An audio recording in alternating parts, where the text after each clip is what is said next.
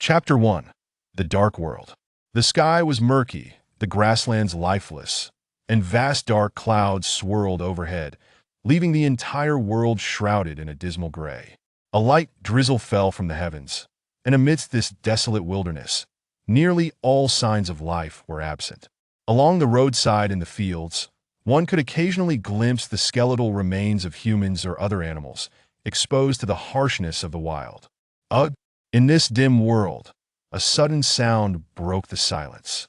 A figure clad in a pale, gray outfit slowly rose from the endless expanse of barren land, gazing around with a bewildered expression.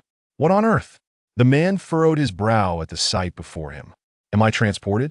He murmured, rubbing his slightly sore neck and eyeing the desolation that surrounded him. Indeed, this man was not a native of this world. His name was John Yang, a 24-year-old recluse, and a mediocre web fiction writer who earned his living by publishing novels online for a share of the profits. Although this lifestyle did not bring wealth, it provided enough income for his modest needs. Free from the worries of basic sustenance and with shelter assured, Jiang Yang's inclination to remain indoors intensified, making him increasingly averse to seeking employment. Despite familial concerns regarding his reluctance to work, they recognized that he was able to earn money from home, causing them to refrain from pressuring him to seek external employment. The life of a web writer was indeed quite monotonous, requiring a consistent output of content. Thus, each day was spent typing away, with leisure activities contingent upon completing his daily writing. Given his relatively slow typing pace, he often finished late, leaving little time for entertainment. Once his writing duties were fulfilled, his preferred pastime was gaming, though online games would typically distract him from his writing. Consequently, his computer was mostly loaded with single-player games. A sufferer of 3D motion sickness, he could only enjoy standard 2D games. His favorites were Diablo and Heroes of Might and Magic. In his fragmented memories, he recalled an occasion when a friend suggested they join a popular online battle in Diablo 2. During the wait, out of boredom, he had opted to play Heroes of Might and Magic 3. Just as he had randomly assigned a graveyard to his character, his pet dog had bounded into the room and urinated on the power strip, causing chaos. The last sensation he felt before everything faded was a sudden numbness throughout his body, followed by a complete blackout. When he finally opened his eyes, he found himself stranded in this vast wilderness. Even in Inner Mongolia, such desolation seemed rare. Upon discovering the remains of both animals and humans nearby, a cold sweat broke out on Jiang Yang's back. What in the world? He gazed skyward, murmuring to himself as he pondered whether he had truly been transported to another realm. Just then, two small red dots appeared in the distance. Startled by their sudden emergence, curiosity compelled him to approach. Such was the nature of a reclusive individual, timid, yet overwhelmingly inquisitive, especially upon arriving in a new world. Jiang Yang's thirst for understanding where he was propelled him forward, feet encased in his slip-in shoes, towards the two red points. Although it was winter when he had crossed over, the northeastern home he left behind was warm due to central heating, so he felt comfortable in his thin, layered clothing and bare feet. As he closed the distance, he soon discerned that the sources of the two red dots appeared to be human. However, their gait was unnaturally unsteady, as if their knees would not bend. Could they suffer from rheumatism? In this damp weather, it would make sense.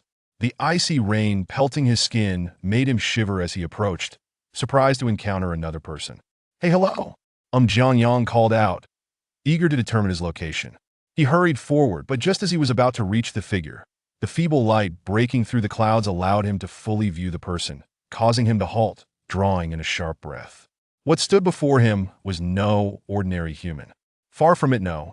Jiang Yang felt the very chill of rheumatism creep upon him.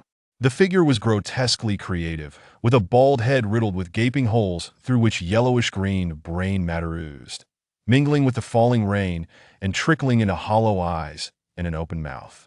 The eye sockets revealed nothing but two glowing red points. The once facial flesh had decayed nearly beyond recognition, leaving only yellowed, blackened teeth that ground against each other.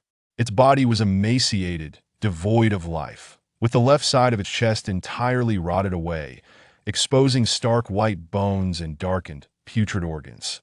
The remnants of flesh, pale and exposed, crawled with repulsive larvae and insects seeking shelter from the rain. Ugh! A zombie Jiang Yang's stomach churned at the sight. Fortunately, he hadn't eaten prior to his transportation otherwise. The grotesque sight alone would have rendered him sick. What's happening? Is this the apocalypse? It doesn't look like it. His mind raced as he stared at the monstrosity before him. Though a recluse, Jiang Yang's reflexes were sharp, triggering memories of novels he had read in the past. Roar the zombie seemed to sense Jiang Yang's presence, drawing its skeletal hands toward him with a staggering lurch. In such dire circumstances, there was only one option: run. Jiang Yang turned swiftly, fleeing in his slip-in shoes.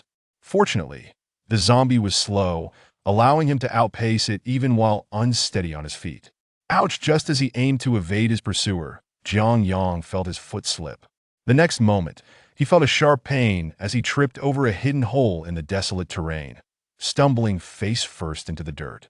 The zombie behind him saw him fall, howling as it lunged forward with an eerie rasp that felt like mockery. Jiang Yang, unable to rise due to his injury, could only push himself backward in a panic, regretting the meals he had consumed. Not particularly overweight, he was nonetheless a little chubby, standing 1.85 meters tall and weighing over 90 kilograms. He was used to seeing individuals who were even shorter and far heavier, so he had never perceived himself as excessively overweight. But now, he truly felt the weight of his body. As he retreated, the zombie advanced, only to find itself tripped by the hole that had caused Jiang Yang to fall. With a thud, the zombie toppled to the ground mere meters from Jiang Yang, its red eyes still fixed intently upon him as it stretched its arms out in a desperate attempt to grasp him. Staring at this horrifying scene, Jiang Yang felt a surge of adrenaline somehow. He pushed himself upright. He hastily scanned his surroundings and spotted a rock nearby. Without thinking, he jumped forward, grasping it. With the zombie still down, Jiang Yang quickly leaped back, raising the stone high above him. He brought it down forcefully on the zombie's head, as if smashing a watermelon. The sickening crunch echoed as the stone connected, obliterating the zombie's skull. As the creature ceased to struggle, a gold coin suddenly shot from its body, arcing through the air until it landed at Jiang Yang's feet. At the same moment, a small dark light flew from the corpse and dove into Jiang Yang's body. What just happened? Startled, he stared at the dark light entering him, only to find nothing amiss after checking thoroughly. His gaze shifted to the coin at his feet. Gold coin drop in this weather, zombies, Diablo? He squinted at the coin and the lifeless zombie, sensing a profound strangeness. The entire scenario echoed aspects of the Diablo games he had once played. Could it be that I've truly crossed into the world of Diablo? Annoyance washed over him, prompting him to smack his forehead. He had no desire to be transported while his life in the real world wasn't remarkable. He still had family and friends. At least it was safe there, and with the income from his writing, he led a comfortable, albeit solitary life. How could I have ended up here? Frustrated, he stomped his foot without considering his injury, causing pain to shoot through him. As he hopped and cradled his foot, his eyes fell upon the coin again. Heavens, what good is a single gold coin? Jiang Yang sighed in exasperation as he reached down to pick it up. Ding, gold coin detected. Quantity 1. Will you absorb it? A voice echoed in his mind. Yes, he replied, almost reflexively. In the next instant, the coin vanished from his hand, and a haze enveloped his thoughts before he knew it. His consciousness had been whisked away to another world. Chapter 2. The graveyard. If the previous scene evoked feelings of desolation and oppression, the world within Jiang Yang's consciousness can only be described as terrifying. That it is indeed quite astonishing. The realm currently occupying Jiang Yang's mind is truly fearsome. The ground is littered with skeletal remains, spread across the parched, cracked earth, which moments ago had at least been adorned with a few blades of grass. Here, however, stretches an utterly barren wasteland, devoid of any life, save for the bizarre array of peculiar stone tablets that stand haphazardly scattered about. Upon closer inspection, it becomes evident that these are not mere tablets. They are unmistakably tombstones. The sky in this space is even darker than that outside, shrouded in ominous clouds. Whereas a faint glimmer of sunlight had been visible before, here only darkness prevails. This world exists in a palette of black and gray. Strangely, Jiang Yang finds this dark domain somewhat familiar. Heroes of Might and Magic. As he gazes upon this grim landscape, Jiang Yang's mind enters a state of bewilderment. He had clearly traversed into the realm of Diablo, yet why does it now seem reminiscent of Heroes of Might and Magic 3? Could this be the fabled cheat code? The desolate world before him, if adorned with dark, gray edifices, would only deepen his sense of familiarity. It is, after all, the primary cityscape of the graveyard from Heroes of Might and Magic 3. Jiang Yang, a novelist by trade, though he had never penned a dark fantasy tale, nonetheless finds himself recalling certain details in an instant, realizing he must have crossed over while playing Heroes of Might and Magic. Moreover, he has landed amidst the shadows of Diablo 3, yet within his consciousness resides the imagery of a graveyard from Heroes of Might and Magic 3. Jiang Yang's eyes narrow. It appears this indeed may be a cheat code. Heroes of Might and Magic 3, officially titled Heroes of Might and Magic 3, The Restoration of Arathia, debuted in 1999 as a turn-based strategy fantasy game. Since its release, it has maintained enduring popularity. Though it may not shine as brightly as contemporaries like StarCraft or Age of Empires, it nonetheless stands as a quintessential classic of turn-based gameplay. In Jiang Yang's eyes, Heroes of Might and Magic 3 is the pinnacle of this illustrious series. Before Jiang Yang's arrival in this realm, the Heroes of Might and Magic series had already progressed to its 6th installment. However, he feels that while the graphics have improved with each iteration, the gameplay has deteriorated significantly. The strength of units reached a zenith in Heroes of Might and Magic 3. In that world, divine dragons roamed freely, while black dragons were as common as dogs that a mere brick toss casually could annihilate 10 creatures, including 9 dragons, 3 crystal dragons, 3 poison dragons, and 3 purple dragons, leaving only titanic beings that rivaled dragons. Yet by the time of Heroes of Might and Magic V, these ultimate units faced substantial nerfs. The legendary neutral dragons had vanished, with the divine dragon, crystal dragon, poison dragon, and purple dragon no longer present. The golden dragon had transformed into an emerald dragon, fortresses became citadels, swamp orcs evolved into dwarves, and the ultimate 9-headed hydra was replaced by a magma dragon. Even the orcs' ultimate unit, which could contend with dragons, the behemoth, had vanished, and the original 6th-level Cyclops had become an orc's ultimate weapon. The elemental races had disappeared, the Phoenix was relegated to a neutral 7th-level unit, and the only remaining ultimate units were the Angels of Humanity, the Devils of Hell, the Titans of the Academy, the Black Dragons of the Dungeon, and the Bone Dragons of the Graveyard. By the time of the 6th installment, the situation was even more dire. The entire world was ruled by a mere 8 dragons, and the 9 races of Heroes of Might and Magic 3 had dwindled to 5. The ultimate units had devolved to an extreme. The newly introduced ultimate unit of the Angju was the Qilin, which appeared rather impressive. The ultimate unit of the Stronghold remained the Cyclops, while the Bone Dragon of the Undead had been replaced by the Spider Queen, scientifically known as the Weaver Spider Queen. The Hellish Realm had lost even its demons, leaving only the 6th-level unit, the Abyss Lord, to bear the banner. Arguably, the only thing that hadn't changed was humanity, still represented by angels. Aside from humanity's angels and the Wild Phoenix, all other ultimate units from Heroes of Might and Magic 3 had vanished in Heroes of Might and Magic 6. Thus, any dragon that appeared could potentially possess the power to obliterate the world. Consequently, Jiang Yang found little enjoyment in playing Heroes of Might and Magic 6 or V. For him, Heroes of Might and Magic 3 remained the most enjoyable experience. As he surveyed the desolate graveyard, having initially been taken aback, Jiang Yang began to ponder. Without a council hall, how might I construct buildings?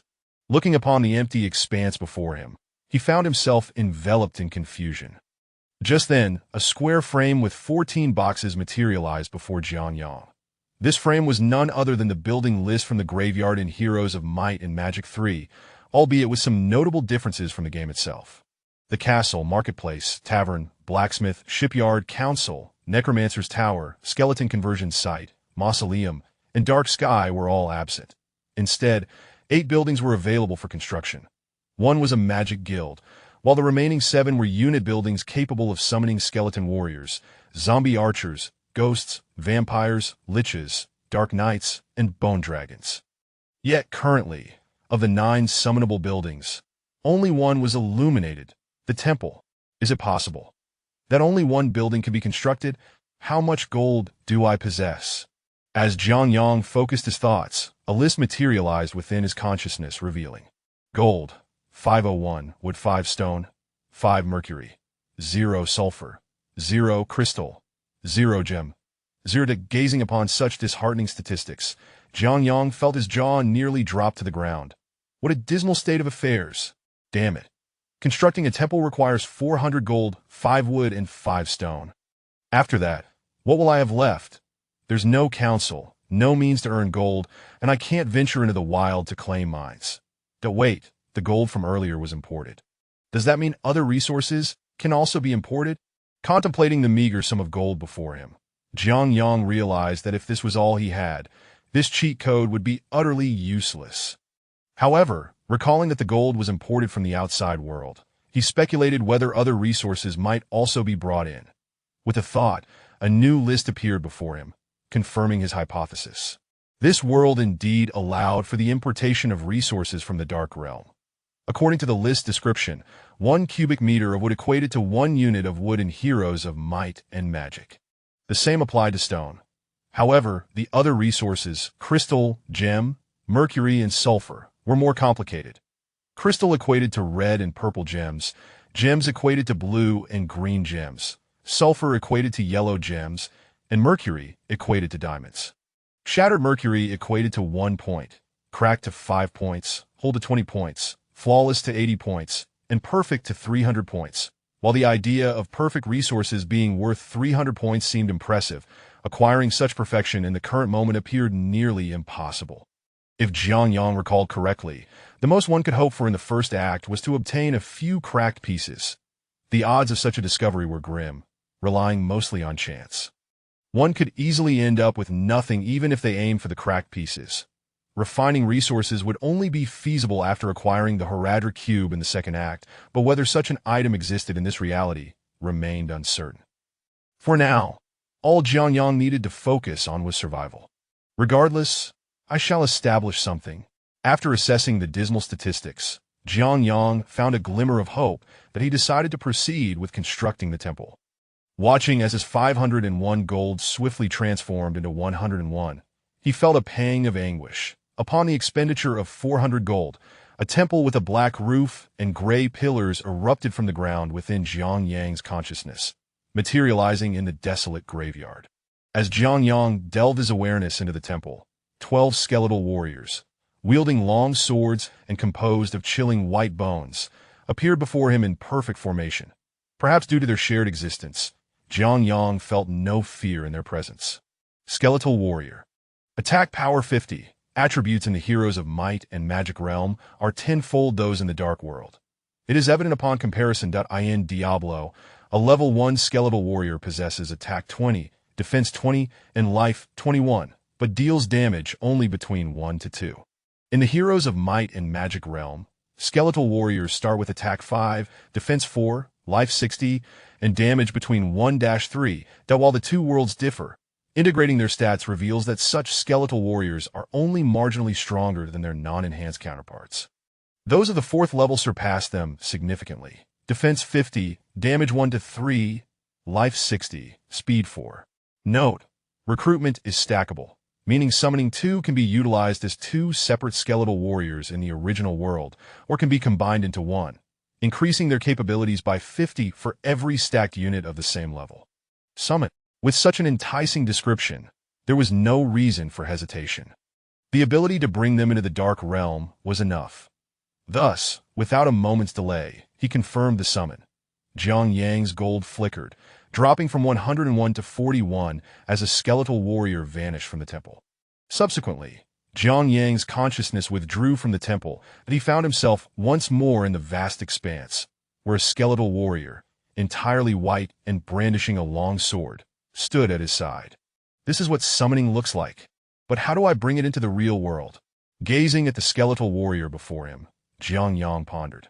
Just then, clarity washed over him, and in the blink of an eye, he returned to the open field, standing once more in the same spot. The zombies still sprawled on the ground in the same position, their heads crushed beneath heavy stones. However, unlike before, a skeletal warrior now stood beside him, its pale form a stark contrast against the bleak landscape. Chapter 3. Slaying Monsters. As Jiang Yang gazed at the hollow-eyed skeleton soldier beside him, he realized it was the very same one he had seen in his consciousness moments ago. So, everything in that world operates according to one's consciousness. With this thought, Jiang Yang concentrated his mind once more.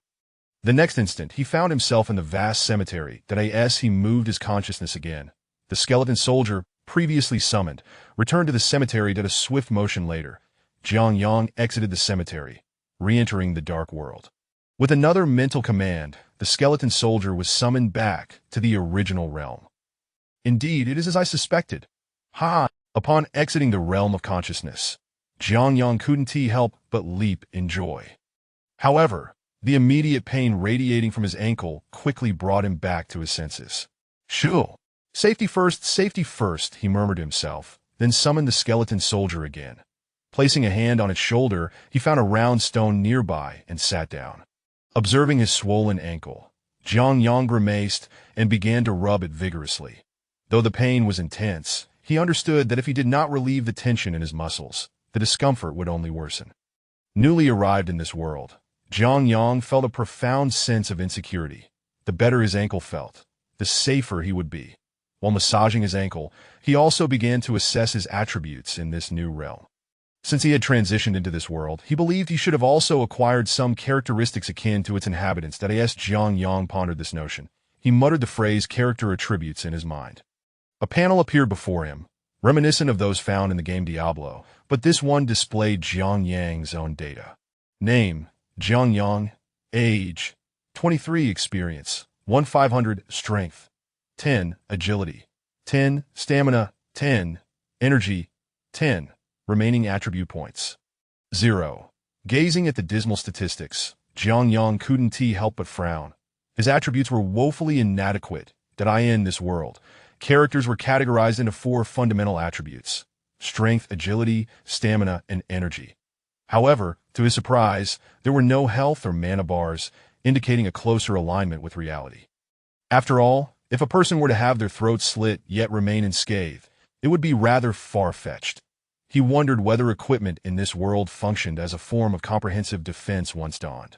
Aside from his personal attributes, Jiang Yang found the experience system somewhat disheartening. He distinctly recalled that in the original game, slaying a zombie yielded 33 experience points, yet now he had only earned a solitary point for vanquishing one. This truly is an extraordinary level of frustration, Jiang Yang thought, instinctively grimacing at the experience bar. Yet grimacing would change nothing. The rules of this world were immutable. After closing the character attributes panel, he opened the remaining 2 sections, one for his inventory, which was completely empty, and another for equipment, which was also devoid of items. It was clear that the simple tunic, trousers, and shoes he wore did not constitute proper equipment in this realm. Similar to the game, equipment was categorized into 10 major types: hats, clothing, gloves, belts, shoes, main and offhand weapons, amulets, and 2 rings. However, Jiang Yang possessed none of these items. The last section was the skill tree, but to his astonishment, it contained nothing at all. Initially, he had entertained the possibility of pursuing a pure summoning build, but then he remembered that among the structures he could construct was a magic guild. It seems that I must learn magic from there. This led him to recall the requirements for establishing a level 1 magic guild. 2,000 gold coins, along with 5 wood and 5 stone. Not to mention the cost of hiring a magician for 500 gold coins. Money. The mere thought of finances made his head ache. After a lengthy massage, Jiang Yang had managed to alleviate his ankle pain to a degree. Although he still struggled to maintain his balance, he was able to walk with the aid of a stout wooden stick he had found. Now, his primary objective was to seek shelter from the rain, as he had already been outside for half an hour. During this time, the entire wasteland had been drenched by a gentle rain. Although it wasn't heavy, the tunic and trousers absorbed water, leaving him entirely soaked. A chill wind blew, causing Jiang Yang to shiver uncontrollably. Wizards were typically associated with frail physiques, yet Jiang Yang's condition was even worse. All his attributes were at a mere 10. If his memory served him correctly, the initial necromancers in this world typically had stats of 15 strength, 25 agility, 15 stamina, and 25 energy. Jiang Yang, resembling a decrepit corpse more than a necromancer, was clearly at a disadvantage. As he traversed the barren expanse, searching for a place to shield himself from the rain. The skeleton soldier that had been silently following him suddenly sprang into action, darting ahead and plunging into a nearby marsh. To Jiang Yang's astonishment, a massive rodent resembling a small dog emerged from the underbrush. This was no ordinary rodent. It was akin to a porcupine, its back adorned with white quills, and its body a ghastly green. According to Jiang Yang's recollection, this enormous rodent was a unique species from the blood marshes in Diablo, known as a hard-furred rat. This realization confirmed his location. He was indeed in the blood marshes, the area closest to the rogue encampment. Just as the hard-furred rat emerged from the thicket, it encountered the charging skeleton soldier. With a swift stroke of its sword, the skeleton decapitated the rat, leaving Jiang Yang utterly dumbfounded. The skeleton soldier had indeed proven its worth by dispatching the colossal rodent in a single blow. While such rodents were typically dispatched by skeleton soldiers in the game, witnessing it firsthand in reality was a different experience altogether. However, the slain rat provided no treasure or gold, offering only a meager point of experience. Staring at the experience gained, Jiang Yang grimaced. He would need to slay a total of 500 of these creatures. This leveling system is truly arduous, he exclaimed, flexing his numb ankle as he pressed forward. This wasteland was, as Jiang Yang recognized, the Blood Marshes, a territory that belonged to this world. Numerous cities existed within the Dark Realm, with the nearest and largest being Tristram, akin to a provincial capital surrounded by rural villages. The Blood Marshes represented such a village. Typically, these rural areas were not favored by city dwellers, primarily serving as agricultural or pastoral lands. Humans tend to gravitate toward bustling locales, making urban centers the primary targets during the onslaught of darkness. When the tide of evil descended, Tristram bore the brunt of the assault, and few inhabitants managed to escape. Once Tristram fell, the second most prosperous area, the monastery, became the next target. Most of those fleeing the city sought refuge there to pray for salvation. Consequently, the second wave of those trapped effectively became pawns of the prime evils. Only a handful managed to flee from the monastery and Tristram, traversing the dark forest, the underground passages, and the stone wastes before ultimately reaching the blood marshes. Across a small river, they established humanity's first stronghold in this chapter, the rogue encampment, which served as the starting point for humanity in this world. Within the encampment, the inhabitants primarily resided in tents and wooden huts. Thus, it would be unreasonable to expect to find stone houses in the blood marshes. Jiang Yang's goal was to locate some abandoned livestock pens from the past, and lo and behold, he soon discovered a wooden shelter amidst the wilderness. Ignoring his ankle injury, he hurried toward the structure, but upon entering, his expression changed dramatically. For it had already been claimed by others. Hissa. As Jiang Yang stepped inside, the three individuals standing within turned their heads toward him. Gazing into their blood-red eyes, he swallowed hard, instinctively gripping the wooden stick more tightly. Ahem, gentlemen, since you are resting here, I shall take my leave and seek another location. Had there been only one zombie, Jiang Yang would have undoubtedly commanded his skeleton soldier to charge forth and vanquish it. Unfortunately, there were three that once the skeleton soldier engaged, whether it could defeat them remained uncertain. If these zombies chose to target Jiang Yang instead of the skeleton, he would be in grave danger.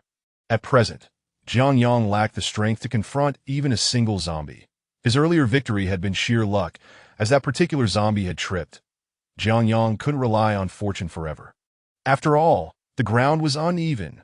The zombies paid no heed to Jiang Yang's contemplations, immediately lunging at him as he prepared to flee. In that instant, the skeleton soldier behind him sprang into action, charging forward with its sword raised. Striking at the approaching zombie, the sword that had effortlessly decapitated the hard-furred rat merely severed the zombie's arm. However, it could not cleave the creature in two, for the zombies had long since lost their sense of pain. The loss of a limb meant nothing to them. Their sole purpose was to devour any living being in their path, and Jiang Yang was that unfortunate target. As the three zombies leaped over the skeleton to reach him, Jiang Yang realized the gravity of his predicament. Just as panic began to set in, he spotted the severed arm of the previously decapitated zombie, and suddenly had an idea. Target their legs. Jiang Yang disregarded whether the skeleton soldier comprehended his command and issued it nonetheless. Go! To his astonishment, the skeleton actually crouched down and swung its sword at one of the zombie's legs. Chapter 4. Escort Team with a Sharp Crack. The zombie's lower leg, struck by a blow, was instantaneously severed from its body. The suddenness of the attack left it no time to react, and it collapsed to the ground, lifeless. Observing this maneuver, Jiang Yang promptly commanded his skeleton warriors to sever the legs of the other two zombies as well, that in an instant, the three standing zombies transformed into crawling creatures. Although they continued to claw their way toward Jiang Yang with their hands, even at his slowest pace, he was still far swifter than their sluggish crawling. Moreover, Jiang Yang had no intention of allowing them to disturb him any further. He issued a new command to the skeletons. With swift strokes, the skeleton warriors dispatched the three heads from their bodies in an elegant display. Once the three zombies fell, three items sprang forth from their corpses with a series of thuds.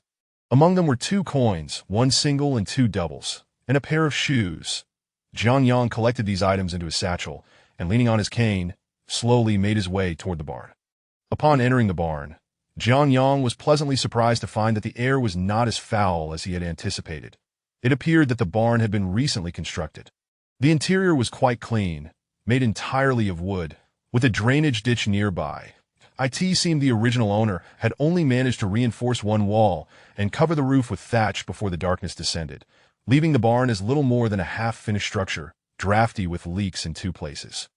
Yet, despite its incompleteness, to Jiang Yang, this place felt akin to a legendary presidential suite. Finding a clean spot, he sat down and began to examine his spoils. The 3 coins were of little significance. Jiang Yang needed 19 coins to summon another skeleton warrior, rendering these coins mere trifles that took up no space in his pack. However, he found the pair of shoes rather intriguing. Substandard leather boots, equipment requirement. None, defense. 1, durability. 2, 3. As he perused the attributes of the boots, Jiang Yang couldn't help but chuckle. These boots could be deemed the most basic, unsightly gear within the realm of darkness. Typically, he wouldn't even glance at such items while gaming. Yet now, they were the only piece of equipment he possessed. Glancing at his worn slippers, he felt no hesitation in donning the unattractive short leather boots. To his surprise, they proved quite warm, alleviating the chill from his feet. Only then did he realize how cold he truly was. Scanning the barn, he noticed a pile of wood in the corner. It appeared to be leftover lumber from the barn's construction, but without means to ignite a fire, it was of little use. Jiang Yang, using his makeshift cane, approached the pile and shook his head at the sight. Just as he was about to give up, his foot slipped, causing him to lean forward instinctively, bracing himself against the wood. Ping, wood detected, quantity 1. Would you like to absorb it? The notification startled Jiang Yang, and after swiftly confirming, he noticed the wood had vanished. Initially, he had tried interacting with stones and trees without any response, but this unexpected interaction was quite the surprise. It seems only properly prepared cubic meters of wood can be absorbed. Casting a glance at the stick he had been using as a cane, Jiang Yang mused on the system's selectivity. It seemed only finished materials were acceptable. Stones likely had similar requirements. His ambition to transform a mountain into stone in the stone crystal wilderness was dashed. This golden finger truly left Jiang Yang feeling disheartened. Hey boss, there's a barn up ahead. Let's go check it out.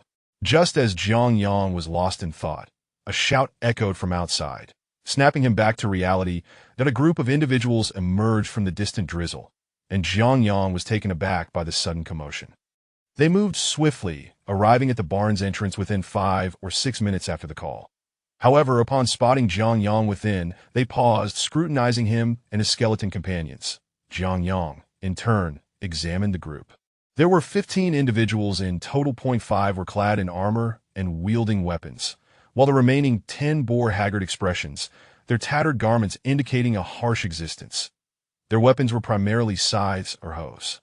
It was evident these individuals were the native inhabitants of this world, while the 5 armored ones were likely the legendary professionals of the Dark Continent, a term Jiang Yang had learned from online novels. As Jiang Yang locked eyes with the group, a burly man in full armor stepped forward. Greetings, esteemed Necromancer. I am John Wall, a paladin. I have been tasked with escorting these civilians back to Roger Fortress. As you know, it is raining outside, and we professionals can barely withstand it, let alone these civilians. Therefore, I kindly request permission for us to take refuge in your barn." Upon hearing John Wall's words, Jiang Yang finally reacted. Oh, please come in. That it's no trouble. I can't occupy such a vast space alone." Eager to learn more about this world, Jiang Yang invited the group in with a warm smile, gesturing for his skeleton warriors to step aside. Upon being granted entry into the barn, the civilians displayed faint smiles of relief. Two of them quickly found some wooden branches from the corner and retrieved 2 cloth strips from their clothing, gathering them together. "Wall, I appreciate your help." The first to enter, John George, glanced at a youthful boy nearby. This boy appeared to be around 18 or 19 years old, even younger than Jiang Yang, dressed in a long mage robe adorned with pale purple patterns. Upon hearing John George's words, he nodded and retrieved a short staff from his waist. Light! With the boy's incantation, a small flame ignited upon the dry kindling, quickly forming a crackling fire. The group gathered around the fire, warming themselves and drying their damp clothes. Jiang Yang, drawn to the warmth, unconsciously moved closer, perhaps due to the intimidating presence of his skeleton warriors.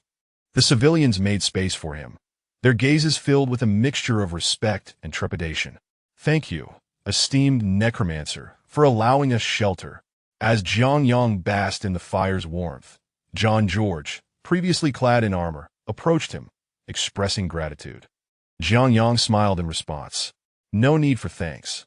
I was just contemplating how to start a fire myself. Without your arrival, I might have frozen to death." Recalling the biting cold he had just endured, Jiang Yang felt a touch of embarrassment as he spoke to John George. "Haha, you truly have a knack for humor." John George laughed heartily at Jiang Yang's remark. Professionals were called so primarily because they differed from ordinary folk. Once they underwent their baptism and transitioned into sacred professionals, the maladies of life distanced themselves from them. The notion of freezing to death was utterly improbable. Feeling a bit self-conscious after hearing those words, Jiang Yang chuckled awkwardly. Baptism? Perhaps he was more familiar with bathing. "By the way, you mentioned that you were tasked with escorting these civilians back to Roger Fortress?" Shifting the topic to John George, Jiang Yang sought to divert the conversation away from his earlier embarrassment. "Indeed, the purple demon rain season approaches. We must ensure the civilians are returned safely beforehand." At John George's words, Jiang Yang was left puzzled by the mention of the purple demon rain season, something he had never heard of before. Such an occurrence did not exist in the game. Yet, observing the other's familiarity with it, he felt too shy to inquire further and kept his thoughts to himself. Slowly, Jiang Yang began conversing with John George, who was quite chatty, and soon they became better acquainted. At John George's prompting, Jiang Yang was introduced to the others. The loud fellow preparing food was named Victor Turner, a level 6 barbarian. The handsome man in black, sharpening his wrist blades, was Chris Parker, a level 5 assassin. The young man, resembling John George, who was discussing their route with the civilian leader, was Howard Gordon, another paladin, though only at level 5, unlike John George's level 7.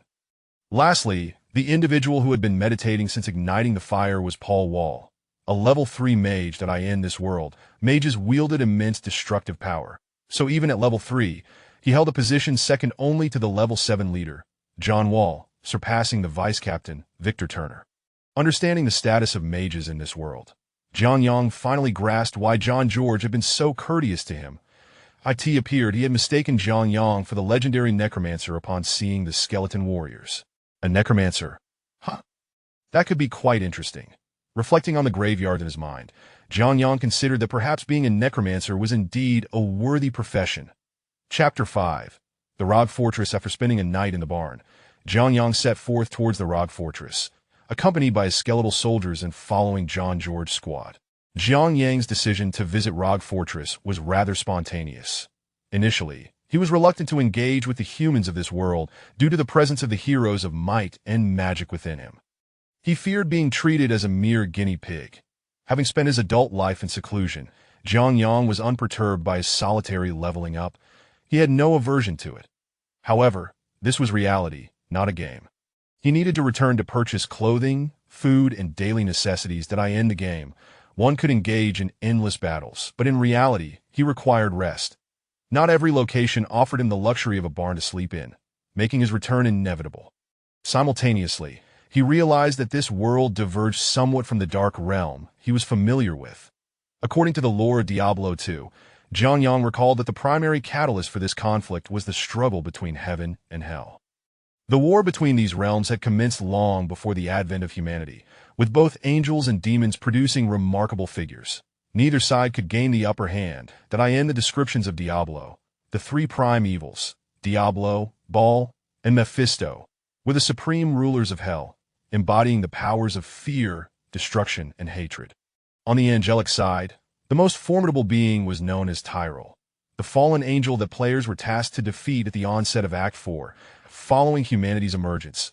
The battle between heaven and earth devolved into a simulation exercise, using humans as pawns, thus suggesting that neither faction was particularly virtuous. The true origins of Diablo 2 lay within hell, where the four demon lords, the Lord of Torment, the Queen of Agony, the Lord of Sin, and the Lord of Lies, suddenly revolted against their three masters, exiling them to the mortal realm. Unbeknownst to them, this betrayal was meticulously orchestrated by the three prime evils, all for the sake of the Soul Stones. Historically, the three prime evils invaded the mortal plane thrice. During their first incursion, they were thwarted by the human mage organization, aided by 3 Soul Stones lent by heaven. Mephisto was sealed first, followed by Diablo's capture. Decades later, as the influence of the mage organization waned, the place where Diablo was sealed came under the dominion of a paladin king, who, through his reign, allowed Diablo to escape the Soulstone's confines. This marked the backdrop of the first generation of Diablo's saga.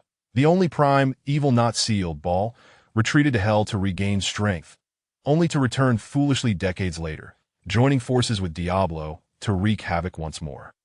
Baal, in his folly, believed there to be merely 3 soul stones in the mortal realm. Upon witnessing the human mage leader Talshar produce another, he prepared to seize it, only to find himself sealed within Talshar's body and buried in the vast eastern desert. This was the second invasion of hell. Time passed, and humanity had begun to recuperate. Yet a decade ago, the 3 prime evils revived once more, with Diablo being the first to awaken. He possessed the body of a prince, intending to turn the kingdom's populace into dark minions. However, at a critical moment, an unknown hero emerged, battling his way to the depths of the cathedral and defeating Diablo, sealing the soul stone within his own mind. It proved to be a grave mistake, as he could not withstand Diablo's influence. After regaining control, Diablo emerged from the soul stone, simultaneously resurrecting his 2 brothers, Mephisto and Baal, plunging the people of the eastern continent into renewed terror and curses. This time, humanity faced an even graver crisis than during the previous invasions. According to the accounts gathered from John Wall, a decade back, the human population on this continent numbered nearly 2 billion, but now it had dwindled to a mere 50 million. The remainder had transformed into demons, with the surviving humans scattered among 4 major factions: the Rog Fortress, the Eastern Desert Kingdom, the tropical rainforests of Act 3, and the homeland of the barbarians. After 10 years of recovery, the human population within these factions had gradually increased to 80 million, yet the number of professionals remained scarce. With a ratio of 1 professional for every 300 people, the entire world boasted only a few 100,000 professionals, a significant quantity, yet insufficiently spread across the vast continent, explaining the elevated status of these individuals. In stark contrast to the game world Jiang Yang had known, this reality was far more vivid. There were no standard difficulties such as normal, nightmare, or hell. Here, there existed but one reality. Yet, it was not entirely real. All zombies were once human, and each kill diminished their ranks. 20 billion zombies in total.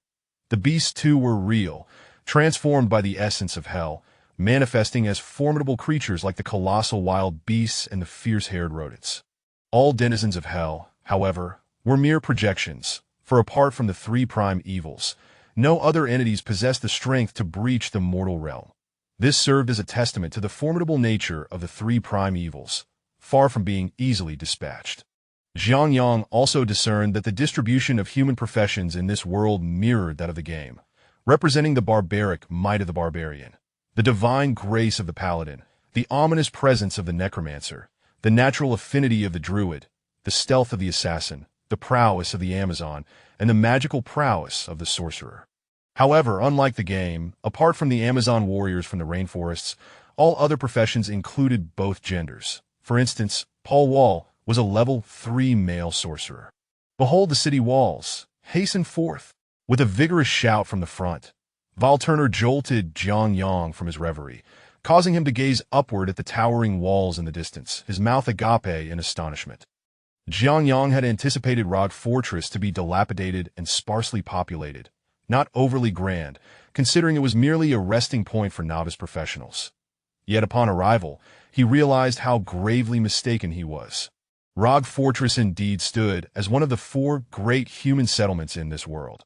Until he beheld the other 3, this fortress was the grandest and most majestic structure he had ever encountered. Constructed of timber due to its relatively recent establishment, the fortress was comprised of towering trees, each standing over 30 meters high, their tops sharpened into spikes adorned with magical runes, purportedly for fire protection. The walls of Rock Fortress stretched endlessly before the eye, while an expansive river, 800 meters wide, flowed in front that a bridge spanned the river, allowing passage. In the game, it was a stone bridge, but in this world, it was a wooden bridge designed to be raised at a moment's notice to respond to emergencies. According to John George's explanation, Rock Fortress was encircled by water on all sides, deemed perilously situated, measuring approximately 15 kilometers in length and 20 kilometers in width, encompassing an area of 300 square kilometers, equivalent to 300 million square meters. While this may seem modest in reality, it was undeniably vast in this world.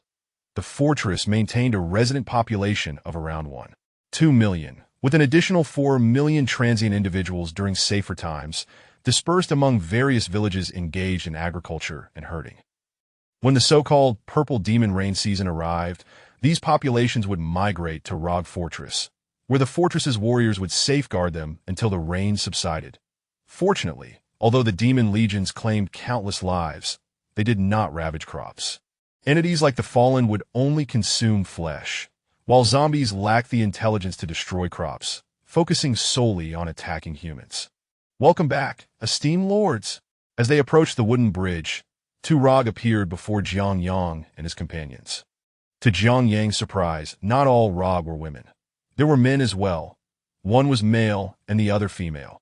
The woman was exceptionally beautiful, with chestnut hair tied into a ponytail, striking blue eyes, and a fit physique honed through training. She bore a longbow on her back, exuding an air of confidence, while the man beside her appeared rather unremarkable. The demon-slaying squad has been ordered to retrieve civilians from St. Maya village, initially tasked to escort 6 individuals, now expanded to 10. We are currently returning to the camp. John George, previously jovial, adopted a serious demeanor as he addressed the 2 Rog. Yes, my lord, your registration has been completed. Upon entering the fortress, someone will guide these civilians to their quarters, and you may present this note to receive your reward from Lady Akira. The male Rog produced a paper bearing magical inscriptions, clearly authentic. Cherishing the note, John George led the civilians and Jiang Yang into Rog Fortress, all the while Jiang Yang's eyes roamed over the imposing structure. Though it had been a decade since its establishment, the massive timber appeared equally robust as stone. Honorable Jiang Yang, we have entered Rog Fortress. My squad must accompany me to meet Lady Akira. Would you care to join us? After the 2 young Rog escorted the civilians away, John George turned to Jiang Yang with a smile, recognizing that both necromancers and sorcerers were highly esteemed. Oh, no thank you. I need to purchase some clothing and attend to other matters. Jiang Yang declined John George's invitation with a smile. John merely chuckled in response, leading his 5-member squad further into the city, while Jiang Yang ventured toward the opposite side, acutely aware that he was still clad in simple linen garments. Chapter 6. The hope of return. Jiang Yang had his own reasons for not visiting the fabled Akira. Firstly, his attire was indeed questionable. He was clad only in a simple linen shirt and trousers, with a black cloth originally intended for wrapping bread, borrowed from John George, draped around him like a cloak. It was an uncomfortable choice, as Jiang Yang was unaccustomed to running about in such garments. Secondly, Zhang Yang had previously been a writer of online novels, which meant he had perused the works of others. In the realm of online literature, readership is a crucial element. After all, imitation is the sincerest form of flattery. Upon discovering what others had penned with flair, Zhang Yang would not hesitate to alter it slightly, thereby transforming the original brilliance into something of his own. He had also encountered several dark fantasy narratives wherein, although Akira had no inappropriate intentions toward the protagonist, the blind nun was undeniably formidable, often seeing through any deception that, of course, this was merely Zhang Yang's perception, and he could not be certain of its accuracy. Nonetheless, he dared not take such risks. The secret of the graveyard city within him was of utmost importance. It was a secret that must remain known only to Zhang Yang. These 2 points were precisely why, upon hearing John George utter the name Akira, Zhang Yang had hastily retreated. As he wandered through the streets of Rogue Fortress, Zhang Yang began to observe this solitary bastion of humanity depicted in the first act. Rogue Fortress sprawled over a vast area, its populace substantial, yet remarkably organized.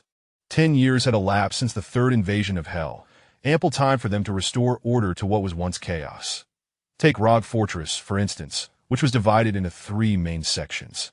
The first and largest was the civilian district, home to approximately 1 million permanent residents, with additional civilians returning from the outskirts. Beyond this area, the remaining space was divided into 2 parts.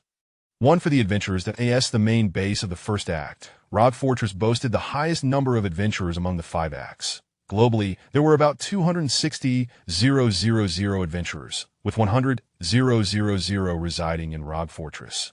Of the remaining 160,000, apart from the 80,000 stationed in the final act, only around 40,000 adventurers roamed the eastern desert and rainforest, regions where humanity could afford to lose personnel. Rogue Fortress and the final act, the savage homeland of Harrogath, were critical that if Harrogath fell, humanity's hope would dwindle. If Rogue Fortress fell, hope would vanish entirely. The novice village. Nearly all heroes had emerged from Rogue Fortress, which naturally possessed the strongest defenses. Allocating a quarter of its space to adventurers was only fitting.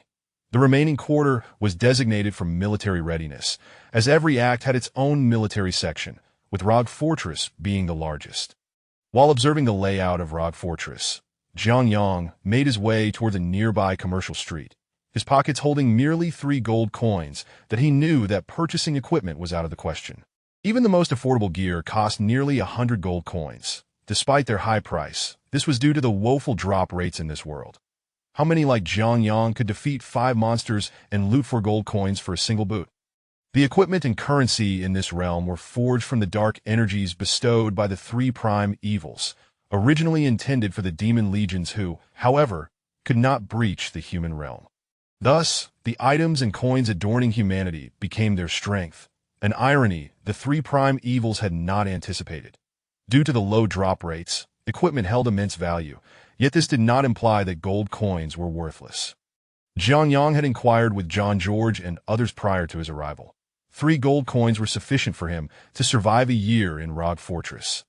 Naturally, he had no intention of doing so. He casually entered a tailor shop and purchased a set of ordinary inner armor and trousers, the standard attire among adventurers.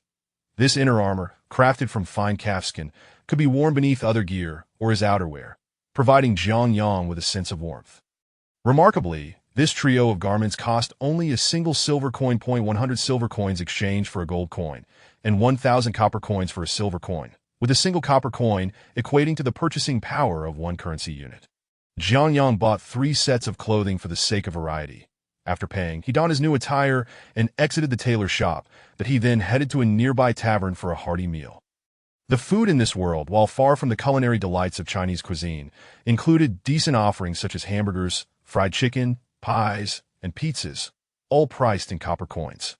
A pizza made with fine calf meat and ham sold for only 10 copper coins, and half of it was sufficient for Zhang Yang's meal. Then a massive hamburger, with a diameter of 15 centimeters, cost 3 copper coins, while a beef pie, about the size of a small shield, was priced at 5 copper coins.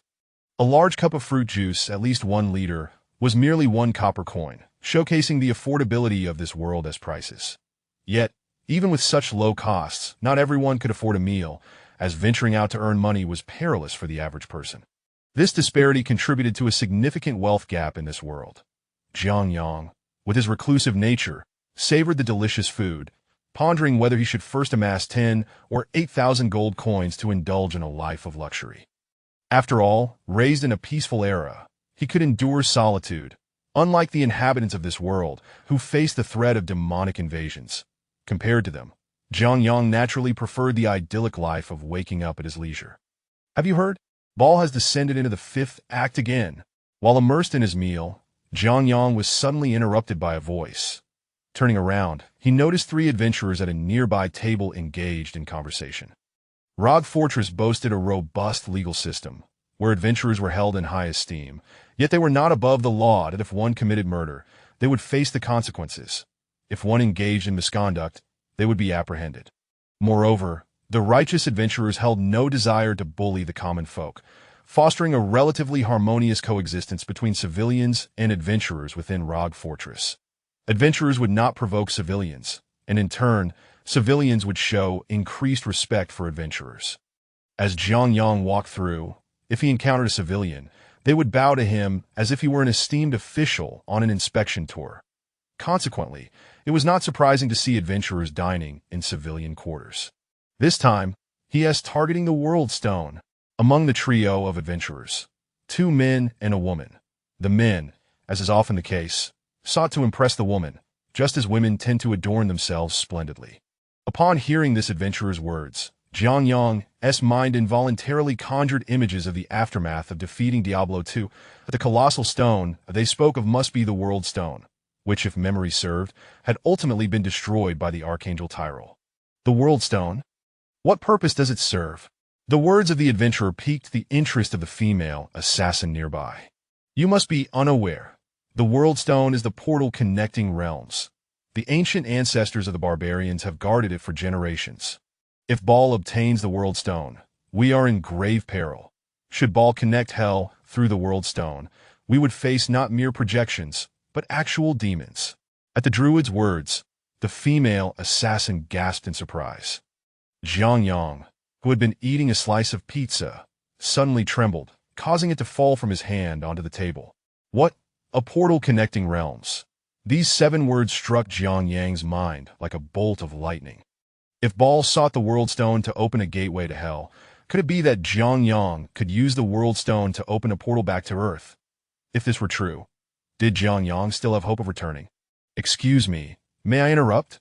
Is it true that the World Stone can connect any realm? Overcome with excitement, Jiang Yang could no longer restrain himself and approached the 3 adventurers. Oh, you doubt me. Of course, this information comes from my cousin's uncle's niece's 7th uncle's cousin. You must understand my cousin's cousin is a well-known adventurer in Rogue Fortress. She heard it firsthand from Akira and Master Cain during her quest to find the nun, the druid proclaimed, raising his voice as he recounted the tale, though the credibility of this relative seemed dubious. However, upon receiving this definitive answer, Jiang Yang's eyes sparkled with anticipation. Thank you, Jiang Yang exclaimed before swiftly departing the tavern, his fists clenched tightly as he descended the stairs. I initially aimed to be a wealthy man, yet I never anticipated that fate would not allow me to relinquish my dreams so easily. The World Stone. It must be mine, Jiang Yang whispered to himself, his heart racing. But before that, leveling up is of utmost importance. Upon exiting the tavern, a gentle breeze revitalized Jiang Yang. The World Stone was an absolute necessity for him, yet prior to that he needed to hone his skills. Regardless of whether it was Baal or Tyrell, neither were to be trifled with. However, possessing the Graveyard City of Heroes of Might and Magic 3, Jiang Yang was no pushover either. A new author with a new story, I kindly ask for your support. Thank you all. 3 updates a day may not be excessive, but it is not insignificant either. Currently, I am stockpiling chapters. Chapter 7. Setting off again, seeking recommendations. After calming down, Jiang Yang found a modest inn to rest for the night.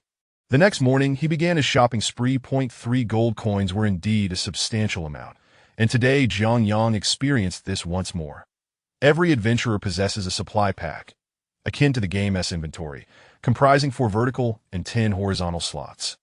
In this world, The dimensions were transformed into meters, from meters high, from meters wide, and 10 meters long, culminating in a total of 160 cubic meters of space, ample enough for Jiang Yang to store numerous items, such as clean water, kindling, firewood, tents, food, and more.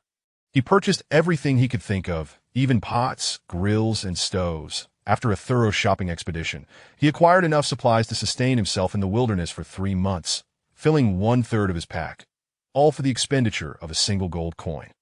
Without further contemplation, Jiang Yang returned to the inn for a restful night. The following morning, he departed from the Rog Fortress, embarking on his journey towards the Blood Wasteland, though he chose a different route than the one he had taken previously. Armed with a map and accompanied by his skeletal companion, he advanced towards the Blood Wasteland. Through recent observation, he noted that this skeleton was rather astute. It could not learn to stand on its head. Yet when commanded to attack, it executed its tasks with remarkable efficiency, striking at the head rather than the limbs. Moreover, it seemed to possess an uncanny ability to sense danger, often discovering threats before they could manifest, thus enhancing Jiang Yang's safety. Recognizing the formidable capabilities of his skeletal guardian, Jiang Yang felt a sense of satisfaction with his newfound protector. From this day forth, you shall have a name. You shall be called one. No, that's too mundane. How about handsome? Should you ever gain notoriety, others would say, look, what a handsome master. Imagine if a little girl were to call you that. Ha ha ha. Then it's settled. Thus, under the influence of his somewhat disconnected otaku spirit, Jiang Yang named his first skeleton Handsome.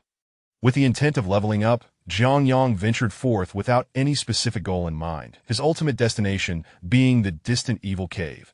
The expanse of the Blood Wasteland was far more extensive than depicted in the game. Traversing from Rog Fortress to the Evil Cave would take at least a week's journey. Since Jiang Yang had prepared to level up, he brought along 3 months' worth of provisions, ensuring he was well equipped. Indeed, Handsome proved to be exceptionally capable, as it essentially functioned as a level 3 skeleton under the command of a Necromancer who had not invested in any skills.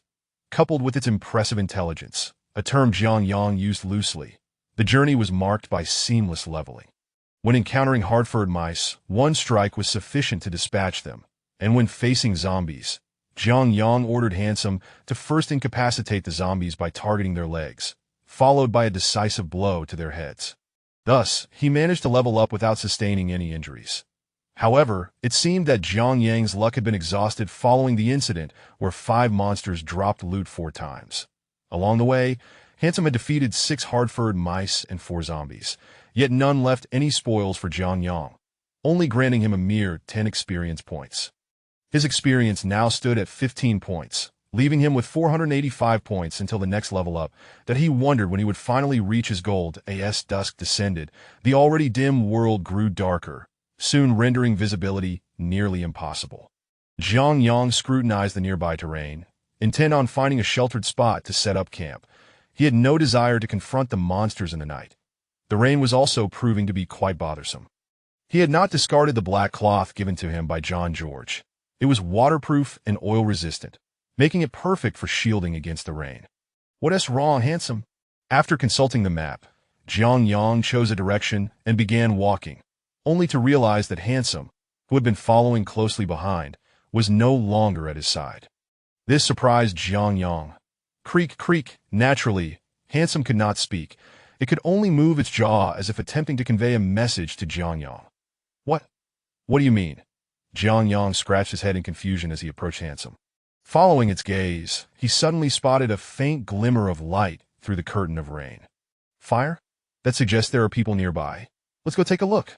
Upon seeing the flickering light in the distance, Jiang Yang dashed towards it. This time, Handsome did not lag behind. It promptly followed Jiang Yang. However, as Jiang Yang neared the source of the light, an unsettling feeling began to creep over him. He had already dispatched 2 hard-furred mice and 1 zombie along the way, the latter even yielding 2 gold coins, his first successful venture. Yet what puzzled Jiang Yang was the proximity of the zombies and hard-furred mice. How could they be so near if there were other adventurers present? He knew from past interactions with John George that this area was typically cleared of monsters before any camp was established. This situation feels off. Stay close to me. Jiang Yang halted about 100 meters from an encampment, concealed by the tall grass. With Handsome in tow, he stealthily approached the camp. That as he drew closer, Jiang Yang observed the scene clearly. What in the world? Abyssal demons? He beheld a camp illuminated by firelight, where 7 diminutive red figures danced around a massive cauldron. Each of these figures stood only about waist-high to Jiang Yang, clad in red leather armor and helmets, wielding weapons such as large swords and flails that matched their stature. Within the cauldron, dismembered limbs of humans or animals were visible, and while it hadn't seemed so grotesque in the game, witnessing it live made Jiang Yang's stomach churn. Damn it! Handsome, over there? Jiang Yang observed the scene and noted that these were abyssal demons. Fortunately, there were no sorcerers among them, for the sorcerers typically resided in the evil cave or the frozen expanse. Only these 7 demons remained. Abyssal demons were among Jiang Yang's least favorite monsters due to their troublesome nature in combat. They would strike and flee, often evading pursuit. To eliminate the threat entirely, he resolved to eradicate all 7 demons at once. Under Jiang Yang's guidance, Handsome stealthily maneuvered to the opposite side. Following Jiang Yang's command, it sprang from the grass, launching an attack on the closest abyssal demon.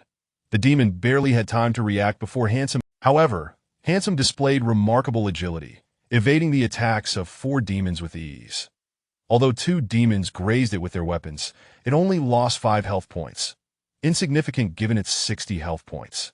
Yet, Handsome's counterattacks were devastating. With a swift swing of its sword, another demon stood in disbelief as it felt the wound on its chest, only to collapse moments later.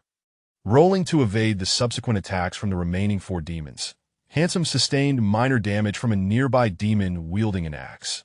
But as Handsome rose, it swiftly dispatched that demon as well, leaving the remaining demons bewildered as to how a skeleton could evade their assaults. Thus, the odds shifted from 7 against 1 to 6 against 1, then 5 against 1, and within a minute, it became 2 against 1.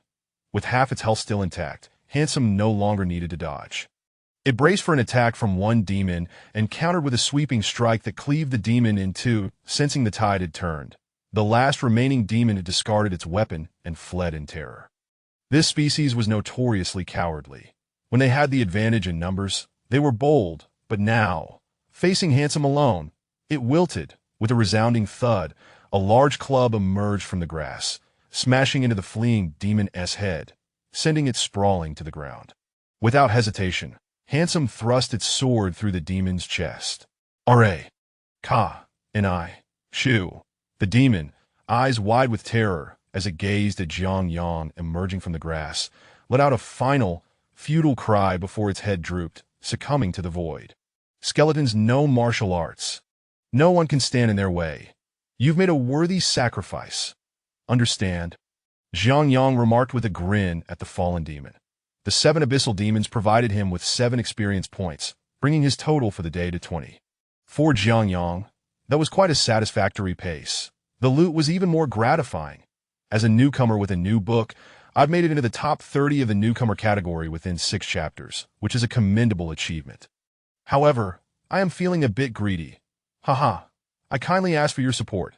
Please cast your recommendations. Even a single click would be greatly appreciated. Chapter 8.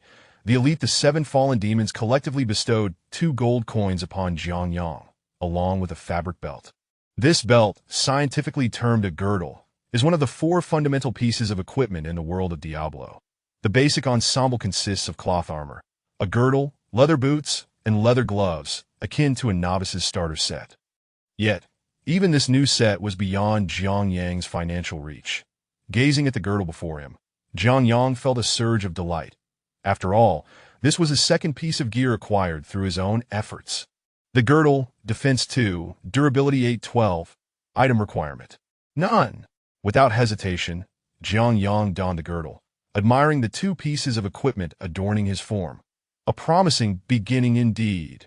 Let us find a suitable place to set up camp. Jiang Yang waved his hand, intending to lead Handsome in search of a resting spot. However, Handsome remained steadfast, standing still with a jaw that seemed to chatter incessantly. What is it? Is there something else? Jiang Yang had grown accustomed to Handsome's reactions, that in this world, there were no maps akin to those found in games, and while teleportation scrolls existed, they were exorbitantly priced. Thus, Adventurers in this realm primarily relied on walking for transportation and shouting to locate monsters. With Handsome by his side, Jiang Yang noticed that his skeletal warrior appeared to possess an uncanny awareness of nearby foes and hidden treasures. Truly a remarkable skeleton. Observing Handsome's reluctance to move, Jiang Yang continued to search the campsite. To his astonishment, he discovered nothing at all. What am I to do here? Is there a fire? I can level up on my own, and this place is far too suitable for setting up camp, Jiang Yang remarked, puzzled by Handsome's stillness. After a brief search, his introverted nature began to wear him down, and he soon found a large stone upon which he decided to sit. As he settled, he sensed something amiss. The stone was slightly unstable and began to tilt. Suddenly, a thought flashed through his mind. During his previous adventures in Diablo, he recalled that loose stones often concealed hidden treasures. A treasure! Jiang Yang exclaimed, leaping to his feet and exerting all his strength to shift the heavy stone aside. In that instant, a dazzling glimmer blinded his eyes. To his astonishment, beneath the stone lay a substantial pile of gold coins, accompanied by a pair of flat leather gloves. Incredible! Jiang Yang exclaimed, nearly drooling at the sight. He quickly gathered the coins, 22 in total, plus the 4 earned from monster slaying that day, and the 2 remaining in his possession, bringing his total to 28 coins, alongside his third piece of equipment. Leather gloves, defense 2, durability 912, item requirement. None. Ignoring the black grime on the gloves, Jiang Yang hastily donned them and departed, this time without any hindrance from Handsome. As they proceeded, Jiang Yang found a sheltered spot and pitched his tent. He began contemplating how best to spend his newfound wealth. There was little to deliberate. His current ability to defend himself was dismal, and saving up required the assurance of survival that he recalled there were still 11 skeletons left in the evil temple. Not wanting to overthink it, he decided to keep 9 coins and exchange the remaining 19, boosting his total in the cemetery to 60 coins, but he promptly summoned a second skeletal warrior. Yet, as the apparition materialized in the real world, Jiang Yang hesitated. Heroes of Might and Magic 3 was a tactical game, with a sheer number of units often dictated victory.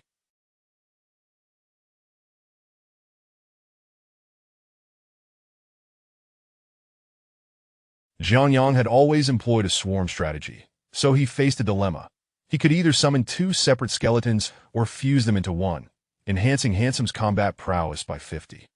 However, he quickly dismissed his doubts, reminded of his current location, the Blood Wasteland, where the highest level monsters seemed to be around level 5 or 6. That level 9 felt like a distant dream. By the time he dispatched the corpse, he would likely have enough coins to summon another skeleton. Thus, he thought little of it.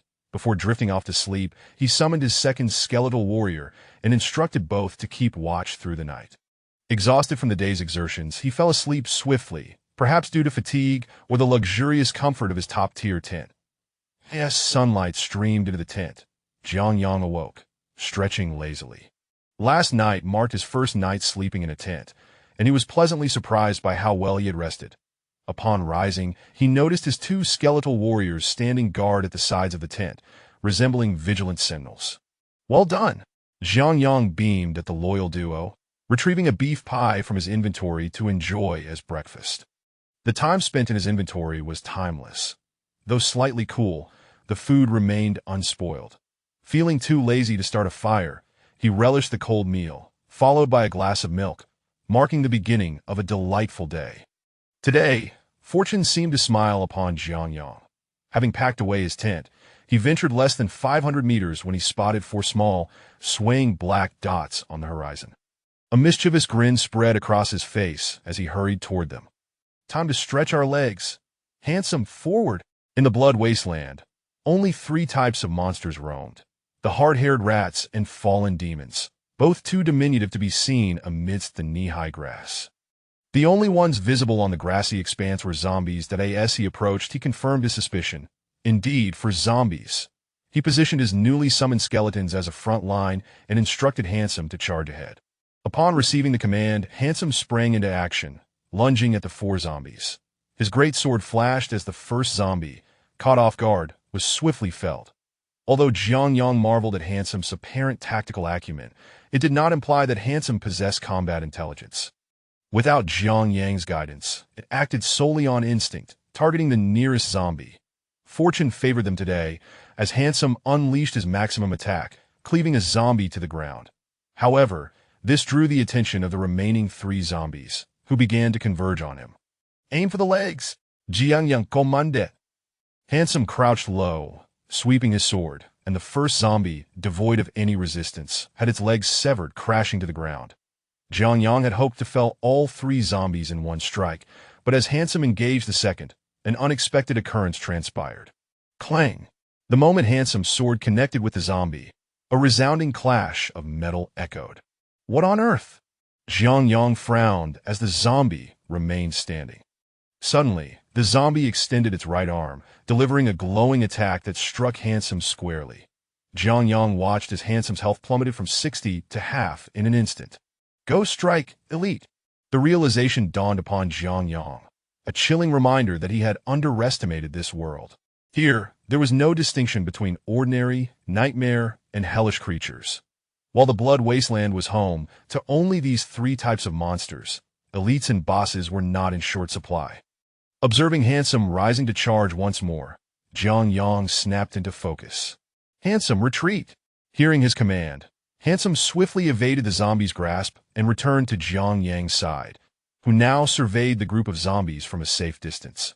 This world contained nearly 2 billion such zombies. If 1 in every 100 were elite, that amounted to 2 million. The Blood Wasteland was said to have over 5 million zombies. And in the last decade, approximately 1 million had been eradicated, leaving around 4 million remaining, among them over 40,000 elites. Jiang Yang encountering one was hardly surprising. You take a swing at that zombie's legs. Jiang Yang instructed another skeletal warrior. The freshly summoned skeleton, upon receiving the command, dashed ahead and, seizing the opportunity while the elite zombie was distracted, delivered a swift strike to another zombie's leg. The zombie had scarcely any time to react before it was felled, joining its previously legless companion on the ground. Just 1 elite. This should be manageable. Jiang Yang assessed the situation, nodding thoughtfully. You 2, first eliminate those 2 crawling zombies, then together, launch an assault on the elite zombie. Just remember, if I say retreat, you retreat. Initially, Jiang Yang intended to advise them to withdraw if they saw a golden glow emanating from the enemy's hand. But midway through his thought, he chuckled at the absurdity of treating them as if they were human. Chapter 9. Upgrade Clatter Clatter. Upon hearing Jiang Yang's command, the 2 skeleton soldiers raced towards the trio of zombies. Though they walked upright, their pace was still faster than that of the crawling zombies. In a short span of time, the elite zombie had distanced itself from the 2 crawlers, providing the skeleton soldiers the perfect opportunity to strike. With one on the left and the other on the right, they swiftly severed the heads of the 2 zombies, granting Jiang Yang 2 points of experience. Following this, the 2 skeleton soldiers positioned themselves beside the elite zombie as per Jiang Yang's mental instructions, alternating their attacks. Before the assault, Jiang Yang had instructed the newly summoned skeleton to gauge the elite zombie's attack power. Fortunately, its ordinary strikes were akin to those of standard zombies, inflicting a mere 3 points of damage. Its only formidable attack was the Shadow Strike, which dealt 30 points of damage, albeit with a charging time. The 2 skeleton soldiers executed Jiang Yang's strategy, delivering left and right strikes. The elite zombie appeared to have fortified its skin, making it a challenging adversary. Each attack resonated like swords clashing against stone, producing a continuous ding-ding-ding sound, yet the enemy's health bar diminished at a sluggish pace. However, Jiang Yang was not short on time. As half an hour passed, the zombie suddenly paused, its right hand shimmering with golden light. Skeleton number 2 dodge. At Jiang Yang's command, skeleton number 2 abandoned its assault and fled. This sudden retreat prompted the zombie to unleash its Shadow Strike, but it failed to connect. Clatter, clatter. Seizing the opportunity, skeleton number 1, with remarkable finesse, launched an assault. 3 strikes landed simultaneously on the elite zombie's right arm, and even the toughest bones could not withstand such an onslaught. With a resounding crack, the elite zombie's right arm was severed, leaving it with only 1 arm. Soon after, skeleton number 2 rejoined the fray, and the 2 skeletons resumed their relentless assault. Approximately another half hour passed, and the zombie was left with but a sliver of health. Its remaining left hand glowed once more as it reached for the valiant skeleton. Under Jiang Yang's guidance, skeleton number 1 swiftly evaded the attack, while skeleton number 2 seized the moment to strike the zombie's left arm with 3 precise blows. Now utterly incapacitated, the zombie could only attempt to bite, but could it catch the agile skeleton? Such a notion was laughable. Observing the 2 skeletons deftly maneuvering around the elite zombie, Jiang Yang gleefully approached Chapter 10. Dual level advancement 1 update. Congratulations, Jiang Yang, on your level up. A brownish dialogue box materialized before Jiang Yang. Staring at the familiar interface, he found himself momentarily taken aback. This was precisely the notification he recognized from Heroes of Might and Magic whenever a hero leveled up. Jiang Yang is now at level 2.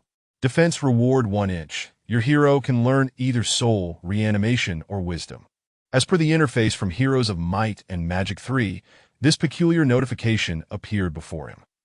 Observing the 2 abilities, Jiang Yang couldn't help but click his tongue. A golden finger indeed. How could it possibly leave me without skills to choose from? Almost instinctively, upon seeing the 2 options, Jiang Yang leaned towards selecting Wisdom. In Heroes of Might and Magic, there are a total of 28 skills, the most trivial being Mysticism, followed closely by Eagle Eye. However, what Jiang Yang truly desired was the financial management skill, as he deemed it particularly crucial. After all, there were several skeletons in his graveyard that he could not recruit due to a lack of funds. Yet, it was evident that financial management was conspicuously absent from his current choices. In comparison to Soul Reanimation, Wisdom would prove to be exceedingly beneficial within the context of Heroes of Might and Magic.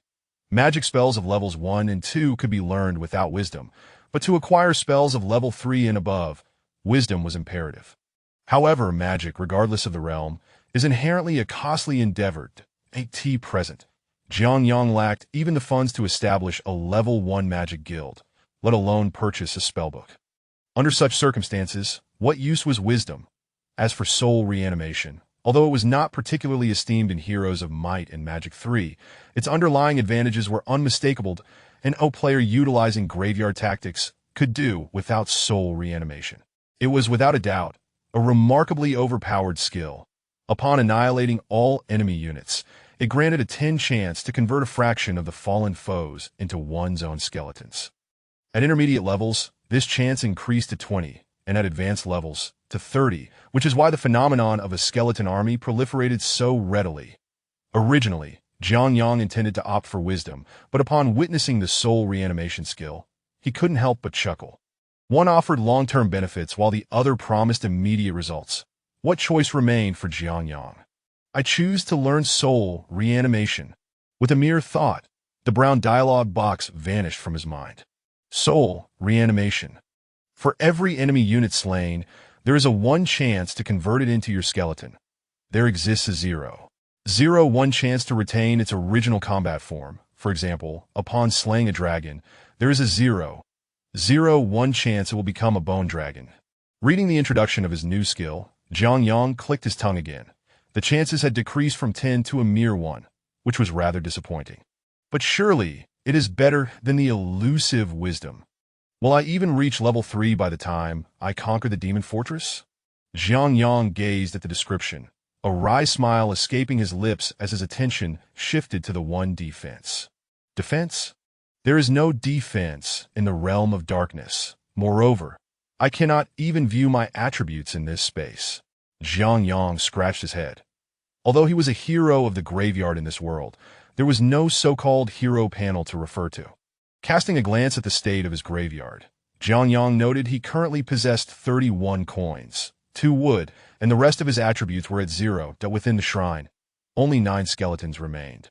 Ordinarily, troops would be replenished once a week in the graveyard. However, upon entering this world, that cycle had transformed from once a week to once a month. Exit. With a shift of his consciousness, Jiang Yang found himself back in his own world. Character panel, he softly uttered, and his character panel materialized before him. Name: Jiang Yang. Level 2 experience, 500-1500 strength, 15 agility, 20 stamina, 10 energy, 10. Surveying the panel, Jiang Yang couldn't help but clench his fist. It appeared that the four primary attributes in Heroes of Might and Magic corresponded to those in the Realm of Darkness, and the one defense he had received translated to 10 agility in this world. This means that for every level I gain, it is equivalent to others gaining 3 levels. Glancing at the attributes panel, Jiang Yang's lips curled into a grin. Despite lacking the abilities found in the Realm of Darkness, he possessed the powers from Heroes of Might and Magic 3, which was more than sufficient to establish his foot. Casually opening his inventory, Jiang Yang examined his current equipment. He now possessed all 4 basic items: that a tattered hat that provided 2 points of defense, a cloth armor granting 10 points, gloves adding 2 points, and leather boots contributing another 2 points. Additionally, over the past few days, he had acquired several good items, all stored within his space. Among them was a damaged staff, alongside a worn cloth armor with merely 9 points of defense and low durability. A pair of tattered gloves, reduced to a mere 1 point of defense, with durability at 1/3, was indeed a pitiful sight. Beyond these 3 worthless items, Jiang Yang had also obtained a blue item from an elite-level zombie he had slain yesterday, a shield that he had intended to use, but lacked an identification scroll, rendering it unusable for now. Nevertheless, Jiang Yang estimated that being a blue item, it would still fetch a few hundred coins. Even if he couldn't utilize it himself, that a few hundred coins could easily facilitate a small-scale skeleton army, and Jiang Yang's singular ambition was to reach around level 4, defeat the Corpse Fire, return to Log Fortress, sell the items, and then venture forth to grind levels. Since learning that the World Stone might enable his return home, Jiang Yang felt increasingly motivated in this world. Onward! After glancing at the 7 drowned ones that yielded only a single coin, Jiang Yang waved his hand, leading 3 skeletons to continue their leveling journey. Although he had acquired quite a bit of gear recently, the actual monetary rewards had been rather meager. Aside from the skeleton he summoned the day after he began leveling, he had only managed to gather 90 coins over the last 4 days. He exchanged all of it and summoned skeleton number 3, deliberately opting not to stack them. Jiang Yang's reasoning was sound. Stacking would render the skeleton useless in this realm. Once combined, those skeletons. With these 3 skeletons, Jiang Yang was practically unstoppable in the blood wastes. Against enemies numbering below 10, he wouldn't even need to issue commands. The skeletons would engage in a flurry of attacks, while Jiang Yang simply collected the loot. Among the 3 types of foes, zombies were the toughest, requiring at least 2 strikes to defeat, yet they were also the easiest to handle. Furthermore, zombies had the highest rate of elite variants. Next were the thorn rats, which sometimes appeared in swarms and moved slowly, primarily attacking by launching the spikes on their backs, albeit with a range of only 20 meters. What did skeletal frames have to fear from spikes? Jiang Yang would keep a distance of 20 meters, allowing the 3 skeletons to resolve the battle in mere 15 seconds. The most challenging adversaries were the drowned ones, which typically appeared in groups of at least 5, sometimes exceeding 10. These creatures were particularly troublesome. If a few of their brethren fell, they would charge wildly, although they could be dispatched with a single sword strike. However, should they manage to escape, they would invariably seek revenge, often returning with a horde of drowned ones to wreak havoc. On the 5th day in the blood wastes, Jiang Yang had once let a drowned one slip away, not paying it much mind at the time. That very night, the drowned one returned with a dozen companions to ambush him. Fortunately, his 2 skeletons held their ground, scattering the drowned ones. However, the following day, those scattered drowned ones had rallied over 100 to seek revenge on Jiang Yang, prompting him to retreat in fear, not daring to confront them. He had spent an entire afternoon evading that massive wave of drowned ones, an experience that lingered vividly in his memory. Consequently, thereafter, whenever he encountered a drowned one camp, Jiang Yang would he would certainly eliminate them, but none were allowed to escape. In critical moments, Jiang Yang was also prepared to wield a hefty stick in battle. Although that short staff boasted only 1 to 3 damage, it was still a weapon. When facing drowned ones, the stick could only knock them away, but not deliver a fatal blow. Ultimately, the effectiveness of the weapon mattered most. Thinking of weapons made Jiang Yang's head ache. What weapon should he wield? Bang! Just as Jiang Yang was lost in thought, a cacophony of battle cries erupted ahead, accompanied by human roars and the occasional peculiar cry of Lakanichu. Without a doubt, Jiang Yang recognized that a human party was under siege. The Blood Waste served as the initial leveling ground for human professionals, and within this realm, there were naturally numerous beginner parties. Jiang Yang had only been out for 6 days and had already encountered 3 professional parties. However, both sides merely exchanged distant glances before realizing they were not monsters and promptly turning away to eye in these desolate wilds. One could never be too cautious. There was always the possibility of a Forsaken lurking in the shadows to strike. Thus, in general, without prior acquaintance, professional adventurers would not traverse the wilderness in pairs. Jiang Yang's situation was somewhat unique. Acting alone granted him a sense of security. This doesn't seem right. Let's go take a look.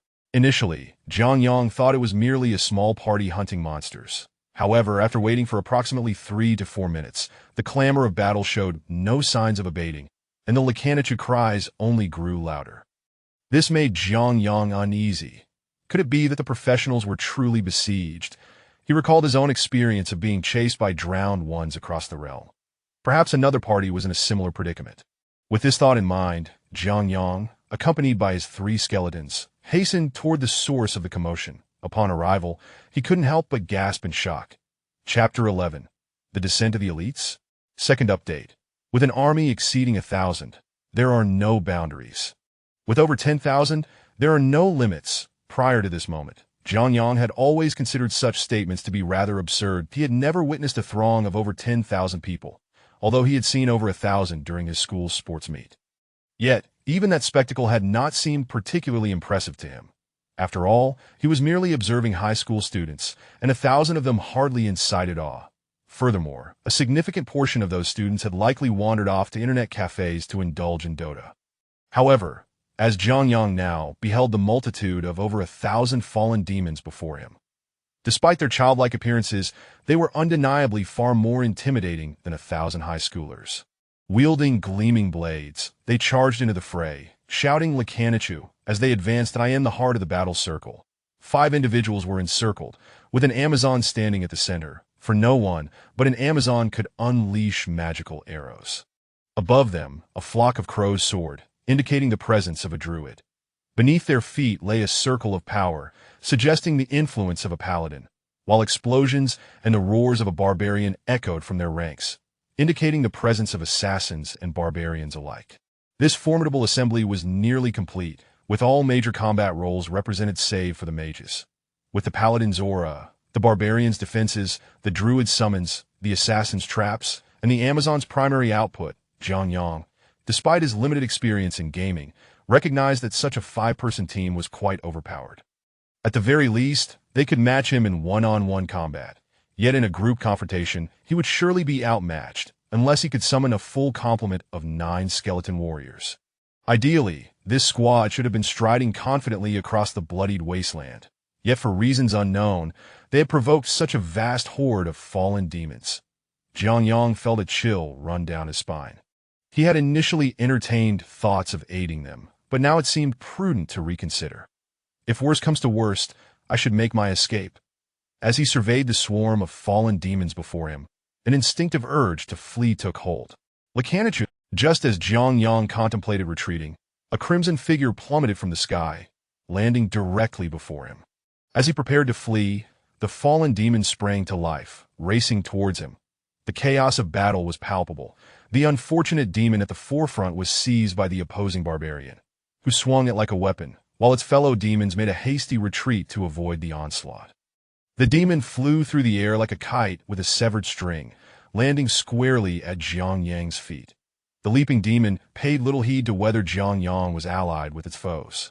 To it, he was simply another human, another enemy, and thus, it swung its gleaming blade in his direction. Yet, fate had other plans for it. 2 long swords were poised at its neck. With a look of reluctant defiance in its eyes, the demon met its end as the sword severed its head from its body. Damn! Now I have no choice but to fight, Jiang Yang exclaimed, cursing instinctively at the sight of the fallen demon. His actions had drawn the attention of a nearby cluster of fallen demons.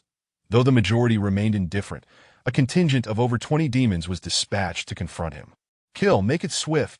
Observing the approaching swarm of red dots, Jiang Yang gestured emphatically with his right hand. As his command concluded, Three skeleton warriors lunged forward like cheetahs towards the advancing horde of fallen demons. Clatter, clatter. The sound of rattling bones accompanied the furious strikes of their swords, which descended upon the demons like a tempest.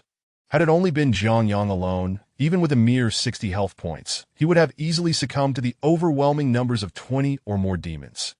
However, now with three skeleton warriors at his side, his combat prowess was far from ordinary. In their initial engagement, the skeletons launched a coordinated assault, swiftly dispatching 6 fallen demons. The remaining demons were momentarily stunned by the sudden loss of their comrades. Seizing the opportunity, the skeletons struck again, claiming 3 more demons as their own. Loken, Ichu, true to their cowardly nature, the remaining fallen demons, witnessing the death of nearly half their number, hesitated, then retreated in fear, only to be further pursued by the skeletons, who managed to land one final blow on 3 fleeing demons. Yet, as Jiang Yang claimed his 12th kill, a sudden shift occurred. The corpse of the 12th demon erupted into a cloud of blood mist, and one of the skeleton warriors rose anew from its remains. Summoning ritual. What luck to have it work so quickly! Jiang Yang chuckled at the sight of the 4th skeleton warrior. It appeared that the summoning ritual was indeed quite impressive. While the 1% summon rate might seem low, it did not detract from the spell's inherent advantages. Just like in the games, the more foes one dispatched, the greater their own ranks grew. Go forth and slay more fallen demons. Jiang Yang commanded the 4 skeletons, who obediently advanced towards the battlefield. While Jiang Yang dared not assault head-on, for he commanded merely 4 skeletons. Not 400, but if he had 400, he would boldly confront Aunt Ariel herself. Nevertheless, even 4 skeletons proved to be a formidable force. The skeletal warriors moved silently, devoid of the sounds that would accompany human breath, allowing them to approach the battle circle undetected by the fallen demons. Lecanichu, a demon, having just retreated from the fray to catch its breath and brandish its oversized wolf-toothed club, was caught off guard when a skeletal hand emerged from the shadows, clamping over its mouth and dragging it into the underbrush before delivering a swift strike through its chest. Jiang Yang's experience points surged upward. With 1,000 fallen demons here, if I can eliminate them all, I'll level up directly by 3 tiers, not to mention the bountiful loot that awaits. The thought of mountains of gold and equipment made Jiang Yang's mouth water, a clear droplet of excitement escaping his lips. Regardless of his daydreams, the 4 skeletons, under Jiang Yang's command, continued their grim harvest. The efficiency of the skeletons was remarkable. They exhibited no signs of fatigue or weariness. In a mere 10 minutes, Jiang Yang's experience surged by over 100 points, an amount that eclipsed what he typically earned from clearing several demon dens that if he could maintain this pace, he would be in bliss. Yet gradually, he came to realize that luck was not easily won. Just as he was utilizing the 5 individuals in the battle circle for leveling up, a pale blue figure erupted from the shadows, and Jiang Yang's heart sank. This creature, resembling a fallen demon but cloaked in a pale blue hue, signified dire trouble. A type of fallen demon known as the Blade Demon, typically associated with the cry of Lecanichu, was not meant to appear in the bloodied wasteland. Thus, it was clear that this creature was an elite fallen demon. It was likely enhanced for speed. Jiang Yang barely blinked before the creature had nearly entered the battle circle, its curved blade aimed directly at the barbarian at the forefront.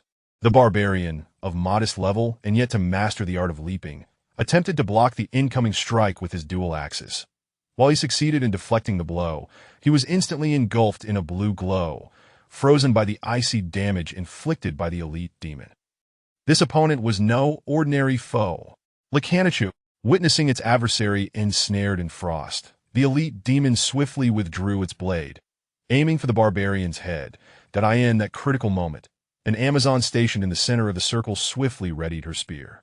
With a mighty throw, she hurled it toward the elite demon. Known as a master of both spear and bow, the Amazon's javelin held far greater power than her arrows. Sensing the deadly projectile approaching, the elite demon hesitated, realizing that while it had enhanced speed and freezing damage, its health and defenses remained unboosted. With only 2 enhancements, it was classified as an elite. Those with 3 enhancements were labeled as leaders, and those with 4 or more, boss. At the moment, it was still merely an elite. Thus, it swiftly abandoned its pursuit of the frozen barbarian and retreated from the battle circle.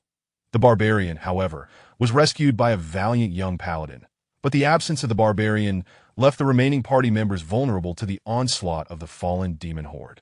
Observing the dire predicament of the five-person team, Jiang Yang couldn't help but smack his forehead. This time, I have no choice but to engage. With a resigned sigh, Jiang Yang emerged from his hiding place, rallying his 4 skeletons to charge into the fray.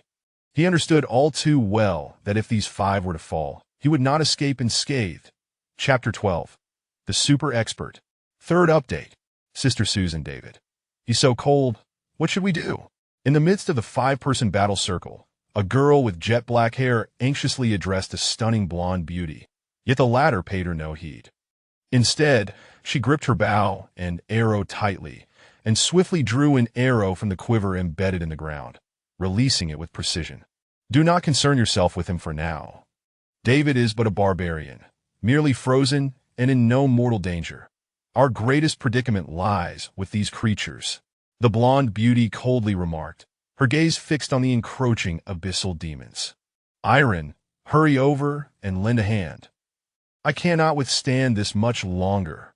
At that moment, a warrior clad in leather armor bellowed from a corner, his halo indicating he was a paladin.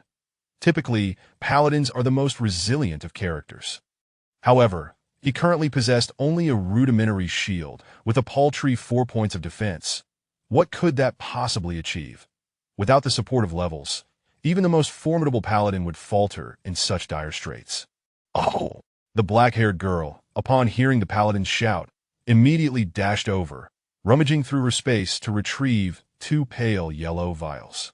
Gritting her teeth and hesitating for a moment, she hurled both vials into the fray. Boom! Boom! With 2 resounding impacts, gaps opened up in the ranks of the abyssal demons, granting the paladin a moment of respite to gulp down a small vial of red potion. It appears we are in deep trouble. His appearance clearly marked him as a druid. Rest assured, I have signaled for assistance. It is likely that reinforcements from Rogue Fortress will arrive shortly, though we must hold our ground.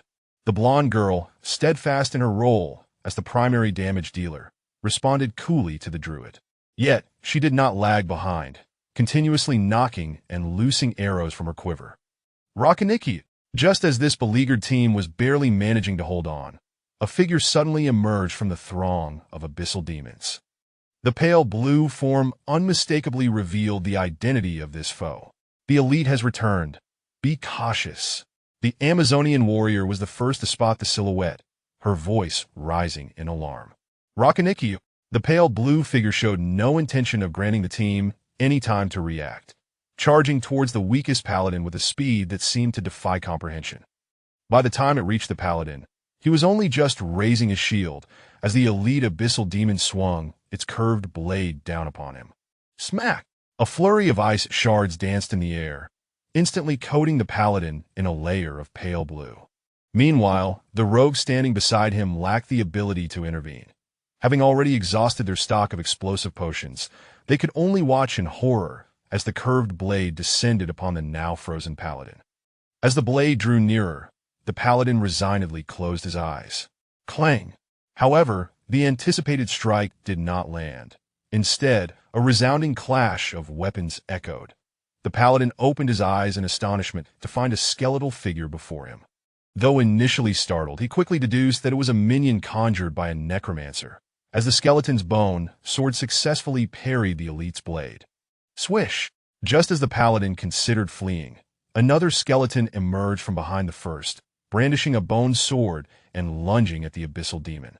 The demon, however, proved to be quite clever, evading the strike with a nimble sidestep. Yet it had not fully escaped. 2 more bone swords appeared behind it.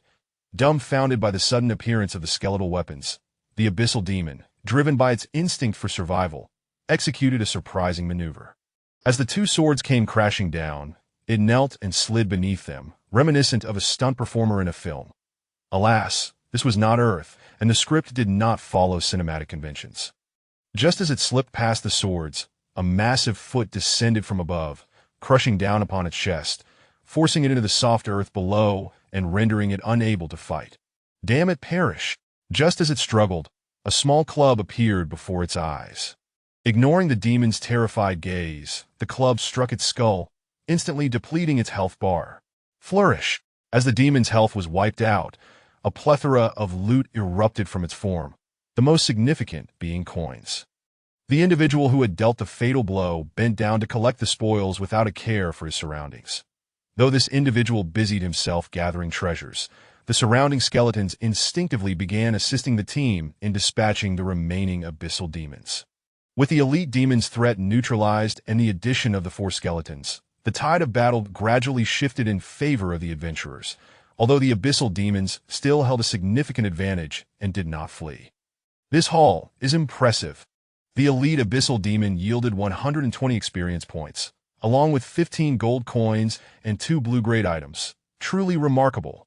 As he assessed the loot within his possession, a satisfied smile spread across his face. Greetings. Thank you for your assistance. I am Louis Yang, a paladin. With the arrival of the 4 skeletons, the team breathed a sigh of relief. The paladin, who had been saved by the skeletons, approached the young man who was grinning foolishly. Oh, no need for thanks. That I am Jiang Yang, a necromancer? Jiang Yang smiled in return, his mood buoyed by the successful haul. His spirits lifted as he spoke. With 4 skeletons, does that mean you are? The rogue, who had been supporting the ongoing battle, approached curiously. Wait a moment. Just as Jiang Yang was about to respond, he felt a stirring at his brow, an unmistakable sign that his summoning spell was activating. Sure enough, as the sensation peaked, a burst of blood materialized before everyone's eyes. Then, a pale white skeleton wobbled to its feet, joining Jiang Yang's ranks. 5 skeletons. At least a level 9 summoning specialization. The druid, who had been observing from the sidelines, raised an eyebrow, realizing that in the realm of bloodied wastelands, level 9 signified an extraordinary expert. Ha! Jiang Yang, upon hearing the remark, found himself at a loss for words, only managing an awkward smile that he couldn't very well confess the truth. Since he was being regarded as an expert, he would embrace the role with pride. Rakaniki, perhaps due to their inability to breach the defenses, coupled with the loss of their elite leader, the remaining abyssal demons, having suffered the death of nearly 200 of their kind, began to falter. Originally over 1,000 strong, they had lost half their number to Jiang Yang's hands, and the adventurers had accounted for at least another 200 to fearful, the remaining 500 abyssal demons scattered at the command of a particularly burly demon. Jiang Yang, unwilling to let such experience slip away, commanded his 5 skeletons to pursue. They swiftly felled numerous abyssal demons before returning to the vicinity of the adventurers' camp. Upon his return, he found the team engaged in tidying up the battlefield. Jiang Yang paid little mind. After all, he had already looted the creatures he had slain, while the others were merely collecting the spoil from the nearby fallen foes. Sir, you have returned. As Jiang Yang approached with his 5 skeletons, the team, who had been preparing to rest, immediately rose, their faces filled with reverence. The respect afforded to him brought a sense of quiet satisfaction to Jiang Yang. Oh, it's nothing. Feel free to sit. Jiang Yang nonchalantly adjusted the cloak atop his head and addressed the group. Upon hearing his words, the adventurers eagerly took their seats, casting curious glances in his direction. Sister Susan, we finished cleaning up. We took down over 200 abyssal demons, garnering a total of 47 gold coins and 2 basic items. Truly, the purple demon rain season has doubled the drop rates. Just as the group lapsed into an awkward silence, a female rogue bounded over, clutching a pile of loot. Jiang Yang was momentarily taken aback by her words. Obtaining only 47 coins and 2 items from a double drop rate seemed paltry, especially when he himself had secured 3 items and 102 coins from merely slaying ordinary abyssal demons, excluding the elite one. Though surprised, he chose not to voice his thoughts, remaining coolly seated while his 5 skeletons stood in a row behind him, resembling a formidable personal guard. Chapter 13. Invaluable Equipment, Part 1. My lord, thank you for your assistance. As low-level adventurers, we are not particularly affluent, so please take all these spoils. After obtaining the items from the female assassin, the Amazon warrior approached Jiang Yang with a respectful demeanor. Sister Susan, this is Upon hearing that the Amazon warrior intended to offer these items to Jiang Yang, the assassin girl who had just returned with the loot was taken aback and anxiously addressed the Amazon. Irene, hold your tongue. Our Lord saved our lives. Do you truly believe that a mere 47 gold coins and 2 pieces of equipment are not worth it? The nearby barbarian, who had just recovered from a frozen state, gruffly interjected. Brother David. Hearing the barbarian's words, the assassin girl lowered her head, her expression still one of reluctance. Observing the scene before him, Jiang Yang couldn't help but smirk. Although he was in need of gold, he found it hard to justify taking such trifles, especially when they were the hard-earned spoils of others. Yet, to say he wouldn't accept them would be futile. Humans are innately greedy.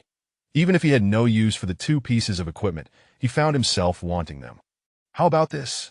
I shall not take these items. Does anyone possess an identification scroll? Let us exchange these for that. After a moment's hesitation, Jiang Yang proposed a compromise. Identification scrolls were among the most valuable items in the realm of Diablo. Regardless of the level of this world, a single scroll would undoubtedly yield results. Jiang Yang currently possessed 3 blue items, all of which required identification scrolls to unveil their true nature. Ah, an identification scroll? I have one. Upon hearing Jiang Yang's refusal of the items, the previously conflicted assassin girl suddenly leaped up and rummaged through her backpack, producing an identification scroll to present to Jiang Yang. Cough. Glancing at the identification scroll, Jiang Yang regarded the girl with a mix of curiosity and disbelief. Was she genuinely naive, or merely pretending? In the game, an identification scroll was worth 200 gold coins, and with the scroll included, the total could reach 400 to 500. The 2 items, a pair of plain leather gloves and a simple band, would only fetch a little over 100 if bought new. Adding 47 gold coins to that made Jiang Yang's profit undeniable. What he was unaware of, however, was that in this world, teleportation scrolls were extraordinarily expensive, categorized into 2 types. One for individual use, costing 1,500 gold coins, and one for teams, which could transport up to 10 individuals at a staggering 10,000 gold coins. Meanwhile, the identification scrolls, which were nearly equivalent in price to teleportation scrolls in the game, were surprisingly cheap here. 2 gold coins each, with identification books priced at 20 gold coins. Thus, the total for a full set was merely 60 gold coins. Information Jiang Yang was blissfully ignorant of, believing he had struck a bargain. He eagerly accepted the identification book and gestured for the assassin girl to take the gold coins. Seeing Jiang Yang's actions, the assassin girl hurriedly gathered the coins and equipment from the ground, fearing he might change his mind. However, Jiang Yang had no intention of retracting his decision. After acquiring the identification book, he swiftly produced the 3 blue items he had obtained, a shield he had acquired long ago, and 2 items he had just fought for, a medium-length staff and an ordinary belt. Magical equipment. Truly a master of level 9? The paladin, Louis Yang, marveled softly at the sight of Jiang Yang's items that he was currently level 3 and had yet to amass even a complete set of basic equipment. Jiang Yang, indifferent to the awe surrounding him, proceeded to use the identification book on the 3 items that as 3 faint blue lights enveloped them. The true forms of the items were revealed. My lord, may I take a look? The young paladin approached Jiang Yang, his face brimming with envy. Behold! Jiang Yang, a young man in his 20s, succumbed to a moment of vanity and displayed the items. Radiant Band, Magical Equipment, Defense 2, Durability 12-12, 15 Accuracy, 1 Light Radius. Required Level 4. Jiang Yang couldn't help but grimace at the realization that this item had a level requirement. It was unusable to him. A 1 light radius will prove invaluable in places like underground caves. It could sell for approximately 800 gold coins. The assassin girl interjected, offering her assessment. Taken aback by her valuation, Jiang Yang paused. 800 gold coins? The mention of such a sum made the assassin girl instinctively retreat behind the Amazon. My lord, this equipment is likely worth around 850 gold coins, the Amazon asserted, her demeanor considerably more assertive. 850? Ah, Jiang Yang chuckled softly, contemplating the immense value of equipment in this world, especially those with attributes. What had once seemed like mere junk during his gaming days could now fetch prices beyond his wildest expectations. Now, what about this one? Zhang Yang inquired, stowing the band and retrieving the round shield he had acquired earlier. Crimson Balance round shield, magical equipment, defense 4, durability 12-12, 10 counterattack, 8 fire resistance required strength. 12, level 3. As he examined the shield, Zhang Yang could almost hear the collective intake of breath from those around him. With 8 fire resistance, one could venture into the underground caves to hunt fallen sorcerers. This is a fine item, my lord. This shield could sell for at least 5,000 gold coins. The word struck Zhang Yang like a bolt of lightning. 5,000. That this shield was worth at most 500, yet here it was valued at 5,000. A staggering revelation. With such wealth, he could summon skeletons to play chess, jump rope, or even have breakfast with him. Oh, I see. Though his excitement was nearly overwhelming, Zhang Yang maintained a facade of calm as he tucked the shield away and retrieved the staff he had just uncovered. The sight of the staff left the onlookers momentarily speechless. Apprentice's short staff, magical equipment, two-handed damage 1-5, durability 20-20, 10 casting speed, 3 frost nova, mage only, 50 damage to undead, required level 6. Zhang Yang recognized the potential value of this staff, estimating it could be worth a substantial sum, perhaps over 30,000, given its enhancements. Lord, that you must refrain from displaying this item casually. Otherwise, it may invite peril upon you. The Amazon warrior cautioned, her gaze betraying a hint of greed. Is this truly so valuable? Zhang Yang pondered, feeling the weight of the staff in his hands. While it certainly held some worth, he couldn't fathom that his life was worth mere thousands of gold coins. Priceless. Even a level 40 mage might not possess a staff of such caliber. I earnestly advise you, my lord, to conceal it until you possess absolute strength. Revealing it could lead to your demise. The Amazon's reasoning resonated with Zhang Yang, and after a moment of contemplation, he decided to stow the staff away. As the staff vanished, a collective sigh of relief swept through the group, revealing their earlier tension. It was clear they were not malevolent individuals. Otherwise, they would have confronted Zhang Yang long ago. The 5 skeletons at his back undoubtedly played a significant role in their restraint, as they were wary of Zhang Yang's power. Zhang Yang then engaged the group in conversation, subtly inquiring about the loot rates in this world and the meaning of the purple magic rain season, a term he had often heard but never truly grasped. He also learned the names of the team members. The group was called Rose and Blade, led by the Amazon named Susan Carl, level 5. The charming assassin was Irene Granger, level 4. The druid adorned with facial tattoos was Kevin Johnson, level 4. The paladin was Louis Yang, level 3. And the barbarian was David Paul, level 4. As Zhang Yang chatted with the group, nearly half an hour passed before a squad of rogues approached from a distance. They were there to escort the team, having responded to the signal flare Susan had fired after being surrounded by the fallen. This was a standard procedure for adventurers seeking aid when besieged by dark forces or monsters, though the response from the rogues was somewhat slow. With the team escorted back to Rogue Fortress for rest, the powerful Zhang Yang resumed his journey of leveling up. This encounter not only yielded over 300 experience points, completing 1/3 of the 1,000 points required for his next level, but also provided him with valuable insights into this world. Most importantly, he had obtained a comprehensive history of the continent from the druid, Kevin Johnson, which would prove essential for understanding his new surroundings. Chapter 14. The Art of Unprecedented Fortune, Second Update, Seeking Recommendations. Since parting ways with the Rose and Sword group, Zhang Yang returned to his former life of monster grinding. In the past, while battling skeletons, he would often gaze skyward, but now, his attention was captivated by the book he had acquired from Kevin Johnson, a tome that spoke of this continent and the world at large. This world was indeed a dark one, with a backdrop reminiscent of what Zhang Yang had previously known. According to the writings within the book, this realm existed in a delicate balance between heaven and hell, akin to the relationship between Earth and other realms. Each world abides by its unique laws and regulations. When one civilization invades another, a formidable force emerges, capable of altering the original laws of that world. As stated in the book, this world initially lacked magic and professions. Currency was produced solely through minting. However, with the massive invasion from Hell, the fundamental laws of this realm were transformed. The demon race found themselves unable to wield their inherent powers in the human realm, for this world lacked the energy of the underworld.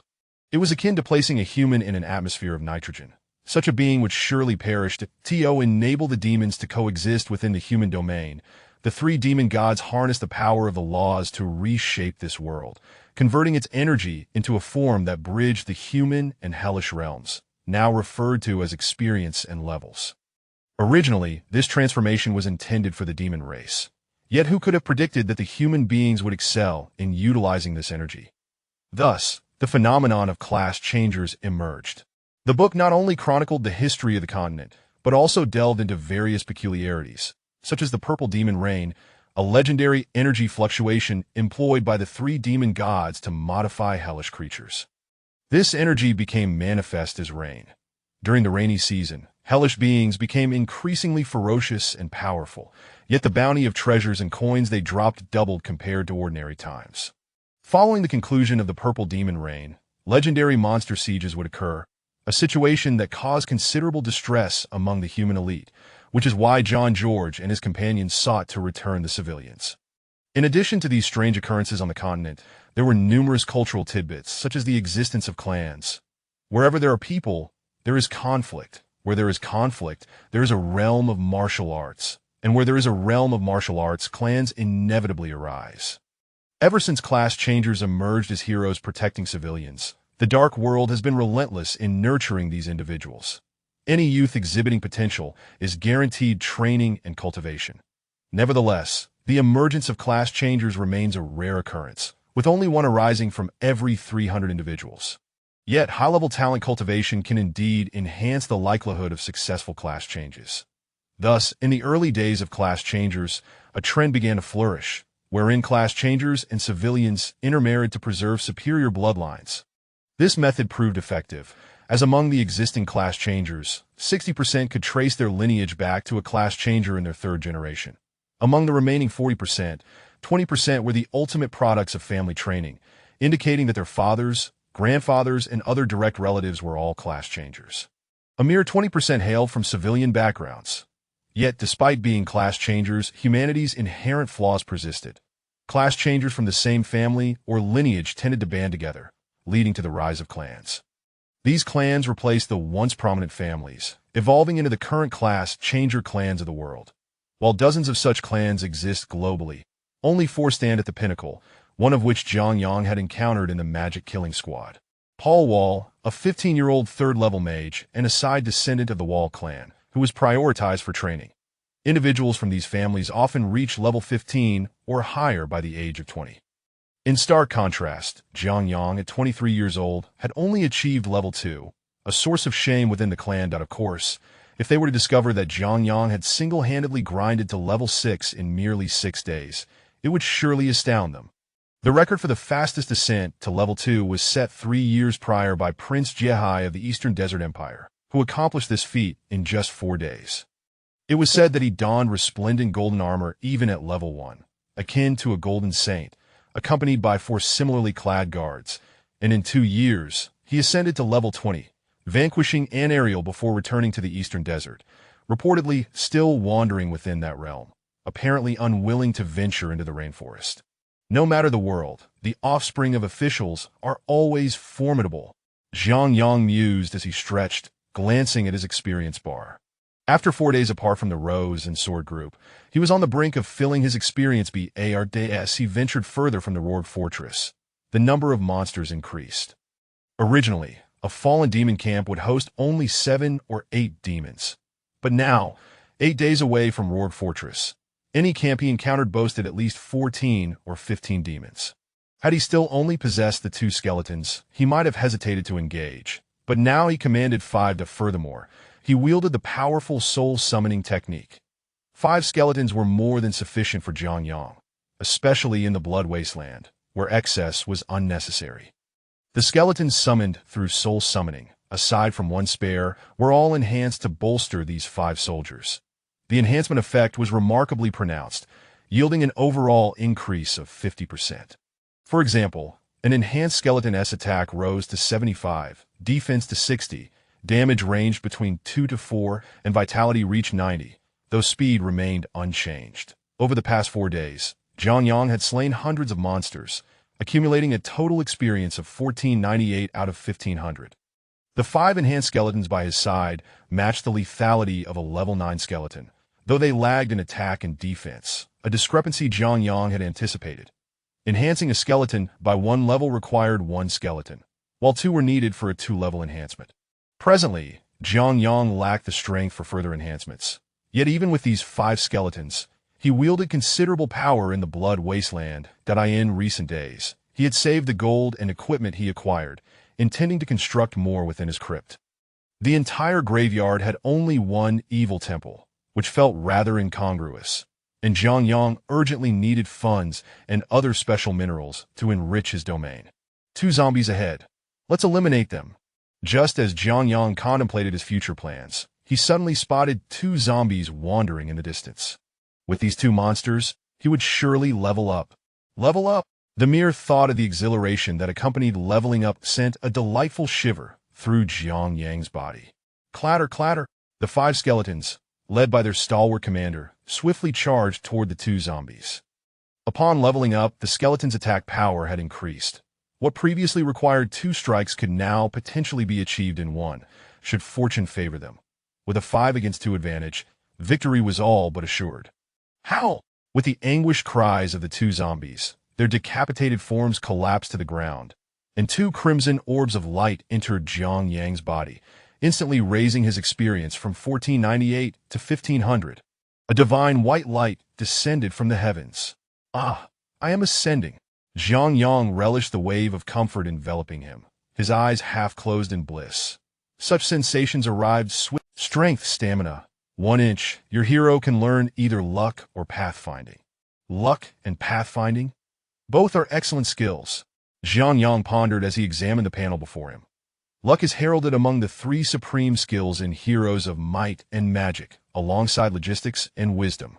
Logistics enhances a hero's movement points on the map, while without wisdom, a hero can only learn spells up to levels 1 or 2. Luck, however, is a particularly overpowered skill capable of augmenting a troop's luck points. It offers a chance for double damage in attacks and, before battle, a probability of increasing a troop's attack and defense by 2 points, making it the quintessential skill for those who rely on fortune. Furthermore, luck can also apply in the outdoor taverns of WOG 358, where gambling occurs, as it increases the odds of victory. Yet, Jiang Yang wondered if luck had undergone any changes in this world. Without hesitation, he allocated his skill point to luck. Luck increases the hero's luck by 1 point.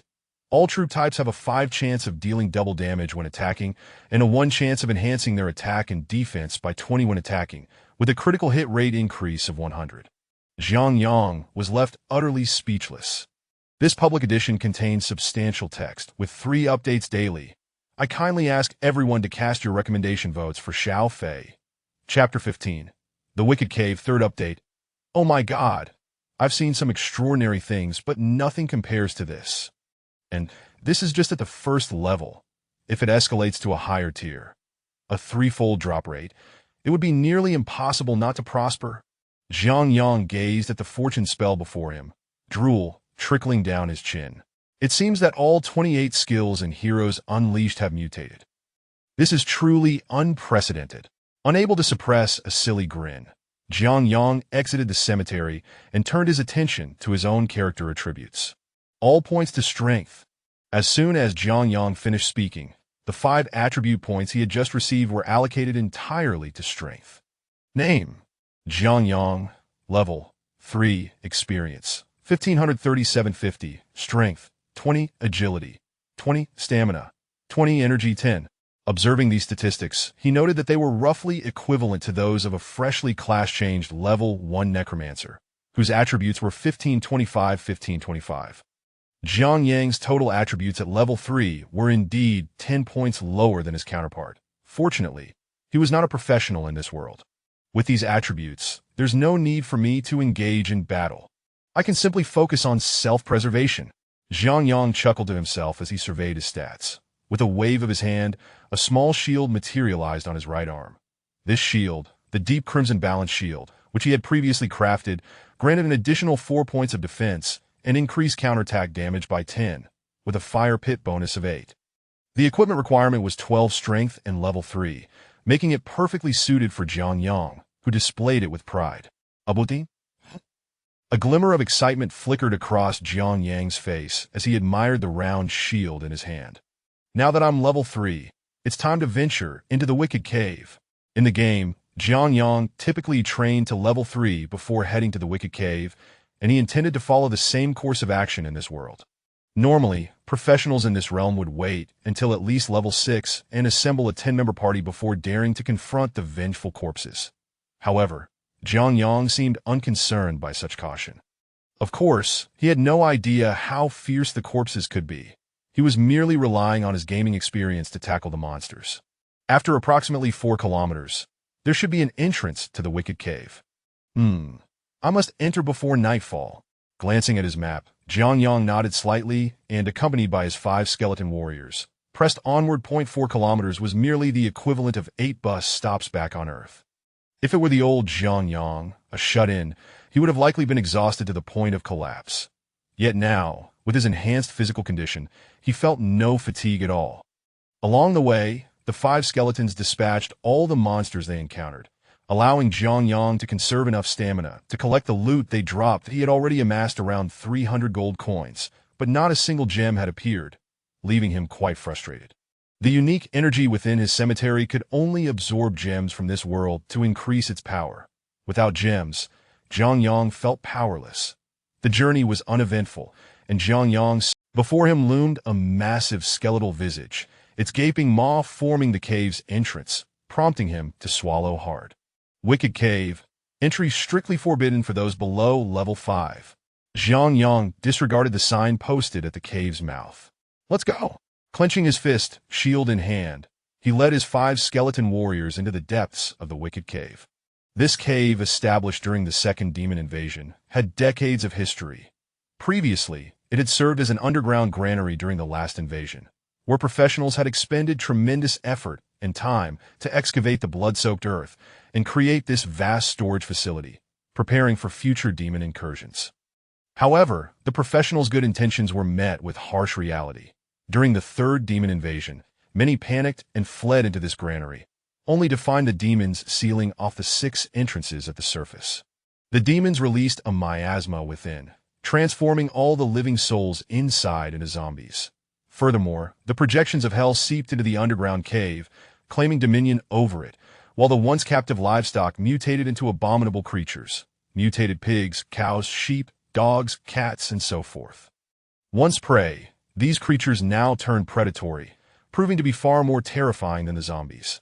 Essentially, any mutated being could rival elite zombies.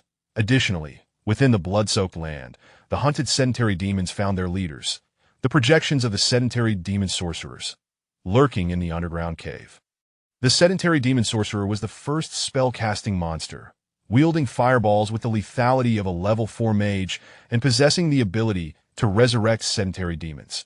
This was why the people of this world dared not enter the Wicked Cave before reaching level 5. Yet Jiang Yang was different. He was both skilled and audacious.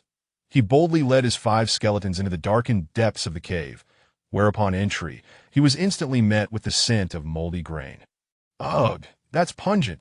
Jiang Yang pinched his nose and waved his hand in front of his face, gradually acclimating to the smell.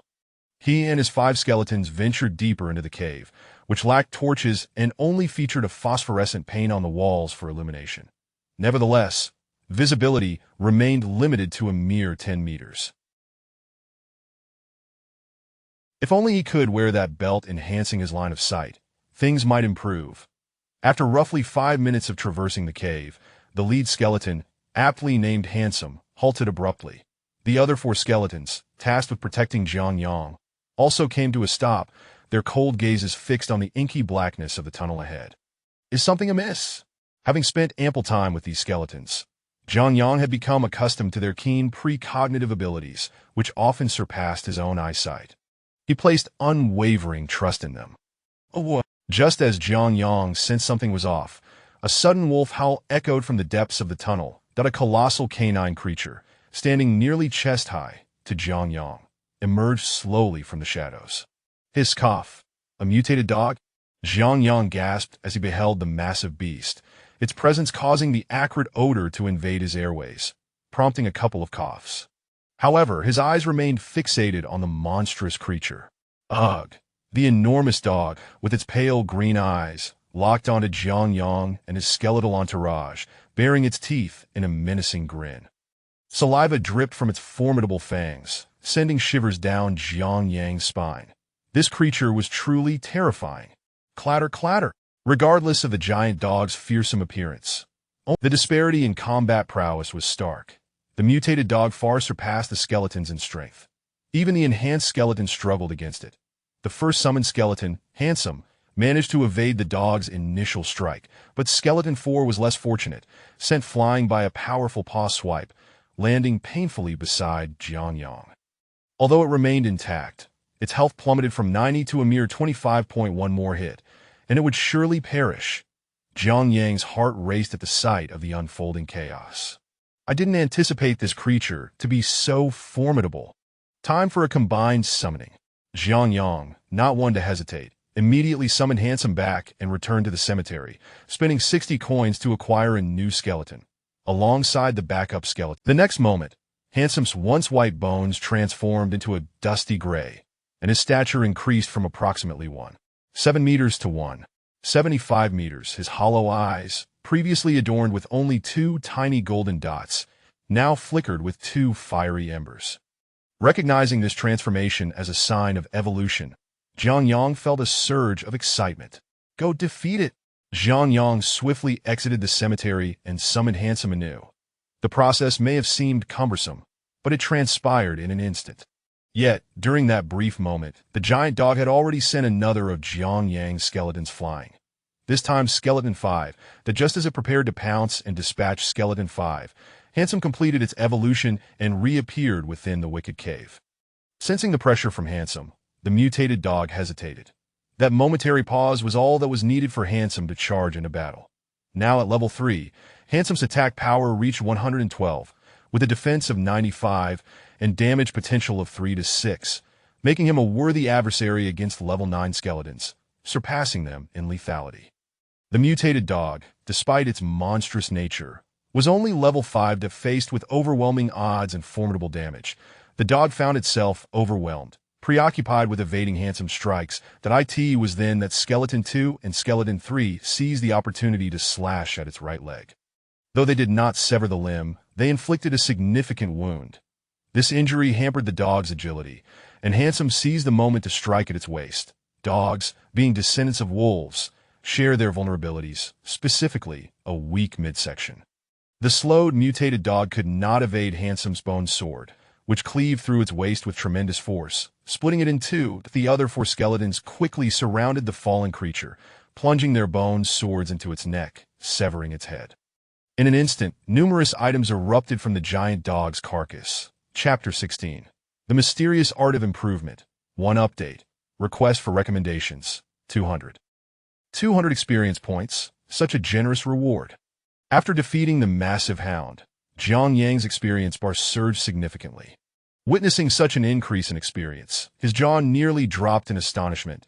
That it granted him 80 more experience points than slaying the frigid, enhanced blue fallen demon outside. Truly remarkable. As expected of a mini-boss in the first dungeon. It's astonishingly powerful. Observing the experience gained, Jiang Yang mused that if he could encounter a few more of these massive hounds, leveling up would be akin to riding a rocket. Of course, this was merely wishful thinking. In this cavern, such hounds were already considered elite foes. Had it not been for Jiang Yang summoning the level 3 skeleton at a critical moment, his 5 skeleton warriors might have perished long ago, and without their protection, Jiang Yang would have become a delectable meal for the hound. What treasures had this great beast yielded? As Jiang Yang approached, he was pleasantly surprised by the bounty. With the magical purple rain season and Jiang Yang's luck-enhancing spell in effect, it was a true double drop rate. He observed over 60 gold coins scattered on the ground, alongside a pair of pale blue gloves and a punch sword. Punch sword, single-handed damage 4 to 7, durability 2848, a weapon exclusive to assassins. Requirements: Strength 20, Agility 20. It seems I can equip this. Zhang Yang swiftly placed the punch sword into his right hand, and indeed, it was keepable. With a shield in the left hand and the punch sword in the right, he appeared quite impressive, albeit somewhat odd. I'm a necromancer. What use do I have for this punch sword? Better to save it for selling. He promptly removed the punch sword, tossing it into his inventory, and turned his attention to the pale blue gloves. Using his identification book, he tapped the gloves, and in the next moment, their properties were revealed to him. The leather gloves were items he had previously discarded in shops. Strength leather gloves, defense 3, durability 812, increases strength by 1, item requirement. None. Certainly better than what I currently wear. Zhang Yang mused, scratching his head before donning the gloves. With that, he now possessed 2 blue items, and once he reached level 4, he could equip that blue ribbon. After equipping all his gear, Zhang Yang embarked on his hunting journey within the evil cavern, but he soon discovered that the experience gained from defeating monsters here was indeed double that of outside. In other words, while a single zombie outside granted 1 point of experience, here it rewarded 2, and nearly all the beasts encountered were mutated, implying that each would yield at least 100 experience points. Additionally, encountering a tribe of fallen demons could mean facing nearly 50 of them at once, and each fallen demon sorcerer was worth at least 20 experience points. That To Zhang Yang. The evil cavern appeared to be a veritable paradise for grinding monsters in the early stages. With the double drop rate factored in, on the first day in the evil cavern, Zhang Yang managed to procure 4 pieces of equipment, including the 2 items from earlier, alongside 2 plain items, a piece of cloth armor. As for his gold, he had accumulated nearly 100 coins. Not only had he recouped the gold from earlier, but he had also upgraded skeleton number 2 to a level 3 skeleton. However, despite the abundance of gold, high experience, and decent drop rates, high returns always come with high risks. That on the second day in the cavern, Zhang Yang encountered danger when he stumbled upon 3 mutated bulls. Bulls, typically docile creatures, possess immense destructive power. As the saying goes, the newborn calf is not afraid of the tiger. Among Africa's Big Five, the buffalo is deemed the most perilous. It is evident that when bulls go on a rampage, they are not to be trifled with, especially mutated ones. Initially, Zhang Yang was tempted at the sight of the 3 bulls, as defeating them would yield 600 experience points, which would significantly contribute to the experience needed to level up from 3 to 4, especially considering his kills from the previous day. However, upon engaging, he was quickly frightened. Even the level 3 skeleton could not withstand a single blow from the bulls. With 135 health points, he was struck by a headbutt that dealt 120 damage, prompting him to withdraw his skeleton warriors and flee. Fortunately, as herbivores, even in their mutated state, they sought only to entertain themselves by attacking. They did not consume humans. Thus, they had no real interest in Zhang Yang, allowing him to escape with his life. Following this incident, Zhang Yang resolved to be more prudent. Although he could dominate the blood wasteland with 5 level 2 skeletons, in the evil cavern, he felt somewhat outmatched. After much contemplation, he grit his teeth and spent 320 coins to summon the remaining 8 skeletons from the temple. At this point, sheer numbers were less critical. Hence, Zhang Yang upgraded 6 of them to level 3 skeletons, designating them as skeleton number 3, number 4, and number 5, while the remaining 2 skeletons remained on standby in the graveyard. Now possessing 5 level 3 skeletons, Zhang Yang felt a temporary sense of safety within the subterranean cavern and dared to engage single mutated creatures, although he would not dare provoke a bull, even if it were alone.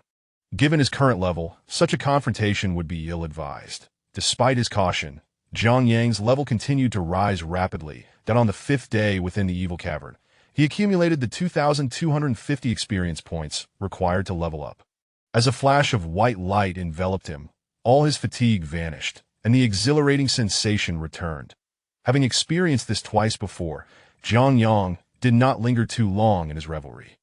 He quickly equipped the blue ribbon he had crafted, which added 15 points to his vision. Indeed, this increase from 10 to 15 meters should not be underestimated. With skeletons to provide warnings, he was better prepared than many new heroes who had perished in such caverns, unaware of whether they would encounter love or a deadly blade around the next corner. Thus, this equipment was quite valuable among solo adventurers. Zhang Yang then re-entered the graveyard. Congratulations, Zhang Yang. You have leveled up. Your current level is 4. Reward, attack, strength. 1 inch, your hero. 2 utterly useless skills. It seems today is not a day for monster hunting. Jiang Yang lamented, tears welling in his eyes. His luck had plummeted to such depths that it was almost inevitable to draw these 2 skills. Eagle Eye, the most abysmal skill among the 28 major skills in Heroes of Might and Magic, shared its infamy with Mysterious Art. Eagle Eye's only utility was to learn an opponent's magic skill, with the highest level allowing the acquisition of level 4 spells. While it seemed impressive, its practical value was minimal, offering only a 10 chance to disrupt an enemy's beneficial magic. Mysterious Art, regarded as one of the worst spells in Legend, had the sole function of restoring 2 magic points daily. In WOG, it could restore an additional 10 of magic and forecast the coming week's events every Tuesday. In combat, it could reduce an opposing hero's magic by 20. While this was an improvement over previous iterations, Jiang Yang knew all too well how these skills would transform in this world. Yet he had no choice but to select one. Jiang Yang pondered whether Eagle Eye would allow him to learn the magic of this world. If it were ineffective, it would be entirely useless. After some hesitation, he ultimately chose Mysterious Art, hoping it would resemble its function in WOG, at least in some capacity. Jiang Yang has learned Mysterious Art. Upon completing his selection, the earthy brown interface vanished from his sight. Mysterious Art increases magic recovery speed by 10, can reduce an opponent's magic by 20 before battle, area effect, preventing all individuals from detecting any information about you. Upon reading the details of his newfound Mysterious Art, Jiang Yang felt as if his tongue might escape his mouth. Has it actually become powerful? A smile crept onto his lips as he contemplated the implications of this skill. Previously, he had refrained from engaging with the higher-ups of Log Fortress, fearing they would dissect him to uncover his secrets. Now, equipped with Mysterious Art, even if he stood before them, they would. Glancing at his attributes, he noted his strength had risen to 30, and for the time being, he saw no need to increase it further. After some deliberation, he allocated his new 5 attribute points to agility, focusing on equipping gear. Crack, crack! Just as Jiang Yang reveled in thoughts of returning to Log Fortress for a profitable sale, the bones of his skeletons suddenly rattled. Having spent considerable time with these skeleton soldiers, Jiang Yang recognized this as a warning signal. Sure enough, shortly thereafter, a mutated horse appeared within his line of sight. Without hesitation, he commanded, "Attack!" With a swift motion of his hand, the 5 skeletons. There is a method to attacking horses. As the saying goes, a horse loses its footing. In comparison to their powerful hind legs, a horse's front legs are relatively vulnerable. As Hao Shuai and skeleton number 2 struck at the horse's front legs, the mutated steed collapsed with a resounding thud. Now, Jiang Yang simply needed to whittle away at its health, remaining cautious of its hind legs to avoid a kick. Whoosh, whoosh, whoosh. Just as Jiang Yang prepared to direct his skeletons to finish off the horse, a sudden whoosh echoed from a distance. 3 arrows swiftly embedded themselves in the ground before him, followed by a group of individuals emerging from around the corner of the tunnel. Chapter 17. The Monster Stealers, second update. 4 updates today. It was evident that this was a team comprising a total of 6 individuals. 3 paladins, a rogue, a mage, and a druid, famously known as the Life-Saving Squad. Each member donned armor with a hint of blue, and one paladin stood out with his bright golden equipment, shimmering throughout the corridor like a radiant light bulb. "Hey kid, thank you. Take this and go." The rogue, who had just shot an arrow, approached. Although rogues could not utilize bow skills, this did not hinder their ability to wield a bow. After all, both rogues and Amazons are agility-based classes. Proficiency in throwing knives translates well to archery, that he tossed 5 or 6 gold coins onto the ground with disdain, turning away to head towards the mutated horse. "Oh, free money. All right, I'll take it.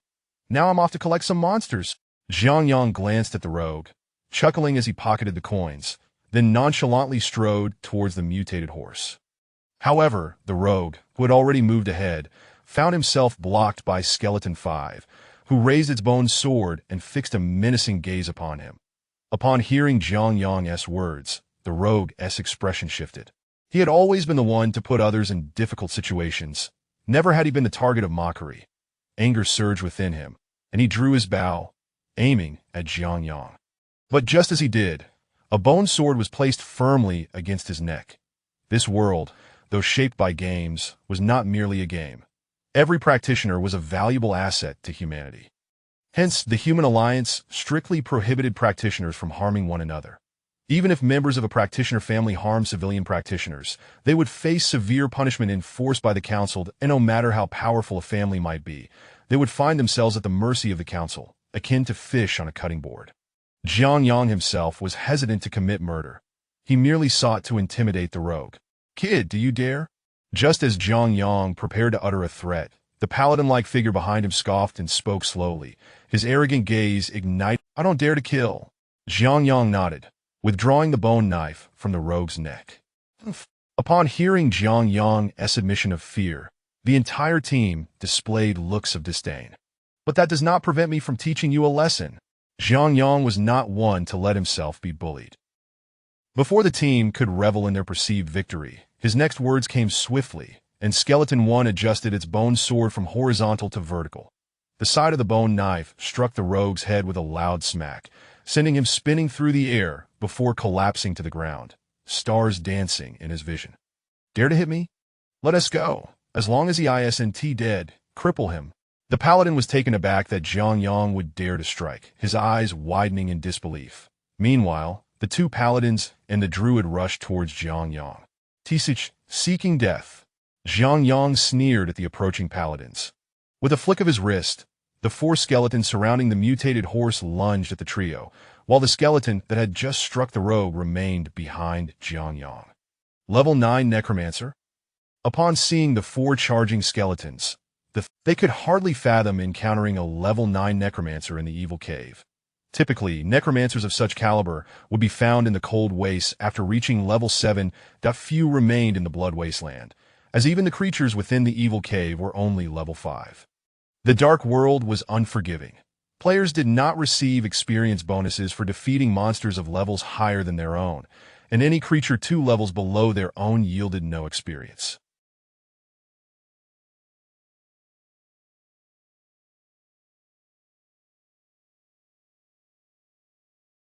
Thus, after reaching level 7, practitioners seldom lingered here.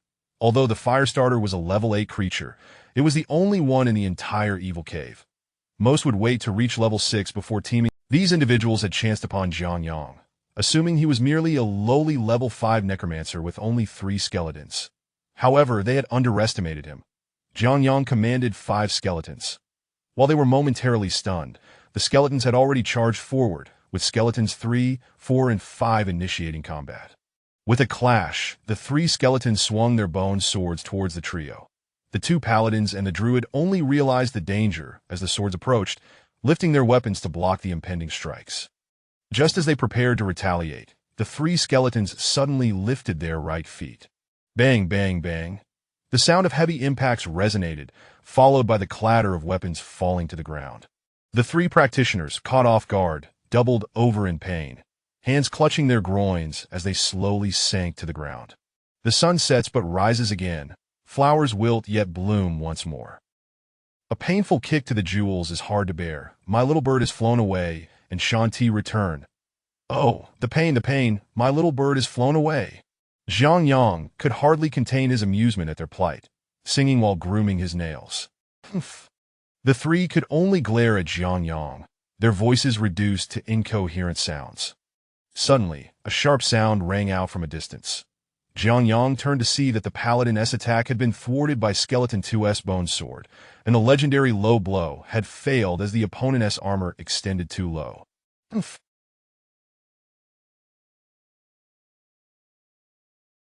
Do you take me for these rabble? Witness my ultimate technique, Holy Light Blast. The Holy Light Blast, a level 6 skill of the paladin, could both attack and heal. Jiang Yang looked on in surprise. A small orb of light slowly floated towards Skeleton 2. However, Skeleton 2 evaded with little effort, allowing the Holy Light Blast to crash against the wall instead. Oh, you dare resist, brothers. Let us go. Take him down. Following Jiang Yang's command, the 5 skeletons and Jiang Yang closed in. The skeleton, known as Handsome, wasted no time, delivering a powerful slap.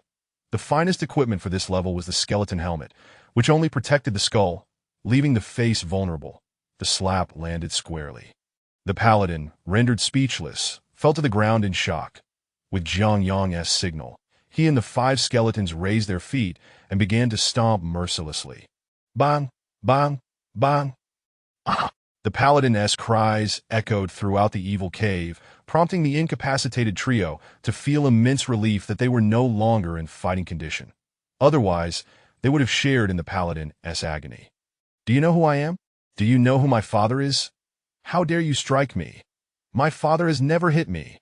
The paladin, despite his formidable defense, still managed to shout amidst the assault from Jiang Yang and the 5 skeletons. Who do you think you are to act? Do you know who I am? Jiang Yang retorted angrily, glaring at the paladin. And no, that I don't know. The paladin faltered at Jiang Yang's fierce tone. Then what good is your threat? Keep kicking. With Jiang Yang's furious command, the relentless assault resumed. 15 minutes later, Jiang Yang, panting heavily, leaned on his knees, standing nearby. Hitting people is quite exhausting. Thankfully, with a strength of 30 and stamina. Meanwhile, the golden paladin lay completely embedded in the ground. Next time, be more observant. Not everyone is someone you can offend. Jiang Yang glanced at the 5 incapacitated individuals with a cold snort before walking over to the mutated horse. He commanded the 5 skeletons to finish it off, swiftly slaying it. With a resounding thud, the mutated horse provided Jiang Yang with 200 experience points, along with 40 gold coins and a piece of light blue cloth armor, which he promptly tucked away before turning to exit the corridor. While 200 experience points seemed considerable, Jiang Yang required a total of 875 experience points to ascend from level 4 to 5. With his previous total of 750 points. Even with the addition of 200, he only reached 975, leaving a daunting deficit of 900 points. Ascending from level 4 to 5 was evidently no easy feat. Young master, are you all right? Miraculously, the rogue who had been knocked out first awoke after Jiang Yang left, clutching his bruised face as he approached the paladin. So, I want revenge, sob. My father has never hit me like this, sob Mama. Upon hearing this, tears streamed down the paladin's face, pouring forth like a fountain, as he cried with great sorrow. Young master, I shall avenge you. The other 3, also clutching their injuries, struggled to kneel, their faces contorted with rage as they glared at Jiang Yang's departing figure, vowing to seek revenge. It's Monday, and Xiao Fei didn't get a recommendation, so I'm going all out. 4 updates. Public versions like this are rarely seen, right? Everyone, please lend a helping hand. Thank you all. Chapter 18. The Fallen One's 3rd update, seeking recommendations. This cursed body is infuriating. How utterly frustrating. Jiang Yang glanced around at the intricate labyrinth that surrounded him, an undeniable sense of annoyance swelling within. He was a man capable of enduring solitude.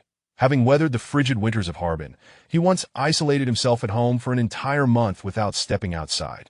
Had it not been for a sudden internet outage, he might have remained indoors even longer. However, while seclusion at home was one thing, wandering through this subterranean cavern had begun to wear on him. Day after day, he circled left and right, the disorientation making his head throb. Initially, he could focus on leveling up and defeating monsters, but now, with the skeleton warrior having reached level 4, he found himself with no real opponents in the underground lair.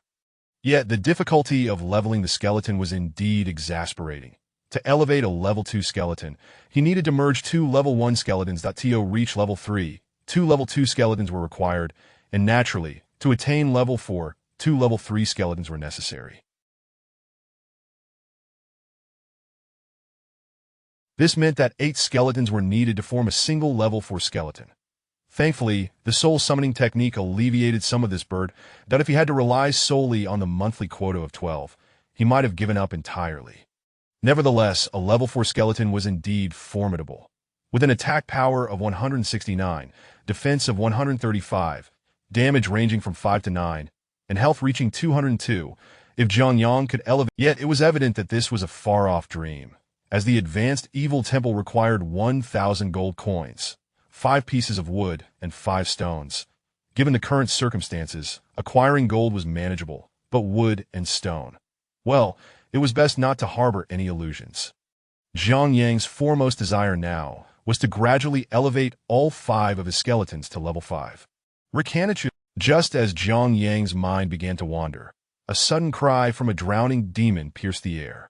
Instantly alert, he led his cadre of skeletons in the direction of the sound. Before him lay a small enclave of drowning demons, approximately 80 in number, accompanied by a drowning demon mage. Drowning demon mages were particularly loathsome creatures. Despite their sluggish movement, their tactics were exceedingly insidious. They would bombard from the rear with fireballs while sending their minions to absorb damage in front. Should one of their minions perish, they could resurrect them without expending any magical energy.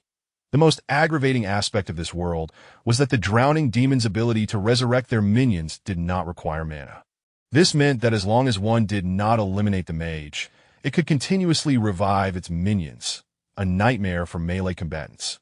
Consequently, most adventurers would opt for ranged attacks before confronting drowning demons. This was why the rogue from the previous team that attempted to seize Zhang Yang's monster had chosen a bow instead of daggers. However, it was clear that Zhang Yang had no inclination toward archery. He charged directly into the fray with his 5 minions. Initially, the drowning demon mage had unleashed a fireball, but as Zhang Yang's minions began to systematically eliminate the drowning demons, the mage ceased its bombardment, fixated on reviving its fallen minions. Yet, even though it could revive them instantly, its speed could not possibly match that of Zhang Yang's onslaught. With 4 skeletons engaged in the slaughter, Handsome was completely liberated, and following Zhang Yang's orders, they leaped toward the drowning demon mage. With a strike delivering damage between 5 and 9, the mage was no match. Swiftly cleaved in 2, the remaining drowning demons, upon witnessing the death of their leader, immediately began to scatter in panic. In a blood-soaked wasteland, facing such a horde of drowning demons, Zhang Yang might have allowed them to flee. Yet here, in the evil cave, there was little room for escape.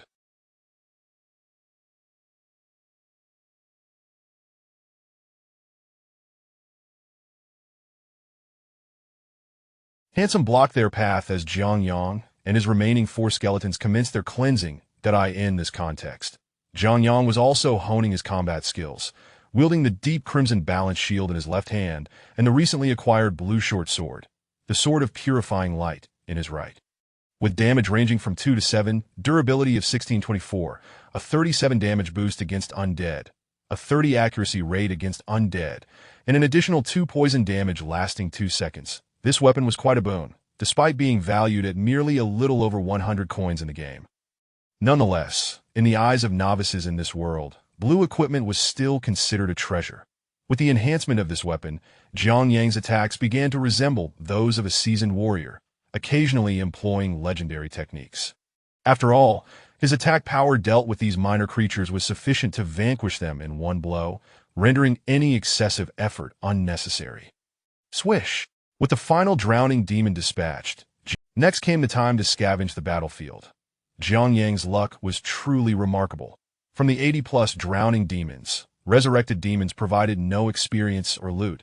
He amassed over 50 gold coins along with 3 pieces of equipment. A pale blue mage's eagle staff, a type of wand that commanded a price beyond measure in the market. The remaining 2 items were mundane. He scarcely glanced at them before tossing them into his backpack.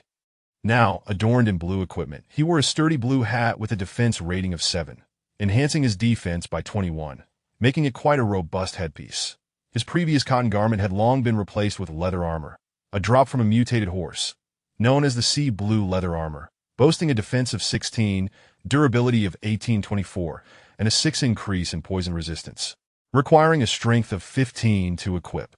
His boots had also been upgraded to durable leather boots, blue, offering a defense of 4, with a durability of 912, enhancing defense by 14. Otherwise, achieving a defense of 4 would have been impossible, with no requirements for equipping.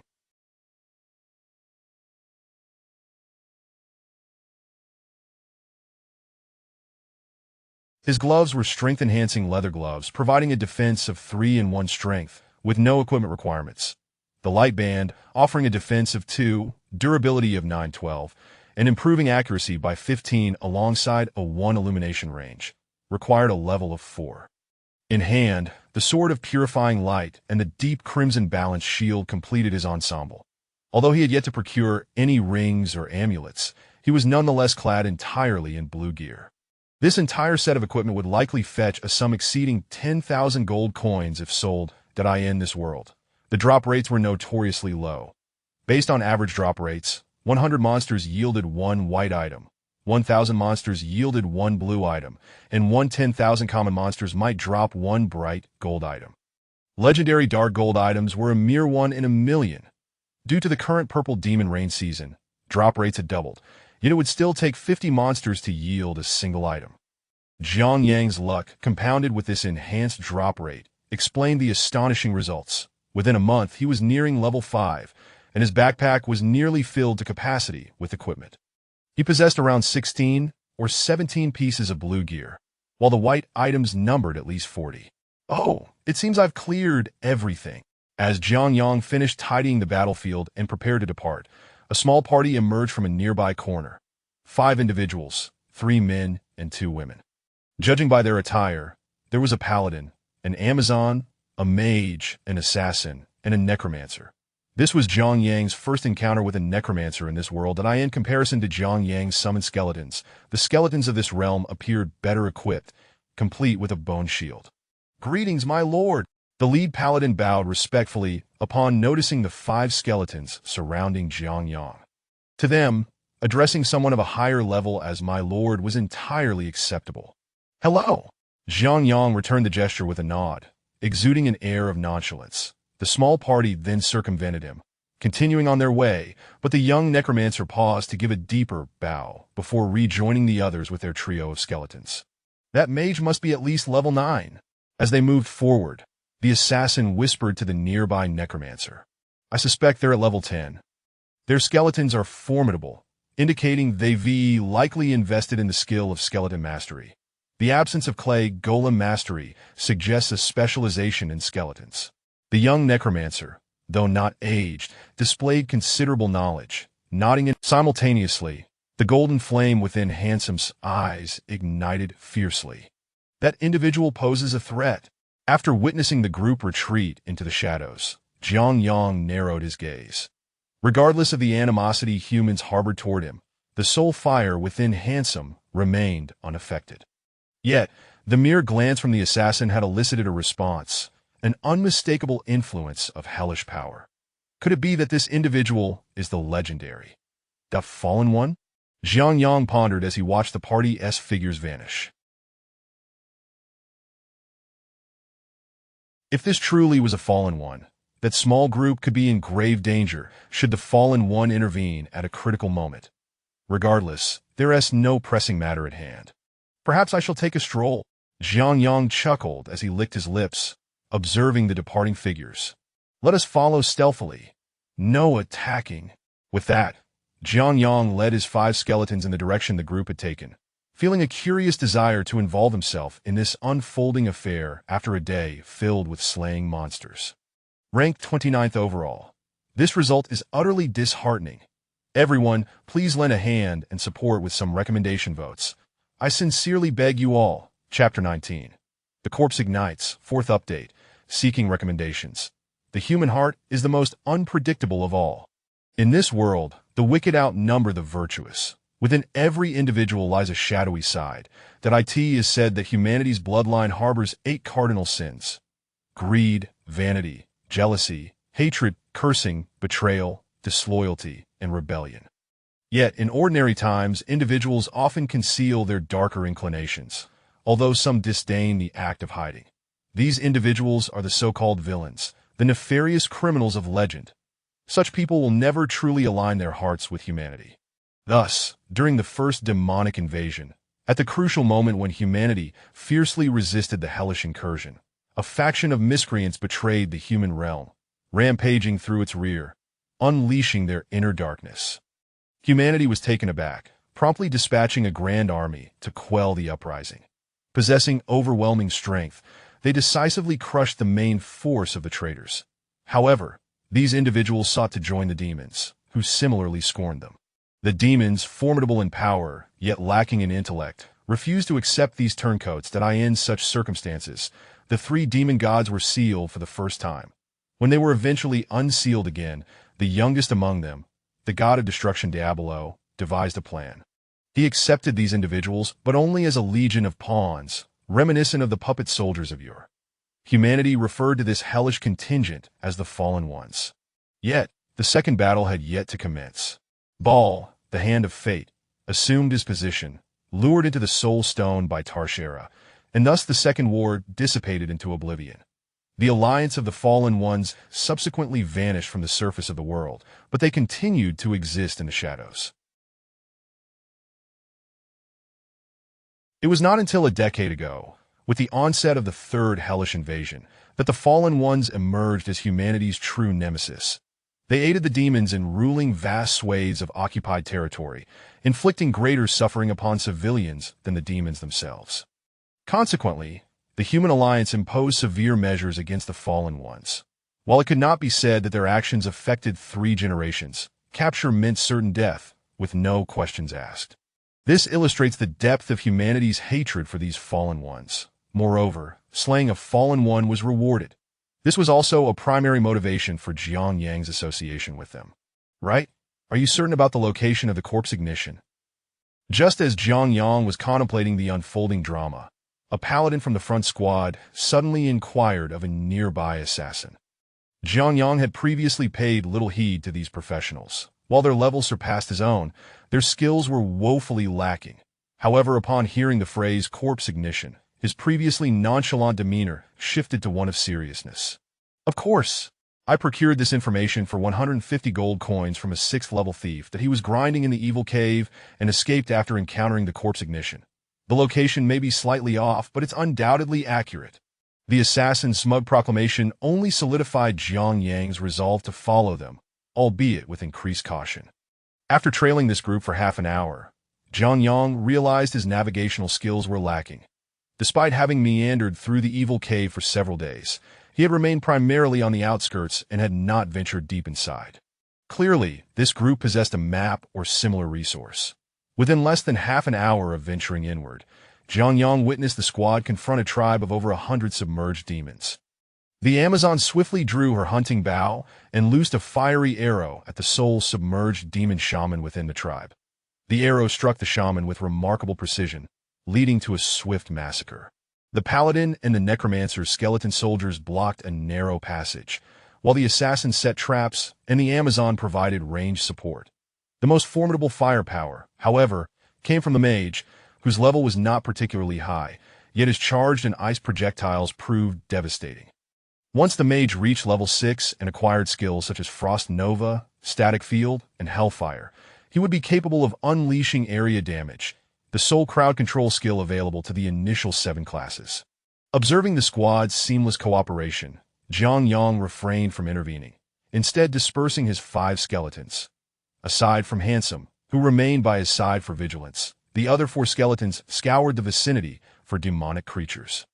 To his surprise, this search yielded results. Nearby, some zombies were actively roaming, making it the perfect opportunity to send his skeletons to eliminate them. While the 5-person team struggled against the submerged demons, Jiang Yang alone dispatched over 100 within roughly 20 minutes, while they took a staggering half-hour to conclude their battle, followed by an additional 20 minutes to clear the battlefield before resuming their advance. By this point, Jiang Yang had returned and was growing increasingly impatient. As he continued to accompany the group deeper into the subterranean cave over the next few days, the surrounding environment improved, the spaces expanded, and the number of monsters increased correspondingly. Essentially, every 3 to 4 hours, they encountered a wave of monsters, and after defeating them, it would take nearly an hour to regroup. After following them for a day, Jiang Yang had discerned their pattern. With this knowledge, he could seize the opportunity to hunt monsters while they engaged in battle, as long as he returned before they departed. Understanding their habits allowed Jiang Yang to train and track them concurrently. Over the next 3 days, this group engaged in over 20 battles of varying scales, while Jiang Yang, trailing behind, discovered numerous valuable items. Although he did not level up, his experience surged to 7,575, merely 300 points shy of promotion. This was fortuitous for Jiang Yang, for even if he did not locate the corpse ignition, he could easily reach level 5 with a day's worth of training in this interim area. Clearly, navigating was not his forte. Are we nearly there? On the fourth day of following them, Jiang Yang sensed something was amiss in the surroundings. Typically, a battle would erupt every few hours. Yet today, after half a day of travel, no skirmishes had occurred. The mutated beasts that were usually ubiquitous throughout the passage were conspicuously absent. Generally, it is understood that no other beings may inhabit the vicinity of a boss. Although the corpse ignition is merely a minor boss from the novice dungeon, it is indeed a boss, and it is understandable that no other creatures would be present in its vicinity. Upon hearing this, Jiang Yang stealthily drew closer to their group and beheld the scene before him. A vast hall lay ahead. This hall was exceptionally spacious. Although he had never visited the Great Hall of the People, he surmised that this place must surpass it in size. Nearby, remnants of tents and stone tables and chairs from a decade prior were faintly visible, and the walls boasted not only phosphorescent powder, but also unique. Scattered throughout the hall were approximately 100 zombies, with at least half of them differing from the typical zombies outside, all appearing to be mutated elite-level zombies. In the center of the hall, a massive blue zombie was slowly moving, accompanied by 8 towering zombies that mirrored its movements. Typical zombies stood around 7 meters tall, roughly the height of skeleton soldiers, but these 8 zombies exceeded 9 meters, while the blue zombie towered over 2 meters. If Yao Ming were to transform into a zombie, he might reach such a height. Corpse ignition? Jiang Yang crouched in the shadows, utilizing his visual advantage to observe the colossal zombie in the hall from a distance. The number of elite zombies exceeds our expectations. The paladin within the squad frowned as he surveyed the throng of zombies. This small team should still be traversing the evil cave. Confronting the corpse ignition at this stage was typically reserved for those nearing level 7.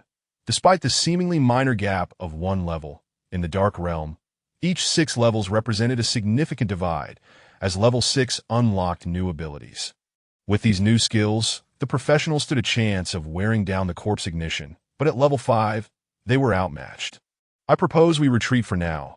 We cannot possibly defeat so many zombies at our current strength. Let's level up to 6 before reconsidering, spoke a level 4 female mage standing nearby. Jiang Yang had long been aware of her presence, and her voice was melodious. However, her mage's robe concealed her true appearance, leaving him uncertain of her age. She could very well be a charming elder with a youthful voice. This opportunity is rare. The corpse ignition reappears only once a month, and there is a 30% chance of dropping golden equipment. Now that we are in the purple magic rain season, the odds rise to at least 60% for golden equipment drops.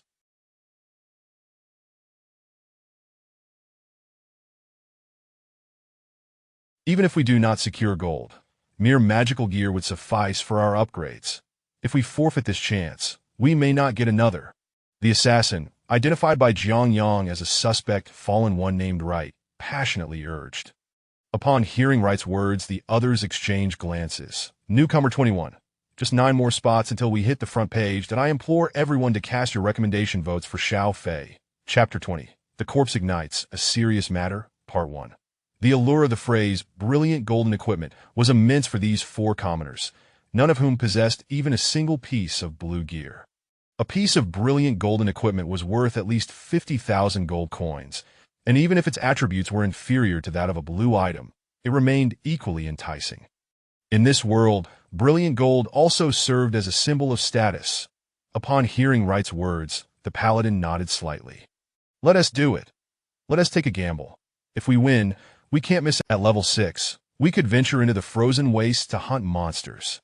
At the paladin's declaration, a glimmer of determination flashed in the eyes of all the men, except for the Amazon and the mage in their party.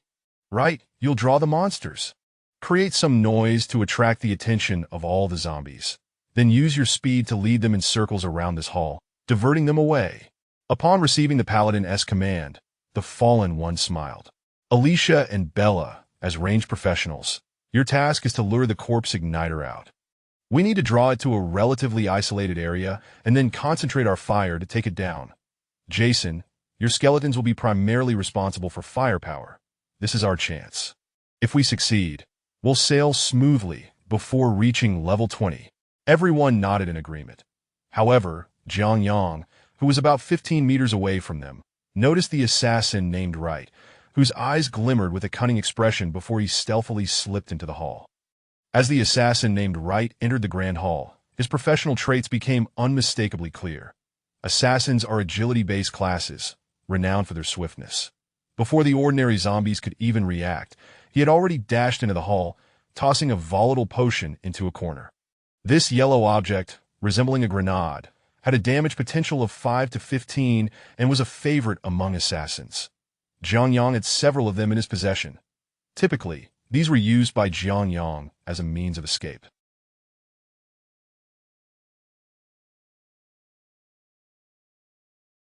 While 5 to 15 damage might not seem significant, this potion, upon explosion, would emit a thick cloud of smoke along with a deafening sound, serving as a smoke bomb. Boom! Boom! The resounding explosions immediately captured the attention of all the zombies in the hall. Roar! The corpse igniter was the first to respond, and with a furious roar, over 100 zombies across the continent targeted the assassin named Wright, shuffling their stiff knees towards him. Now is the time. With the paladin's command, the Amazon and mage unleashed their magic at once. The mage's level was perhaps a tad low, causing her spell to miss and strike a nearby elite zombie instead. Conversely, the Amazon's arrow found its mark, embedding itself accurately into the head of the corpse igniter.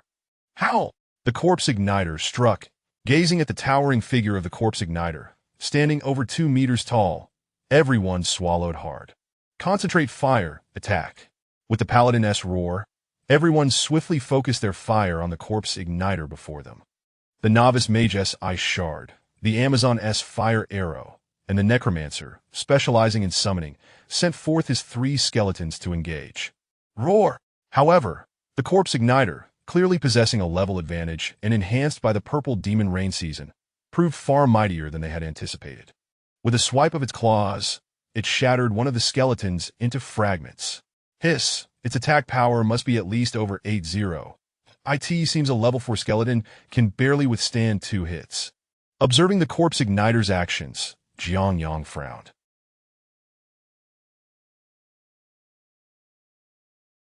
Indeed, this foe was formidable. I'll take over. At that moment, the paladin shouted, raising his shield to fill the gap left by the shattered skeleton, and launched a heavy strike towards the corpse igniter.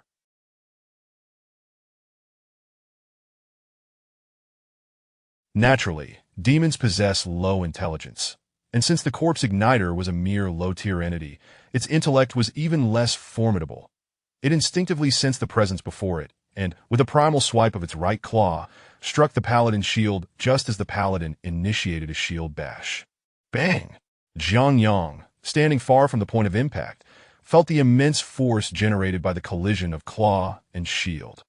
The corpse igniter paused momentarily, while the paladin was forced back 6 or 7 steps before finally regaining his footing. This is not a foe we can contend with. In that fleeting moment, the paladin comprehended the grim reality. He had wondered why no one had sought out the corpse igniter. It wasn't that others hadn't considered it, but rather that they had deemed it far too dangerous. Originally an 8th level zombie boss, its combat prowess equated to that of a level 15 elite monster. During the purple demon rain season, its combat ability increased by 50%, propelling it to the level of a 20-level elite monster. A 20-level elite monster. Yet it only dropped 8th level equipment and experience, with the drop rate halved for those exceeding its level by 1. Under such circumstances, even players above level 20 would struggle to obtain even a white item. And those below level 10 would never dare to approach, as Jiang Yang, at level 5, was foolishly courting death by challenging the corpse igniter. Retreat! The paladin bellowed, swiftly backing away, while the corpse igniter, initially intent on pursuing, hesitated. However, at this critical juncture, the necromancer sent his 2 skeletons to engage, and though they only managed to hold the corpse igniter for about 3 seconds before being smashed to pieces, it allowed the paladin to withdraw from the fray. Gazing at the colossal corpse igniter, dread enveloped the entire group. Even the necromancer's eyes reflected a hint of fear. Right, hurry back. We must retreat. As the corpse igniter closed in, the team shouted towards the hall while retreating. They genuinely lacked the courage to face the corpse igniter's onslaught. Whoosh whoosh! With the sound of footsteps echoing, a shadow darted out from the hall. As it passed the corpse igniter, the creature made a sweeping motion with its arm. Yet due to the assassin's incredible speed, the corpse igniter failed to land a hit, allowing the assassin to slip through its grasp. "Captain, are we leaving?" The assassin appeared calm, in stark contrast to the visibly panicked paladin. "This corpse igniter is beyond our capabilities. We must flee." The paladin, however, had no leisure to concern himself with the demeanor of his subordinates. His primary focus was leading his team to safety from the sinister cave, for the corpse igniter was truly a vile adversary. "Oh, I see." Upon hearing the paladin's command, Wright nodded slightly, then suddenly unleashed his wrist blade. The paladin, caught off guard, felt a sharp pain in his abdomen, and in the next moment, the blade had pierced through him. Witnessing the incredulous expression on the paladin's face, the assassin could not help but chuckle darkly. "Initially, I had hoped to spare you all, having been in the same party for 2 years, allowing you to perish at the hands of the corpse igniter. However, it appears I must take matters into my own hands." Observing the astonished faces before him, the assassin grinned as if he were merely dispatching a chicken, not his former allies. "Loryu, have fallen?" The mage beside him gazed at the assassin in shock, his voice trembling. "I wondered why you had been using volatile potions all this time. It seems your skills have evaporated. In that case, die."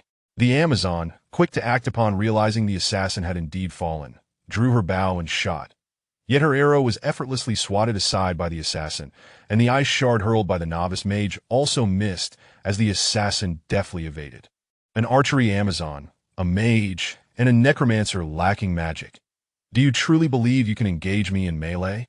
The assassin taunted, then swiftly lunged towards the Amazon, his wrist blade aimed at her throat.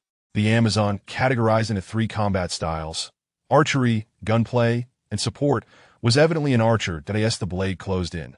She drew an arrow to retaliate. Crack! The wooden shaft was no match for the wrist blade, which effortlessly cleaved it in 2. Enjoy the exquisite embrace of death. The assassin grinned, observing that the Amazon warrior was now weaponless, leaving her with no choice but to await her grim fate. Clink! However, contrary to her expectations of feeling her throat sliced open, a resounding clash rang out instead. "Hey, bullying a girl isn't a commendable habit." A nonchalant voice echoed in the Amazon's ears, and when she opened her eyes, a skeleton had appeared before her, its bone sword parrying the assassin's wrist blade, saving her in a critical moment. "Who goes there?" The assassin, having deflected the skeleton's sword, performed a backflip, landing in a more open area while warily eyeing the darkness ahead. Despite being a fallen one, he was still human and could not see well in the shadows. "TSK, a fallen one? I've never seen one before. Capturing you and charging admission for a viewing would surely be a lucrative venture." From the darkness emerged a figure cloaked in black, followed by 4 skeletons in tow. Chapter 21. A Relentless Struggle. Second update. Seeking recommendations. "It's you." The Necromancer, accustomed to dealing with corpses, naturally would not adorn himself in flamboyant attire. Most individuals resembled Jiang Yang, cloaked in black robes, yet Jiang Yang's 5 skeletal soldiers stood out conspicuously. They were indeed unforgettable. One glance at Jiang Yang's skeletal minions revealed their distinctiveness compared to those of other necromancers. While others bore white bones, Jiang Yang's were strikingly gray. As Jiang Yang emerged from the shadows, the assassin's countenance shifted dramatically. "There's no business for you here, that if you wish to avoid trouble, be gone." The assassin glared menacingly at Jiang Yang. "Ditto. You dare to challenge me? Fallen one, you are destined for demise. Abandon all hope." With a thunderous shout, Jiang Yang commanded his 5 skeletons to charge at the assassin. The assassin barely managed to parry, but Jiang Yang's level 4 skeletons possessed formidable strength.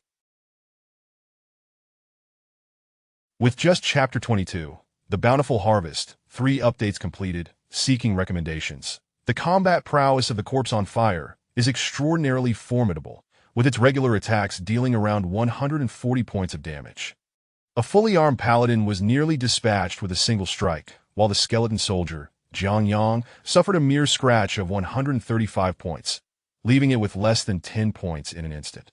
Particularly noteworthy is the Spectral Strike, which inflicted a staggering 190 points of damage. It could be said that for any adventurer below level 10, encountering the Corpse on Fire spells certain death, unless they are part of a level 12 party, which might still stand a chance. However, even a level 12 party facing an 8-level Corpse on Fire would consider themselves fortunate to loot a plain white glove. Observing that the Corpse on Fire was nearly depleted of its health, Jiang Yang gestured with both hands, signaling Skeleton 4 and Skeleton 5 to leap into action. The two skeletons swiftly positioned themselves atop the Corpse on Fire's arm.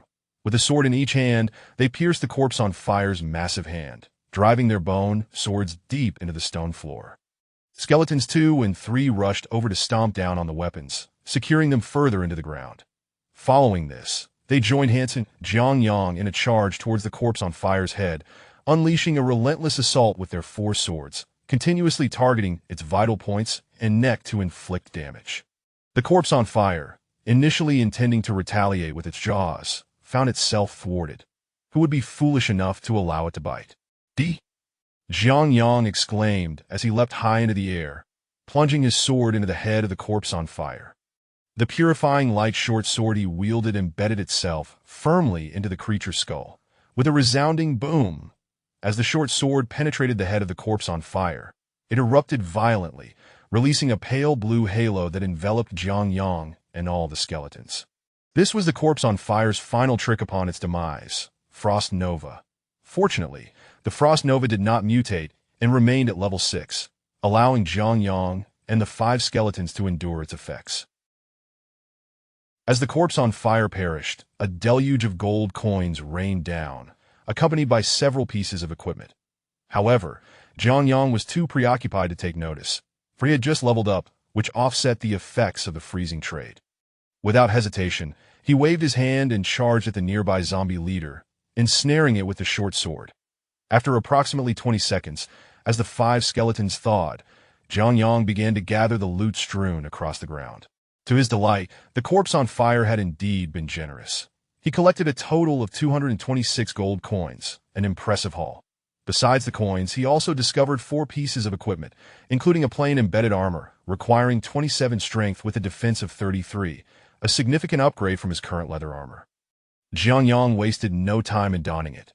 The remaining 3 pieces included a blue curved dagger and a pale golden hat. Not too shabby. At last, I've obtained a bright golden piece of equipment, Jiang Yang remarked with a self-deprecating smile as he examined the hat. Upon lifting the last piece of equipment, he was taken aback. It was a bow, a short bow. But the inscription on the bow was a rich brown. Brown, what did it mean?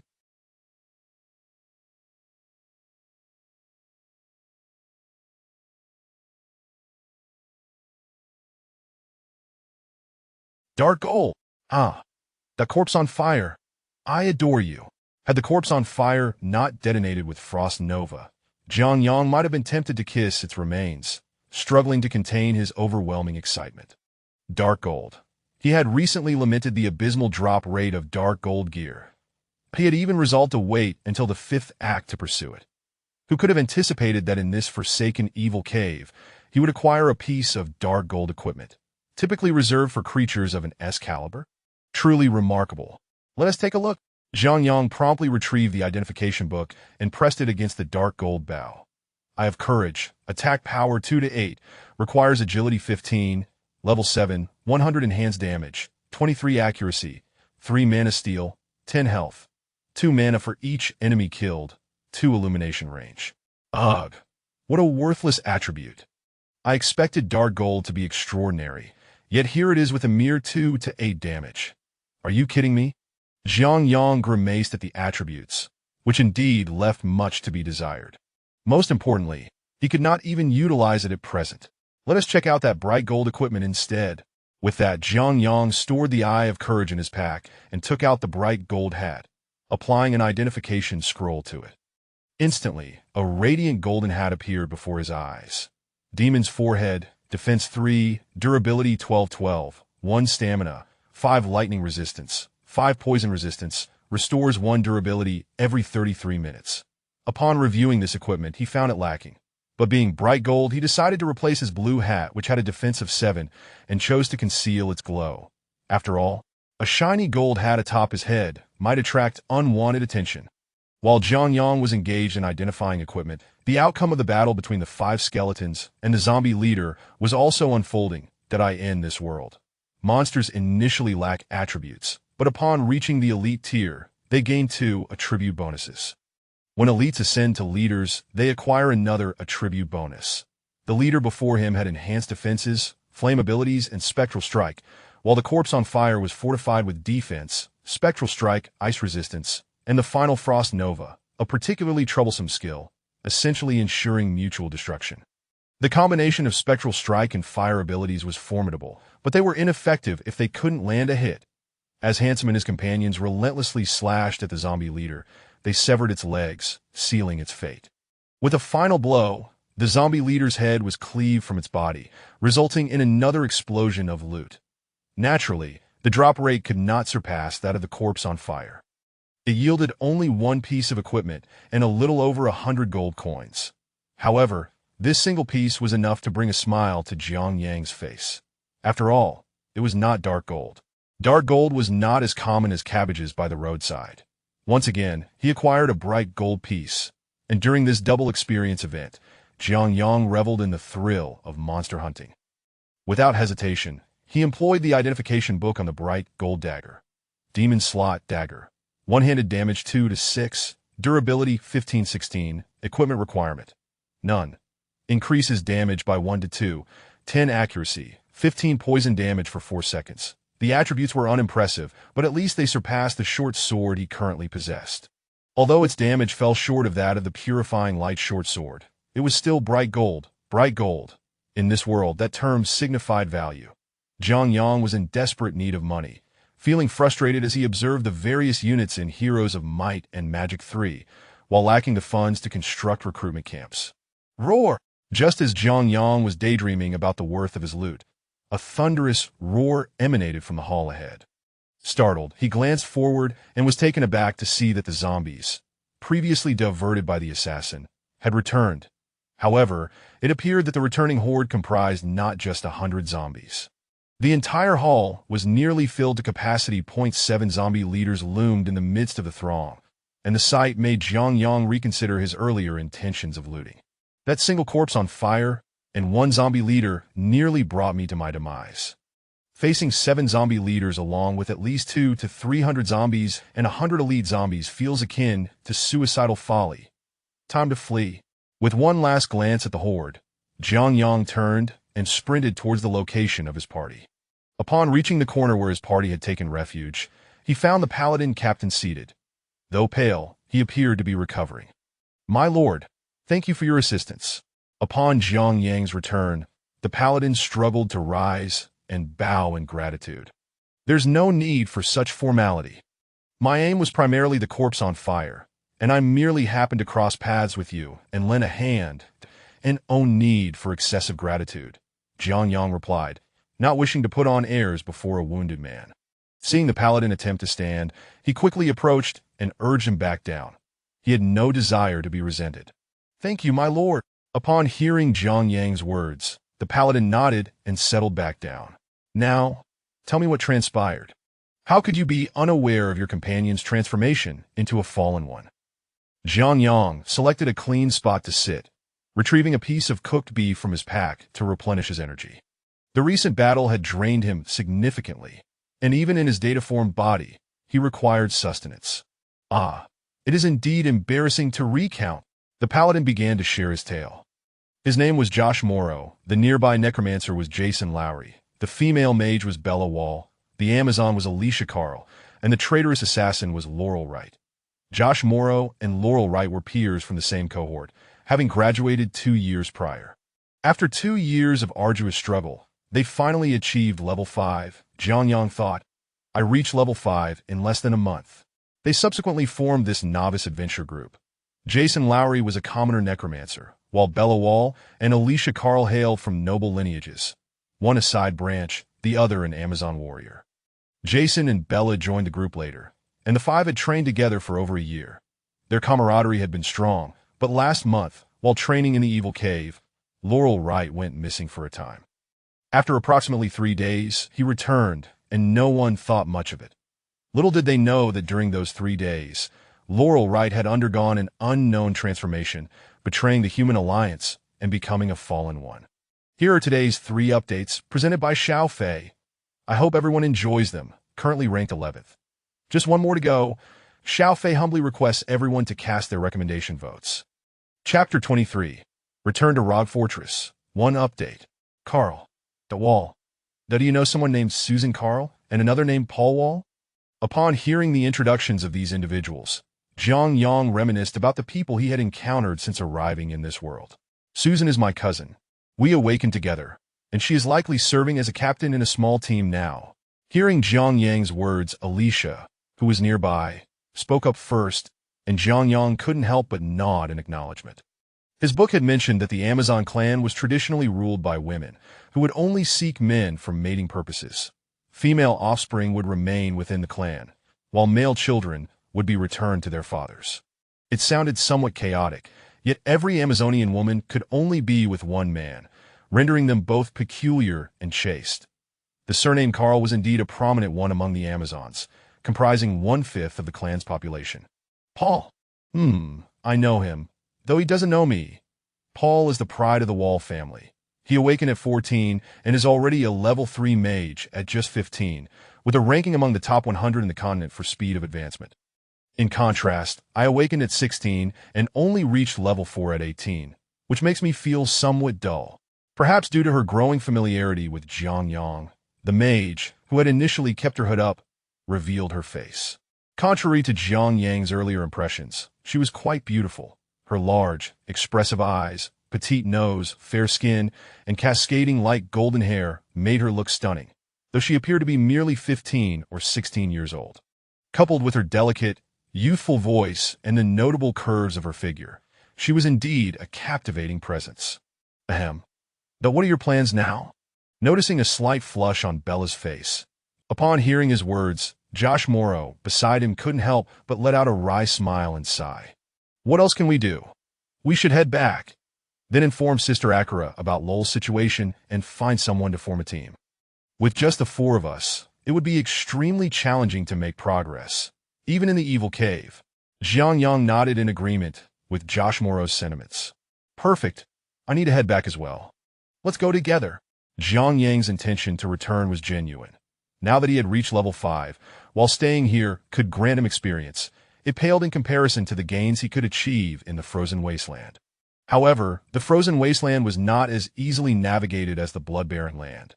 Although Zhang Yang's skeleton could manage there, he wished to first summon some zombies to have a sturdier companion by his side. A level 1 zombie with 150 hit points was akin to a tank, that if Zhang Yang had a zombie now, he would dare to charge headlong into a horde of zombies. But alas, he needed to return to exchange resources first. That sounds splendid. Upon hearing Zhang Yang's words, the others couldn't help but feel excitement. With Wright having fled, they had been concerned about being ambushed on their way back, but with Zhang Yang's presence, they felt confident that Wright would not dare to approach. Let us rest well tonight, and we'll set off early tomorrow morning. The reason Zhang Yang decided to accompany them was straightforward. He was directionally challenged and needed them to guide him back that a night passed in silence. And the following morning, the group commenced their journey home. Since they had cleared all the monsters on the way there, the return trip involved little to no combat, save for a few minor encounters that the members of the team could easily handle. Now that Zhang Yang was pretending to be a master, he felt the need to maintain that FAAD. After leveling up to 5, Zhang Yang returned to the graveyard to claim his rewards. This time, he finally learned a spell that would prove exceedingly useful in the later stages: Wisdom. Additionally, he allocated his attribute points to bolster his defense, raising his agility to 35. He also invested his original 5 points in his stamina, resulting in the following attributes: Strength, 30, Agility, 35, Stamina, 20, Vitality, 15. This was finally on par with the total attributes of a level 3 Necromancer, which was quite commendable. One more level and he would catch up completely.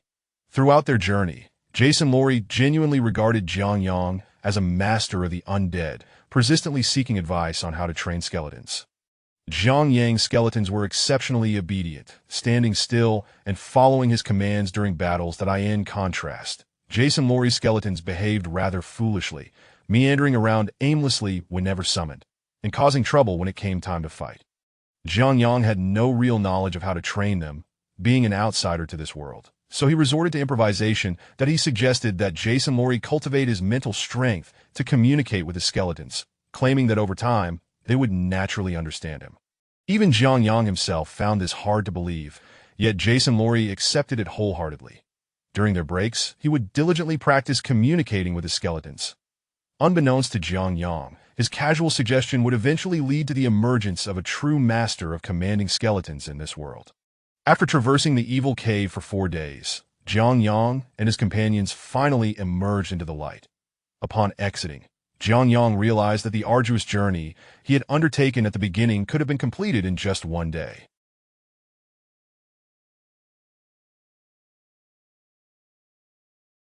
It was truly a deceptive labyrinth. Once outside the evil cave, everyone took a deep breath of the fresh air. Although light rain still fell upon the blood-barren land, the air quality was significantly better than the dry confines of the cave, making their return swift. After approximately another week's travel, Jiang Yang and the others arrived back at Rog Fortress. During their journey, Jiang Yang's evil temple had refreshed a batch of 12 skeleton soldiers. This time, he did not hesitate to purchase all of them. Though 720 gold coins was still a considerable sum for Jiang Yang, he could afford it now. These 12 skeleton soldiers, combined with the 4 he had summoned during his monster hunting, allowed him to upgrade all of his remaining level 3 skeletons to level 4, thereby enhancing his combat capabilities significantly. With determination, Jiang Yang swiftly upgraded his 4 skeletons to level 4 before returning to Rog Fortress, that if level 3 skeletons appeared as mere shades, level 4 skeletons were distinctly darker in hue. Particularly when compared to Jason Lorry's skeletons, Jiang Yang's looked as if they had come straight from Africa.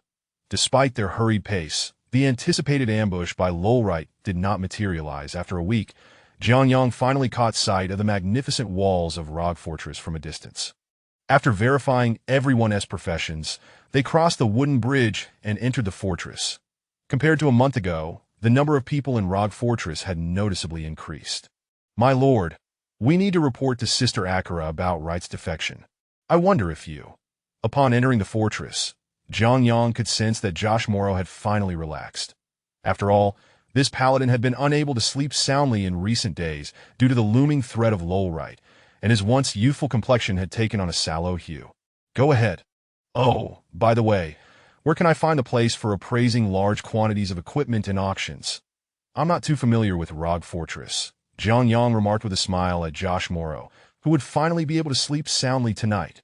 "Oh, it's just ahead in the professional area. There's an auction house run by the renowned Jeed, where there are appraisers for large quantities of equipment." Josh Morrow responded respectfully. Nodding in acknowledgement, Jiang Yang made his way toward the location indicated by Morrow, while Josh Morrow and his companions hurried towards the city's center. There lay the administrative command center of Rog Fortress, home to well-known figures such as the blind nun Akira, the formidable mercenary leader Cassia, the logistics overseer Mariv, and the continent's most esteemed historian, Deckard Cain. Though Jiang Yang had acquired the spell of mysticism, he still felt a sense of trepidation in the presence of these seasoned entities. Safety was his utmost priority. The primary concern now is to procure wood, stone, and those rare resources. I hope these pieces of equipment can be exchanged for sufficient materials. As he walked, he rifled through the contents of his backpack, which should hold some value, that a high-level evil temple required 1,000 gold, 5 pieces of wood, and 5 stones. A graveyard demanded 1,000 gold and 5 stones. A high-level graveyard called for 1,000 gold, 5 pieces of wood, and 5 stones. A spirit tomb required 1,500 gold, 5 pieces of wood, and 5 stones. And the advanced variant demanded 1,500 gold and 5 pieces of mercury. Not to mention the haunted mansion, which at a high level required 2,000 gold, 10 gemstones, 10 crystals, and 5 pieces of wood. These were all sources of wealth. I need to at least exchange for a high-level spirit tomb. Otherwise, I would incur a significant loss with these equipment. Jiang Yang muttered quietly, his resolve firm as he headed toward Jeed's auction house. However, he remained unaware that upon his entry into the city, 2 civilians had spotted him. After Jiang Yang departed, one of them stealthily followed him while the other rushed toward the center of the fortress. Chapter 24. Appraisal of Equipment. Second update. Please collect. Magnificent. What a splendid name. As Jiang Yang stood before the immense structure, reminiscent of an ancient Greek temple and constructed from white jade, he couldn't help but study it intently. According to the individual he had questioned earlier, this was presumably the legendary headquarters of the Kid Trading Association. However, upon closer inspection, it hardly appeared to be a reputable establishment. At the entrance, 2 rows of approximately a dozen youthful maidens stood, clad in kipayos with slits extending to their armpits, beaming at all passers-by. Each time someone entered the auction house known as Magnificent Gold and Jade, these maidens would smile and bow gracefully. The heart-shaped cutout left intentionally beneath their collars provided a tantalizing glimpse of their ample bosoms, prompting numerous individuals to enter and exit repeatedly, their demeanor quite lecherous. Nonetheless, despite their furtive glances, these patrons dared not provoke the leader of the Kid Trading Association, for Kid was no benevolent figure. Within the confines of the Rock Fortress, there were 5 formidable leaders, each commanding the various practitioners residing therein. The combat leader, Kasha, commanded the Amazons, while the logistics chief, Chasai, oversaw the barbarians.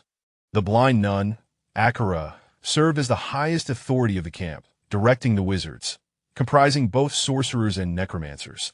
The historian and strategist of the fortress, the goblin sage Deckard Cain, led the clerics, including paladins and nature-loving druids. And then there was Kid. This cunning merchant, adorned in an Arab-inspired attire, commanded the assassins.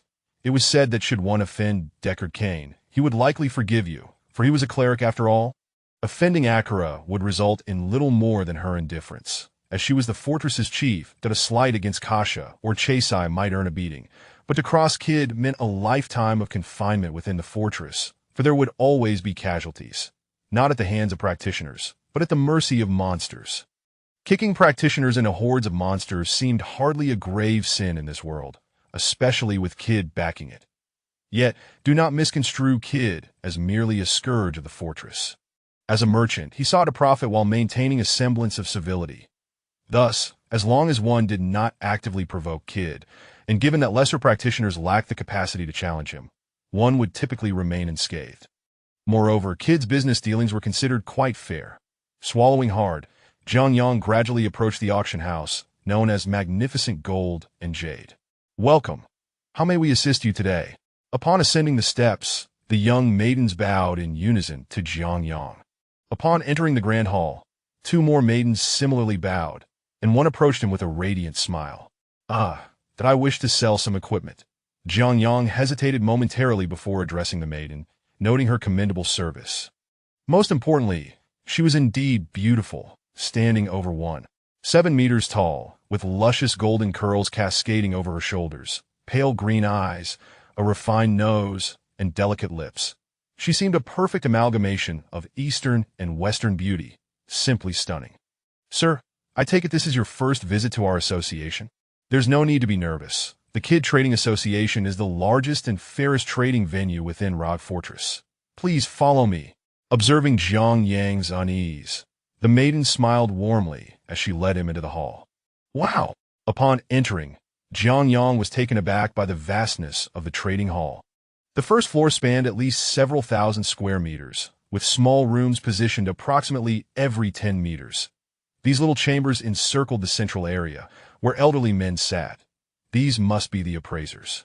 A massive board stood in the middle where individuals would intermittently place or remove tags, while nearly half of the surrounding seats were occupied by practitioners, all gazing intently at the main board, evidently calculating something. Others appeared to be engaged in transactions near the appraisal stations. Allow me to introduce you. The row of small rooms to the side are appraisal chambers, where you can have your equipment evaluated. You may then choose to auction it or sell it directly to us that we will offer you a fair price based on the quality of your equipment. The large board in the center is where we conduct equipment sales, and if you find something of interest, you may contact me for a suitable price. We hold an auction every week to facilitate the sale of items that owners wish to auction. Listening to the maiden's explanation, Jiang Yang was guided to an empty appraisal station, chuckling as he noticed the elderly man inside dozing off. Master Paka, we have a patron here for equipment appraisal. Upon hearing the maiden's voice, the old man opened his bleary eyes. Who dares disturb my slumber? Ah, it's you, Beryl, back for some extra earnings. Ha, young man, you're in luck. Please present the equipment you need appraised. The old man smiled as he regarded Jiang Yang. The Kid Trading Association's appraisal hall was also a notable attraction within Rog Fortress. Appraisal scrolls were not particularly expensive, yet they cost 3 gold coins, no small sum for the average practitioner.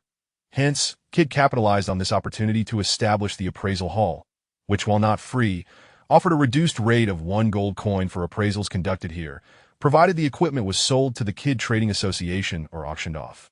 In such cases, the appraisal fee would be waived, with the association taking a 10% commission from the sale, ensuring profit for the association regardless of the outcome.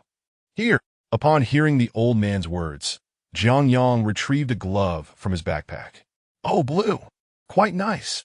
The old man grinned as he took the glove, casually examining it. Healing leather glove, defense, 3 durability, 812, required level, 5 poison resistance, 25. This could fetch 600 gold coins. Would you like to sell it? The old man inquired, eyeing the blue glove in his hand. Yes, I'll sell it. The prospect of earning 600 gold coins for a mere glove invigorated Jiang Yang's spirit. Here are your 600 gold coins. The old man nodded in acknowledgement of Jiang Yang's decision. As Jiang Yang had no further use for the glove, given that early monsters posed no poison threat, he was glad to part with it. Wait, I have a few more pieces of equipment. Would you kindly appraise them as well? Jiang Yang called out loudly, noticing the old man's eyelids drooping again. The old man's expression flickered with surprise upon hearing Jiang Yang mention more equipment. This one. Jiang Yang produced a round shield. Sky blue shield, defense. 4, block rate. 40, exceptional. Durability. 912, required strength. 12, level. 9 that increases block probability by 30 and block potential by 20, cold resistance. 11. Wow, an early blue exceptional shield. This piece is worth 12,000 gold coins. If you wait until next week's auction, it may even rise to over 13,000. After all, weapons with a 40 block rate are rare. The old man's eyes gleamed as he examined the shield. Such exceptional equipment was a rarity in his appraisal hall. I don't have time to wait until next week. Then I'll sell this too. Jiang Yang responded, and the old man shook his head gently. Honestly, it would be better to keep this for yourself. Selling it seems a bit of a waste. The young maiden beside him remarked, a hint of regret in her voice as she noted Jiang Yang's intention to sell. Though she had spent considerable time here, she had yet to encounter a shield of such caliber. Not to worry, huh? Jiang Yang replied with a smile, recognizing the shield's value, but also aware of the level requirement. Level 9. With the luck-enhancing skills he possessed, Jiang Yang would likely have upgraded to a shining golden shield by level 9. And this one, could you also appraise it for me? Without waiting for a response, Jiang Yang revealed a curved dagger. This was the dagger he had looted from a corpse during a previous encounter, and he had no intention of keeping it. Copper Lich's dagger, damage, 2-6, durability, 1722, required agility, 21, required level, 4-17 accuracy, 5 lifesteal on hit. Hiss! The old man gasped audibly upon completing the appraisal. Another exceptional blue item, particularly the 5 lifesteal effect, was practically a game-changer. This piece is worth at least 20,000 gold coins, and if you choose to auction it, it could fetch around 23,000. The old man spoke through clenched teeth, realizing the dagger's immense value. Jiang Yang, previously indifferent to such sums, now found himself intrigued. I'll sell it outright, old sir. Please appraise this item as well. With that, Jiang Yang produced an Eagle's Law Pearl. See Blue Eagle's Law Pearl, damage. 2-5, durability. 1920, required level.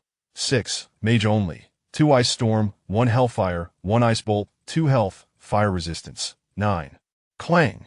A sharp sound resonated as the maiden behind Jiang Yang nearly collapsed in shock at the sight of the blue equipment. When did blue items become so undervalued? This individual was presenting one valuable item after another. In truth, my updates are not infrequent. I manage 3 chapters daily, which is quite rapid. Compared to those prominent figures on the rankings, my recommendation Alas, still in 11th place, I kindly ask for your support. Chapter 25. The Poor Once More. End of 3 updates. Ghoul. The old mage struggled to swallow, gazing at the staff before him. He had been appraising equipment for several years. Although he had encountered such extraordinary gear before, the instances were certainly limited to less than a handful. This piece of equipment is worth 200,000, the old mage uttered through gritted teeth, and upon hearing this figure, Jiang Yang was taken aback. This is not merely a short staff. It is the Eagle's magic pearl, exclusively usable by mages. Since the last time he had startled a group of individuals with that 3 Frost Nova and 10 casting speed staff, Jiang Yang had come to realize the immense value of staves in this world. However, he had not anticipated that the Eagle's magic pearl would be worth such an astronomical sum. It was utterly outrageous. This is merely the purchase price, that if you choose to auction it, I guarantee you could earn 280,000 for this item. Listening to the old mage's teeth grinding, Jiang Yang pondered. The earlier 1,000 or 2,000 coins did not concern him much, but these tens of thousands required serious consideration, as they constituted no small amount. Very well, I shall participate in the auction.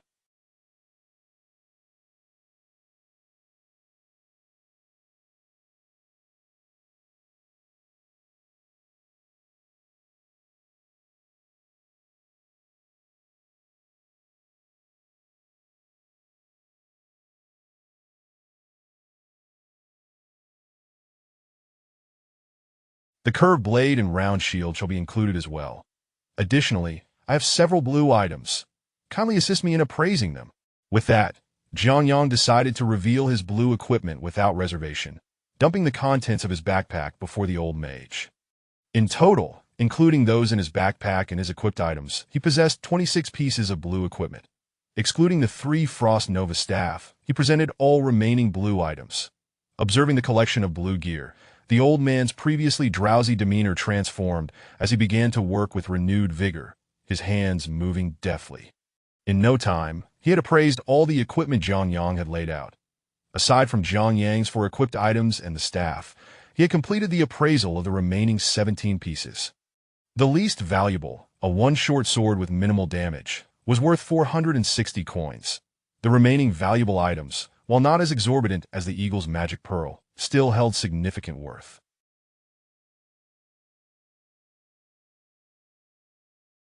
The second most valuable was another Eagle's magic pearl, named Eagle's Magic Pearl of the Successful Apprentice, with damage ranging from 2 to 5, durability of 720, a usage level of 3, mage only, 10 increased casting speed, 2 ice bolt, 5 mana, and 1 mana gained for each kill.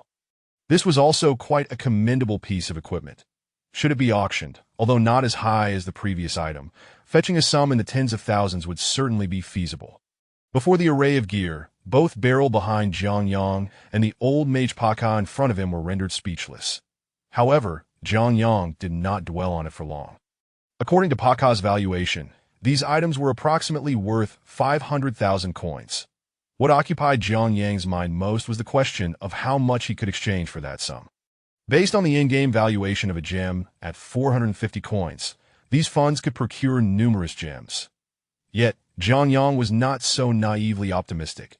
The low drop rates in this world meant that while equipment was relatively easier to obtain, gems were a different story altogether.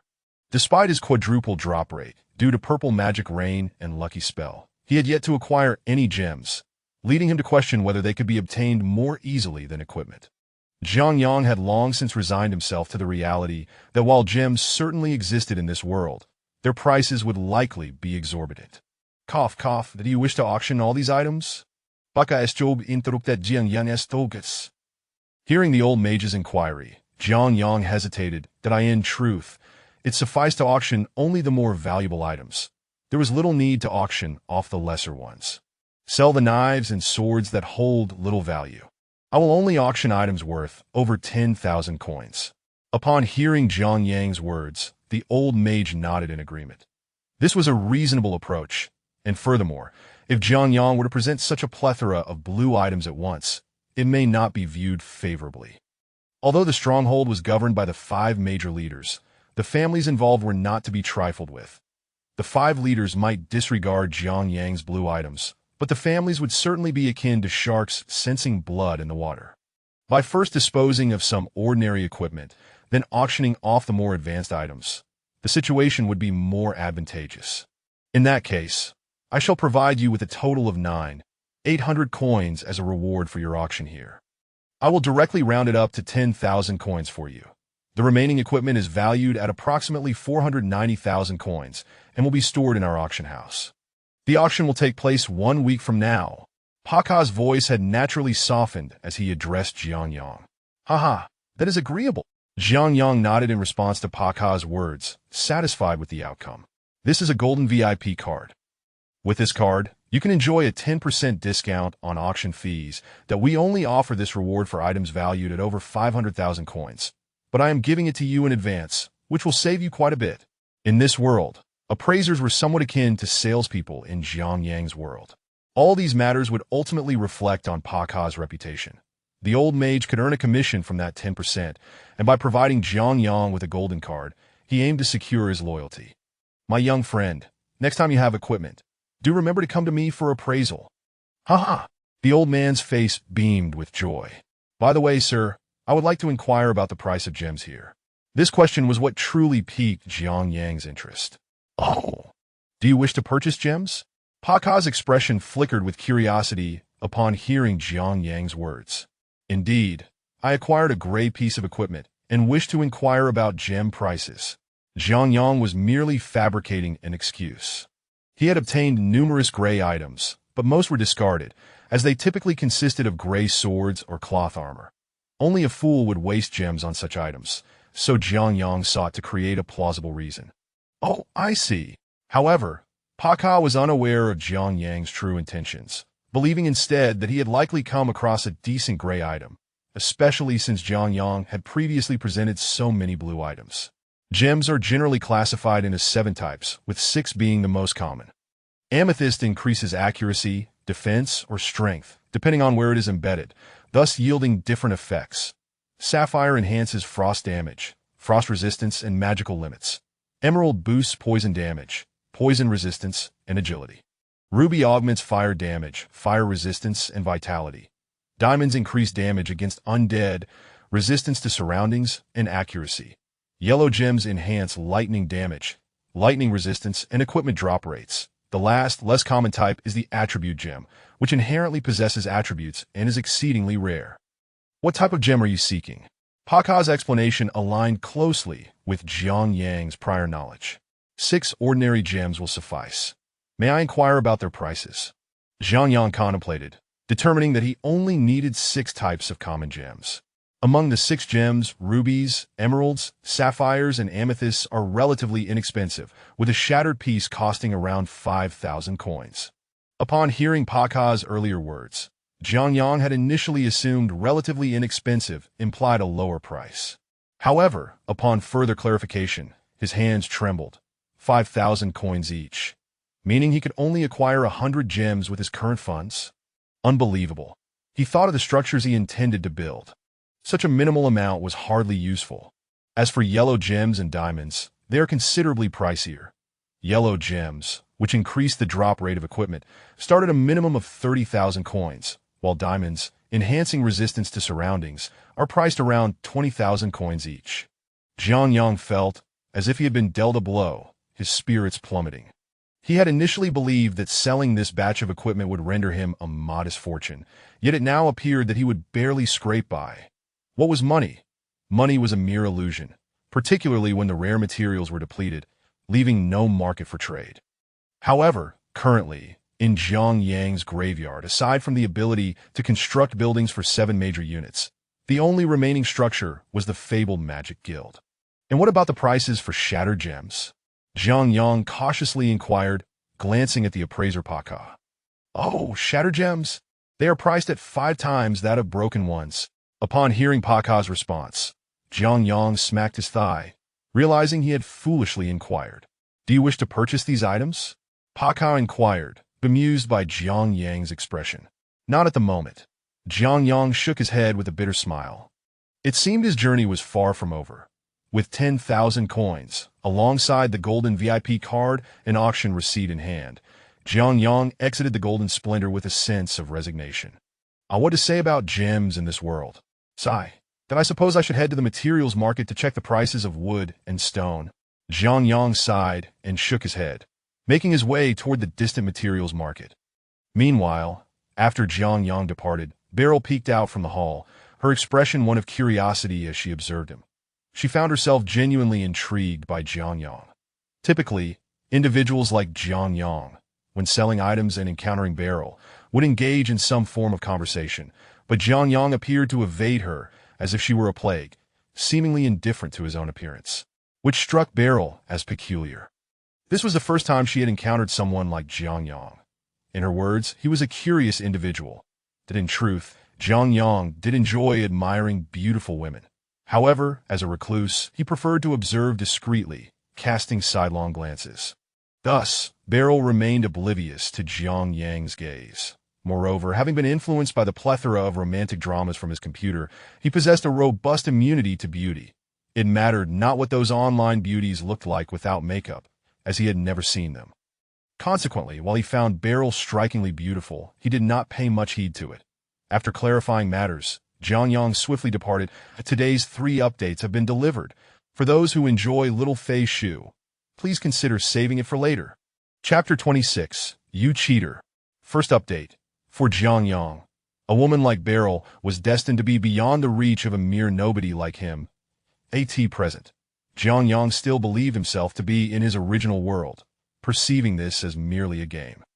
Thus, despite the breathtaking sight, he did not display excessive emotion, that he turned swiftly and raced towards the distant building materials market. Upon arriving at the market, the cacophony of bustling activity enveloped him. Due to the purple demon rain season, which lasted approximately 3 months, Jiang Yang had been here for over a month. This rain season had commenced half a month prior to his arrival, leaving another month and a half before it would conclude. After 3 months of relentless rain, the Rock Fortress would face a great battle against monsters. Indeed, all monsters from the first act, except those confined within the monastery due to Sister Anne's suppression, would lay siege. Moreover, these monsters, having endured the trials of the 3-month purple demon rain season, were approximately 50% stronger than before. This was a critical juncture for Rock Fortress. In preparation, the fortress needed to reinforce its walls and stockpile arrows, catapults, and other weaponry.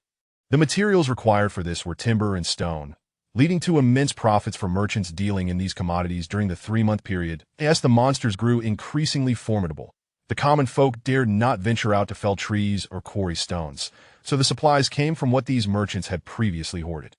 At a crucial moment, prices skyrocketed, sometimes multiplying several times over, though some merchants faced losses.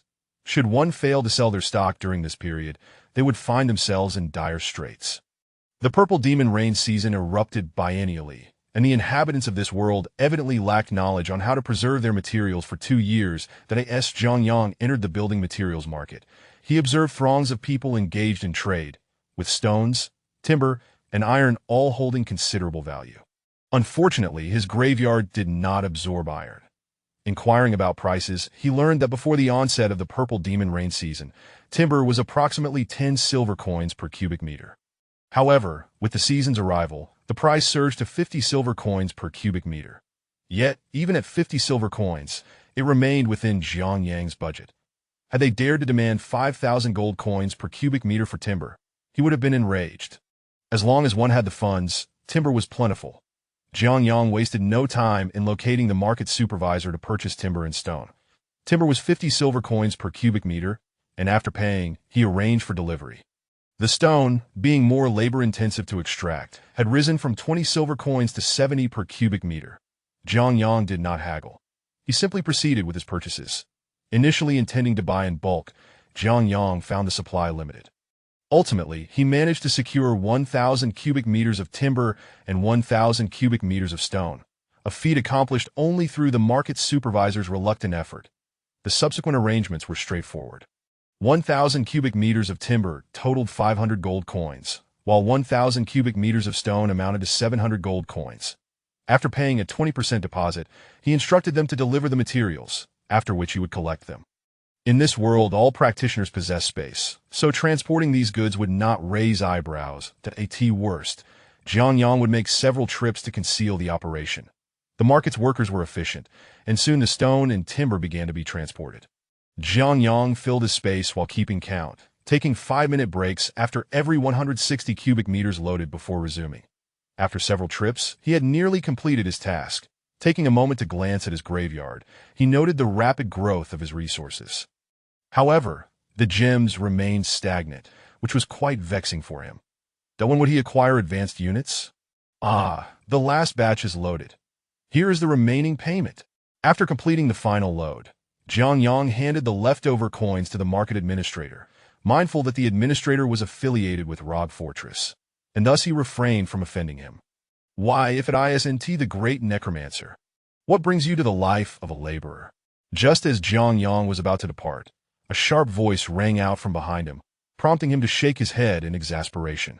Is it so shameful to simply buy some materials? He muttered to himself before turning around. Upon turning, he was greeted by a group approaching him, among whom he recognized a familiar face. That guy Andrew. Still hasn't he had enough of a beating? Leading the group was none other than Andrew Lopez, the young master of the Lopez family. The very individual Jiang Yang had thoroughly bested in the evil cave. Clearly, this band had come seeking trouble. Humph. Upon hearing Jiang Yang's words, Andrew Lopez let out a cold snort, but his retreating posture revealed his fear. The incident in the evil cave had left him with indelible scars. Today, having just entered the city, he had intended to confront Jiang Yang directly, but upon reflection, he realized he was not Jiang Yang's match. It would be wiser to seek some strong allies. Thus, Andrew Lopez began to rally skilled individuals from his family. In this world, practitioners were categorized by levels. Below 30 were novices. Those above 30 were considered human tier. Those above 60 were earth tier. And those exceeding 90 were heaven tier. Rogue Fortress, being in the first act, was still in the novice phase, making it uncommon for individuals above 30 to return, as doing so would restrict their capabilities to 30, an uncomfortable predicament. After searching his family, Andrew found only a group of sycophants and the current top young expert of the clan, DeMarcus Lopez, standing beside him. Seeing the icy demeanor of DeMarcus, Andrew felt slightly reassured as he continued to look down at Jiang Yang. Are you here to seek revenge? Jiang Yang chuckled at the sight of the group before him. And if I am? Andrew's bravado faltered as he noticed Jiang Yang showed no sign of fear. Then I'll just beat you, Jiang Yang declared, summoning a level 4 skeleton warrior before him with a wave of his hand. Clatter, clatter!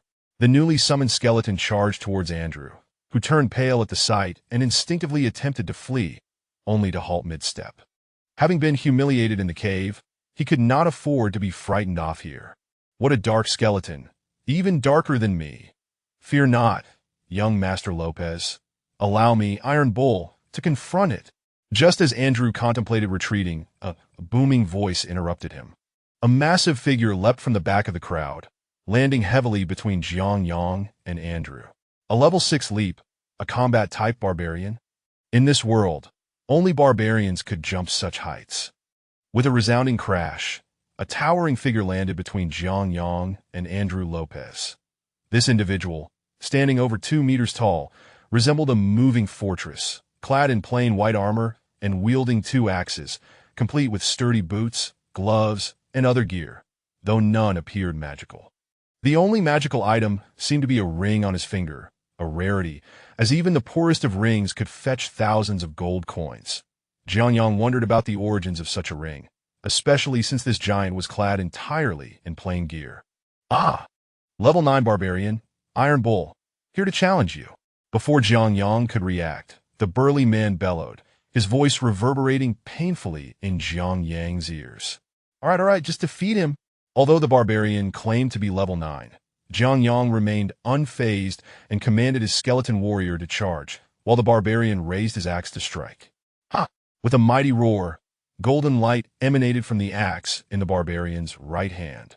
Using skills. Dodge! Jiang Yang felt a chill at the sight of the glowing axe and ordered his skeleton to evade. The skeleton rolled to the side, dodging the strike while thrusting its bone sword towards the barbarian's abdomen. Startled, the barbarian swung his left axe to deflect the bone sword. Clang! The bone sword was knocked away, but as the barbarian prepared to deliver a fatal blow to the skeleton, he suddenly froze. For unbeknownst to him, a bone sword had already been positioned against his throat. "Move! I dare you!" Zhang Yang regarded the formidable barbarian with disdain. You cheat, using two skeletons, that's unfair," the barbarian shouted in frustration. "Who dictates that one cannot use skills against an opponent? What kind of nonsense is that?" Zhang Yang retorted, amused by the barbarian's indignation. "Soon to reach level 6. Please, everyone, give Xiao Fei some recommendations, clicks, and favorites. I implore you." Chapter 27. The 4th level zombie. The name Tank. Second update. You should just go home. The Rog Fortress is perilous, and with your intellect, you are better suited for planting rice. Zhang Yang casually waved his hand, summoning 2 skeletal soldiers back to his side, while the barbarian's face flushed crimson with indignation. The barbarian, whose tongue seemed as clumsy as his demeanor, glared furiously at Zhang Yang before turning away from the crowd. After his departure, Zhang Yang regarded Andrew Lopez with a mocking expression. "Speak up, what other tricks do you have? If you're out of ideas, I don't care about the others. You cannot escape this beating." At Zhang Yang's words, Andrew Lopez instinctively shivered and took a step back. Is it amusing for a necromancer of at least level 15 to bully a bunch of children? It appears my visit today was not in vain. I shall have a word with you. Just as Andrew Lopez prepared to flee, his anticipated ally, DeMarcus Lopez, a prominent member of the younger generation of the Lopez family, stepped forward into the arena. Zhang Yang's gaze sharpened as he beheld DeMarcus Lopez, sensing the subtle aura of killing intent radiating from the paladin. From this alone, Zhang Yang discerned that this individual's level was undoubtedly formidable, and unlike those pampered heirs who rely on caretakers to elevate their ranks. A formidable opponent has arrived. Zhang Yang chuckled and nodded in acknowledgement of the paladin before him. "Allow me to introduce DeMarcus Lopez, a branch of the Lopez family, a paladin, level 18. As DeMarcus spoke, he slowly drew his sword from his waist, a short blade radiating a soft golden glow. A gilded weapon, level 18. This is getting interesting. Zhang Yang's eyes narrowed as he studied his adversary. In that case, I shall not hold back. This was by far the strongest opponent Zhang Yang had faced. Without hesitation, he waved his hand, revealing 3 black rifts beside him. 3 skeletal warriors emerged from the shadows, standing resolutely at Zhang Yang's side. The onlookers, who had been merely spectators until now, instinctively retreated a couple of steps, and DeMarcus Lopez's expression turned grave. At least a level 10 necromancer. Observing Zhang Yang's skeletal minions, the bystanders silently nodded in agreement. Earlier, they had expressed discontent to DeMarcus, believing Zhang Yang to be merely in his teens, but now they were all convinced. Zhang Yang, however, was unconcerned with their beliefs. His level was clearly marked with a single-digit 5. When had he ever been in his teens? But he had no time to dwell on their opinions. He directed his skeletons to advance. Blessed hammer. With a resounding shout from DeMarcus, a pale, white hammer materialized above his head, spinning rapidly. He then charged towards Zhang Yang's skeletal warriors. Vengeance! As DeMarcus swung his long sword at the skeletons, a flash of lightning erupted from the blade.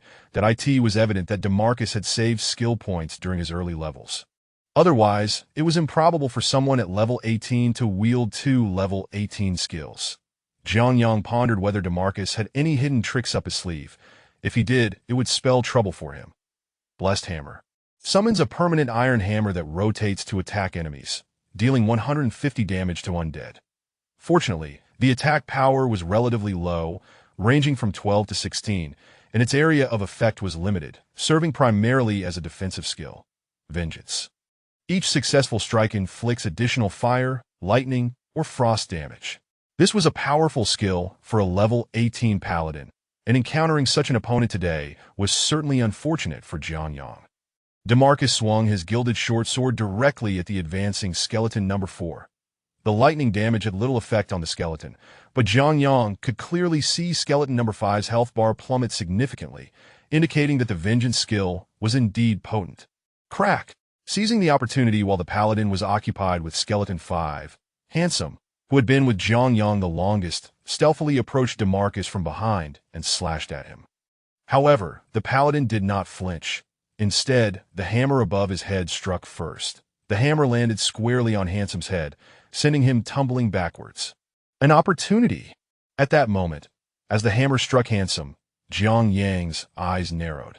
Months of combat training had sharpened his reflexes, and seizing the chance while the hammer was no longer hovering above DeMarcus, he launched his attack. Four skeletons charged towards DeMarcus, but he remained unfazed by their advance. White heat! With a fierce shout from DeMarcus, the speed of his weapon swings increased dramatically. Bang! Bang, bang, bang! In rapid succession, DeMarcus's long sword struck the four skeletons almost simultaneously, forcing them back. As the skeletons retreated, DeMarcus raised his shield and charged directly at skeleton number 5, executing the level 12 paladin skill, Charge. His small shield collided with skeleton 5, instantly reducing its once ample health to approximately 30. Yet, DeMarcus's combination was far from over. As he concluded his charge, a radiant orb materialized in his hand. Blast! Jiang Yang's teeth clenched in disbelief at the strength of DeMarcus's skill chain. To Jiang Yang's astonishment, the holy light orb accurately struck skeleton 5, rapidly depleting its remaining health to a mere 3. Clearly, DeMarcus specialized in the holy light orb, showcasing devastating power. 5. Retreat! Observing skeleton 5's precarious state, Jiang Yang shouted urgently. Hearing his command, the remaining 4 skeletons thrust their weapons towards DeMarcus. Yet he merely chuckled, opting not to retaliate. Instead, he raised his shield above his head, and at the moment the 4-bone sword struck holy fire. With a disdainful huff, DeMarcus unleashed a wave of invisible flames, and Jiang Yang felt a sudden impact from the fire. Although the level of DeMarcus's holy fire was not high, perhaps 1 or 2 levels. Under such circumstances, even 1 or 2 levels could drastically alter the outcome, particularly for skeleton 5, which was left with only 3 health. Boom! With a resounding crack, skeleton 5 disintegrated into a pile of bones, severing Jiang Yang's connection with it instantaneously. White heat! Now free from the encirclement of Jiang Yang's 4 skeletons, DeMarcus shouted, his weapon whirling as he sent the remaining skeletons flying. He then assumed a defensive stance, a mocking smile on his face as he regarded Jiang Yang. 5. Your death was truly in vain. Gazing at the shattered remains on the ground, Jiang Yang felt a pang of sorrow. After all, since Skeleton 5 had been summoned, he had never allowed any of his skeletal warriors to perish. Even during difficult times, he had managed to keep them intact. When he was furious, he had always maintained their safety. Living in the wilderness, Jiang Yang had even come to regard these skeletal warriors as friends. Otherwise, he would not have named Skeleton 1-inch Handsome. Though a level 4 skeletal warrior could be synthesized from 8, and these skeletons were generally considered expendable in the game, Jiang Yang had never anticipated that one would shatter here. Kid, I am now enraged. Jiang Yang glared at DeMarcus, slowly closing his eyes as he entered the graveyard. Initially, he had planned to wait until nightfall to construct a graveyard, but it seemed that would have to happen sooner than expected. Construct graveyard. With Jiang Yang's command, a graveyard rose swiftly to the left of the sinister temple. Jiang Yang wished to build more, but such structures could only be erected once per day, a rule within Heroes of Might and Magic. However, having a graveyard was sufficient. Jiang Yang instantly entered the graveyard interface.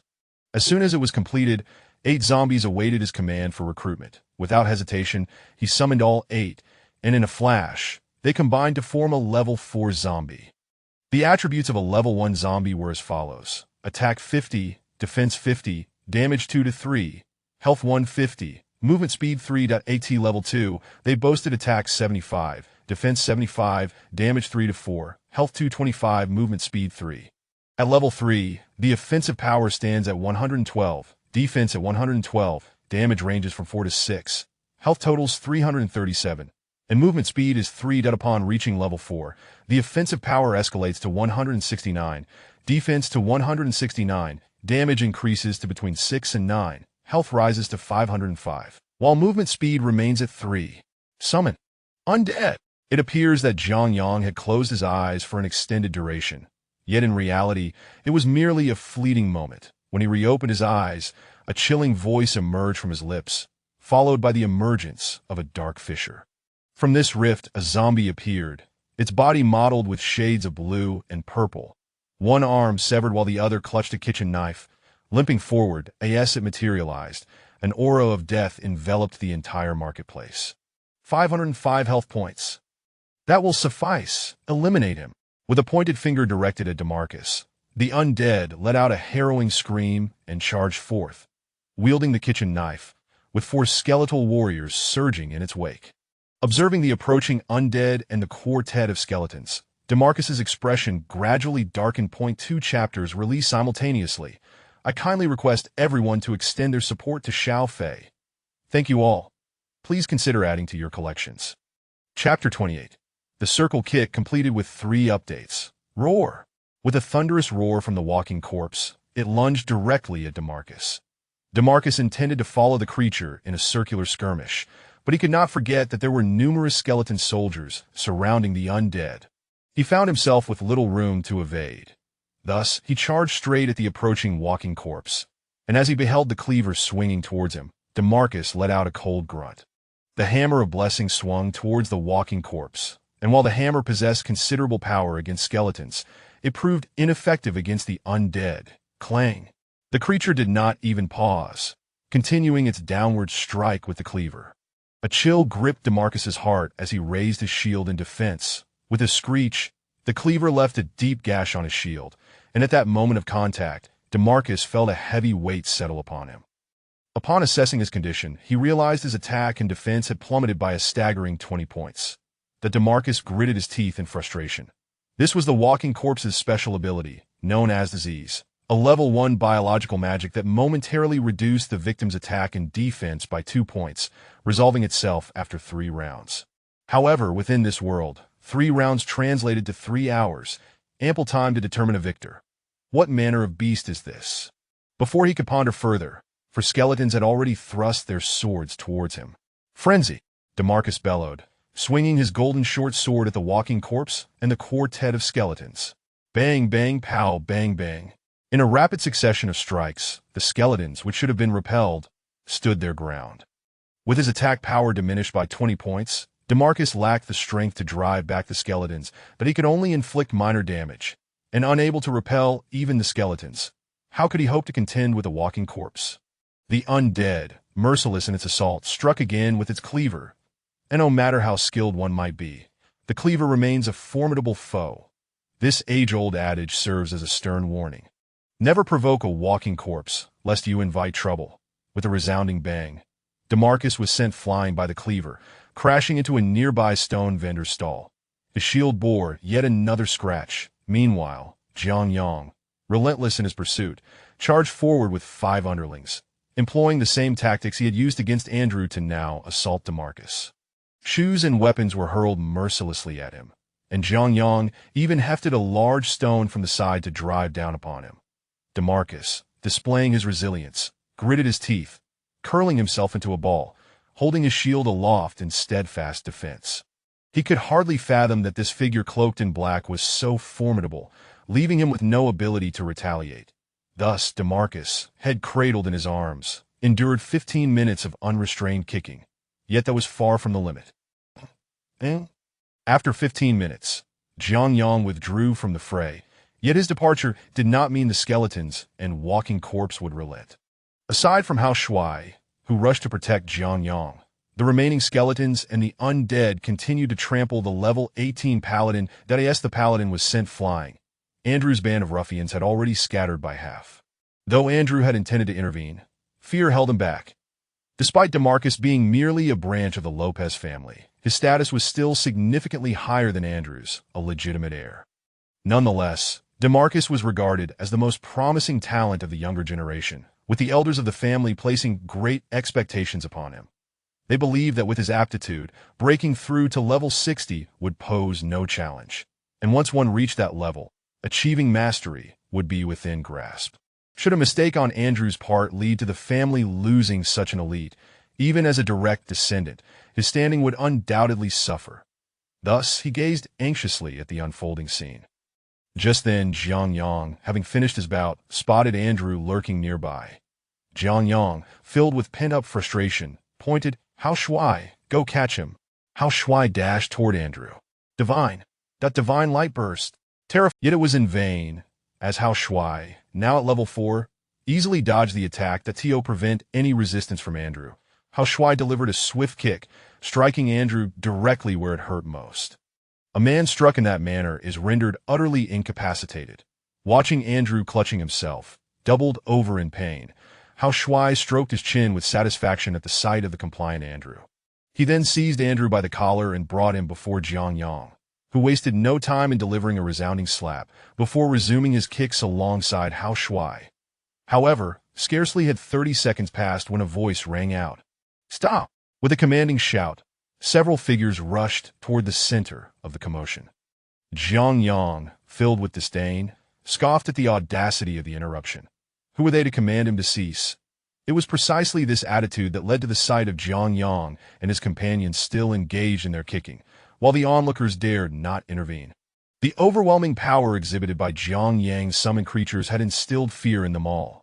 Andrew, originally at level 6, could have possibly matched Hao Shuai, but fear had paralyzed him, preventing any escape. Even if he had wanted to flee after a failed strike, Hao Shuai's unique combat style, a lethal one-hit technique, rendered Andrew unable to escape. "You little brat, still not ceasing? What audacity!" An elderly figure burst into the fray, glaring at Jiang Yang, who was still engaged in kicking, that he snatched a javelin from an Amazonian nearby and hurled it at Jiang Yang. Whoosh! Sensing the wind rush, Jiang Yang swiftly drew his golden dagger, slicing the airborne javelin in twain. However, the recoil forced him to stagger back 2 steps, preventing him from continuing his assault on Andrew, while Hao Shuai, seeing Jiang Yang retreat, fell back as well. His duty was to protect Jiang Yang, and at that moment, Jiang Yang turned his gaze toward the newcomers. Among the arriving group, alongside the elder with snow-white hair, were 5 others. A middle-aged nun clad in purple, golden-haired and blue-eyed, yet with eyes closed, a robust young woman towering over 2 meters, appearing around 30.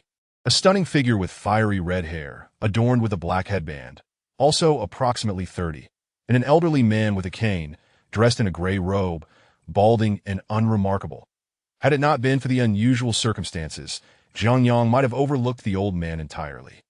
Alongside these figures were several younger individuals, each adorned with varying degrees of golden equipment. I never expected that a mere brawl would summon the esteemed figures of Rog Fortress. Jiang Yang mused, observing the assembly before him, easily deducing their identities. The elder with white hair was undoubtedly a member of the Lopez family, for his animosity toward Jiang Yang was palpable. The others were likely Akira, Cassia, Deckard Cain, and Charcy. The younger individuals, bedecked in golden gear, were probably the elite of Rog Fortress, drawn to witness the spectacle. "My young friend, might we request that your summoned beings cease their actions? Otherwise, the Lopez lad may meet his end." Deckard Cain, standing nearby, spoke to Jiang Yang with a smile. Upon hearing Deckard Cain's words, Jiang Yang waved dismissively.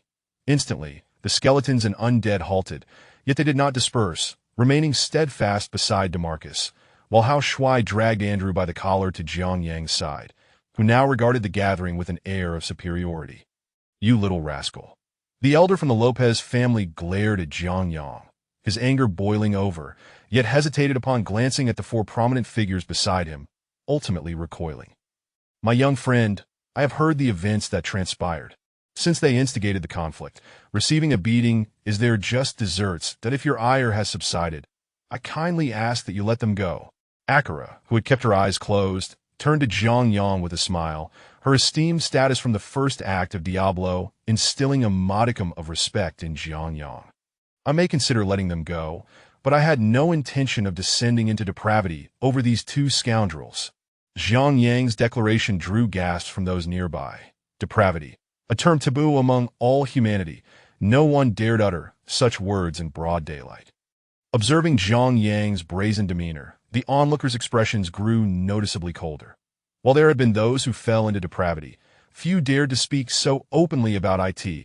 IT was akin to the universal understanding that while one may engage in illicit activities, doing so discreetly garners no disdain. However, blatant acknowledgement invites scorn. Jiang Yang, though not yet a prostitute, exuded sentiments that hinted at such notions. "Ha ha, my young friend is truly a remarkable individual. If you have no desire for depravity, then please release them." Deckard Cain observed Jiang Yang with a smile, and Jiang Yang discerned a hint of approval in his gaze, which struck him as peculiar. Releasing them is not out of the question, but given that they instigated this conflict, they must compensate for my losses. Jiang Yang regarded the assembly with a serious expression, prompting yet another collective gasp from the crowd. This is the third update for today, now delivered. I hope you all enjoy it. The additional words included are all beyond 3,000. Feel free to verify. I assure you, I would never deceive with word count. Chapter 29, Extortion and Blackmail, Part 1. Everyone is enamored with wealth and often seeks to gain advantages. Yet it remains true that not every individual feels the need to proclaim their desires loudly. Your loss. What loss do you speak of? Pray tell, enlighten me. In that moment, the elderly man with a head of white hair could no longer restrain himself, bellowing towards Jiang Yang. Upon hearing the old man's words, Jiang Yang displayed an expression of disdain. That fellow shattered my skeletal warrior. He gestured towards DeMarcus, who lay on the ground, bloodied and battered. Jiang Yang addressed the members of the Lopez family, causing the onlookers nearby to gasp in astonishment. A skeletal warrior. Is that what you deem a loss? The old man nearly erupted in fury upon hearing Jiang Yang's words. Do not speak of loss so lightly. The skeletal warriors of a necromancer are summoned through arcane power. Observe my skeletal warriors. They are not akin to the ones you conjure. Mine have been nurtured from the ground up. Look at the flames flickering in their eyes. Do you possess such a thing? Let me inform you. They are forged from starlight. Do you grasp the significance of starlight? Each time a star falls, it releases a spark of starlight. Do you have any notion of how precious this is? It grants intelligence to the skeletons. And behold, these bones are crafted from the legendary chaotic meteorite, tempered through the cosmic tempest for 49 days before being refined in the heart of the earth with its fiery core for 81 days. That, my good sirs, is not a loss. As he gazed upon his shattered skeletal number 5, though it could not be revived, Jiang Yang could not allow its demise to be in vain. It must yield some benefit. Death may be lighter than a feather or heavier than a mountain. It all hinges on what your demise can procure. Looking at the pile of shattered bones, Jiang Yang silently marked a large cross in his heart for skeletal number 5. Oh, no wonder his skeletons are so formidable. It turns out they are made from such high-grade materials. Some truly believe Jiang Yang's claims. Have you ever heard of his materials? Starlight, chaotic meteorite. He must be jesting. A nearby skeletal mage looked at Jiang Yang with contempt, but soon he felt a twinge of unease. Is your skeleton truly more powerful than his? Hearing the words of the person beside him, the young necromancer's face turned pale. He is over level 10. My skeleton will surpass his in due time. The young necromancer spoke with evident lack of confidence. Once the young necromancer finished speaking, the people nearby simultaneously gave him a dismissive gesture. Could it truly be that only skeletons forged from such materials become more powerful? The young necromancer's face flushed with embarrassment as he glanced towards the center of the square, unaware that Jiang Yang's casual boasting had inadvertently crafted a new breed of skeletal expert in this world, one who could shape skeletons into any form. You need not speak of the inconsequential. Do you not desire gold? I offer you 10,000, 20,000, 50,000. Is it sufficient? At that moment, the white-haired elder interrupted Jiang Yang's grandiloquence, addressing him loudly. 50,000 gold? Are you attempting to insult me? Do I lack for funds? With that, Jiang Yang produced a resplendent VIP gold card from his spatial pouch. Upon seeing the gold card in Jiang Yang's hand, the once arrogant elder visibly deflated. A VIP gold card, attainable only through a transaction of 500,000. It appears this young man is indeed a patron. Observing Jiang Yang flaunting the gold card, those around him couldn't help but whisper among themselves, unaware that this constituted Jiang Yang's entire fortune. Very well, should these two perish, you shall be the fallen one. State your demands. At this juncture, Deckard Cain regarded Jiang Yang with a smile. I have no desire for their deaths. It is quite simple. I require 100 each of rubies, sapphires, amethysts, emeralds, diamonds, and topaz. Jiang Yang's demands were indeed extravagant, and as soon as he uttered them, a collective gasp resonated through the crowd. It was likely that upon returning home, many would find themselves too daunted to eat dinner, having feasted solely on the chill of the northwest wind. The total value of these items was 7 million gold coins, prompting several leaders to cough in disbelief. Ahem, young friend, might your request be somewhat excessive? Upon hearing Zhang Yang's words, Deckard Cain's expression shifted. Then, let us reduce the quantity. Let it be 50 of each. Zhang Yang felt his demands were indeed too much, though he initially intended to acquire them all at once. However, it appeared that the denizens of this world were not as affluent as he had envisioned. Ahem, young friend, it remains too much, Deckard Cain sighed, pondering the origins of this peculiar individual. Then how much do you propose? Zhang Yang, feeling a sense of resignation, gazed at Deckard Cain. 5 of each. That is out of the question. I would rather embrace my downfall.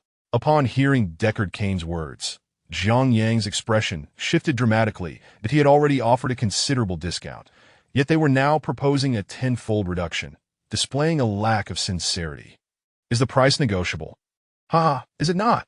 Deckard Cain smiled at Zhang Yang, then began to haggle. The old man's negotiation skills were indeed impressive. He managed to reduce Zhang Yang's request to a total of 30 items, 10 each of rubies, sapphires, emeralds, and amethysts, alongside 5 diamonds and 5 topaz. Although Zhang Yang had not intended to concede, he could not allow his subordinates, already in dire straits, to perish, and thus ultimately acquiesced with a nod. The white-haired elder promptly tossed a small pouch to Zhang Yang, who upon inspection confirmed it contained the exact items he had requested. He then waved his hand, summoning back all his summoned creatures. With these acquisitions, Zhang Yang estimated he could soon build his own necropolis. These 2 imbeciles are returned to you. And you two remember to seek me out for revenge next time. Ah? Zhang Yang laughed heartily as he turned away from the fallen members of the Lopez family, merging back into the crowd. This young lad is quite amusing.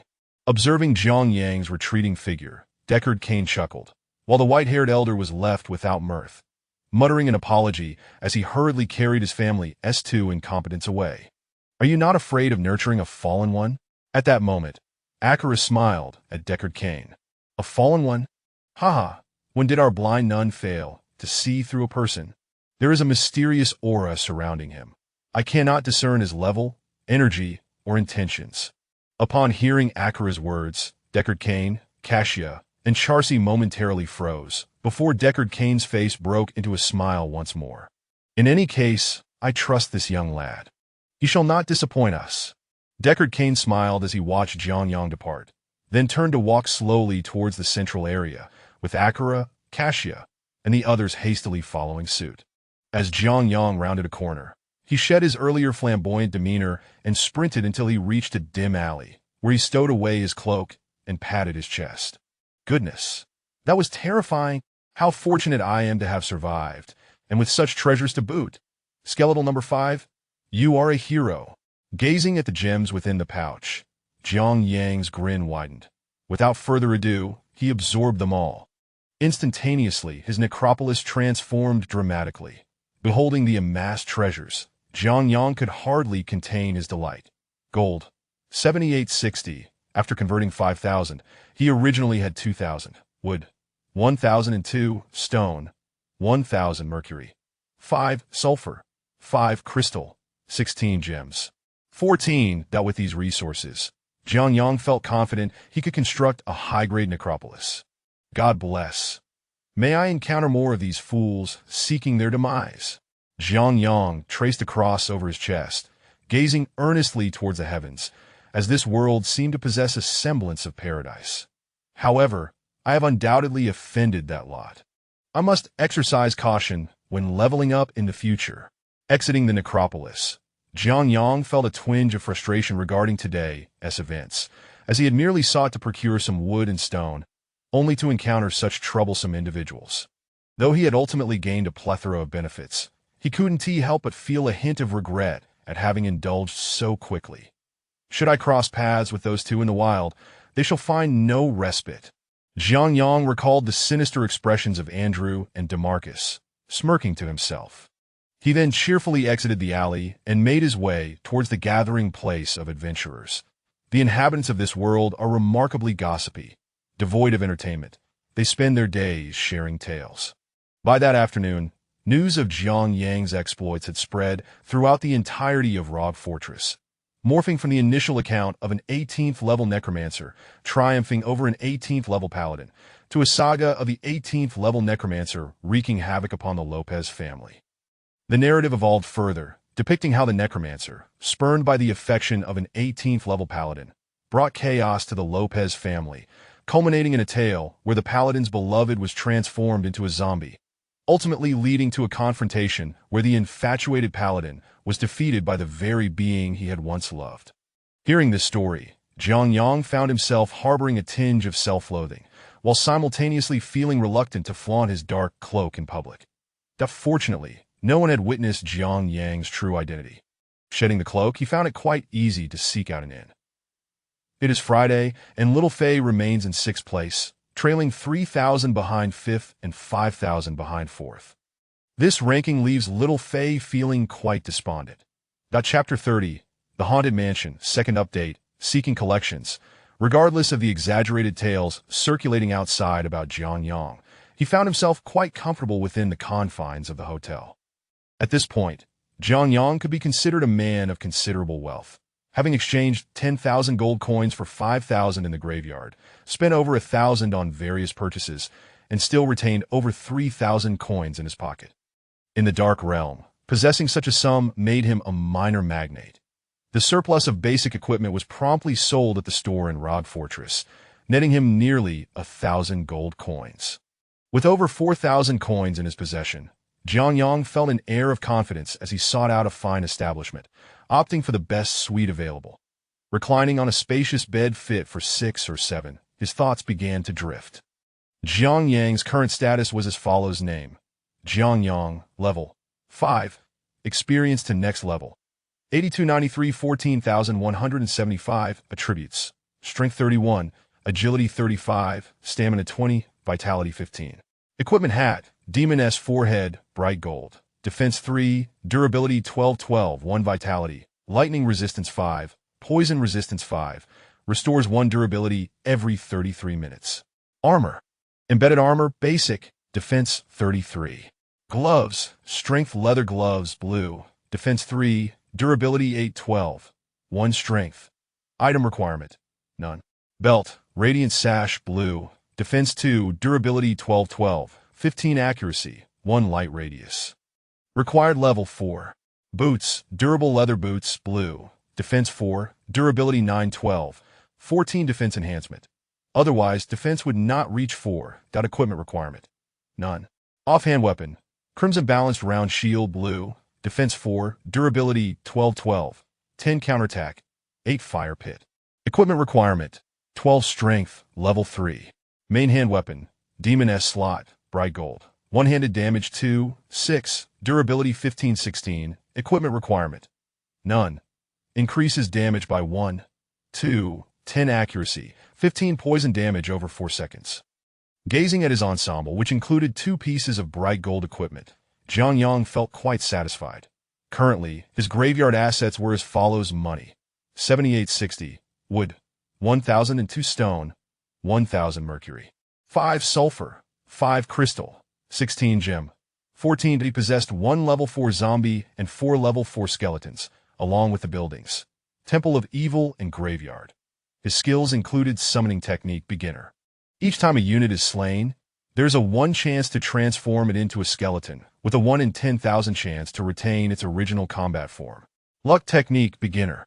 Increases the hero's luck by 1, providing all units with a 5 chance to double their attacks, and a 1 chance to boost their attack and defense by 20, with a 100 critical hit rate. Mystical technique, beginner. Magic recovery speed increases by 10, and prior to combat, reduces the opponent's magic by 20 area damage, preventing any means of gathering information about him. Wisdom technique, beginner. Allows Jiang Yang to learn level 3 magic, contingent upon belonging to a magic guild and possessing a magic book. Contemplating his attributes, Jiang Yang couldn't help but chuckle at the formidable state of the level 18 paladin he had faced. Had it not been for the timely summoning of the zombie, which fortuitously countered the paladin's life magic, he might have been defeated. The importance of level in this world was paramount. Jiang Yang had previously underestimated the inhabitants of this realm. Reflecting on the day's battle, he realized it had indeed been perilous. A misstep could have led to his downfall. I must temper my overconfidence. Even a lion must exert its full strength when hunting a rabbit, Jiang Yang mused, letting out a resigned sigh, vowing never to underestimate the heroes of this world again. Dong! Dong! Just as Jiang Yang was lost in thought within the graveyard, the sound of a bell tolled, signaling that he had unwittingly passed midnight, marking the dawn of a new day. The construction list, previously tinged red, transformed into green for 2 entries. Spirit Tomb, Magic Guild. Let us construct the Spirit Tomb first. Jiang Yang aimed to establish these recruitment buildings to ensure his safety. With a thought, a resounding boom echoed as a massive, weathered stone tablet rose from the graveyard. Encircled by 7 skeletal figures draped in tattered black robes, their skeletal forms adorned with a layer of skin, continuously orbiting the tablet. Recruit! Without further ado, Jiang Yang summoned the spirits, though their quantity was limited.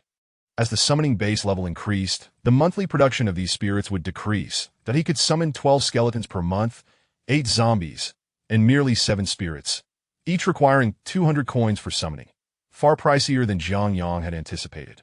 Nevertheless, the combat prowess of the spirits was formidable, boasting 70 attack, 80 defense at level 1, with 5 damage and 180 health, along with a movement speed of 5. Though they appeared unremarkable, the units and heroes of might and magic possessed hidden capabilities. Similar to zombies, spirits had their own unique abilities. Upon striking an enemy, they could replenish their health instantaneously. This was no ordinary recovery. They would fully restore their health unless slain in one blow, making them a formidable foe. Furthermore, they possessed the ability to float, allowing them to maneuver swiftly through the air, rendering capture nearly impossible. Yet, their most significant trait was their capacity to siphon 2 points of MP from opponents each turn, translating to a loss of 20 magic points over an hour in this realm. Thus, should Jiang Yang unleash these spirits for 3 hours of combat, typical battle-oriented classes would find themselves devoid of magic. Coupled with Jiang Yang's mystical technique, which reduced the opponent's magic by 20 prior to battle, they became an arch-nemesis for magic users. Merge upgrade. Faced with the spirits, Jiang Yang felt a swell of excitement. After a moment's hesitation, he opted for an upgrade. 4 spirits could only merge into 1 level 3 spirit, but their combat strength would significantly increase, but he was merely 1 spirit away from achieving level 4, and he eagerly anticipated this upgrade. A level 2 spirit boasted 105 attack and defense, 7 damage, and 270 health, while a level 3 spirit had 157 attack and defense, with damage ranging from 6, 10, and 405 health. This damage rivaled that of level 12 skeletons, and their health was approximately 4 times that of the level 12 skeletons. Combined with their life-draining and magic siphoning abilities, they were indeed terrifying. This time, leveling up will pose no challenge. Time for rest. Jiang Yang mused happily as he surveyed his troops. The following day, Jiang Yang indulged in sleep until noon, relishing the rare opportunity for a lie dash into in the afternoon. He remained occupied, awaiting the conclusion of the auction to collect his earnings, thus delaying his shopping expedition. With an umbrella in hand, he strolled through Rog Fortress amidst a light drizzle, now well acquainted with the locations of the various guilds and families within the fortress. The Lopez family, whom Jiang Yang had offended, ranked 86th on the family leaderboard in the Dark World, boasting 1 celestial-level powerhouse, 26 terrestrial-level strongmen, and 182 human-level warriors, along with countless professionals. While this power paled in comparison to the top 4 families, it was sufficient for them to maintain a foothold in this realm that a formidable adversary above level 90 was not someone to be trifled with, even in the final act. After perusing the fortress, Jiang Yang returned to the hotel, resuming his hermetic lifestyle. The attendant discreetly inquired whether he desired special services, and upon hearing those words, Jiang Yang felt a stir of excitement. It would be impossible to claim disinterest as a pure recluse who primarily engaged with romantic visual novels from the land of the rising sun. To assert that Jiang Yang had no interest in women would be utterly ridiculous. Thus, upon hearing those words, he was tempted to nod and say, "Bring someone in for me to see." However, regulations dictated that one could not engage in such activities before reaching level 30. Otherwise, they would be unable to progress beyond the human level for life. Jiang Yang was uncertain if this rule applied to him, but he dared not test it. Consequently, he suppressed his desires, declined the attendant's offer, and continued to lie alone on the expansive bed. What's so remarkable about it? Once I break through level 30, I'll invite 20 lovely ladies to share my bed. Suppressing his urges, Jiang Yang finally endured until past midnight, re-entering the graveyard that I end heroes of might and magic. Buildings had to be constructed in a specific order. The order for the graveyard was as follows: Temple of Evil, Spirit Tomb, Haunted Mansion, Graveyard, Mausoleum, Dark Hall, Dragon's Peak. Zombies were a rather lackluster level 2 unit in Heroes of Might and Magic, typically underutilized. Their sole purpose was to construct the mausoleum when the graveyard was built. Last night, Jiang Yang had constructed the Spirit Tomb, so now he could proceed to build the Haunted Mansion. The Haunted Mansion required 2,000 gold coins, 5 wood, and 5 stone, which posed no significant issue for Jiang Yang. Though he had spent over 2,000 the previous day, he still possessed a considerable amount of gold. If necessary, he could always convert some of his real-world currency. After all, in a few days, he would have at least 500,000 gold coins. What could he not afford then? Boom! Another thunderous sound erupted as a villa constructed of gray stone rose from the graveyard. This 2-story villa contained 3 rooms, supported by massive stone pillars. Truly befitting a place for summoning vampires. Even the abode surpasses that of the skeletons. Jiang Yang exclaimed with excitement as he immersed his consciousness into the quaint villa, where 4 wooden coffins lay within the expansive chamber. This marks the second update of the day. Expect the third update in the evening. 3 updates daily is no small feat. Haha. As for the introduction, this is indeed my first venture into writing a game narrative. Chapter 31. The Useless Vampire. 3 updates requesting collection.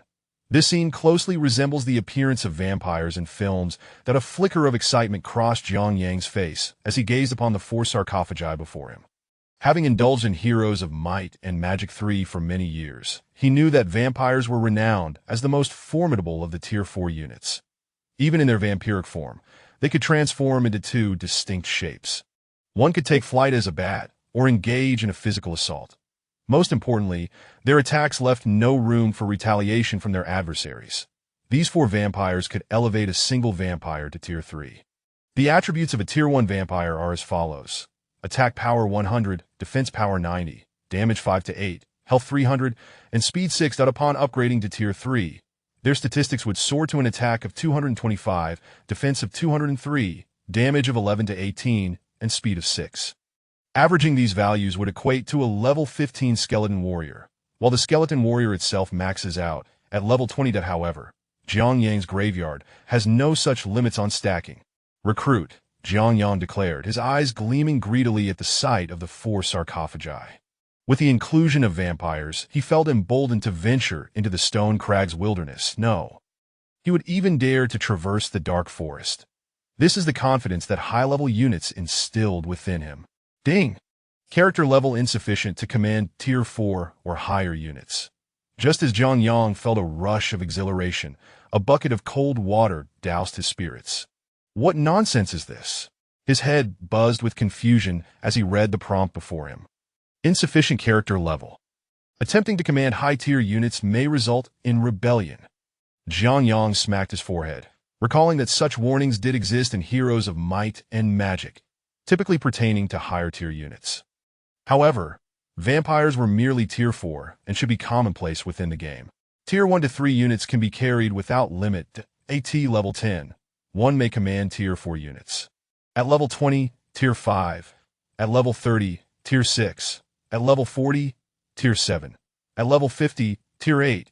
At level 60, Tier 9. And at level 70, Tier 10. As he perused the information laid out before him, Jiang Yang felt dizzy. It seemed he had overthought the situation, that even if a bone dragon appeared before level 40, it would be of no use. Thankfully, the construction of these buildings was still within reach. Let us just hold on to this for now. However, isn't Tier 7 the limit? Are there really Tier 8, 9, and 10? Does this include the units from WOG, or can I also recruit Divine Dragons? Jiang Yang mused quietly as he examined the panel before him. Yet, it was evident that this graveyard was not advanced enough to provide such insights. It could only inform Jiang Yang that recruitment was currently not possible. Great, I've built a mere decoration. Seeing the prompt before him, Jiang Yang refrained from summoning any units, allowing the 4 vampires to remain in their eternal slumber. In the span of a month, I have advanced 5 levels. With another month and a half of the purple magic rain season, I must seize this opportunity to see if I can reach level 9 to then, with an additional month, I shall attain level 10. I refuse to believe I cannot achieve this. Surely, level 10 cannot be that difficult for me? As Jiang Yang contemplated the structures within the graveyard, he recognized that his rate of advancement surpassed that of any small party outside. If others learned of his progression from level 1 to 5 in just a month, it would surely astonish many. After all, in this realm, reaching level 3 within a month was already considered a feat of genius. The Prince of Regeo, for instance, had managed to reach level 5 in just 27 days, aided by a retinue, and such privileged individuals advanced remarkably swiftly. With only 4 days remaining until the auction, Jiang Yang had ample time to prepare. He had resolved that after the auction concluded, he would venture out once more to grind for levels, reigniting his desire to improve. The following morning, Jiang Yang rose not too late, awakening at 9 o'clock. After stretching, he made his way to Log Fortress to stock up on supplies. Although he had purchased quality items previously, they were not the finest available. This time, he was determined to acquire only the best. The civilian equipment was exceedingly affordable. Previously, he had spent a mere gold coin on 3 months' worth of food, in addition to firewood, tents, cooking utensils, and fresh water. Now, Jiang Yang behaved like a newly affluent individual. He tossed these items aside and began to scour Log Fortress for the best and most spacious tents, the finest dining ware, and even a large bathing tub for outdoor relaxation. The merchants in Log Fortress were delighted by Jiang Yang's extravagant spending for his meals. He transitioned from pizza and meat pies to steak, discarding pasta entirely. He preferred to feast solely on the finest cuts of veal, sourced from calves not yet 3 months old. After being slaughtered, the tenderest meat was marinated with pepper and left to rest for a day before being seared and then grilled over charcoal, all prepared to Jiang Yang's specifications, cooked to a perfect medium rare. Even in this dark world, his appetite remained his own. Raw food was beyond his tolerance. Medium rare was just right, and when reheated, it would reach a perfect doneness. After a day of shopping, he returned to the inn around noon and promptly resumed his construction efforts. However, he found himself unable to build the next tomb, as it required 2,000 gold coins, 10 pieces of wood, and 10 pieces of sulfur. While the gold and wood were manageable, the sulfur was a significant hurdle. The prices in this world were exorbitant. A single fractured yellow gem could fetch 30,000 with his current funds. He could not afford such luxuries and would have to wait for the auction proceeds to materialize. Since these constructions were off the table, Jiang Yang turned his attention to the Magic Guild and advanced buildings. That a level 1 Magic Guild required 2,000 gold coins, 5 pieces of wood, and 5 pieces of stone, a trivial sum for Jiang Yang. After some contemplation, he decided to construct the level 1 Magic Guild. Once his decision was made, a massive square edifice resembling a tower materialized on a mound in the center of the graveyard. This must be the Magic Guild. At last, I can cast spells. Jiang Yang gazed at the Magic Guild, and as his consciousness brushed against its foundation, a dialogue box emerged, inquiring if he wished to purchase a spellbook. Understanding this was a necessary step, he willingly paid 500 gold coins for a hefty spellbook adorned with a golden hexagram on its brown pages, though it was currently blank. With the spellbook in hand, Jiang Yang immersed his consciousness within the Magic Guild. However, upon entering, he felt an urge to curse. Damn, money down the drain. Initially, Jiang Yang had hoped to acquire some basic spells to enhance his appearance, but upon entry, he was met with a prompt, asking if he wished to purchase magic. In Heroes of Might and Magic, spells were free to learn, but in this world, they came at a cost. Staring at the prompt, Jiang Yang's head spun. There were nearly 100 spells in Heroes of Might and Magic. How much would it cost to learn them all? He had initially believed that the buildings would be the significant expense, but he soon realized his mistake, that a wizard, regardless of the world, was an exceptionally costly profession. Let us see how much it costs. he muttered, casually clicking on the basic spell, Magic Arrow, which promptly displayed its price. Magic Arrow, a universal spell, requires a payment of 10,000 gold coins. Would you like to learn it? Are you kidding me? 10,000 for a level 1 spell? God knows how much a level 2 spell will cost. I can't afford this. I'll have to wait until after the auction. Zhang Yang lamented as he surveyed the information laid out before him, truly at a loss for words. Everything had to wait until after the auction. If you push me too hard, I'll sell this staff, this dagger, and this hat.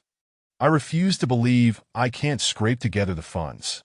Zhang Yang glanced at the items in his backpack, silently resolving to prioritize his own empowerment above all else. As long as he grew stronger, it mattered little if he drew the attention of others in this world. Zhang Yang had once relished the idea of playing the fool to catch the wise, but now, in his quest for growth, he could no longer afford to play the part of a pig. Chapter 32, The Auction, Part 1. The first-tier Magic Guild is relatively inexpensive, while the second-tier Magic Guild commands a hefty price of 1,000 gold coins, 5 pieces of wood, 5 stones, for gems, for crystals, for mercury, and 4 sulfur. Although Zhang Yang can afford it, that does not imply he is willing to pay. That he lacks the funds even for first-tier magic, let alone second-tier. The precious resources required for constructing a third-tier Magic Guild have all escalated to 6, while those for a fourth tier have risen to 8, and for a fifth tier to 10. Just the resources for the Magic Guild alone would suffice for Zhang Yang to indulge in a hearty drink. In comparison to building a Magic Guild, Zhang Yang is far more inclined to develop his army. During these days of respite, he has upgraded the recruitment locations for the first 2 grave soldiers to a higher level. The Advanced Evil Temple can summon skeleton warriors, which represent a high value among first-tier troops. Their capabilities have significantly improved, with attributes as follows: Attack 60, Defense 60, Damage 1 to 3, Life 60, Speed 5. With advancements in attack, defense, and speed, Zhang Yang has also sequentially upgraded the 4 skeleton soldiers, transforming them into skeleton warriors. After the upgrade, their appearance has become considerably more impressive. Each skeleton is clad in metallic armor, adorned with a metal helmet and wrist guards, wielding a metal shield, and donning metal boots. This equipment appears more complete than that of current professionals, and it is not merely ornamental. It has indeed bolstered the skeleton warriors' defensive capabilities, though their damage remains unchanged, as the bone sword has not been replaced. However, upgrading each requires an expense of 80 coins, given that they are synthesized from 8 skeletons, necessitating simultaneous upgrades. Yet, after the upgrade, their attributes have seen commendable changes. Attack 203, Defense 203 damage. 5 to 9, Life 202, Speed 5. Although their damage remains the same, their combat power has at least increased by 20. The second-tier corpses, upon transforming into zombies, now sport a tight-fitting leather armor on their previously bare upper bodies, complemented by an enormous helmet to shield their vulnerabilities, while their kitchen knives have morphed into colossal hammers. However, there is no change in damage, attack, or defense. The sole alteration is their life, which has risen to 200. Thus, the fourth-tier zombies boast a terrifying life force of 675. Moreover, their speed has ascended to level 4. Zhang Yang had initially contemplated upgrading the Spectre. Once elevated to a Wraith, its speed would reach a terrifying 7, rivaling that of the Dark Knight.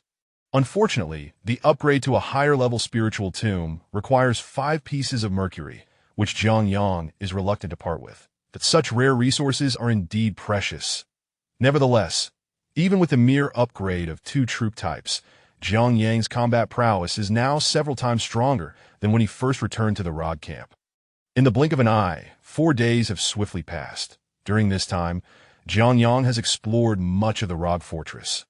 Although he has not approached Akira or Deckard Cain to engage in camaraderie, he is well aware of their whereabouts, ensuring he can find them should the need arise. Simultaneously, Zhang Yang has prepared his belongings, purchasing a town portal scroll for 1,500 gold coins. Quite an expense. He has also replenished the identification scrolls in his book, but he now awaits the imminent arrival of the auction with a sense of anticipation. Time has flown, and on the 6th day after Zhang Yang's arrival at the Rog Fortress, the auction hosted by the Kid Merchant Guild finally commenced. After organizing his belongings, he made his way toward the Golden Splendor. Along the way, he encountered a multitude of individuals heading in the same direction. For the current professionals, the auction by the Kid Merchant Guild is akin to a grand festive occasion. Nothing excites them more than acquiring a fine piece of equipment. The auction is renowned for being the most fruitful source of exceptional gear, which is precisely why they flock here. Hey, isn't that Jiang? Just as Jiang Yang reached the entrance of Golden Splendor, a familiar voice called out. Turning around, he was pleasantly surprised to see John George and his team. Compared to their last encounter, the members of this team were better equipped, suggesting they had enjoyed a successful month. Jiang, are you here for the auction as well? Upon spotting Jiang Yang, John George, a level 7 paladin, approached him with a friendly demeanor, exhibiting a chatty and familiar nature. Having met Jiang Yang just once before, he treated him as if they were longtime friends. Indeed, I'm hoping to find something useful. Jiang Yang acknowledged each member of John George's team with a nod, and they all smiled amicably, clearly in good spirits. You won't believe it. We ventured into the evil cave. Since Howard and Chris have both reached level 6, we initially intended to slay the corpse fire, but to our astonishment, someone had already defeated it, leaving behind only a horde of elite zombies. My goodness, you should have seen how many elite zombies there were. After exchanging pleasantries, John George, without waiting for Jiang Yang's consent, placed a hand on Jiang Yang's shoulder and began regaling him with his story. Upon hearing about the corpse fire, Jiang Yang couldn't help but smile wryly, as the one responsible for slaying the corpse fire stood right before him. However, he chose not to divulge this, for in the entire Rod camp, his mysterious arts could fool anyone but John George's monster-slaying team, as they were the first group he encountered in this world and were well aware of his capabilities. Back then, Jiang Yang had only a single weak skeleton, barely at level 1. In just 1 month, without anyone's assistance, he had managed to defeat the corpse fire, a feat that many would deem impossible. If word of this spread, it would bring him no benefit. Jiang Yang did not wish to feign ignorance, yet he would not indulge in pretentiousness either. Thus, he followed John George into the venue. Jiang Yang's golden VIP card was the most basic of those issued by the Kid Merchant Guild, typically reserved for the affluent yet politically insignificant individuals, like small families. Therefore, this card did not afford the privileges of private boxes, which were reserved for holders of Platinum VIP cards, Diamond cards, and Heaven cards. The Platinum card requires a transaction amount of 10 million gold coins. The Diamond card requires 500 million gold coins, and the Heaven card is exclusively granted to individuals like Akira. Are you all here to purchase something? Finally, as John George paused, Jiang Yang promptly inquired of the others. I heard that this auction features 2 exceptional staves. Paul wanted to come take a look, and we are accompanying him. I also wish to see if there are any weapons suitable for me, replied Howard Gordon, another paladin from the group. Jiang Yang nodded in agreement. Those 2 eagle staves were indeed valuable items. Upon entering the venue, Jiang Yang was struck by the sea of people within, many of whom were vying for seats. Fortunately, John George's monster-slaying team was quite renowned among the younger generation of professionals in Rod Camp, allowing them to occupy several previously claimed spots without objection. While interprofessional combat is prohibited, sparring is sanctioned by the elders, as continuous practice fosters growth. As long as lives are not lost, the elders remain indifferent. Had it not been for Jiang Yang nearly ending the lives of 2 individuals last time, Akira and the others might not have intervened at all, excluding the old white-haired man. Bang, bang, bang. Just as Jiang Yang and the others were engaged in casual conversation, a middle-aged man stepped onto the stage and tapped his wooden hammer. Ladies and gentlemen, please quiet down. The auction is about to commence. As the words left the middle-aged man's lips, the previously boisterous crowd fell silent, the din of chatter transforming into hushed whispers. Welcome to the Golden Splendor Hall of the Kid Merchant Guild for the auction. On behalf of my employer, Mr. Kidd, the Guild's director, I extend my gratitude for your presence. Without further ado, let us commence the auction.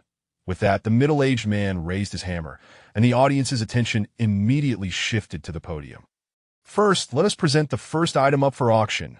As the middle-aged man gestured, a young maiden approached with a tray, and he unveiled the red cloth covering it, instantly illuminating the entire hall with a golden glimmer. A bright golden staff, the Plague Breaker, damage 6 to 12, durability 50-50, strength requirement 25, level requirement 6, 1 maximum damage, 30 accuracy, 15 damage to demons, 49 accuracy against demons, 1 resistance aura, paladin only, 1 mana per kill, 50 damage to undead.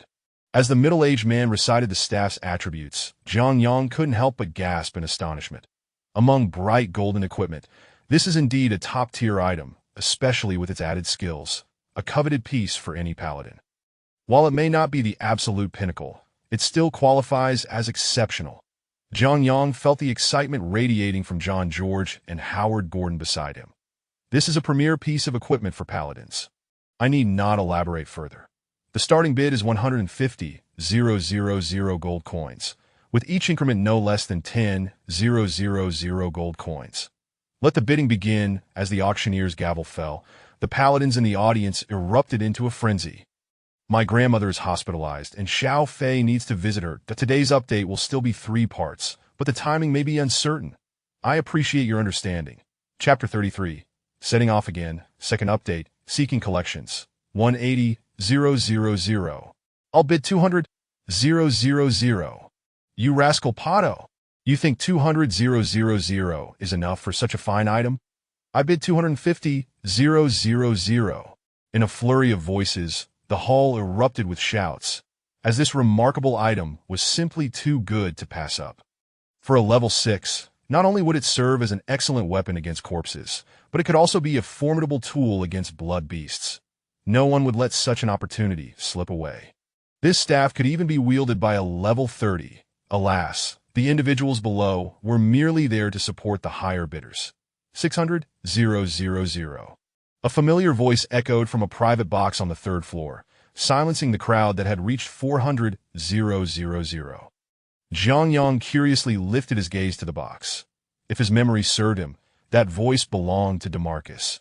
Had he possessed this staff at that moment, Zhang Yang might have genuinely lost. However, now, even if DeMarcus were offered a dark gold weapon, Zhang Yang felt confident in his abilities to triumph. 700,000. As DeMarcus declared his bid, a woman's voice from a nearby box chimed in. 900,000. It was clear that DeMarcus was intent on acquiring this staff, raising his offer by a staggering 200,000. 1,000,000.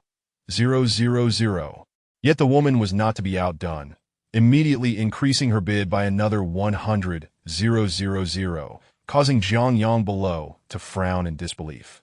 Is this shining gold weapon truly worth so much? Gazing at the gleaming staff on the podium, Zhang Yang contemplated selling his dagger and hat. Yet, even combined, those 2 items would hardly equate to the value of this staff, perhaps fetching only 60,000 or 70,000 at most. Just as Zhang Yang was lost in thought, the bidding escalated to an astonishing 1 million. It was evident that both sides were beginning to feel the strain of their bids. 3 million, just as DeMarcus had called out to 1 million, and the woman fell silent, believing the staff to be his. A voice suddenly boomed from a box on the 4th floor. Upon hearing its origin, everyone exchanged glances. That was the VIP box of the Paradise card. 3,050,000. In truth, too, 1 million had nearly reached DeMarcus's limit, but in his quest for vengeance against Zhang Yang, he grit his teeth and added another 50,000 gold coins, although it appeared the woman had no intention of continuing the bidding war. For million. Upon hearing this figure, both Zhang Yang and the professionals below gasped. This item was extraordinarily valuable. Let the elder have it. For DeMarcus's family to afford such a staff at 4 million was beyond their means. Is there anyone else willing to bid? For million for the first time, for million for the second time, for million for the 3rd time sold. The Plague Breaker is purchased by the guest from Box 3. With the finality of a middle-aged man's gavel, the first item was sold for an astronomical price, leaving Zhang Yang in awe. Next, we present the second item, which may offer a stroke of luck for ordinary professionals. Let's take a look at this item. Following the auctioneer's announcement, a maid emerged with a tray, unveiling a light blue curved dagger before the audience. "Oh, my dagger!" Zhang Yang exclaimed, recognizing the weapon he had previously sent. He wondered how much it might fetch. The curved dagger of the Bronze Lich, damage 2 to 6, durability 22, requires 21 agility points, requires level 4, 17 accuracy, 5 lifesteal on hit. A decent little gem capable of sustaining your combat. Starting price, 15,000 gold coins, with increments of no less than 100 gold coins. Let the bidding begin. As the auctioneer's words faded, the professionals below began to bid eagerly. This moment belonged to them, as it was customary for the auction house to present the most prized item first to stimulate enthusiasm. The second item would then see a gradual decline in quality, catering to those who merely came to observe. After all, one could not allow attendees to leave empty-handed. Otherwise, who would return to Kid's auction house in the future? As Jiang Yang had anticipated, the curved dagger was purchased by a level 9 barbarian for 200 gold coins. After deducting the auctioneer's commission, he was left with over 22,000 gold coins. The subsequent auctions primarily comprised lesser items. Jiang Yang's azure shield sold for 14,000, and various miscellaneous items also fetched decent prices. As the 3-hour auction approached its conclusion, Jiang Yang's staff was finally presented. Ladies and gentlemen, the following 2 blue items are exquisite treasures for novices. First, behold this. The Eagle's Law Pearl of the Successful Apprentice. Damage 2 to 5, durability 20. Requires level 3, mage only. 10 casting speed, 2 ice bolt, 5 mana, 1 mana gain for each kill. Without a doubt, the 10 casting speed alone would entice many to seek its possession, for a mere 10 increase in casting speed could represent victory. I need not elaborate further. We are all connoisseurs here. The starting price for the Eagle's Law Pearl of the Successful Apprentice is 80,000, with increments of no less than 1,000. Let the bidding commence.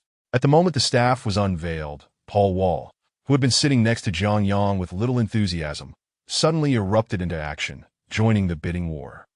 Watching as the price of his Eagle's Law Pearl climbed into the tens of thousands, Jiang Yang couldn't help but smile. When the staff reached 118,000, it was ultimately taken by a bidder on the second floor. The third floor was predominantly occupied by families ranked among the top 100. Although the staff was commendable, it failed to pique their interest. In the end, Jiang Yang's staff sold for a staggering 167,000 gold coins, leaving him with over 15,000 after the commission, which was quite close to the old appraiser's estimate. While Paul Wall regretted missing out on the staff, he had limited resources, around 120,000 gold coins, considering Jiang Yang's wealth. However, at such an auction, acquiring such a remarkable staff remained somewhat beyond his reach. It seems many mages have graced us with their presence today. Perhaps you all save some bidding power for this next item. Mages, do not miss out. As the auctioneer's voice rang out, a young woman approached with another tray.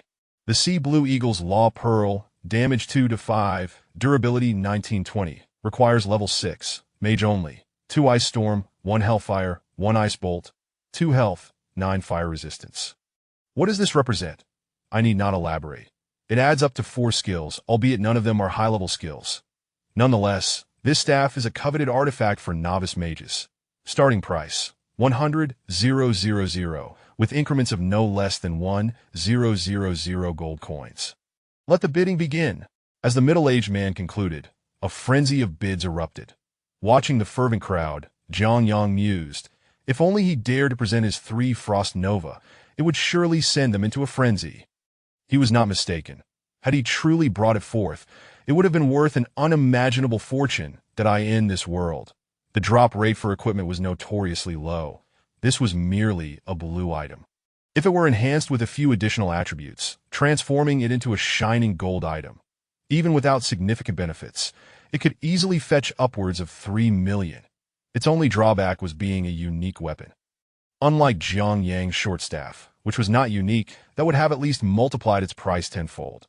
Ultimately, this Law Pearl was acquired by a bidder on the third floor for 296,000, just 4,000 shy of 300,000. A remarkably high price.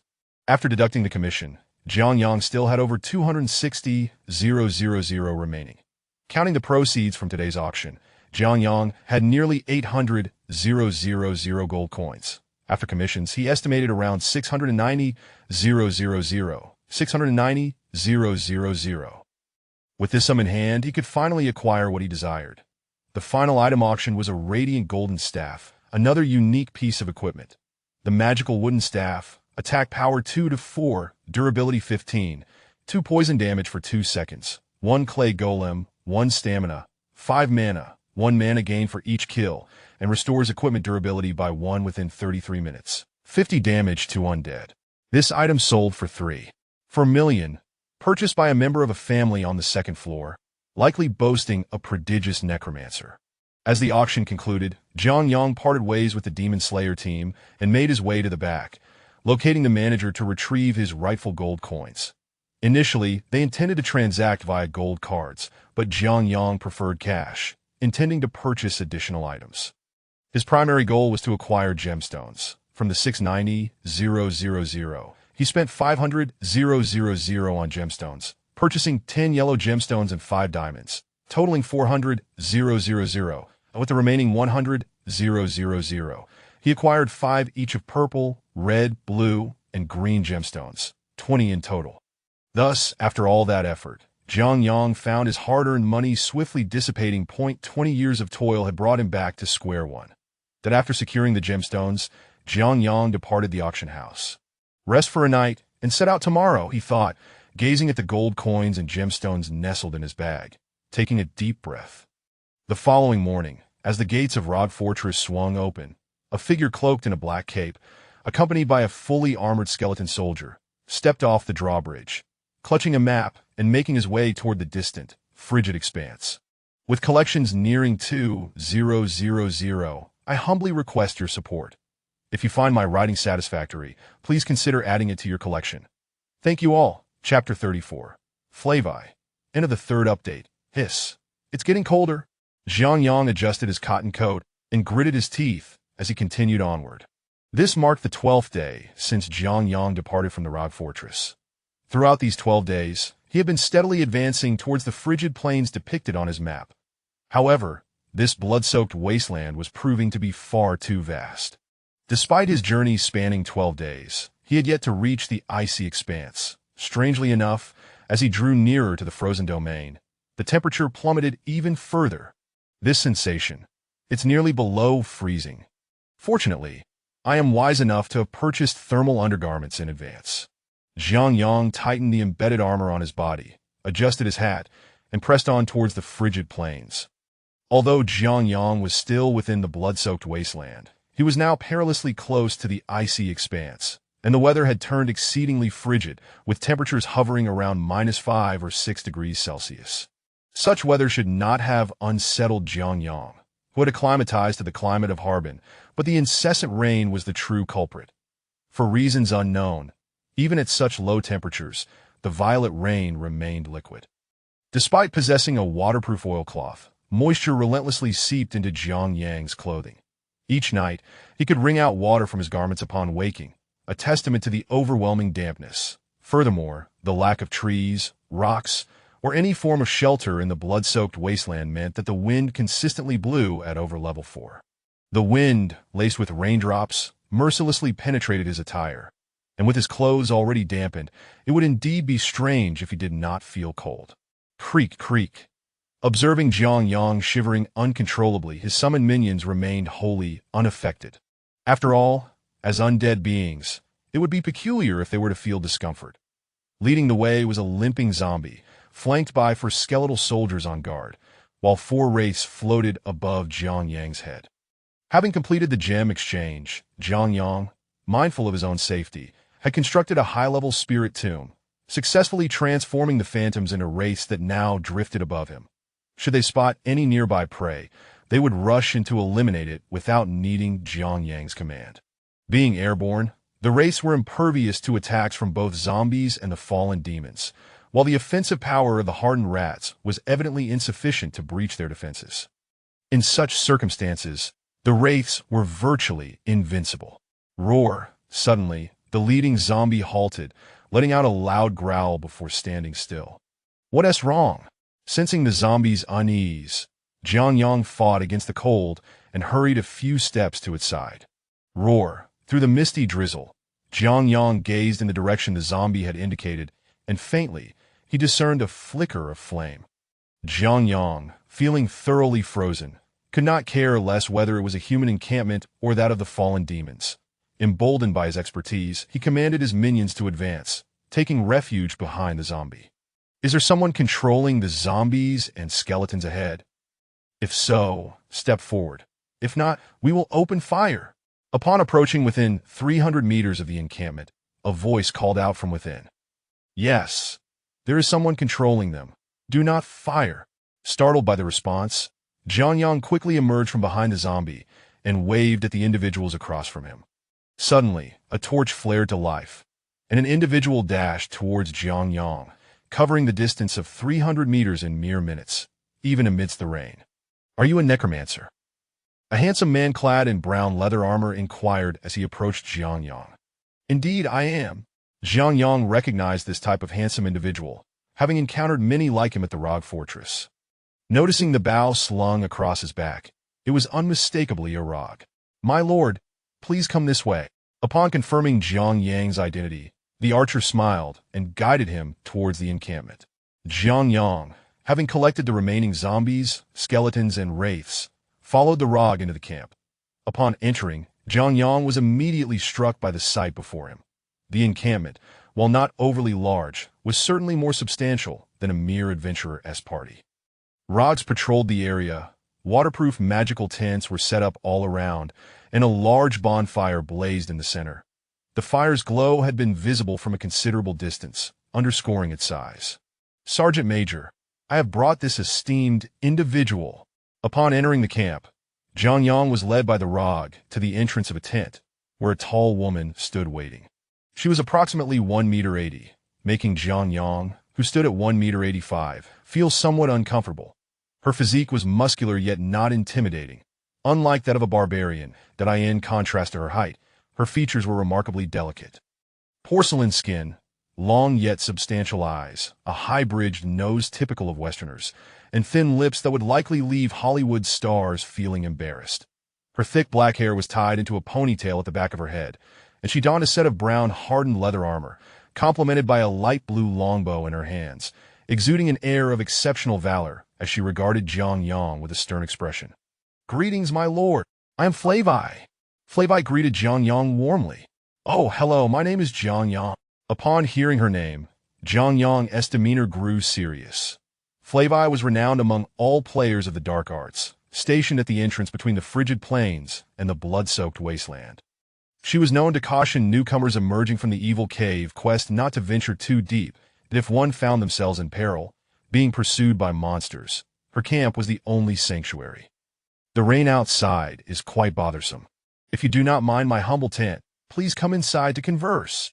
Flavai glanced at Jianyang and then turned to enter her tent.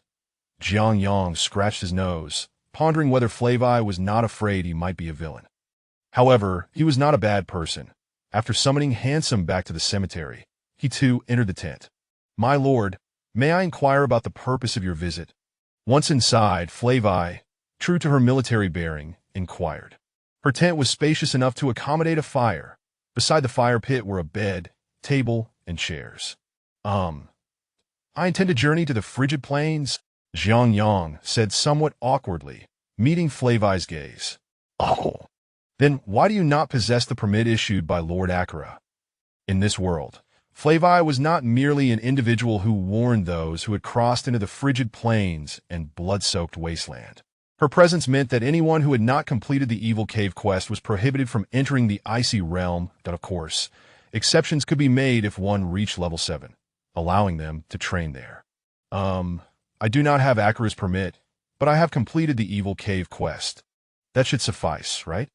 I merely wish to take a look at the frigid plains. If it is not permitted, I will return. Jianyang then produced a finger bone from his spatial backpack, which served as proof of his completion of the quest to ignite the dead bodies, allowing him to exchange it with Akira for a skill point. However, Jianyang lacked any skills, rendering the skill point utterly useless. That clearly, this item could not be utilized for cemetery skills. Oh, since you have completed the task of igniting the dead bodies, you may proceed to the frigid plains at any time. Flavai regarded Jianyang with intrigue. It was her first encounter with someone who had killed the dead bodies, yet had not claimed their reward. However, this was of no concern to her. Her duty was to prevent newly transitioned individuals from recklessly plunging into the frigid plains. Since Jiang Yang had demonstrated the capability to venture into the icy realm, she saw no reason to impede him. "My lord, is this your first time visiting the frigid plains?" Flavie inquired politely as she observed Jiang Yang, stowing away the fingerbone. Yes. Jiang Yang realized that his understanding of the frigid plains was still largely based on his experiences within the game. "I possess a book regarding the frigid plains. You may peruse it and return it to me before you depart. Should you wish to stay in the camp to rest, I will have someone prepare a tent for you," Flavie concluded, handing Jiang Yang a book titled Frigid Plains, authored by the well-known Deckard Cain. This concludes today's third update. The weekend's results are rather disappointing. Alas. Chapter 35, The Malevolent Dark Hunter, first update. It seems that this frigid expanse is not as easy to traverse as I had imagined. As night fell, Jiang Yang reclined on the grand bed within the large tent, illuminated by the glow of a magical lantern, perusing a book on the frozen wastes that had been lent to him by Flavie. This tome was penned by Deckard Cain, a master who epitomized the purest of paladins and the nature-loving druids. Innately altruistic, he authored numerous works to guide the practitioners of this world, helping them avoid unnecessary pitfalls. Particularly noteworthy are his writings on monster distribution, such as the maps of the Blood Marsh, which were officially compiled by Deckard Cain himself. Although the Frozen Wastes and the Blood Marsh are neighboring zones of monster distribution, their conditions are entirely disparate. The Blood Marsh resembles a beginner's leveling area. As long as one is cautious of being overwhelmed by the creatures, it is the simplest place to gain experience. In contrast, the Frozen Wastes are tenfold more perilous. The three types of monsters found in the Blood Marsh, drowned ones, zombies, and foul rats, are reduced to merely the drowned ones in the Frozen Wastes. Moreover, these drowned ones are no longer a disorganized mob. They now operate as a cohesive unit, reminiscent of a subterranean enclave led by a drowned sorcerer. The size of these groups is even greater than those encountered in the Evil Caves. It is rumored that no drowned one group in the Frozen Waste consists of fewer than 200 members, that if Jiang Yang were still reliant solely on his skeletal minions, leveling here would undoubtedly be a daunting task. However, Jiang Yang is no longer limited to just a few skeletons. In addition to these drowned ones, there exists a second formidable group, the mutated beasts, akin to those found in the Evil Caves. Yet, while the mutated creatures in the Evil Caves predominantly comprise livestock such as cows, sheep, horses, pigs, and dogs, the Frozen Wastes are home to far more formidable creatures: wolves, bears, leopards, and tigers, representing a significant escalation in threat. Beyond these two major factions, the Frozen Wastes also harbor a third group, the Dark Hunters. Dark Hunters are a species of infernal origin, possessing female forms yet grotesque in appearance. Adorned with white masks that obscure their countenances, they seldom operate in groups, preferring solitary ambush tactics. True to their names, they are hunters of the dark, capable of lying in wait for extended periods before launching sudden attacks. The vast majority of practitioners who perish in the Frozen Wastes meet their end at the hands of these sinister entities. Furthermore, the Frozen Wastes are rife with elite foes and a formidable boss. The supreme leader of the Drowned One tribe, the preeminent boss prior to the Blade Demon, Bixabox. Under his command, he has amassed tens of thousands of Drowned Ones and nearly 100 drowned sorcerers, forming a formidable force. Currently, during the Violet Demon Rain season, Bixabox's strength is at its zenith. Gazing upon the daunting nature of the Frozen Wastes, Jiang Yang felt a twinge of reluctance to venture forth. No more dwelling on this. The most pressing matter is to level up. Those vampires are still slumbering in their crypts. Jiang Yang recalled the vampires within the cemetery and sighed in resignation. When would this ever end? However, before proceeding, I must enhance my strength. Closing the book, Jiang Yang nodded in affirmation.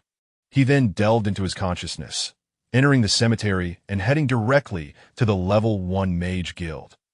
Has the master truly decided to embark on this journey? The following day, on the opposite side of the camp, Flavie regarded Jiang Yang with a serious expression. Of course, I did not come here merely to sightsee, did I? Moreover, I am far stronger than you might imagine. Jiang Yang replied with a cheerful smile, eliciting a soft chuckle from Flavie. Thank you for the book. Farewell. Wait a moment.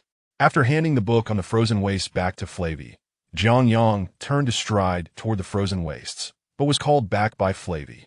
The frozen wastes are much colder than here. Take this coat, Flavy declared, tossing a thick men's coat to Jiang Yang, which was considerably more substantial than what he was currently wearing.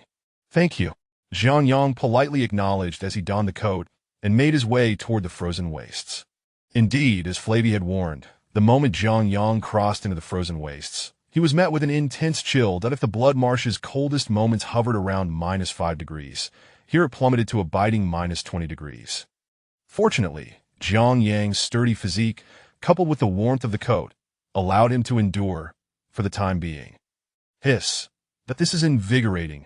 I thought once I left Harbin, I would never again experience such frigid sensations, Jiang Yang exclaimed, exhaling clouds of mist, bounding forward with his re-summoned companions into the depths of the frozen wastes.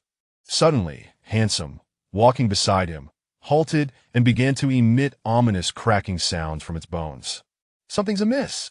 Having spent considerable time with Handsome, Jiang Yang instinctively understood the implications of the bone cracking, that he immediately commanded his summoned minions to be on high alert. Just as the order was issued, a figure emerged from the nearby underbrush. A female clad in a striking black and white ensemble, her head crowned with a bull skull helmet, wielding an axe and shield, charging toward Jiang Yang. Alas, she was no match for his defensive perimeter. Bang! The zombie at the forefront swung its hammer with remarkable force that in terms of speed, the zombie could never hope to rival the assailant. However, the hammer's sweeping arc constituted a formidable area attack. With a resounding thud, the hammer struck the Dark Hunter, sending her flying backward from the tremendous impact that in the immediate aftermath, the two wraiths soared into the air, each gripping a limb of the Dark Hunter, their eyes gleaming with excitement. Wait! Do not doubt. Had Jiang Yang not called for a halt, the race would have already torn this adversary apart. They say Dark Hunters are unsightly. I must see for myself just how hideous they truly are. Jiang Yang chuckled as he approached the subdued Dark Hunter, casually picking his nose. Arg arg! As Jiang Yang drew near, the demon hunter continued to struggle, yet her efforts were futile against the overwhelming strength of the wraiths. TSK, what a remarkable figure. Regardless of whether this Dark Hunter was demon or human, her physique was undeniably astounding. Jiang Yang estimated her measurements to be yet, due to her demonic nature, even the most ample proportions would remain pert. As she writhed and swayed, despite her ample bosom, her waist was surprisingly slim. Jiang Yang estimated it to be around 2 feet at best. Her legs were long and slender, and her posterior was quite appealing. Disregarding her face and focusing solely on her form, she would undoubtedly captivate an entire legion of admirers upon her arrival on Earth. Unable to resist, Jiang Yang reached out with his demonic hand, gently squeezing her bosom. It was frigid, devoid. Chapter 36. The Frigid Outpost, second update. Roar! A zombie clad in tight leather armor brandished a colossal hammer, swinging it directly at the mutated bear before it. The bear, originally towering at 2 meters, had grown to an astonishing height of over 2.5 meters following its mutation. Its immense size hindered its ability to move swiftly, and when the hammer came crashing down, it had no time to react, succumbing to the force of the blow. The tremendous impact sent the mutated bear staggering back 2 steps, and as it retreated, an unseen hand suddenly emerged from behind, grasping its foot. With its balance shattered, the massive creature crashed to the ground. Just before the bear fell, a figure swathed in tattered rags drifted out from beneath the moment the bear hit the ground, the wailing spirits hovering above, the zombies standing nearby, and the skeletons encircling the bear all surged forward simultaneously, their weapons striking at the bear's head in unison. Bang! That was the sound of the zombie's hammer colliding with the bear's skull. Sizzle! That was the sound of the skeleton's bone sword piercing into the bear's cranium. Hiss! That was the sound of the spirit's fingers penetrating the bear's skull. The onslaught from all directions swiftly extinguished the life of the colossal bear. Its life force flickered and waned. A dark energy erupted from its body, seeping into Jiang Yang's form. Wow! 350 experience points. This is absurd, though its hide is a bit tough. Jiang Yang marveled as he glanced at his experience bar. Indeed, he had ample reason to be amazed. The bear had bestowed upon him quite the bounty. In addition to the 350 experience points, he also received 50 gold coins and a blue short sword, which was evidently not of low quality, though Jiang Yang couldn't be bothered to identify it. After all, he only had 20 identification scrolls, and wasting them on these weapons seemed unwise to him, that if the denizens of this world knew that the coveted blue weapons they sought were mere trash in Jiang Yang's eyes, he would likely be assaulted 100 times over by those driven mad in pursuit of such artifacts. I'm close to leveling up. With a glance at his experience bar, Jiang Yang noted that it was already the 9th day since his arrival in the frigid outlands. The monsters here offered more experience than those in Blood Wasteland or Evil Caverns, where a typical creature yielded merely 2 points, while in the frigid outlands, it had risen to 3. Jiang Yang had been pondering how to make up the nearly 6,000 experience points he lacked, but unexpectedly, in just 9 days, he was nearly there. Currently, Jiang Yang's experience stood at 13801, 14175, requiring just around 300 more points, which he could easily attain in a day. Eager to level up, he reflected on the fact that it had been 21 days since he emerged from Roger Fortress, and with less than a month until the Purple Demon Rain season, his pace of advancement felt rather sluggish, far from his expectations. It appears reaching level 7 in the frigid outlands should be feasible. I'll continue to battle while heading towards the burial grounds. If luck is on my side, I might even take down Blood Crow at the last moment, allowing me to reach level 9 before the Purple Demon Rain season concludes. With that thought, Jiang Yang prepared himself and set off towards the burial grounds as indicated on the map. Rakaniki! Suddenly, a cacophony of sounds erupted ahead, and Jiang Yang recognized the 2 distinct cries, one from the sinking demon and the other from the Dark Hunter. Not good. Something's happening up ahead. Upon hearing those cries, Jiang Yang's brow furrowed. In the frigid outlands, sinking demons and Dark Hunters typically maintained a respectful distance from one another, as they belonged to opposing factions in the depths of hell, one serving the realm of female demons, and the other the realm of malevolent demons. Even in this world, their projections remained unentangled.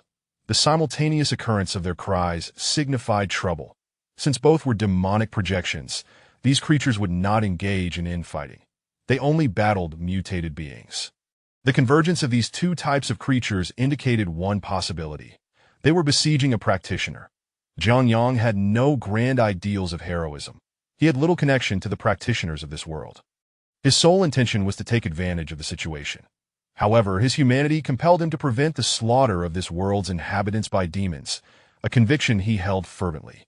Follow me. Tightening his cotton coat, Jiang Yang rushed toward the source of the commotion.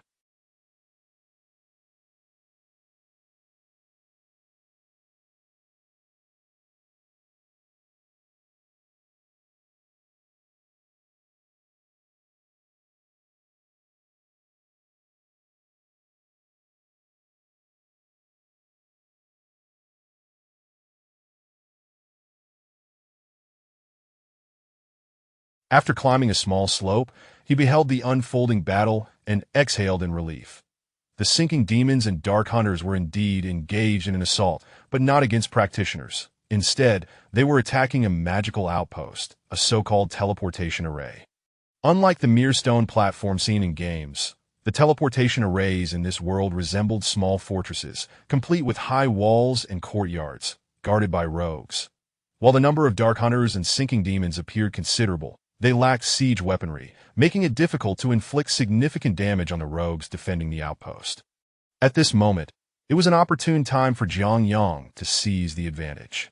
Go, stealthily eliminate them, with Jiang Yang's command. For spirits and 4 skeleton soldiers quietly crept toward the throng of monsters. As for the zombies, their slow movement rendered them more of a liability than an asset. So Jiang Yang decided to keep them close for protection. They could serve as a meat shield in critical moments. The efficiency of the skeletons and spirits was remarkably high. Within a minute, Jiang Yang noticed his experience steadily increasing. Typically, he had to seek out monsters to engage. Now, they were presenting themselves on a silver platter, an opportunity too good to pass up. Each sinking demon fell with a single strike, while the Dark Hunters posed a bit more of a challenge. However, with the cooperation of the spirits and skeletons, dispatching them was still rather effortless. Among the besieging forces, there were nearly 300 Dark Hunters and around 1,000 sinking demons. Yet, taking down the outpost would not be a simple task, and Zhang Yang was thoroughly enjoying the experience farming from his vantage point. As the two sides clashed, the throng of monsters visibly diminished at a rapid pace. Meanwhile, it seemed the outpost defenders had noticed the assistance they were receiving. The rogues began firing arrows with renewed vigor, effectively diverting the attention of the Dark Hunters and sinking demons entirely onto themselves, while Zhang Yang continued to amass his fortune undisturbed. Finally, after an hour, a familiar white light descended from the heavens, instantly dispelling Zhang Yang's fatigue. I finally reached level 6. Seeing his level had risen, Zhang Yang couldn't help but smile. However, upon glancing at the experience required to progress from level 6 to 7, his smile faded. 14175-22680. Well, the revolution had yet to be achieved. The comrades must strive harder. For the moment, he set aside the attribute points awarded for leveling up and immersed his consciousness in the graveyard. Zhang Yang's level has increased. Zhang Yang is now at level 6. Reward: 1 energy. Your hero can learn archery or ballistics. As Zhang Yang absorbed the rewards granted upon entering the graveyard, his expression soured. That archery, ballistics. Damn it, I can't even build a blacksmith shop. Where am I supposed to get a trebuchet? Besides, which of my skeletons, zombies, or spirits is ranged? The closest ranged unit I have is a corpse mage. What a joke. I can't even field a vampire right now. Frustrated by the rewards bestowed upon him, after leveling up, Zhang Yang felt an urge to curse, but it was all random. After a moment of venting his frustrations, he glanced at the two options before him and ultimately resigned himself to selecting archery. Although he had no archers at present, he was certain someone would eventually take up the bow. This could prove useful down the line, but he had no use for a trebuchet to AS for the 10 energy. Zhang Yang was somewhat satisfied. His current energy was only 15 points, which translated to a ratio of 1 point of energy to 2 points of magic. This meant that even after learning magic, he wouldn't have the capacity to utilize it effectively. However, with this boost to his energy, his magic ceiling would rise, benefiting him in the long run.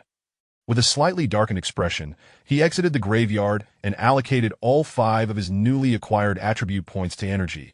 For now, his strength and agility were sufficient at 30-35. He only needed to wear gear. Zhang Yang was not afraid of death or reluctant to fight. He was merely fixated on that dark gold bow tucked away in his backpack, which required level 7 to wield. During the time Zhang Yang spent leveling up, the sinking demons and Dark Hunters below had suffered significant casualties. However, in terms of the sheer number of enemies defeated, the outpost defenders had not surpassed Zhang Yang. Their role was merely to draw the attention of the demons, while the direct output came from Zhang Yang's 4 skeletons and 4 spirits. Recently, he had been contemplating whether to recruit a few more level 4 skeletons or elevate his current 4 to level 5, as he had acquired quite a few new subordinates through his summoning spells. Rakanikyu, as the leader of the sinking demons, sensed something amiss. He called out, leading his remaining subordinates in a slow retreat. The Dark Hunters followed suit, gradually pulling back with their own ranks. Once they had all vanished, Zhang Yang descended from the small hill and began to gather the spoils that AT that moment. Several rogues from the outpost. Although his drop rate was high, most of the loot was merely common gear, suitable only for selling. After finishing his collection, Zhang Yang inquired, "Is everything all right here at your outpost? Why were you attacked?" Gazing at the small fortification constructed of stone, Zhang Yang felt a twinge of curiosity. In his view, an outpost seemed to hold little offensive value, as monsters could not utilize the teleportation array. This situation is only temporary. During the Purple Demon Rain season, monsters go berserk, attacking all humans. Under normal circumstances, we wouldn't be subjected to such assaults. That if you don't mind, please rest here a while and enjoy a warm cup of coffee before continuing your journey. The two rogues smiled warmly at Zhang Yang. Upon hearing their invitation, Zhang Yang felt a pang of reluctance to refuse. After all, a warm drink in the frigid winter was undeniably comforting. He followed the two rogues into the courtyard where the outpost was situated. Upon entering the courtyard, all the rogues approached, paying their respects to Zhang Yang. "Thank you, my lord, for your assistance." The leading rogue, a middle-aged man whose level was indiscernible, yet clearly not low, welcomed Zhang Yang back with a smile. No need for formalities. Zhang Yang waved his hand and began to scrutinize the teleportation array within the small courtyard. Upon entering, the first thing he noticed was a massive stone platform serving as the teleportation array, similar to those in games, but significantly larger, capable of accommodating around 20 individuals at once. The entire courtyard was constructed from stone, appearing as secure as Roger Fortress. Surrounding the courtyard were several small stone structures, likely serving as resting quarters for the rogues. "My lord, please come inside." The middle-aged rogue led Zhang Yang into the central structure, which was surprisingly spacious. This appeared to be the leader's dwelling. Shaking off the raindrops from his coat, Zhang Yang followed the man inside. "Please have a seat." The middle-aged man gestured to a chair made of red wood, smiling at Zhang Yang, who nodded in acknowledgement. Shortly thereafter, a rogue entered, carrying a cup of hot coffee and placing it before Zhang Yang. Although the coffee was somewhat bitter, it warmed him pleasantly, a feeling he greatly appreciated. "My lord, are you traveling alone in the frigid outlands?" The middle-aged rogue inquired as Zhang Yang sipped his coffee. "Yes. Is there something wrong with that?" Zhang Yang asked, perplexed by the man's surprised reaction. "Oh no, nothing at all. I was merely taken aback. The frigid outlands are not like the Blood Wasteland. The harsh climate and formidable monsters here are considerably more dangerous. Typically, practitioners form small teams to look out for one another." Upon hearing the middle-aged man's explanation, Zhang Yang nodded. He acknowledged the wisdom of having a team in such treacherous weather, yet regrettably, he had not considered the idea of forming a party. Some secrets were not meant to be shared with others. "You seem quite confident, my lord." The middle-aged man observed Zhang Yang, his face brimming with goodwill. "Ha! Confidence is indeed in abundance. Now, tell me about your situation here. Are you frequently besieged by monsters?" Zhang Yang deftly shifted the topic, knowing his secrets were not meant for the likes of this world's denizens to unravel. Since the onset of the Purple Demon Rain season, this marks the 11th wave of monster attacks. The middle-aged man, understanding Zhang Yang's desire to steer the conversation away from himself, seized the opportunity to elaborate. "The 11th wave? Does that not place you in considerable peril?" Zhang Yang raised an eyebrow, his concern evident. "Not necessarily. We have sturdy walls, and thanks to the teleportation array, we can always call for reinforcements or transport supplies from the rogue camp. Compared to other areas in the frigid outlands, this location is relatively safe." Zhang Yang nodded in understanding. With the protection of fortified walls, this outpost was indeed safer than many other locales. "By the way, how does one activate the outpost?" Zhang Yang asked, eager to learn about the matter that interested him most. To activate a human outpost, one requires a certificate issued by Sister Akira, and each use of the teleportation array costs 500 gold coins, the middle-aged man replied with a smile. Human outposts served as critical hubs for the human resistance against the demonic forces, hence their protection and usage were of utmost importance. Not only did each use incur a cost of 500 gold coins, but it also necessitated Sister Akira's authorization. "That sounds rather cumbersome," Zhang Yang remarked, initially hoping to establish a waypoint for easy returns. "Not cumbersome at all. Once you defeat the Corpse Blaze, you will receive the authorization to use the Frigid Outlands outpost from Sister Akira. Considering you have been able to fight in the Frigid Outlands, you must have already slain the Corpse Blaze, correct?" The middle-aged man said, and Zhang Yang nodded in affirmation. "However, I have not yet collected my reward from Sister Akira," Zhang Yang replied, producing the finger bone of the Corpse Blaze. "Since you possess the proof of having slain the Corpse Blaze, and you have also assisted us, I happen to have an extra authorization here, which I will gladly give to you." The middle-aged man smiled as he retrieved a piece of parchment from his belongings and handed it to Zhang Yang. "In that case, thank you very much." Zhang Yang expressed his gratitude, astonished by the parchment in his hands. "No need to mention it. This also serves my purpose. With less than a month until the Purple Demon Rain season ends, the monsters from the Stone Spirit Wilderness, Tyron Highlands, Dark Forest, and our frigid outlands will all launch an assault. I hope you can lend us your aid then, and together we can use the teleportation array to return, for this wave of monsters will not consist solely of beasts." The middle-aged man said earnestly, indicating that activating the outpost was not without its obligations. "Are there also fallen among them?" Zhang Yang's eyes lit up at the mention, curious whether slaying the fallen would yield experience. Indeed, we rogues can only discern monsters, but we struggle to identify the fallen, which necessitates the protection of practitioners. I hope you can return to the outpost on time. The middle-aged man bowed respectfully to Jiang Yang. Very well. However, for the next month, I need to focus on leveling up. Please inform me of any nearby places suitable for training. Jiang Yang observed the middle-aged man's demeanor. During the monster siege, he surmised it would be challenging to survive in the wilderness, and it would be prudent to return to the fortress. Thus, it made sense to reciprocate the middle-aged man as kindness. Moreover, returning with the rogues would save him 500 gold coins. Jiang Yang had become increasingly frugal. Upon hearing Jiang Yang's agreement, a smile broke across the middle-aged man's face. Naturally, he was delighted at Jiang Yang's willingness to dispose of the monsters, as the first to attack would undoubtedly be the closest beasts to the outpost.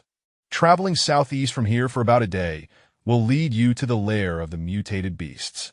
Those creatures are quite troublesome, that if you continue southeast for 5 days, you will reach a camp of dark hunters, where at least 3 elite dark hunters reside. Following this path for about a week will bring you into the territory of Baisu Baisu. The middle-aged man, eager to provide assistance, produced a well-worn map of the frigid outlands and began detailing it to Jiang Yang. Jiang Yang mirrored his actions, retrieving his own map and meticulously cross-referencing it to take notes. Before long, Jiang Yang had spent over 2 hours in the outpost, since there were only 2 sets of rooms, one for male rogues and one for female rogues. Jiang Yang opted not to crowd into the outpost and decided to leave while there was still daylight. Heading southeast, following the middle-aged man's directions, Jiang Yang ventured onward.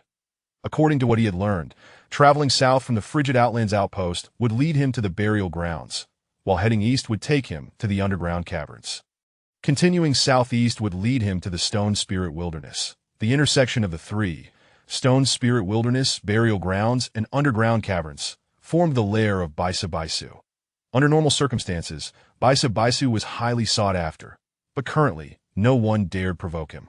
The corpse blaze during the purple demon rain season was formidable enough to rival 20-level elite monsters, and Baisu Baisu, originally a level 12 elite, was likely approaching level 30. Coupled with the thousands of sinking demons, it seemed unlikely that anyone would dare confront the old man Baisu unless they were part of a team capable of taking down Sisterin. And who would be foolish enough to come to the frigid outlands to gain experience? It was a rare breed like Jiang Yang himself. No one dared approach him, leaving all the opportunities for Jiang Yang. At this pace, the first creatures I encounter should be the mutated animals. Perfect, let us take them down first. With a glance at the markings on his map, Jiang Yang exited the outpost and hurried southeast, accompanied by his loyal guardians, ever vigilant in ensuring his safety. In this world, Jiang Yang's most trusted allies were indeed these undead minions. Today, there will be 3 updates. The Midnight Update will be the first chapter for tomorrow that I kindly ask for everyone's continued support for Xiaofei. If you believe this book is to your liking, please save it to your collection. Thank you all. Chapter 37. The Beast's Lair, 3rd update completed. Cough. In the drizzling rain, a wolf, resembling a small calf in size, howled angrily at the heavens. Yet no sooner had it uttered its cry than a chilling hand, dark and bony, pierced through its throat, causing the wolf's eyes to widen in disbelief. Gradually, it collapsed, spilling forth more than 20 gold coins along with a pair of white leather boots. At that moment, a creature draped in tattered black cloth, with a face resembling a skull, yet bearing a layer of greenish skin, slowly materialized behind the wolf. After scanning the vicinity and confirming the absence of other beings, the creature came to a halt. Before long, several humanoid figures approached, led by a zombie clad in leather armor wielding a large hammer, followed closely by a figure shrouded in a black cloak. "Let us camp here for the night," said the cloaked figure slowly, casting a glance at the small hill behind him. With his command, the specters and skeletons that had accompanied him scattered in an instant, leaving only the zombie standing at his side. As a radiant glow emanated from the figure's hand, a massive tent appeared before him. There truly are many mutated creatures in this vicinity. Upon entering the tent, the cloaked man removed his hood. This was none other than Jiang Yang. That it was the 2nd day since he had departed from the small station, having traveled through the night to finally arrive at the territory of the mutated beasts. In a place where such creatures were rarely seen in a day, Zhang Yang had encountered them 6 times within a single day. Indeed, this was the lair of the mutated beasts, yet the degree of their mutations was evidently low, yielding a modest amount of experience points. The 6 encounters had granted Zhang Yang less than 800 experience points. Nonetheless, he was overjoyed. To ascend from level 6 to 7, he required approximately 8,500 experience points. With just 2 days elapsed, he had only a little over 7,000 points remaining. At this pace, if he spent 10 days here, he could reach level 7, and with that level, he could equip the dark gold bow. Of course, only Zhang Yang would dare to train in such a place. The mutated beasts were at least level 9, possessing combat strength equivalent to that of a level 9 professional. Most of those hunting these creatures were either level 7 or 8 professionals. Even a small team would struggle against a level 9 mutated beast, who, like Zhang Yang, could slay a level 9 creature at level 6. Furthermore, with the formidable monsters around him, it was not just the level 9s that posed a challenge. Even against the likes of Bo Su, Zhang Yang felt he could hold his own, though he had no intention of seeking trouble with such formidable foes just yet. Setting aside thoughts of Bo Su, the countless abyssal demons surrounding him were already a source of great headache. Although he could potentially reach level 8 by eliminating them all, the real question was, how could he possibly defeat them? Just a single droplet of their saliva could spell death for Zhang Yang dozens of times over. His goal was to reach level 10 in the shortest time possible, after which he could summon vampires. Digging through his backpack for firewood and kindling, Zhang Yang dug a small pit in the ground and lit the fire. Generally, no one dared to light a fire inside a tent. Firstly, it was a fire hazard, and secondly, the poor ventilation could lead to suffocation. However, in this world, to avoid attracting demons with open flames, professionals had long devised a solution. The magical tents, such as the one Zhang Yang resided in, were immune to normal flames. Of course, magical fireballs cast by abyssal demon warlocks were a different matter.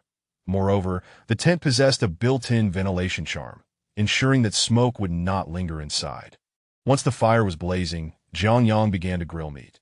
The steak was already pre-cooked, requiring only a bit of heat and a brush of butter, sprinkled with a seasoning akin to chili powder, to emit an enticing aroma that made Zhang Yang's mouth water. Meanwhile, he set a pot over the fire and melted some butter, adding vegetables he had brought from Log Fortress. Once they were sautéed, he added water to prepare a pot of vegetable soup. The combination of vegetable soup and steak provided a comforting meal, and after moving the fire aside, Zhang Yang lay down on his bedding, fully clothed. Sleeping comfortably outdoors was a luxury he could not afford. For the sake of returning home, what is a little hardship? Zhang Yang thought of his parents and friends back on Earth. Taking a deep breath, he closed his eyes. This was Zhang Yang's only hope now. If this hope were to shatter, he might very well remain in Log Fortress for the rest of his life. The dream of being a hero, saving the world, had once flickered in Zhang Yang's heart, but it had long since faded. Creak, creak. The sound of shifting bones roused Zhang Yang from his slumber. Glancing at his magical watch, he realized he had slept for nearly 10 hours, making up for the previous night's lost rest. Stretching lazily, he exited the tent. The sky remained overcast, shrouded in a fine drizzle that cast a desolate aura over the land, yet Zhang Yang had grown accustomed to it. Today, I shall venture into the lair of the mutated beasts. With a stretch, Zhang Yang commenced his journey for the day. After enjoying a reheated steak and a glass of cold milk, he set out once more with his skeletal minions. Currently, Zhang Yang commanded a total of 11 skeleton soldiers, 4 of which were level 4, while the remaining 7 were level 1 and stationed in the cemetery. He also had 1 level 4 zombie and 4 specters, 1 level 3 and 3 level 1. Typically, the 3 level 1 specters served as scouts, as the frozen waste did not host any flying units. Occasionally, one might spot some foul crows which flew over from the Stone Crag wilderness. Lacking nests, most of them had perished in the frigid conditions, though a few had survived, lingering in the southern parts of the frozen wastes, where Zhang Yang would not encounter them.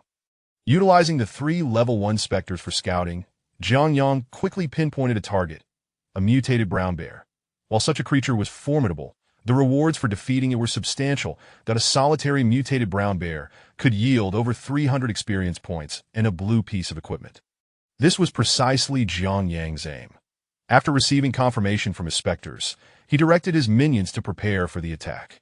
Strike swiftly. Spectre 2, draw its attention this way.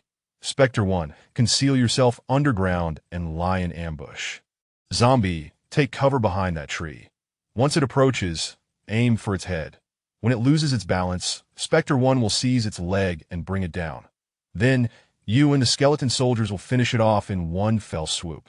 Alright, move out. Having devised a strategy for taking down such a lumbering beast, Jiang Yang issued the command, and as soon as Jiang Yang spoke, all summoned beings sprang into action. Spectre 2 flew behind the brown bear and, with a resounding clap, struck the back of its skull, momentarily stunning it. However, upon spotting the spectre, the bear became enraged and lunged toward it with a furious howl. The spectre's speed was 7, while the bear's maximum was merely 3, giving the spectre a significant advantage. With a swift turn, it vanished from sight, prompting the bear to pursue the direction from which the spectre had disappeared. Roar! Just as the bear was about to enter the ambush zone Jiang Yang had set, a thunderous roar reverberated through the air. The bear came to an immediate halt, rearing up on its hind legs to investigate the source of the sound. After approximately 5 seconds of observation, the mutated bear lay back down and dashed off toward the distant roar. What is going on? Jiang Yang was puzzled as he watched the brown bear flee. How could it escape when victory was within his grasp? However, the preceding roar intrigued him. After a moment's hesitation, Jiang Yang opted not to pursue the bear at that moment. Let us follow it and see. Observing the direction in which the bear had departed, Jiang Yang stealthily trailed behind. However, the deeper he ventured, the more apprehensive he became, for he noticed that the footprints along the path were not solely those of the brown bear.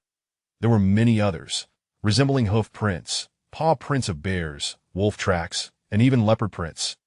Upon seeing this, a desire to flee welled up within Jiang Yang that he could easily dispatch a single mutated creature, defeat 2, and even handle 3, but against 4 or more, his only option would be to run. Gazing at the scattered tracks, which indicated the presence of dozens of mutated beasts, Jiang Yang felt a surge of fear.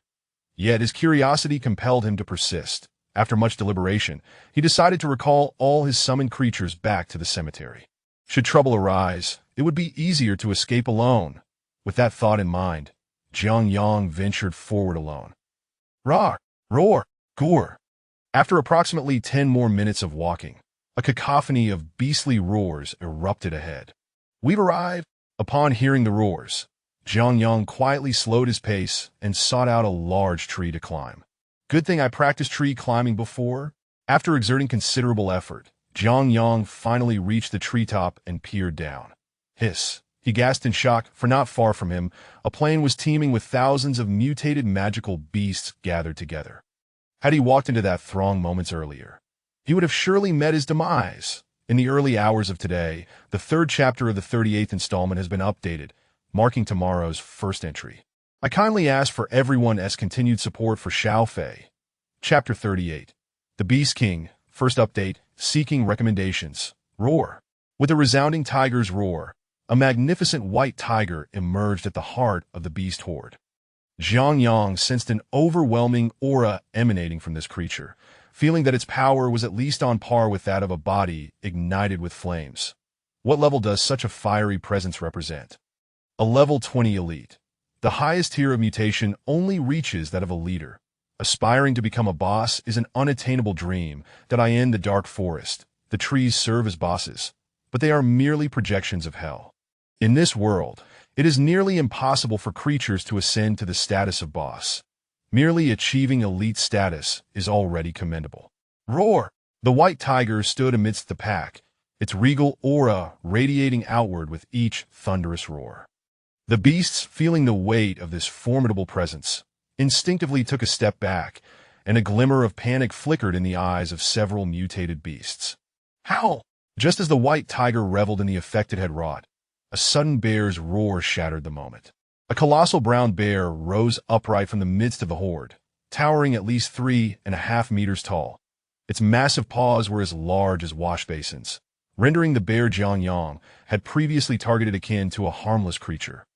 As this imposing black bear lumbered into the fray, Jiang Yang realized that these creatures were vying for the title of Beast King.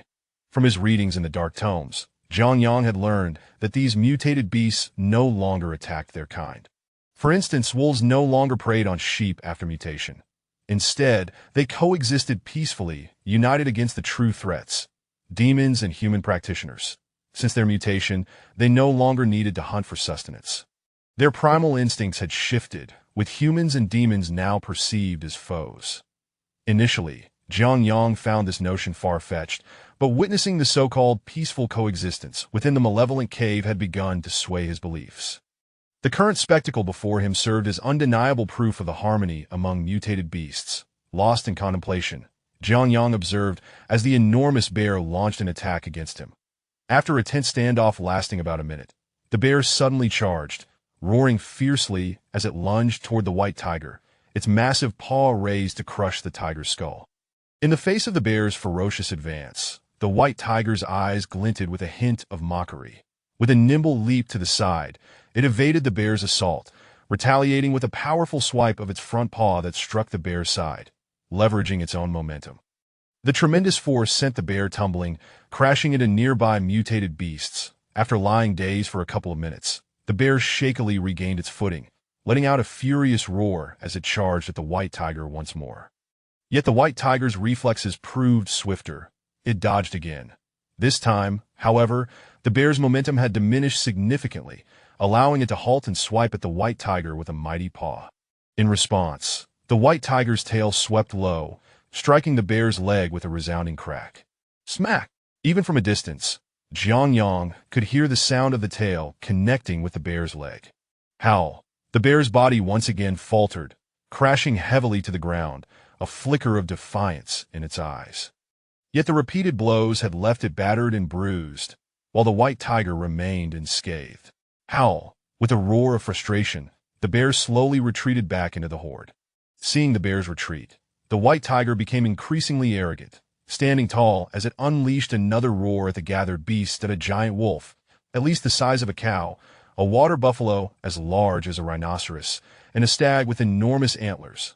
All manner of creatures rose to challenge the white tiger, yet all were vanquished. However, the white tiger had not emerged unscathed. It bore numerous wounds from these fierce encounters, yet it stood resolute. Roar! As the powerful elite-level challenger, initially he had intended to take advantage of the situation, but regrettably, the white tiger had been measured in its strikes, injuring its opponents without killing them. Given Zhang Yang's own limited capabilities, charging in now would be tantamount to courting death.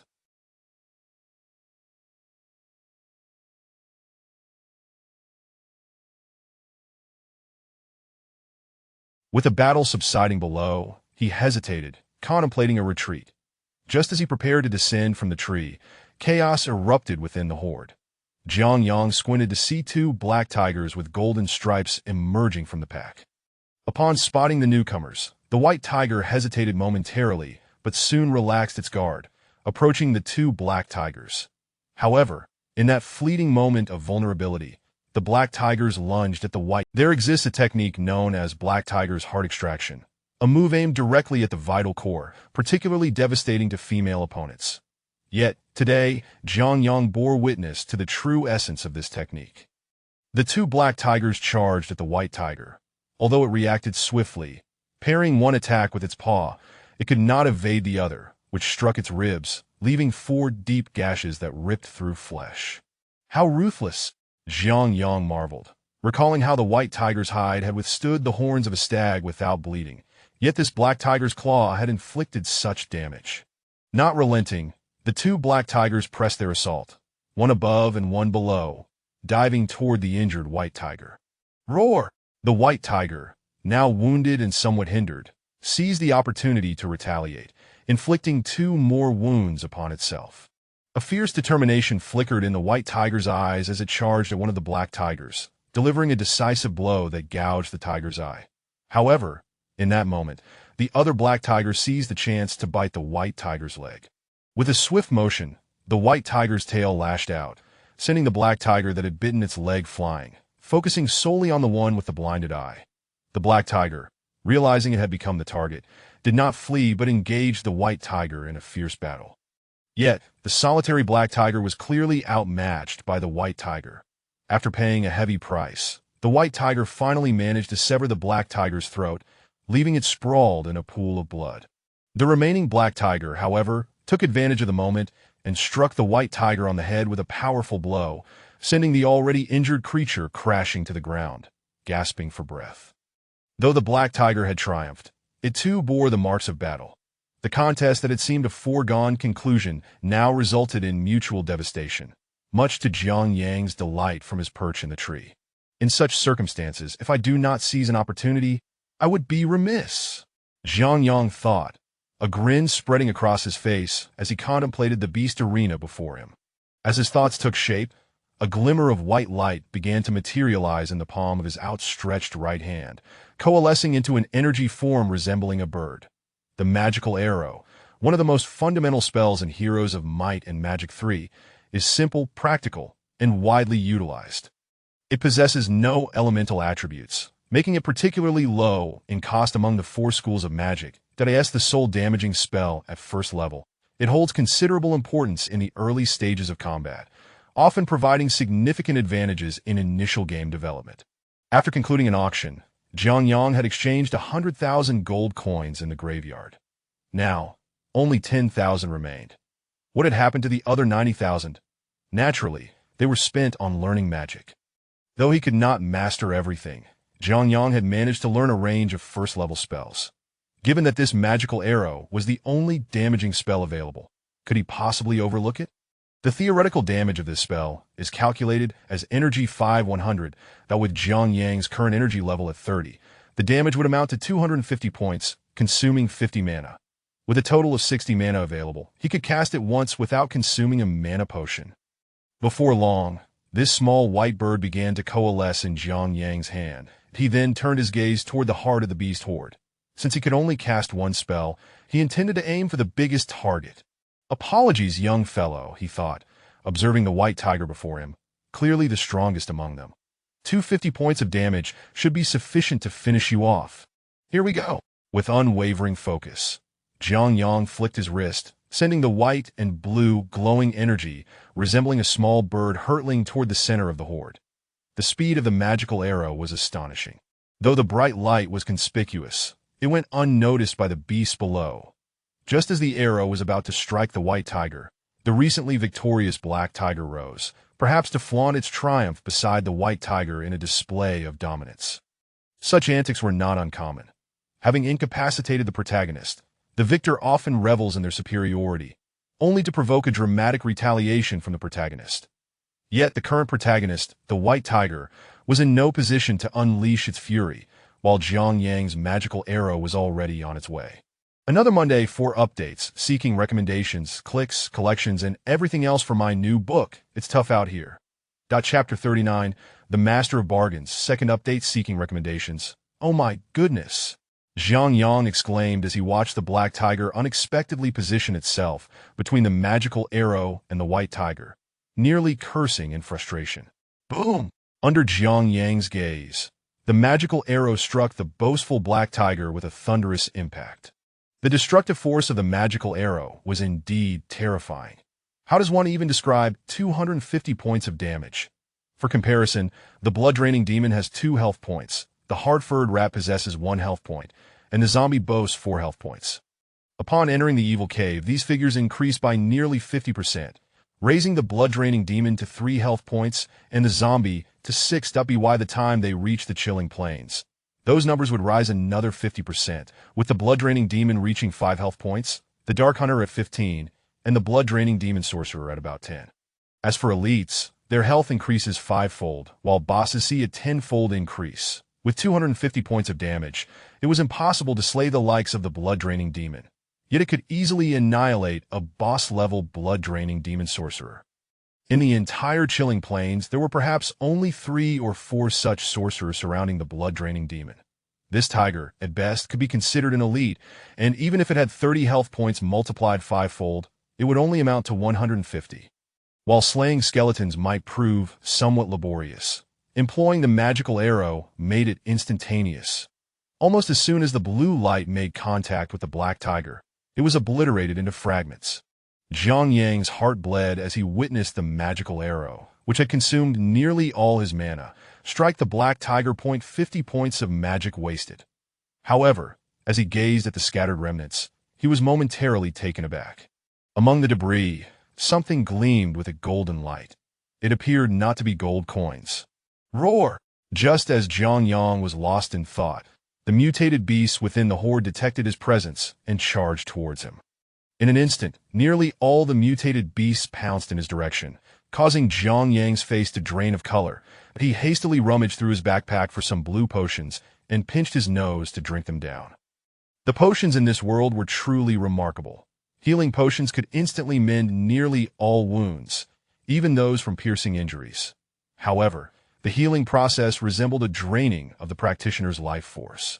Yet, as a practitioner, one could live for 100 years. Upon reaching 30 years of age, one could extend their life to 150 years, retaining youth. Upon breaking through to the earth level, one could live for 200 years, and after ascending to the heaven level, dying became a formidable challenge. Yet, how long one could live remained uncertain, as no heaven-level practitioners had ever died of old age. Most had perished in battle. Thus, practitioners need not fear depleting their life force. The mild mana potion, the most basic of mana recovery potions, was the only one sold within the Rogue Fortress. Even this potion, which restored 40 points of mana, was priced at 300 gold coins each, a steep cost indeed. Originally meticulous with his resources, Zhang Yang had brought 10 vials of this potion as a precaution, and now it appeared that precaution was indeed warranted. As he consumed the potion, a scent reminiscent of footbath water surged into his brain, yet it quickly cleared his mind. After leaping down from the tree, Zhang Yang immediately activated an attack acceleration on himself. The attack acceleration, a wind-type skill, granted a selected unit an increase of 3 points in speed, lasting 1 energy point for 1 minute. This acceleration could be employed for both attack and escape. Zhang Yang's original speed was comparable to that of a skeleton soldier, around 4 to 5 points. Now, with the additional 3 points, his speed surpassed even that of the specters. With a few swift strides, he darted into the nearby grasslands, where the fastest among the mutated beasts were the deer, yet their maximum speed barely reached 6, leaving them far behind Zhang Yang. Moreover, the deer's stamina was lacking. While wolves had good stamina, their speed was only around 5, making their pursuit of Zhang Yang an exercise in humiliation. At this moment, Zhang Yang found himself propelled into an involuntary burst of speed, slap as he began to sprint. In a mere 15 minutes, he had managed to shake off the horde of beasts behind him, faintly spotting a distant outpost. Zhang Yang pondered that he could not continue sprinting. What if he inadvertently charged toward the outpost? So he began to circle back. Little did he know, the moment he had distanced himself from those wild beasts, they had all returned to their respective homes. Yet out of caution, Zhang Yang still made a complete circle before returning to the battlefield where he had faced the Beast King. "Oh my God!" Zhang Yang gasped as he surveyed the once dense grassland, now trampled into chaos by the beasts. In the center of the clearing lay 3 animal carcasses. One was the black tiger he had slain, another was a black tiger with its neck bitten through, and the last was the previously mentioned white tiger. Zhang Yang rushed forward to scavenge, clearing the area of all valuables to his delight. He found a considerable amount of treasure, nearly 200 gold coins, and indeed, there were gleaming golden items among the spoils. "Identification," Zhang Yang cheerfully declared as he picked up a shield lying on the grass. Clang! The shield was identified. Demon Stone block, defense 7, block rate 35, durability 8, 12, strength requirement 12, 15 quick block rate, 10 increased blocking probability, 10 defense enhancement, damage taken by attacker -1. As he beheld the shield, Zhang Yang's eyes gleamed. While the earlier attributes held little value, the most significant one was the last. Damage taken by attacker -1. This meant that as long as Zhang Yang wielded the shield, creatures with an attack power of 1 could not breach his defenses, and damage dealt to him by others would be reduced by 1 point. Truly an extraordinarily advantageous attribute. If I equip myself with such gear, reducing your damage by 200 or 300, I could stand there and let you strike, and you wouldn't be able to harm me. Zhang Yang chuckled to himself as he regarded the shield, though he knew such damage-reducing equipment was not easily obtained. He set aside his longtime companion, the deep crimson balanced round shield, and donned the gleaming golden shield instead. Now this does look the part. Jiang Yang thought with satisfaction. Then his gaze fell upon the now incapacitated white tiger. Since the magical arrow had not claimed its life earlier, he would take matters into his own hands this time. With that thought, Jiang Yang waved his hand, summoning the soldiers from the graveyard once more. However, the summoned soldiers did not rush to attack the white tiger. Instead, they encircled the black tiger with its throat bitten through, which surprised Jiang Yang. Upon closer inspection, he realized something was amiss. Is its injury healing on its own? Observing the black tiger's wounds gradually mending, Jiang Yang furrowed his brow. In this world, there were indeed items that could facilitate self-healing. Yet among monsters, the only beings capable of self-recovery were only demons. This creature has allied itself with demons. Eliminate it! Jiang Yang's eyes narrowed as he surveyed the two black tigers, and he promptly issued orders that in an instant, the soldiers' weapons came crashing down upon the black tiger's skull. Bang!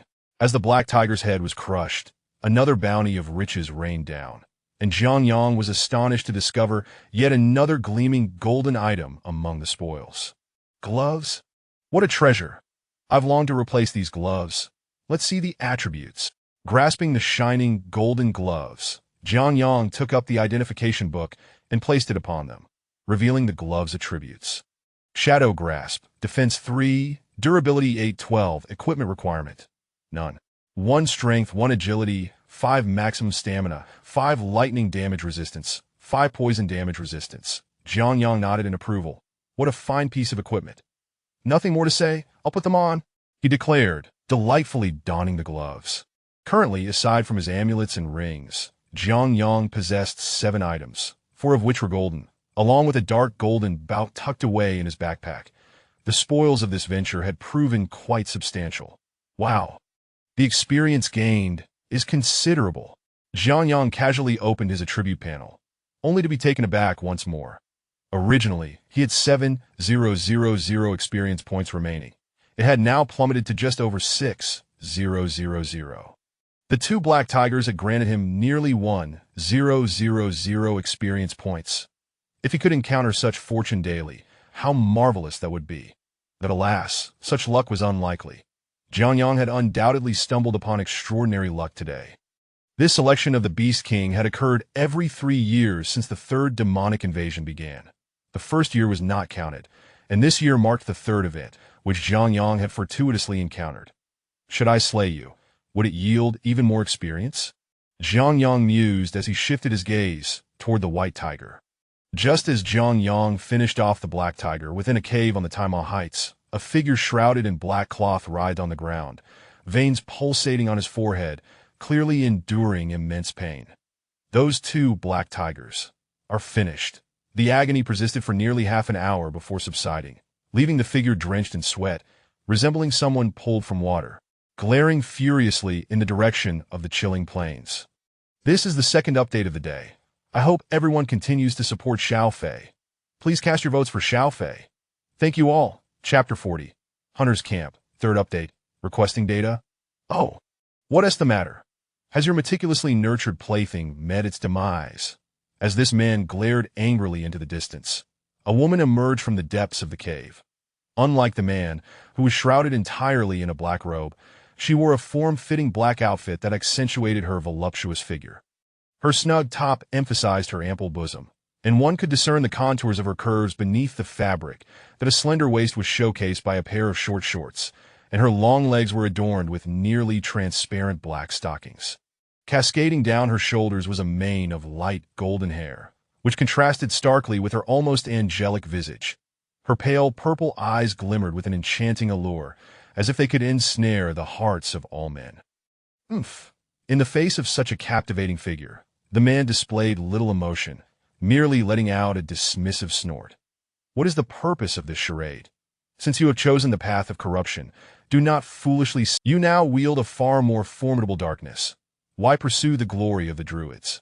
Observing the cloaked figure before her, the woman gracefully seated herself upon a nearby rock, revealing their shared status as fallen beings. I am not one who willingly succumbs to degradation. I am distinct from your kind, the man declared, standing proudly at the cave's entrance, while the woman behind him wore an expression of indifference. To her, it mattered little what became of him, as long as he did not venture to his doom at the Rock Fortress. Everything else was inconsequential, that I need to step outside for a moment. After a brief hesitation, the man strode toward the exit. Where are you going? The woman cast him a sidelong glance, her eyes sparkling with mischief, though a glint of danger flickered within. I am going to find the one who killed my black tiger, the figure in black declared, reaching the mouth of the cave. Ignoring the peril of being nearly 100 feet above the ground, he leapt from the cave, effortlessly descending with the aid of the rocky surface and the trees growing along the mountainside, landing gracefully on the ground below. Seems like an amusing little fellow. The woman remained perched on the rock, playfully watching the downpour intensify outside, pondering that it wouldn't be long before the rain ceased, and when that time came, alas, if I don't kill you, you may as well return. Meanwhile, on the frigid plains, a contingent of humanoid figures accompanied a beast-like creature, the former being the army of the undead led by Jiang Yang. Trailing behind him was a white tiger, which, in contrast to earlier, appeared significantly better. Its wounds had been tended to, and it was evident that they were healing rapidly. The creature kept a close watch on Jiang Yang, maintaining a distance of about 10 meters. Jiang Yang gazed helplessly at the white tiger. Indeed, just moments before, when he had intended to slay it, he had hesitated. Perhaps it was a longing for home, or the profound loneliness of being in such a world alone that had led him to perceive a flicker of solitude and yearning in the tiger's eyes. Sharing a bond of mutual suffering, Jiang Yang lowered the gleaming golden dagger he had raised high. Moved by the sorrow he saw reflected in the tiger's gaze. Realizing he could potentially gain a golden piece of equipment and several hundred experience points by slaying the creature, Jiang Yang dismissed the thought. Experience points could be farmed more readily, and he would eventually acquire golden gear. Thus, with a softened heart, he bestowed upon the white tiger a vial of minor healing potion, which accounted for its ability to follow him. However, Jiang Yang was perplexed when, having healed the white tiger, it chose to accompany him instead of returning to its territory. Whenever Jiang Yang walked, it followed. Whenever he paused, it mirrored him. This led to a rather amusing scene. Fine. I'll see how long you intend to follow. Just know this. If you dare to make any sudden moves, do you see this? Golden a weapon, I'll slay you. Jiang Yang gestured with the small dagger in his hand, though the diminutive weapon was hardly intimidating, compelling him to refer to it as a golden weapon instead. Woof woof. The white tiger seemed to comprehend, sitting obediently like a puppy. Its massive tail, resembling a white club, swayed back and forth, wreaking havoc on the surrounding grass. Never mind, it's futile to speak. With that, Jiang Yang sheathed his dagger and, accompanied by the skeletal soldiers known as Handsome, advanced toward the Dark Hunter's camp as described by the middle-aged man. Jiang Yang refrained from attacking the white tiger, primarily because Handsome and the other skeletal soldiers instinctively exhibited hostility toward enemies. Thus, as the white tiger trailed him, the skeletal soldiers remained silent, indicating that throughout their journey, Jiang Yang dispatched numerous monsters, rapidly accumulating experience. However, perhaps owing to the white tiger's presence or the conclusion of the Beast King selection, he encountered no mutated creatures along the way, much to his dismay. As night fell and they set up camp, Jiang Yang noticed the forlorn look of the white tiger as it gazed longingly at his meal, prompting him to toss it a piece of steak. Though mutated creatures typically did not require sustenance, the white tiger eagerly devoured the offering, drawing closer to Jiang Yang, reducing the distance between them from 10 to 5 meters. Fortunately, Jiang Yang remained unperturbed. After a peaceful night's rest, they set off again at dawn, with the white tiger still following closely behind. Gradually, they approached the Dark Hunter's camp. It was only as dusk descended that Jiang Yang realized they had arrived. Seizing the opportunity to rest briefly, he observed that regardless of the world or species, once beings felt a modicum of superiority over ordinary folk, they tended to surround themselves with guards. The Dark Hunters, fearsome in stature yet terrifying in appearance, were no exception. Traditionally, Dark Hunters operated solo. However, a vast encampment had formed in the icy plains. This was originally constructed for the Dark Hunter boss, the Cold Raven. But alas, the Cold Raven had retreated to the underground caves, leaving the site to 3 leader-level Dark Hunters.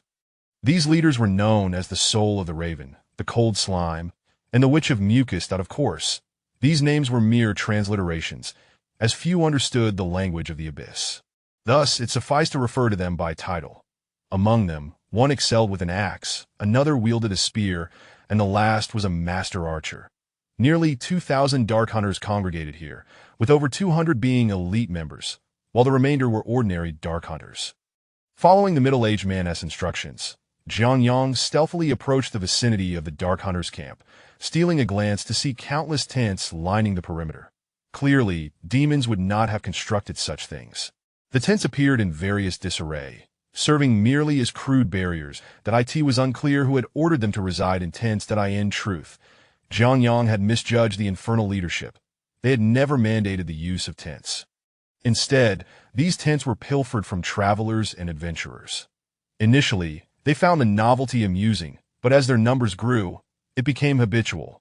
Typically, they did not dwell within these tents, merely hastily erecting them, which explained their haphazard state. Utilizing the cover of the grass, Jiang Yang cautiously approached the hunters' camp. The Dark Hunters had evidently not cultivated the habit of keeping watch. As night fell, they collapsed into a drunken stupor, granting Jiang Yang a unique opportunity. The first to strike were 4 wraiths.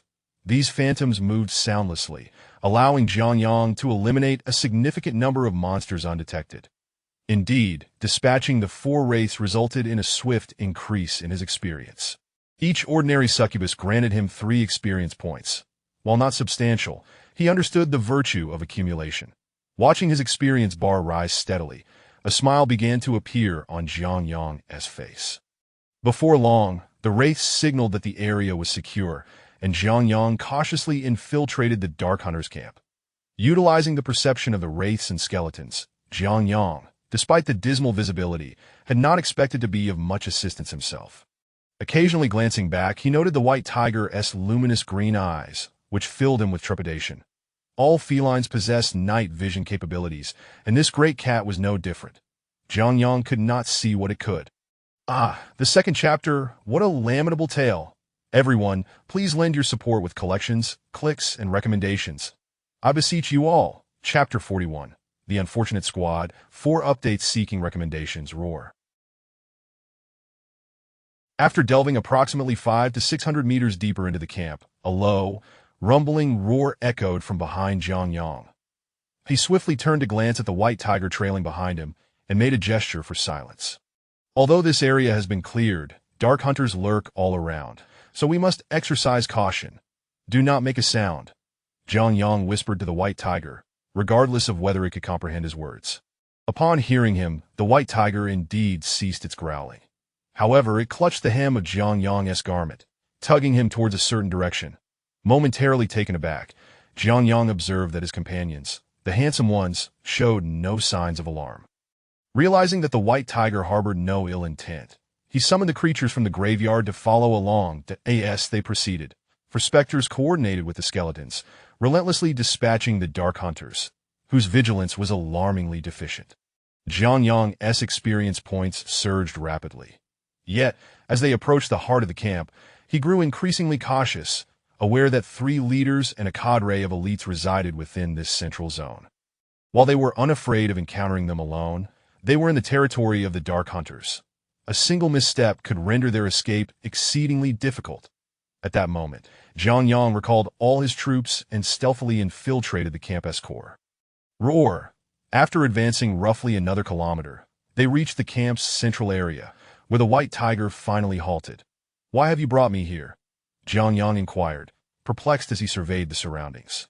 Unfortunately, visibility was limited, and he could discern little, prompting him to quietly retrieve a magical lamp from his backpack. Under the cover of his cloak, he discreetly activated the lamp, and a soft glow illuminated the heart of the Dark Hunter camp, allowing him to assess the nearby situation. Jiang Yang noted numerous cages in his vicinity, each containing one or several individuals, all of whom appeared somewhat listless. What on earth is happening? Observing the captive individuals made Jiang Yang furrow his brow. How had they ended up here? Hey. Jiang Yang stealthily approached one of the cages and gently poked a person's back. Wah! That the individual, startled and alert, instinctively opened their mouth to shout, but was swiftly silenced by Jiang Yang's hand. "I am a professional. Do not make a sound." Upon hearing Jiang Yang's words, the formerly tense expression of the individual relaxed. "How did you end up here?" You must leave quickly. The individual turned to see Jiang Yang beneath his dark robe and sighed heavily. What has transpired here? Jiang Yang scanned the vicinity, noting at least 20 large cages, each housing human captives, sometimes 3, sometimes 5, resulting in a significant number of individuals confined within these enclosures. We are villagers from near Roger Fort, captured by dark hunters. They plan to behead us after the purple demon rain season ends, using our heads as trophies when they assault the human fort. An elderly man, awakened by Jiang Yang's actions, spoke slowly. Hearing his words, Jiang Yang couldn't help but inhale sharply. These dark hunters were indeed ruthless. Wasn't he their professional sent to rescue you back to Roger Fort? Jiang Yang asked the elderly man, perplexed. Our village is located far from Roger Fort, even bordering the frozen wastes, so very few professionals come to assist us in relocating that we had to make our way to Roger Fort ourselves. In the past, although there were losses along the way, the dangers were minimal. But this time misfortune struck, and we encountered the dark hunters. The elderly man replied, weariness etched on his face. Jiang Yang pondered for a moment. That I will rescue you. However, you must promise to obey me. Otherwise, while escaping may be easy for me, it will be exceedingly difficult for you to survive. Jiang Yang spoke softly to the villagers, who had lost all hope. Upon hearing that he could save them, their eyes ignited with fervor. Who would willingly embrace death when life was an option? Sir, may I inquire where your team is? However, after the initial excitement, the elder was the first to notice the anomaly. He only saw Jiang Yang alone and was taken aback. Teammates, I have no need for such things. Jiang Yang scoffed lightly at the old man, then drew his gleaming golden dagger, slicing through the lock of the cage door. As the radiant dagger emerged, the villagers fell silent. Although they could not utilize such equipment, they were not ignorant of its significance. The glimmering gear was a rare sight even within Roger Fort, a symbol of status. Despite appearing solitary and seemingly weak, Jiang Yang's audacity to venture alone into the frozen waste spoke volumes of his formidable prowess. With the golden dagger slicing through the lock with ease, the captives surged forth, especially the young and strong. For in the face of life and death, courtesy was a mere illusion. However, when the first to escape caught sight of the mutated white tiger outside the cage, he hesitated, wanting to retreat, but Jiang Yang swiftly pulled him back. Realizing the tiger posed no threat, the villagers exhaled in relief. Stay here, Jiang Yang instructed the throng of escaping individuals quietly, then dashed towards the other cages. The commotion had already roused some vigilant humans, and by the time Jiang Yang reached the next cages, the previously awakened individuals had already roused others, eagerly awaiting Jiang Yang's assistance. Seeing their hopeful gazes warmed his heart. Wielding the golden dagger, he unlatched the cages before him. Thank you. Thank you. Each freed individual expressed their gratitude, yet Jiang Yang had cautioned them against scattering. They were deep within the Dark Hunter's camp, and recklessness could lead to disaster. Following Jiang Yang's guidance, they all gathered at the first cage, awaiting his signal to escape. When Jiang Yang approached the last cage, he discovered 5 individuals had already opened the door and were standing at the threshold. Esteemed sir, greetings. We are professionals from the Sanctuary Squad. As Jiang Yang approached, one of the men stepped forward, illuminated by the lamp's glow, and Jiang Yang couldn't help but chuckle at the sight. Josh Morrow, what brings you here? Have you all been captured as well? Jiang Yang recognized him immediately. This was none other than Josh Morrow, a member of the squad he had previously rescued from the evil cave, the very squad that had encountered the fallen ones. It was astonishing how little time had passed since their last encounter. Sir, upon hearing Jiang Yang's voice, the small necromancer Jason Lowry stepped forward. Fortunately, you haven't forgotten me. How did you professionals find yourselves in this predicament? I recall you didn't engage the undead, so how did you end up in the frozen wastes?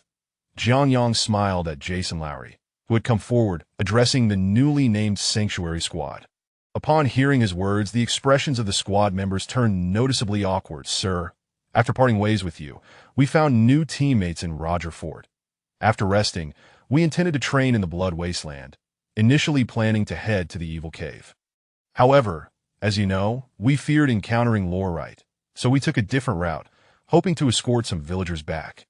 Unfortunately, while we were on our way, we stumbled upon a squad of dark hunters infiltrating the Blood Wasteland. We were unable to defeat them and were captured here, Josh Morrow recounted, leaving Jiang Yang momentarily stunned. Isnt Flavi, guarding the area between the Blood Wasteland and the Frozen Wastes? How did you end up captured? I can explain that. The evil cave has numerous forks, some of which lead to the Frozen Wastes, allowing one to bypass Flavi's encampment. Many opportunistic professionals have used that route to reach the Frozen Wastes. A striking female assassin emerged from the back of the squad, likely the new member Josh Morrow had mentioned. Enough of that. Our priority is to get the villagers to safety. Have you retained your gear? Jiang Yang inquired. Upon hearing his question, Josh Morrow and the others retrieved sets of equipment from their spatial compartments and donned them, though we initially refrained from escaping, intending to rescue these villagers. But now that you're here, there's no problem. Observing the newly equipped sanctuary squad, Jiang Yang nodded gently, then led this group of professionals toward the awaiting civilians. All right, you five will lead the way while I bring up the rear. Once we exit the camp, head northwest. There lies a small outpost of Roger Fort in the Frozen Wastes. Once we reach the outpost, the villagers will be safe. As they walked, Jiang Yang issued his instructions. Though Jiang Yang was only level 6, there was no doubt regarding his strength. Even the entire squad combined would not match him in combat prowess. Hearing his orders, the group expressed their unconditional compliance. Help? That the plan was for them to quietly escort the villagers back along the path Jiang Yang had cleared, but, as fate would have it, things rarely unfolded as anticipated. A piercing scream erupted from the opposite side of the camp, and instantly, Jiang Yang's head buzzed with alarm. He knew someone had stirred up trouble. This is the 4th chapter for today. Xiao Fei has released it for everyone. For those who enjoy Xiao Fei's new book, Dark and Invincible, be sure to bookmark it. Chapter 42. Escape from the Hunter's Camp. Part 1. Seeking Recommendations. Human beings are, and will always be, inherently selfish, finding it exceedingly difficult to place their trust in others, even when that individual is a hero of the realm. The spirit of skepticism is sometimes necessary, yet at other times, it is utterly unfounded, as is the case now, where doubting Jiang Yang is tantamount to courting one's own demise. Whenever humanity congregates, the emergence of traitors and those with ulterior motives is inevitable, especially during critical moments like these. Jiang Yang had rescued nearly 100 villagers. Initially, these villagers awaited his return under the counsel of an elder he had designated, but as they observed the growing number of those he saved, unease began to set in. They all understood that the fewer people there were, the easier it would be to escape, yet none dared to blame Jiang Yang. Just look at the mutated white tiger beside him. This beast alone could have annihilated the village multiple times over. In the midst of Jiang Yang's rescue efforts, some individuals began to entertain treacherous thoughts, contemplating their own escape. There will always be those who overestimate their importance, believing that their lives are indispensable, convinced that they can achieve what others have accomplished. Such misguided notions are bound to cost them their lives, and ensnare Jiang Yang in turmoil. Consequently, a group of vigorous youths organized themselves, leading a dozen young individuals in a bid to escape. Yet, where did they think they were?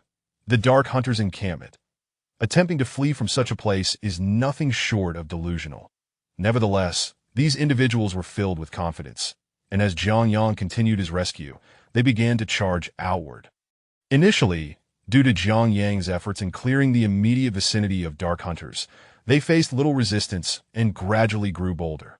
What began as a stealthy escape transformed into an audacious rush, but ultimately, as soon as they entered, their footsteps and human scent alerted the Dark Hunters. The Dark Hunters' camp was not easily breached. Jiang Yang could infiltrate it precisely because the wraiths and skeletal soldiers lacked a human scent, making them appear akin to their own kind. Additionally, being unseen rendered them unsuspecting. Jiang Yang had always waited until the area was fully cleared before advancing. But now, these living beings had ventured into the Dark Hunter's sensory range, and the scent of the living sent the Dark Hunters into. As the first Dark Hunter ignited a nearby tent, the flames illuminated the scene, marking the commencement of a bloody massacre. Trouble. Someone is causing destruction. Run.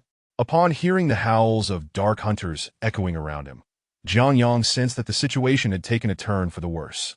He swiftly gathered his 5 teammates and rushed towards the villagers, only to discover that some of them had gone missing. Forget about that. We must flee. Under Jiang Yang's urging, The professionals led the way as he brought up the rear. At this moment, he could no longer afford to be concerned about anything else. He summoned every unit from his graveyard. Even the 7 level 1 skeletal warriors were called forth. Each fragment of strength counted in this dire situation. When the holy team and the remaining villagers beheld Jiang Yang's summoned creatures, their eyes sparkled with hope.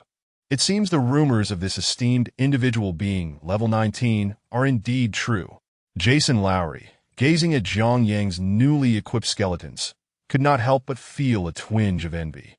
After enduring a long period of leveling up, he had just reached level 5, and he hadn't even completed the task for igniting corpses, leaving him with a mere 5 skill points. Those 5 points could only elevate his skeletal summons to level 5, allowing him to summon 3 skeletons that dealt a meager 1 to 2 damage. Compared to Jiang Yang's skeletal warriors, his creations were pathetically inadequate. However, there was no time for excessive contemplation. The gap that Jiang Yang had opened was rapidly being obstructed by dark hunters rushing in from all directions. After approximately 5 minutes of fleeing, the front team finally encountered the enemy. Jason Lowry's 3 skeletons performed admirably, adhering to Jiang Yang's teachings, allowing him to prevent his skeletons from scattering. Yet commanding them to execute various offensive maneuvers like Jiang Yang's warriors remained beyond his capability. Nevertheless, even with this limitation, his combat strength had surged by over 50%. As the Dark Hunters advanced, the team swiftly brandished their weapons and charged forward. Meanwhile, Jiang Yang faced a far more formidable assault, as those pursuing him were not mere Dark Hunters, but elite hunters from the encampment. Encountering 1 or 2 would be akin to delivering a feast to Jiang Yang. But, by his estimation, the elite hunters tailing him numbered in the hundreds. Should he pause, even momentarily, he would be swiftly overwhelmed. Thus, Jiang Yang pressed on relentlessly, daring not to collect the equipment dropped by the elites he had defeated. The sight of blue gear and golden coins was undeniably tempting, but when weighed against his life, the choice was clear. With gritted teeth, he continued his desperate flight. Fortunately, the purplish demonic rain proved beneficial, as the flaming tents were quickly extinguished by the downpour.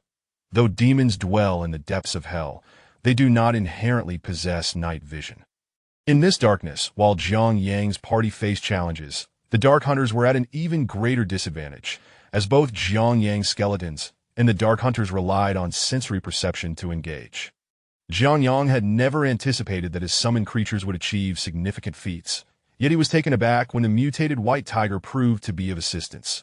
Its offensive power far surpassed that of Jiang Yang's summoned beings, providing critical support by staving off the elite Dark Hunters for an additional 15 seconds, an invaluable reprieve that allowed Jiang Yang to distance himself considerably. However, the white tiger, still recovering from its grievous wounds, could not withstand the relentless onslaught for long, ultimately retreating.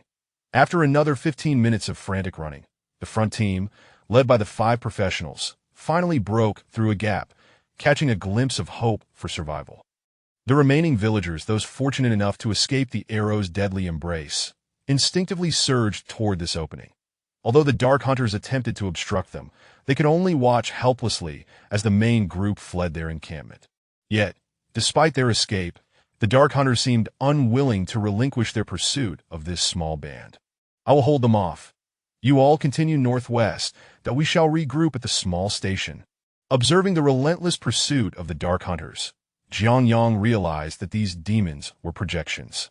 While this had its drawbacks, namely, their power could only manifest 1/10 of their true strength, there were advantages as well. The projections were devoid of stamina limitations, allowing them to pursue indefinitely. The villagers, however, were not so fortunate. They possessed physical limitations that it was only a matter of time before the Dark Hunters caught up with them. Upon hearing Jiang Yang's command, the 5 professionals hesitated momentarily, but upon seeing the summoned creatures by Jiang Yang's side, confidence surged within them. They led the villagers toward the small station, while Jiang Yang took a deep breath and positioned himself before the Dark Hunters, not intending to sacrifice himself. He still had to return to Earth. "Come, you well-built ruffians." Jiang Yang spoke softly to the Dark Hunters before him. In the next instant, his summoned creatures lunged at the Dark Hunters, with the 4 level 4 skeletons, 1 level 4 zombie, and 1 level 3 wraith launching an assault. However, the level 1 skeletal warriors quickly became fodder. Almost immediately upon contact, Jiang Yang suffered casualties among his ranks. The 7 level 1 skeletal warriors could only withstand for a mere 10 seconds before being reduced to fragments to AT this juncture. Level 1 skeletal warriors proved ineffective in the icy expanse, and even level 4 warriors presented considerable challenges. The 3 level 1 wraiths, their only advantage being the ability to fly, were not faring much better. Suddenly, the sound of an arrow whistled through the air, a bright crimson streak soaring towards a dark hunter caught mid-air by the 2 wraiths. Upon witnessing this ominous light, Jiang Yang's expression shifted to one of alarm, and he immediately issued a retreat order. The 2 wraiths abandoned their prey, darting to the sides as the arrow struck its mark on the dark hunter, which had previously endured a prolonged struggle with the wraiths. In an instant, it was reduced to a pile of mangled flesh. Observing the arrow's devastating power, a grave concern settled over Jiang Yang that a mournful howl echoed from the dark hunter's encampment. And in the next moment, the previously frenzied dark hunters halted their advance, parting respectfully to reveal 3 strikingly different female demons before Jiang Yang, followed closely by nearly 100 well-equipped female demons with deep blue skin. These dark hunters stood approximately 300 paces away from Jiang Yang, regarding him with the predatory gaze of a cat sizing up a mouse. This is troublesome, Jiang Yang thought, feeling a chill run down his spine as he gathered his summoned creatures close. The once mighty white tiger, upon seeing the 3 female dark hunters, submissively crouched behind Jiang Yang, fear glimmering in its eyes. The Muming Sanjiang has indeed proven formidable. That very night, it surpassed my index by several hundred points. Xiao Fei seeks recommendations. Chapter 43. Entrapped in Crisis. Second update. Seeking recommendations. Before Jiang Yang stood 3 dark hunters, the 3 leaders of this dark hunter camp. The one in the middle, clad in deep blue and standing upon a glowing green aura, wielded a spear and was known as the Icy Slime of Power. With enhanced skin, toxins, and cold resistance, along with spear specialization, this formidable being boasted extraordinary defense, immunity to toxins and frost, and a remarkably fierce spear technique. Upon demise, it would unleash a wave of toxins, harming all enemies in proximity. To its left stood a figure of similar height to a barbarian, with skin tinged brown, brandishing a massive 2-handed axe. This one was called the Witch Wing of Mucus, with enhancements to skin, strength, and lightning, as well as axe specialization. It possessed the strongest defense among these female demons and remarkable melee capabilities, unlikely to falter even against a level 15 barbarian. It was immune to lightning magic and excelled in axe-related skills, making it an equally daunting presence. The last of the trio was the Dark Hunter, who had just unleashed a fiery arrow. This one, too, donned deep blue, yet was enveloped in a fiery red aura, wielding a longbow. Its attributes included skin enhancement, cold resistance, bow specialization, and fire enhancement, boasting strong defenses and immunity to both ice and fire, capable of launching magical fire arrows. Damn it, any one of these 3 would be enough to overwhelm me. Together, I stand no chance. Jiang Yang's heart raced as he beheld the Dark Hunter leaders. Although individually weaker than the Freezing Crow, collectively, they, along with the thousands of Dark Hunters and hundreds of elites behind them, made Jiang Yang feel as though death was imminent. How? With a thunderous roar from the trio, the elites behind them surged toward Jiang Yang.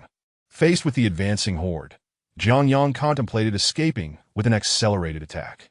Endure a little longer, skeleton warriors evolve. However, recalling the villagers who had fled just 5 minutes prior, Jiang Yang gritted his teeth and resolved to hold his ground, observing the elite dark hunters charging forth, realizing that quantity had lost its significance. What he needed now was quality, and the only means to enhance that was through the skeleton soldiers. At Jiang Yang's command, for skeleton soldiers entered his cemetery and began to merge.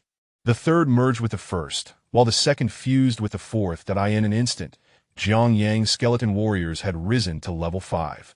Arise, level 5 skeleton warriors. With a mighty shout from Jiang Yang, 2 skeleton warriors materialized before him. If the bones of a level 3 skeleton were gray, and those of a level 4 skeleton were black, then the bones of a level 5 skeleton bore a purplish hue. With a defensive power soaring to 304, their combat prowess had escalated to a new tier. Their damage reached a range of 8 to 13, capable of dispatching an ordinary Dark Hunter in 2 strikes.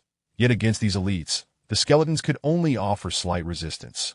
These elites boasted health exceeding 75 points. A pure skeleton without dominion would require 2 strikes even from a level 20 skeleton. Jiang Yang trembled at the sheer volume of Dark Hunters approaching him. If he were not afraid in such a scenario, it would be unnatural. Damn it, here goes! Jiang Yang clenched his teeth and activated his protective skin, instantly boosting his defense by 30 points for 30 minutes.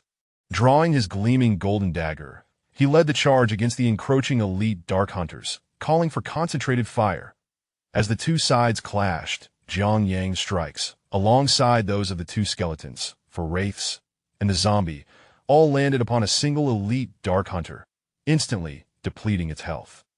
However, apart from Jiang Yang, who was ensconced in the center, all summoned creatures sustained some damage, particularly the level 4 zombie at the forefront. The level 4 zombie, with a health pool of 675, lost over 100 points as numerous spears pierced its form. Damn it! Kill! Jiang Yang gulped down a vial of blue potion and charged once more with his summoned allies. This battle was exceedingly brutal, marking the most challenging conflict Jiang Yang had faced since the incident with the flaming corpses. In terms of difficulty, it was several times more daunting than that encounter. Originally, Jiang Yang thought he could remain invincible in this icy expanse, as long as he avoided any boss-level entities. Yet his compassion for the civilians led him to intervene, ultimately entangling him in this dire situation that if one were to ask if Jiang Yang regretted his actions, he would assert that he did not. As a man, the notion of regret should never cross his lips. Even knowing it was a mistake, he was determined to press on. Thus, he fought fiercely to protect the retreating civilians. Thud! A spear suddenly pierced through from the side, striking Jiang Yang's shoulder. The embedded layer of his armor shattered under the force, and the spear lodged itself into his flesh. Gritting his teeth, he swiftly drew his dagger, severing the spear shaft, and lunged forward to slice the Dark Hunter's throat. Simultaneously, Jiang Yang's white tiger swept its tail, decapitating the Dark Hunter, its health instantly depleted. Yet, Jiang Yang had to grit his teeth to extract the spear from his body before downing another healing potion. Kill! Jiang Yang bellowed again, directing his forces into the fray. However, his hard-earned mana was swiftly depleted again. With no time to lament the loss of 300 gold coins, he retrieved another potion and consumed it that in such dire circumstances, mana was a lifeline. Whoosh! Suddenly, another fiery arrow whizzed past, and Jiang Yang had no time to react. A nearby Dark Hunter's spear pierced through, the flaming arrow accurately striking a level 1 wraith. With a loud explosion, the fiery arrow detonated upon the wraith, the tremendous force slamming it to the ground. The level 1 wraith, initially at 180 health, lost a staggering 130 points, leaving it with a mere 50 points. Before Jiang Yang could summon it back, a volley of spears surged toward the wraith. Thud thud! A series of impacts echoed, and the remaining health of the wraith was obliterated. The connection between Jiang Yang and the wraith severed instantly, causing him profound sorrow. Skeletons could be summoned through defeating enemies, but wraiths could only be recruited from the cemetery. Losing one meant losing it forever. Jiang Yang's heart ached at the loss, but there was no time for grief. The elite Dark Hunters pressed on, and Jiang Yang continued to wield his dagger, entangled in combat with the Dark Hunters before him. Whoosh! Another fiery arrow flew, striking yet another level 1 wraith hovering above Jiang Yang's head. Fortunately, this wraith was flung into the air by the explosion, giving Jiang Yang the opportunity to recall it. However, the situation on the battlefield was becoming increasingly dire. Jiang Yang had initially aimed merely to hold the Dark Hunters at bay, but now the circumstances had shifted. Once the pursuer, he was now encircled by the Dark Hunters, trapped like a turtle in a jar, with no escape route available. What began as a delay had transformed into a fight to the death. As more Dark Hunters amassed around him, Jiang Yang felt his strength waning. Crack! Another sound rang out. Jiang Yang's third protective skin shattered. He paused to retrieve more mana potions, glancing at the 4 remaining vials in his grasp. Initially, he had purchased 10, used 1 against the Black Tiger, utilized healing spells twice today, and consumed 3 protective skins, leaving him with 4. This is bad. Zhang Yang observed his summoned creatures still battling valiantly. The white tiger was already covered in wounds, looking unable to last much longer. The skeletons, too, had seen their armor battered, while the zombies' health fluctuated around 200 points. One level 1 wraith had perished, and of the remaining 3, 2 were gravely injured and recovering in Zhang Yang's cemetery, while the level 3 wraith was down to half health. If no unexpected miracle occurred, by the time his mana potions ran dry, it would surely signal his demise. I refuse to accept this. I haven't even returned to Earth yet, and I'm to perish like this. Zhang Yang clenched the blue potion in his hand, gazing skyward at the purple magical rain cascading down upon him, each droplet a reminder of his despair. Whoosh! Just as Zhang Yang resigned himself to his fate, a radiant white light descended from above, enveloping him. Second update for today, with a third update at 8 o'clock this evening. Your support is greatly appreciated.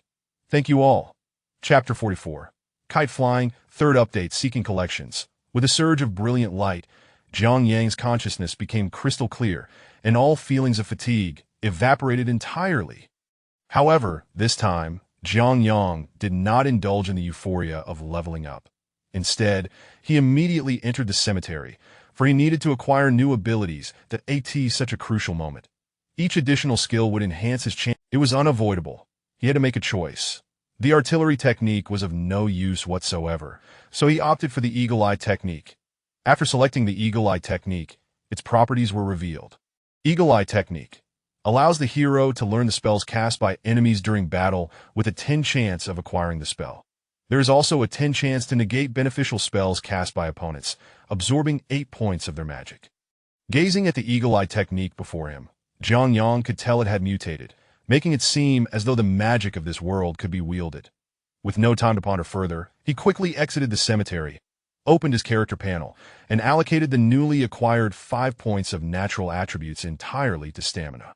In an instant, Zhang Yang's stamina surged by 15 points, and his original 60 points of magic value soared to 90. Most importantly, he had finally reached level 7, unlocking the use of that bow. Swish! With a flick of his wrist, the gleaming golden shield and dagger vanished into his backpack. In the next moment, a bow radiating a rich magical aura appeared in Zhang Yang's hands, accompanied by a quiver of arrows. Hey, this time, you are in for misfortune. With the bow in his grasp, Zhang Yang chuckled softly, then waved his hand, summoning all his summoned creatures back into his space, leaving only himself and the white tiger. Heal! Zhang Yang gestured gently towards the white tiger, and a soft blue aura enveloped it. Almost instantly, the wounds on the white tiger began to heal at a visible rate. Within a second, the once mangled beast was able to rise again, its combat prowess restored to a considerable degree. However, its assistance would not be required in the impending battle. Taking advantage of the radiance from his recent upgrade, Zhang Yang swiftly pushed the elite Dark Hunter away and leaped onto the back of the white tiger. While felines typically possess a supple spine unsuitable for carrying weight, the mutated white tiger was capable of bearing a rider temporarily. The white tiger was startled at first, but upon recognizing Zhang Yang, it merely flashed a toothy grin, understanding the need to follow Zhang Yang's lead in this moment. Good boy, if we manage to survive this, you shall be my brother. Zhang Yang patted the white tiger's forehead, then cast a buffing spell to accelerate its attack speed, instantly enhancing it by 3 points. Originally swift, the white tiger's speed surged to an impressive 9, far surpassing that of the Dark Hunters. Charge! Zhang Yang patted the white tiger's head, pointing towards the weak point in the encircle. The white tiger immediately bolted in that direction, while Zhang Yang, perched upon its back, readied his bow. The bow in Zhang Yang's hands was none other than the Eye of Courage, boasting an attack power of 2 to 8, a 100 damage enhancement, 23 accuracy, 3 mana steal, 10 life, and 2 mana gained with each enemy slain, alongside 2 illumination range. Zhang Yang loosed his bowstring, and following the white tiger into the fray, he downed a blue potion in preparation. Once his mind cleared, Zhang Yang promptly activated his new skill, Divine Protection. Instantly, his minimum attack power rose to match his maximum, and after consuming another blue potion for good measure, he unsheathed an arrow and aimed forward. Although the actions described above may seem numerous, they were executed in mere moments on the battlefield. Even before the glow of Jiang Yang's upgrade had fully dissipated, he had burst forth into the fray, targeting the weak point in the Dark Hunter's encirclement, unleashing a barrage of arrows upon them. Despite having never fired a bow before, Jiang Yang's weapon, augmented by 23 accuracy, ensured that as long as he aimed in the general direction of the enemy, his arrows would find their mark. This is the extraordinary advantage of equipped gear. Jiang Yang had already loosed 7 or 8 arrows in an instant. Thud thud. Several arrows struck true against the Dark Hunters. While the damage dealt was insufficient to be fatal, given their substantial 75 points of health, the resulting retreat was precisely what Jiang Yang required. Damn it, my attacks are pitiful. Bloodthirsty magic. Frustrated by his ineffectual strikes, Jiang Yang gritted his teeth and expended his hard-earned magic once more. The fire magic, bloodthirsty magic, instantly boosted his allies' attack power by 30 points, lasting for a duration of 1 stamina per minute. With this additional damage, Jiang Yang could now dispatch a Dark Hunter elite with just 2 arrows. The ensuing chaos inflicted devastating losses upon the Dark Hunter elites, while the White Tiger pounced into the fray, claws slashing. As the glow of Jiang Yang's upgrade gradually faded, he plunged back into the midst of the Dark Hunters. However, the difference now was stark. Whereas Jiang Yang had previously been the hunted, he was now the hunter. With arrows continuously flying from Jiang Yang's grasp, Dark Hunters began to fall in droves, and with the White Tiger's relentless assault, it appeared he might soon break free from the encirclement. Yet just as victory seemed within reach, a sudden whoosh pierced the air. A flaming arrow was shot toward him. Not good. Hearing the sound, Jiang Yang instinctively knew trouble was brewing, that he urged the White Tiger to swiftly evade. Had the White Tiger's speed remained at 6, it might not have escaped in time. However, now that its speed had soared to 9, the odds were in their favor. The crucial moment. As the flaming arrow was about to strike, the White Tiger twisted its body, nearly unseating Jiang Yang, but deftly dodged the projectile, which instead struck an elite Dark Hunter.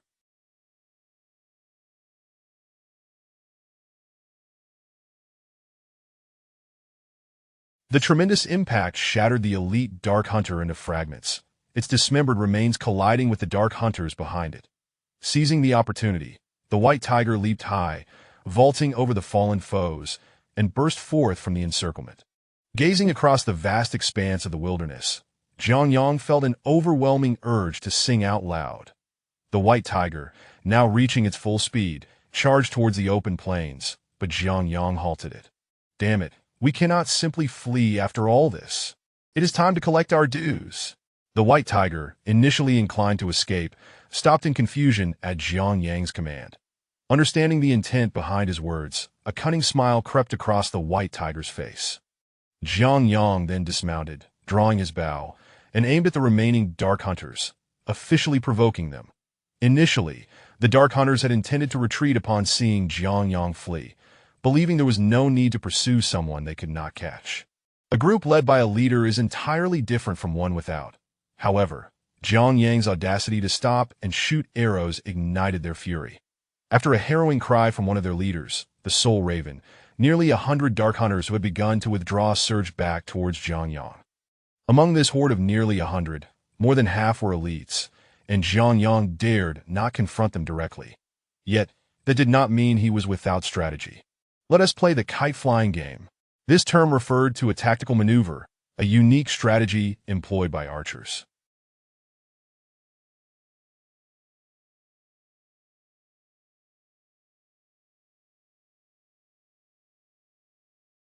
By using ranged attacks to target units that lacked such capabilities, it was aptly named the kite-flying tactic.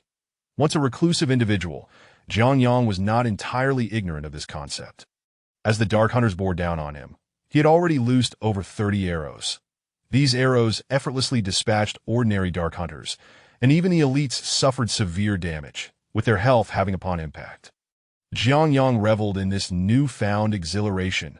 As the Dark Hunters closed in to within approximately 50 meters, Jiang Yang leapt back onto the White Tiger and began to run. After covering another 200 meters, he halted once more to continue firing. Admittedly, Jiang Yang's aim was atrocious, so abysmal it bordered on disgraceful. Even with the 23 accuracy from his bow, at a distance of 200 meters, he could barely manage to hit 2 or 3 out of 10 shots. At around 100 meters, he could achieve 6 or 7 hits out of 10. Such marksmanship would be deemed unacceptable in the Rock Fortress. Yet for Jiang Yang, it was a marked improvement. Moreover, he was gradually whittling away at the Dark Hunter's numbers, inciting their righteous ire. They charged at him, howling in anger, completely oblivious to the trap into which they had fallen. Whoosh! Another flaming arrow hurtled towards Jiang Yang. The White Tiger, still under the effects of his speed-boosting magic, executed a deft maneuver to evade the projectile, causing it to miss its mark. Jiang Yang felt a chill of dread.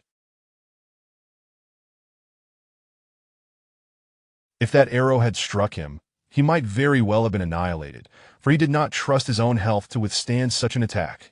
Clink! The Eagle Eye technique has activated, learning the skill Flame Arrow, currently at level 1, cannot be upgraded.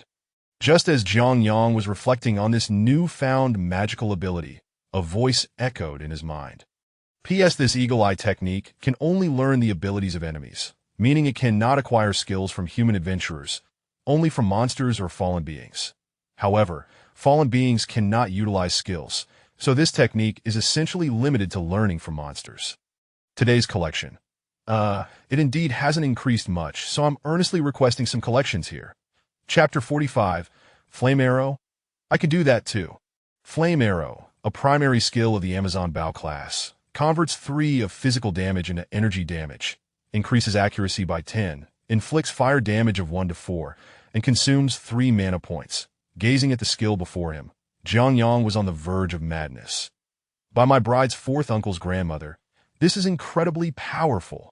Kid, girl, you're doomed. Turning to face the Dark Hunters pursuing him, Jiang Yang couldn't help but smirk as he seized his bow. Fortunately, he had anticipated that he would be using this bow after reaching level 7, so he had prepared his arrows well in advance. Not just 1 barrel, but he had meticulously stored 3 full barrels of arrows in his space, each containing 350 shafts, ample enough to shoot until the end of time. He then drew an arrow from his back and knocked it onto his bowstring.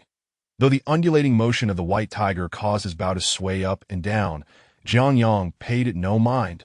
With an additional 10 accuracy, that was sufficient. Flame Arrow. With a cold snort, Jiang Yang's arrow was instantly enveloped in flames, costing him 3 mana points. However, the flames did not impart the searing heat he had anticipated, but rather illuminated the surrounding terrain. Come on! As he beheld the Dark Hunter squad before him, Jiang Yang released his grip, and the flame arrow sped forth. With an already enhanced accuracy of 23, the additional 10 further elevated Jiang Yang's hit rate. The arrow hurtled towards the Dark Hunters, and the elite Dark Hunter at the forefront had no time to react before Jiang Yang's arrow struck him squarely in the head, obliterating it entirely. At that very moment, as the elite Dark Hunter's head exploded, Jiang Yang felt a rush of clarity. The 3 mana points expended in casting Flame Arrow were instantly replenished. Witnessing this, Jiang Yang's excitement intensified. As expected of a dark gold-grade weapon, bring it on!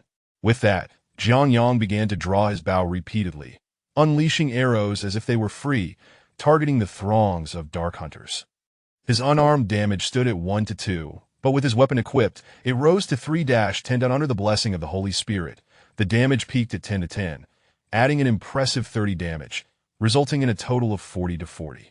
Coupled with the additional 1 to 4 fire damage from the Flame Arrow, the total damage under the Holy Spirit's grace became an astounding 44-44. On average, each strike against an adversary allows Jiang Yang to accumulate 32 mana points, while as long as he ensures the release of 11 arrows to fell 10 foes, Jiang Yang can continuously unleash fire arrows without depleting his mana reserves. Although his accuracy may not be fearsome, by maintaining a rhythm of 2 fire arrows followed by a regular attack, he can effectively sustain a high level of mana, while simultaneously augmenting his damage output. Coupled with a 10 increase in hit rate, he occasionally strikes the vital points of elite Dark Hunters, delivering double damage and instantaneously slaying an elite Dark Hunter. Furthermore, his ordinary attacks have long been capable of dispatching regular Dark Hunters in a single blow. Under Jiang Yang's kiting strategy, the ranks of Dark Hunters dwindled rapidly, while his mana reserves remained unbroken. After 45 minutes, the once formidable horde of over At that moment, the White Tiger's assault intensified, and the time for Jiangyang's sacred spirit blessing and bloodthirsty sorcery had arrived that in an instant. Jiangyang and his companions transformed into ordinary beings, their speed now comparable to that of the Dark Hunters. How?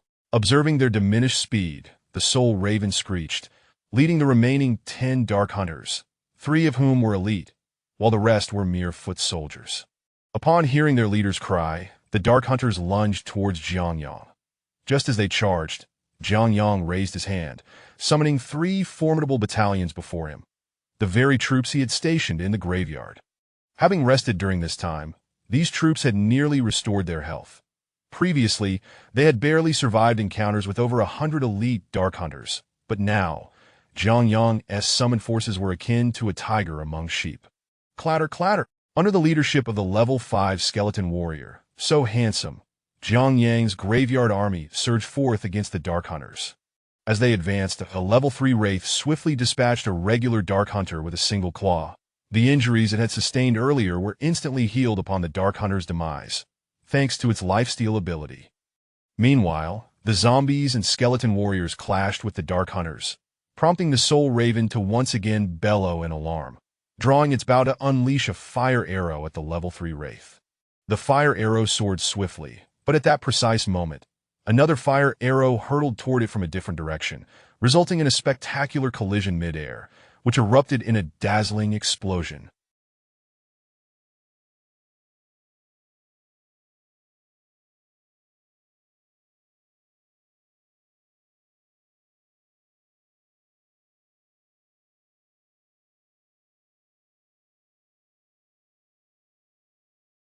Not only did it fail to harm the level 3 wraith, but it also propelled a regular Dark Hunter into the air. After releasing its arrow, the Soul Raven maintained a malevolent glare at Jiangyang and the battlefield from a distance, while Jiangyang remained on guard, his bow drawn and ready. With the command advantage held by the graveyard troops, Jiangyang swiftly orchestrated the annihilation of the Dark Hunters. The ordinary Dark Hunters were rapidly depleted, and the situation for the 3 elite Dark Hunters was no better. Noticing Jiangyang's vigilance towards their leader, the white tiger flicked its tail and joined the fray. Its presence severely wounded the remaining elite Dark Hunters, while Jiangyang's summoned troops showed no mercy. One wraith dispatched a foe, a zombie crushed another, and so handsome, alongside skeleton number 2 struck in unison, one blade piercing the forehead and the other the heart, claiming yet another life. At this moment, all ordinary Dark Hunters pursuing Jiangyang were vanquished, leaving only the Dark Hunter leader, the Soul Raven.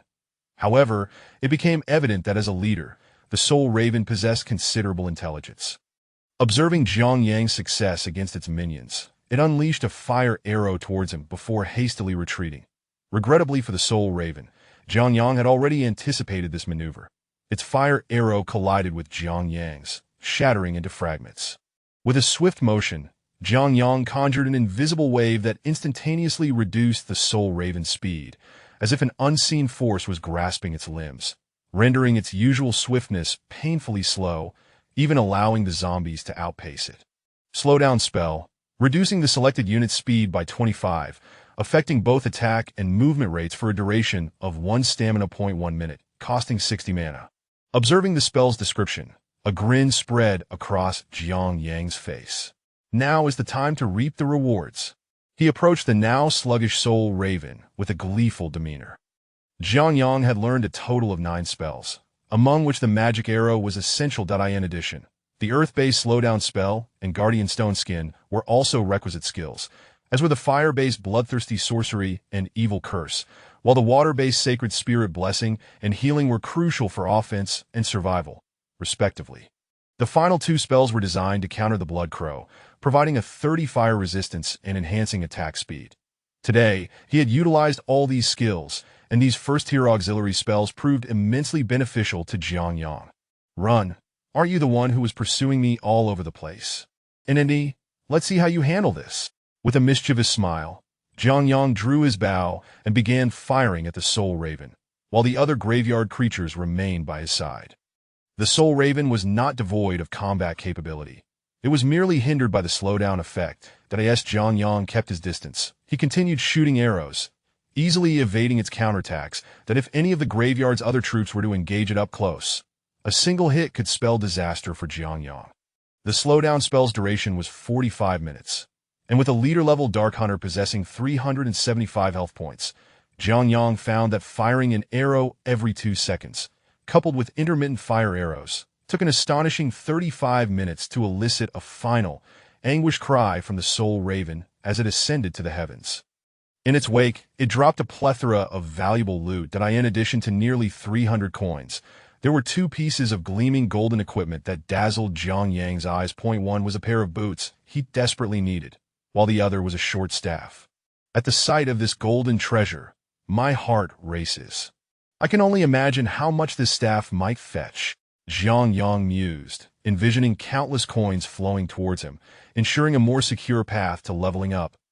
Yet, he suddenly recalled that he had also acquired numerous fine items from the Dark Hunter camp.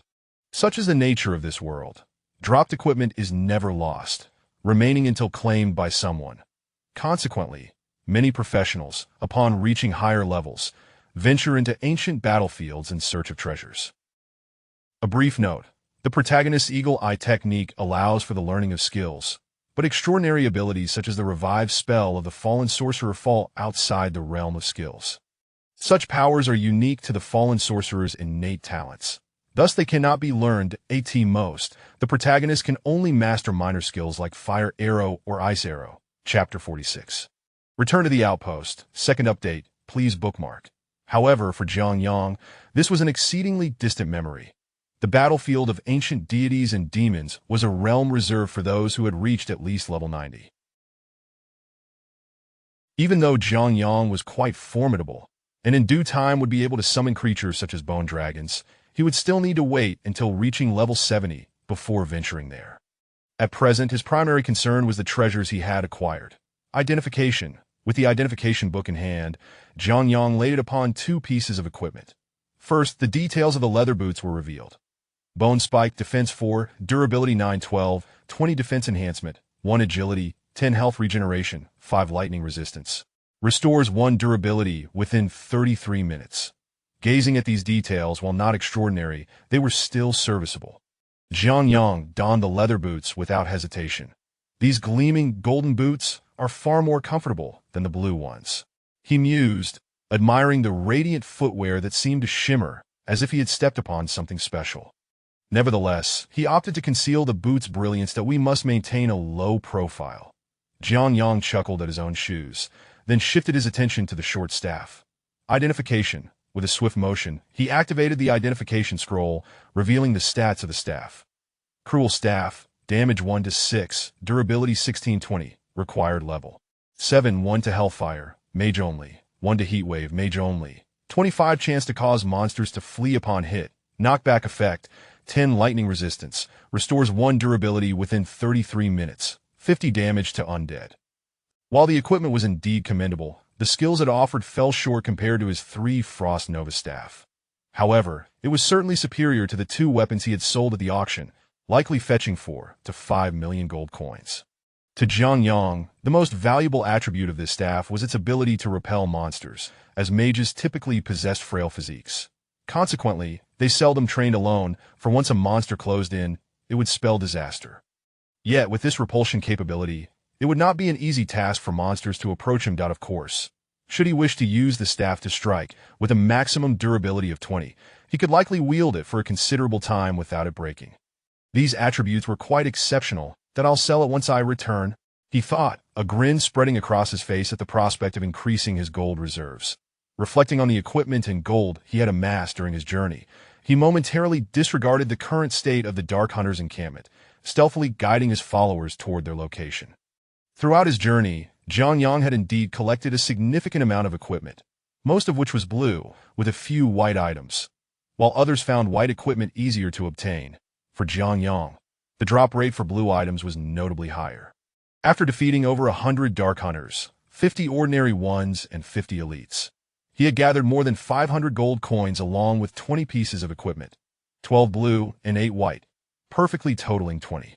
As Jiangyang approached the vicinity of the Dark Hunter's lair, he anticipated an even greater bounty of equipment. Just imagine how much experience he would gain, enough to elevate him from level 6 to 7. However, it seemed his good fortune had reached its limit. Despite slaying numerous foes, not a single golden item had dropped. Fortunately, he did acquire a blue-plated armor that would undoubtedly surpass the white armor he was currently wearing.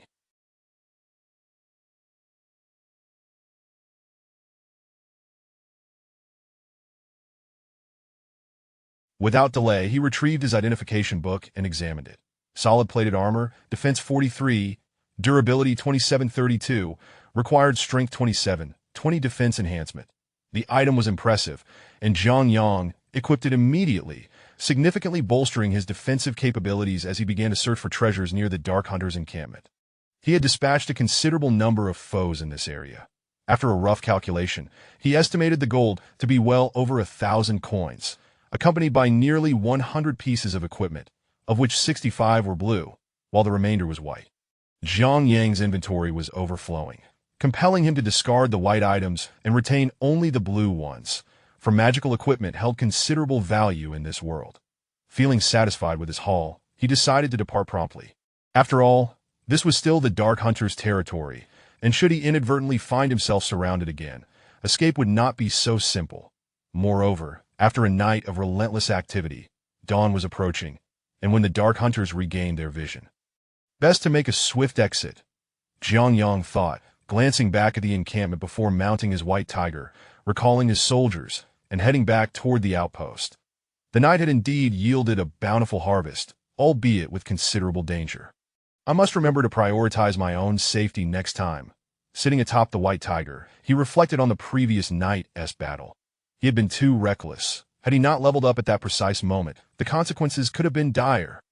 Nevertheless, as the saying goes, great risks yield great rewards.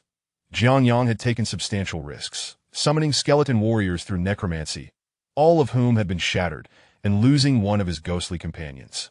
At such a cost, he had acquired these treasures. With a calm disposition, Zhang Yang was not inclined to gamble, for he believed that frequent gambling leads to inevitable losses. This time he had triumphed, but what of the next? The speed of the white tiger was indeed superior to Zhang Yang's walking pace. What had taken him several days on foot, he covered in merely 3 hours while riding. Soon the outpost came into view, but to his surprise, it was crowded with people. Observing the villagers who had arrived, a sense of relief washed over Zhang Yang. Had he risked his life to fend off the enemy only to fail in ensuring the villagers' safety, the loss would have been too great. "My lord!" As Zhang Yang's figure on the white tiger entered their line of sight, a young sorceress named Bella Wall rushed forward, calling out to him excitedly. Following her lead, the others quickly approached, and Zhang Yang halted before them. Upon seeing the enormous mutated white tiger, the previously exuberant villagers calmed down, in their minds. Ever since the cataclysm 10 years ago, when the infernal legions invaded, mutated creatures had ceased to be the benign beings they once were. Though they had not turned to hell, they had nonetheless become humanity's greatest foes. Noticing the villagers' hesitance, Zhang Yang smiled, dismounted from the white tiger, and walked toward them. "My lord, you have finally returned," the young sorceress exclaimed, her large eyes shimmering with anticipation. "Have you been here long?" Zhang Yang inquired, recalling her introduction as Bella Wall, "though we've only just returned ourselves. I was genuinely worried that you might not make it back," she said, her eyes wide with concern. Zhang Yang couldn't help but chuckle at her words. Indeed, he had come perilously close to not returning. "Bella, do not speak so. Our Lord is immensely powerful and will surely return safely." At that moment, Alicia, the Amazon warrior, stepped forward, her face a mix of excitement and tears glistening in her eyes. "I cannot express my gratitude enough. We find ourselves indebted to you for our lives. It seems our holy squad has truly fallen on hard times." Josh Morrow, who had been standing nearby, approached with a wry smile, reflecting on his recent misfortunes. "Both instances were fortuitous for me. Next time, luck may not be on my side. While you enhance your abilities, remain vigilant," Zhang Yang advised Josh Morrow, who was older than him. Fortunately, Josh Morrow was unaware that their lord was of a similar age, perhaps even younger. However, wisdom comes with experience, and Zhang Yang had ascended to level 7 in a mere month and a half, a feat once deemed unimaginable. Unbeknownst to him, Jiang Yang had already surpassed the leveling speed of Prince Rugoyne. "My lord, you have accomplished yet another feat." A middle-aged man, the steward of the outpost, approached, accompanied by the elder who had initially answered Jiang Yang's inquiries, now evidently serving as the villager's representative. "I humbly accept no accolades. I merely fulfill my duty as a practitioner. The pressing matter now is how they shall return home," Jiang Yang stated, surveying the villagers. Initially, he had rescued nearly 100 individuals, with about a dozen having scattered during the escape, leaving approximately 80, of which only 60 had survived to leave the Dark Hunter's encampment. "Do not fret, my lord. Do you not remember where we are? The teleportation array. I have already informed Sister Akira, and her instructions are to utilize the array to send these civilians directly to Roge Fortress." The middle-aged man's assurance brought Jiang Yang a sense of relief, knowing that his efforts had not been in vain. "By the way, my lord, in 20 days, the purple demon rain will cease, and you must not forget our agreement." Though Jiang Yang would not forget his vow, he was relieved to know a return carriage would be available. He did not wish to face a horde of monsters alone, despite the heroic aura it might convey. The lack of support for bookmarks is disheartening. Chapter 47. The rain ceases. Today's third update. Thud. Howl. With the resonating sound of a bowstring vibrating, Jiang Yang's arrow struck a Dark Hunter, depleting the last remnants of its health. As the Dark Hunter let out a final, anguished cry, a bound soul emerged from its body, dissipating into the ether. Subsequently, a radiant white light descended from above, enveloping Jiang Yang in its warm embrace. Feeling the soothing warmth of the light, a smile crept onto Jiang Yang's face.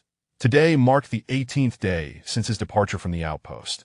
Over the past 18 days, he had tirelessly honed his skills, and at last he had attained level 9, fulfilling the objective he had set for himself.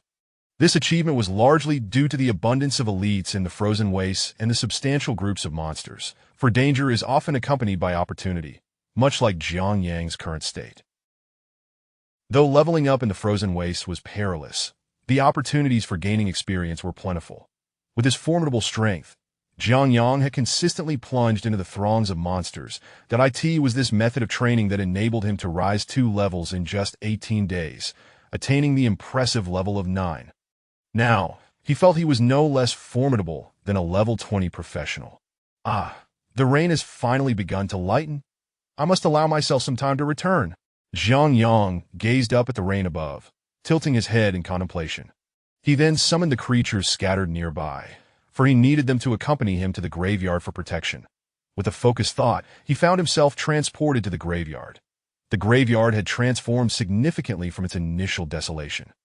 While it lacked the abundance of structures typical of a game like Heroes of Might and Magic, it was far more developed than the barren expanse it once was. To the left stood elevated spirit tombs and a sinister temple, while to the right lay graves and shadowy abodes, with a magical guild standing proudly in the center. Although it lacked a main camp or council hall, Jiang Yang anticipated that once he completed the construction of all necessary buildings, it would become quite bustling. That he had already spent another month in this place. A few days prior, the latest wave of summoned creatures had emerged, and Jiang Yang had recruited them all. 12 skeletons merged into a level 4 skeleton and a level 3 skeleton, alongside his original 2 level 5 skeletons, maintaining the same type. 8 newly spawned zombies were combined with the existing one, forming a level 5 zombie, thus enhancing its resilience as a tank and meat shield. The wraith count had dwindled. After losing one during the last assault on the Dark Encampment, he was left with 1 level 3 and 2 level 1 wraiths. The 7 newly summoned ones merged into a level 4 wraith, leaving one behind. Meanwhile, the vampires in the shadowy abode awaited Jiang Yang's call to awaken them, with 8 coffins ready for his command. Upon reaching level 10, he would be able to summon a level 4 vampire. A boon indeed. Ding! Jiang Yang has leveled up. That familiar voice resonated as he re-entered the graveyard. That a brown notification box appeared before him, and Jiang Yang nodded in satisfaction. Jiang Yang is currently level 9, gaining an attack increase of 1. You may choose to learn the skills Navigation or Diplomacy. Upon seeing the options presented, Jiang Yang couldn't help but chuckle wryly. Navigation. Is there even an ocean in this dark world? He certainly had no knowledge of one. That as for diplomacy, it seemed rather irrelevant to him as well. When he had reached level 8, he had been granted strength, representing vitality in the dark attribute alongside two skills: artillery and pathfinding. Lacking any artillery, he had naturally chosen pathfinding, which to his surprise turned out to be significantly overpowered. I end the game. Pathfinding reduced the terrain's impact on movement speed by 25, but in this world, it directly enhanced his speed by 10. This was precisely what Zhang Yang had desired. The movement speed of his creatures was already commendable, and with the additional 10 boost, they became even swifter.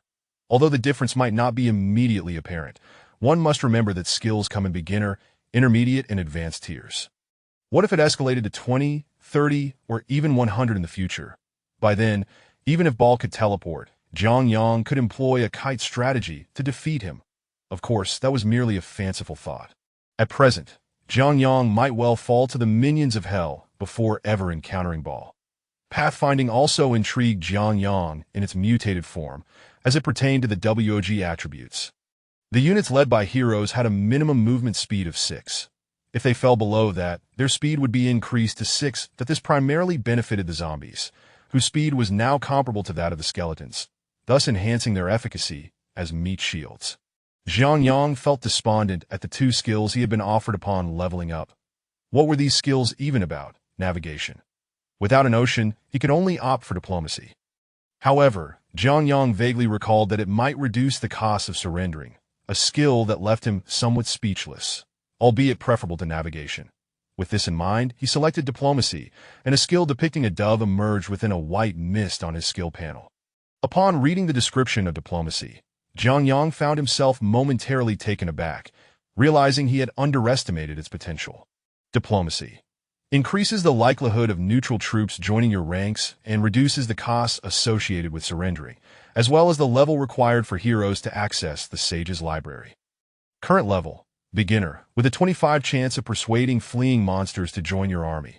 Surrender costs reduced by 20. Access to the Sage's library is granted at level 8. Alert! Alert! No Sage's library exists in this world. Skill mutation.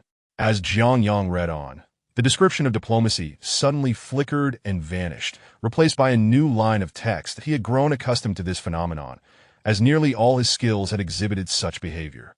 Diplomacy increases the likelihood of neutral troops joining your ranks, enhances the hero's charisma, reduces the costs of purchasing items, and fosters better relations with neutral beings. Current level: Beginner, with a 10 chance of persuading fleeing monsters to join your army. Purchasing items incurs a 1 to 5 reduction in costs, influencing non-purely hostile factions. Hell is not a purely hostile faction. In their evaluation of you, Zhang Yang's eyes lit up at the sight of diplomacy. He hadn't anticipated it would offer a reduction in expenses. This is incredibly advantageous, he exclaimed, grinning at the skills displayed on his panel. The seemingly modest 1 to 5 reduction could yield substantial savings. When calculated in the thousands, it amounted to hundreds of gold coins, and at a scale of hundreds of thousands, it could reach thousands or even tens of thousands at a million. Moreover, considering that this was merely the initial stage of diplomacy, there was ample room for growth. However, the notion of neutral beings joining his army puzzled him. Did such entities exist in this world? Just as he pondered this, he suddenly recalled the white tiger. Wasn't it a neutral creature? It attacked both humans and hellish beings, thus qualifying as neutral. Upon exiting the graveyard, Zhang Yang's attention was suddenly drawn to a glowing interface that appeared before him. Neutral creature, white tiger, sensing your authority, wishes to join your party. Will you accept? Seeing the prompt, Zhang Yang couldn't help but smile. It appeared that diplomacy was indeed quite effective. Agreed. With a nod, Zhang Yang felt an instant mental connection with the white tiger, which had previously been lying low, as though he could now command it just like his skeletons. The white tiger was now one of his soldiers. With a flash of earthy light, the attributes of the white tiger materialized before him. White tiger, level 3 mutated creature, attack power 10 to 14, health 278, attack 265, defense 179. Master Zhang Yang. He, from now on, you are one of us. Hearing Zhang Yang's gleeful laughter, the white tiger's ears perked up. It too sensed the sudden bond between them. Yet being merely an animal, and having already accepted Zhang Yang as its master, it remained undisturbed, continuing to lie there. It's time. I must return. After glancing at the sky, Jiang Yang approached the white tiger and gave it a gentle kick. The white tiger yawned and stood up. Ever since Jiang Yang had last ridden it, the massive mutated creature had become his steed. Initially, it had attempted to resist, but under Jiang Yang's mix of allure and intimidation, it had relented, becoming his mount. Fortunately, each night when Jiang Yang feasted on meat, he would share a generous portion with it, leading to the rapid depletion of the 4 months' worth of provisions he had prepared, now exhausted in just a month and a half. It seemed he would need to purchase at least 6 months' worth of food next time he ventured out from the fortress. Mounting the white tiger's back, Jiang Yang waved his hand, summoning all ground troops, zombies, skeletons, and the like, back into his space, leaving only the race in the air to keep watch back to the outpost. With a pat on the white tiger's head, it took off, sprinting northward toward the outpost in the frozen wastes. After 2 days and nights of travel, Jiang Yang finally caught sight of the outpost on the evening of the 2nd day. By this time, the rain that had poured down upon him for 2.5 months was gradually letting up, with only the occasional droplets stirred by the wind. The light rain had officially ceased, and at that moment, Jiang Yang also heard the roars of monsters echoing across the frozen wastes. I apologize if my recent writing has been a bit rushed, compounded by my less than stellar performance, resulting in some writer's block. Although I am currently ranked first among newcomers, the collection count, sigh, that I hope everyone will continue to support me. Xiao Fei, Chapter 48, Preparing to Return to the City, first update. With the conclusion of the purple demon rain season that had enveloped the Dark Continent for a full 3 months, the world of the Dark Realm once again beheld the long-lost sun. In truth, since Jiang Yang had arrived in this world, he had yet to witness the sun's emergence. Today marked his inaugural glimpse. The gentle sunlight gradually began to peek from behind the clouds that had accumulated over the past 3 months. However, unlike the orange sun he had previously seen, glimmering with golden rays, this time, the sun he beheld was an ominous blood red. According to the dark historical records, whenever the monsters commenced their siege, the sun would turn a blood-red hue, heralding a calamity of bloodshed across the continent.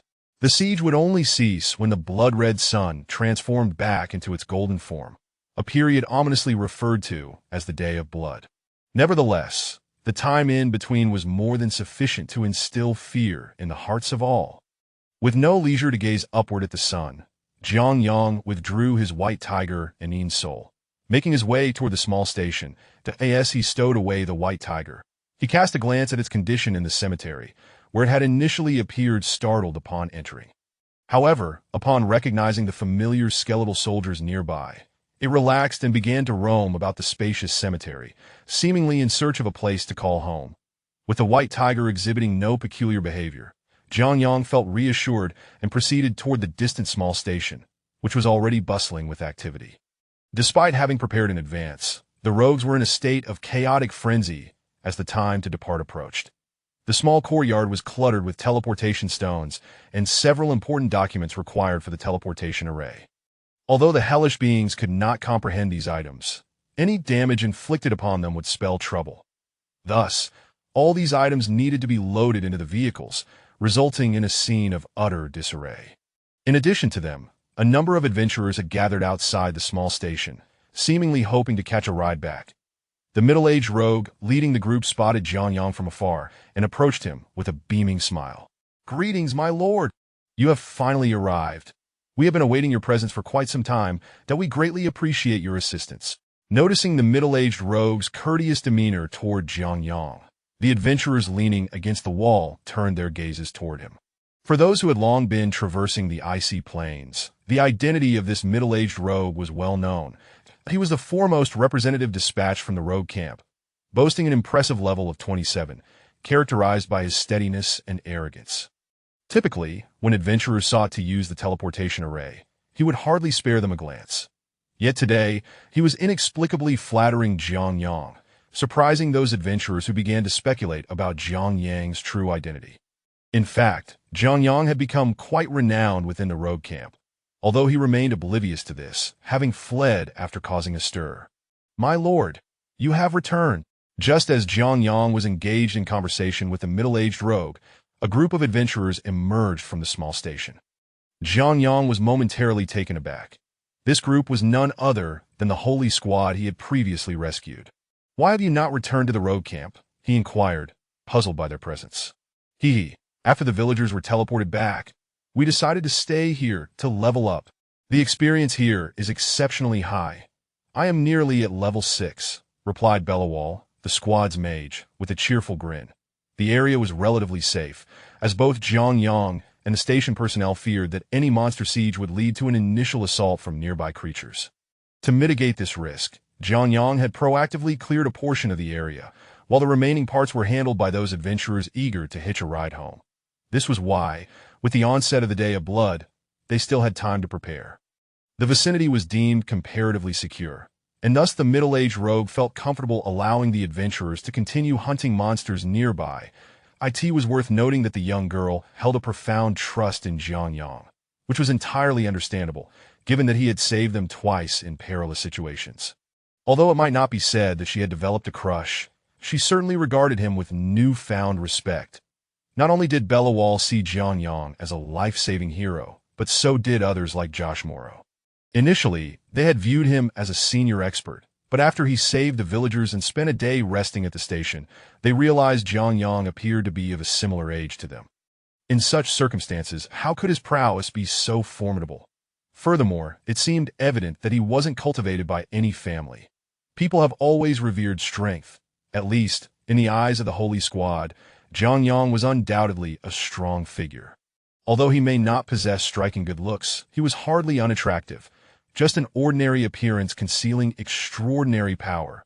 Such men are most appealing to women, and thus Bella's demeanor toward Jiang Yang had grown increasingly favorable since that day, prompting teasing remarks from the other members of the team, although she appeared unfazed by their jests. Thus, upon witnessing Jiang Yang's return, Bella radiated pure joy, her face aglow with happiness. "My lord, look! I can now command my skeletons to attack." Jason Lorry chimed in, directing his skeletal soldier to strike a nearby stone with his bone knife. With a resounding crack, the stone split in two, and the skeleton stood quietly by Jiang Yang's side. "Impressive.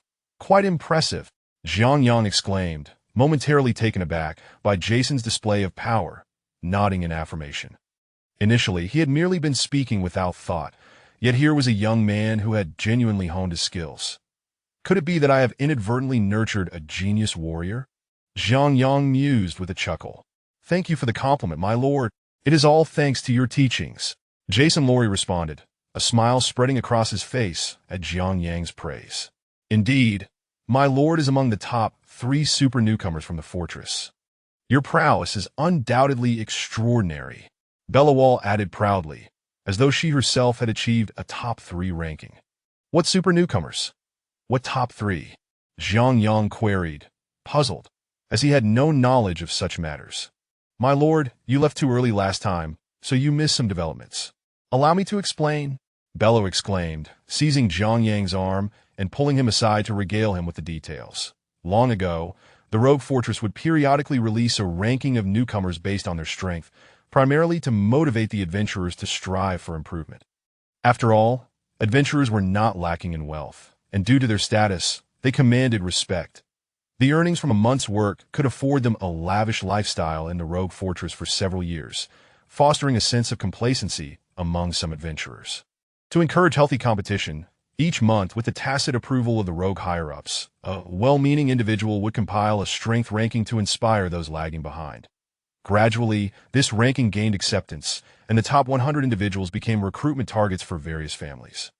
Since the last great battle, Jiang Yang, the enigmatic Necromancer, had also gained notoriety within the rogue camp.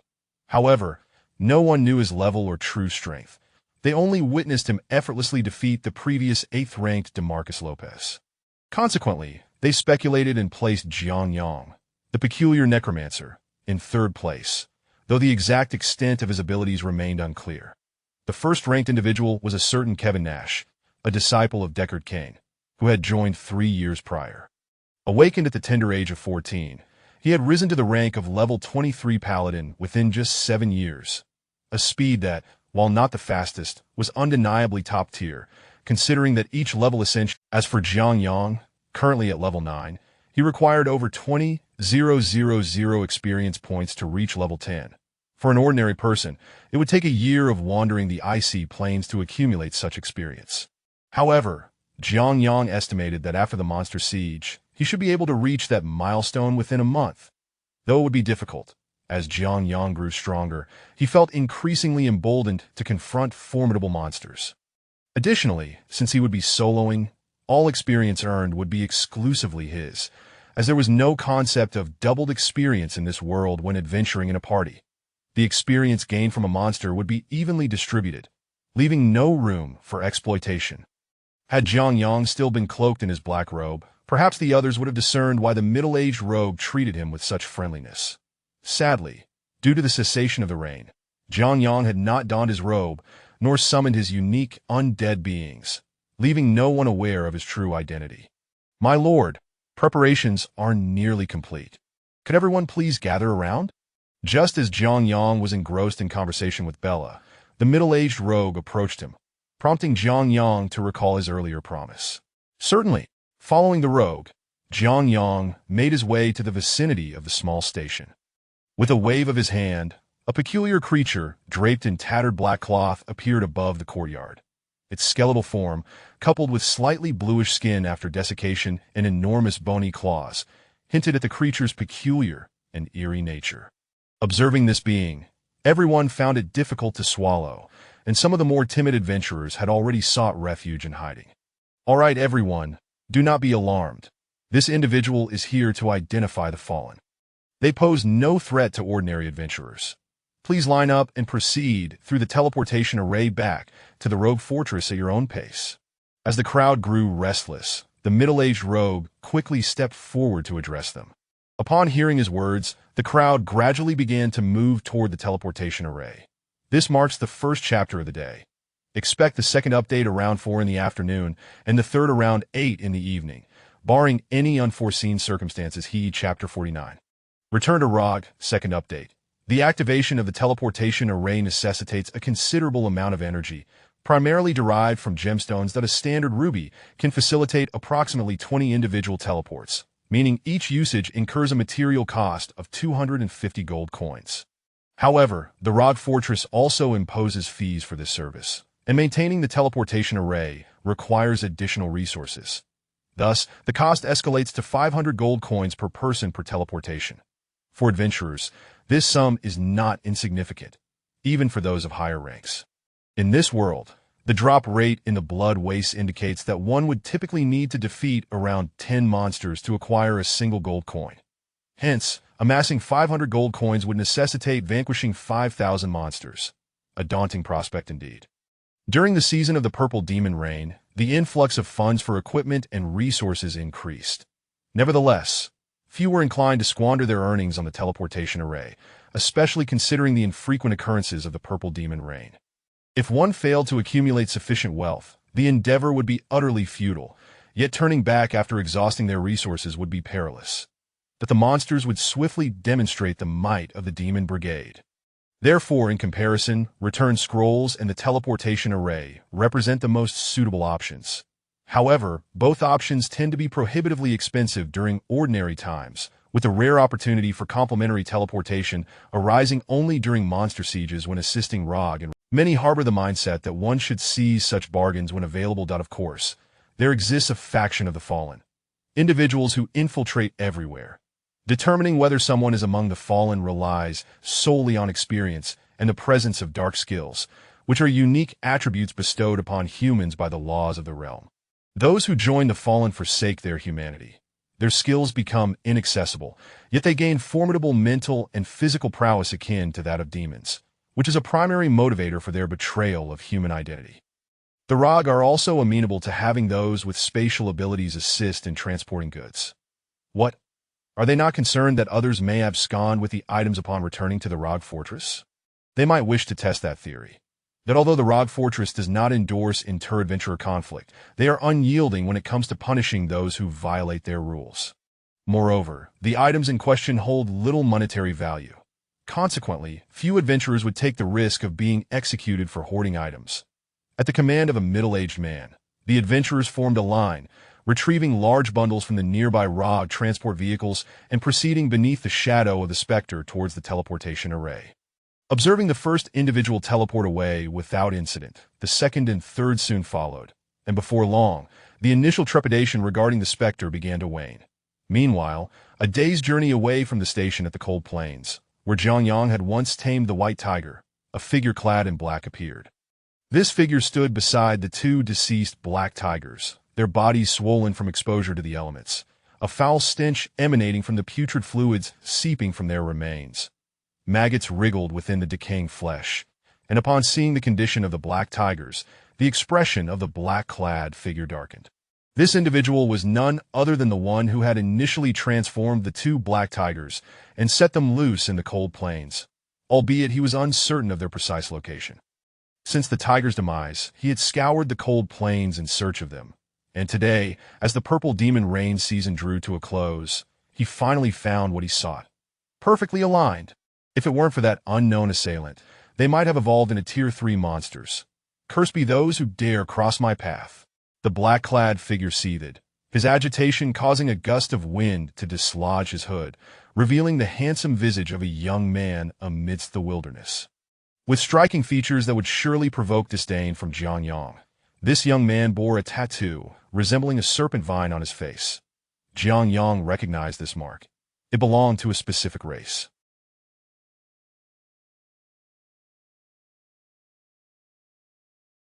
The Druids. However, while Druidic patterns are typically purple, this individual's were red and black, marking him as one of the fallen. The time for the monster tide approaches. I must return. Casting a glance towards the distant Rog fortress, a trace of the physical prowess of the fallen was undeniable, and his speed surpassed even that of the specter by a narrow margin. But at this moment, Jiang Yang remained unaware that he had caught the attention of the fallen druid, who was observing the adventurers. Thankfully, this year's fallen did not disrupt the proceedings. The specter maintained its vigil until the last adventurer stepped into the teleportation array without incident, allowing both Jiang Yang and the middle-aged man to breathe a sigh of relief.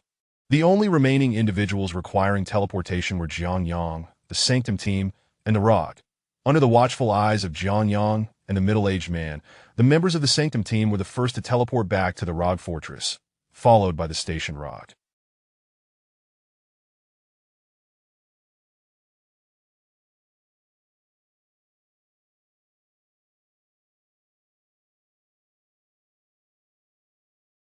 Jiang Yang was the penultimate to depart. As he stepped onto the stone platform, he distinctly felt a surge of potent magical energy coursing around him.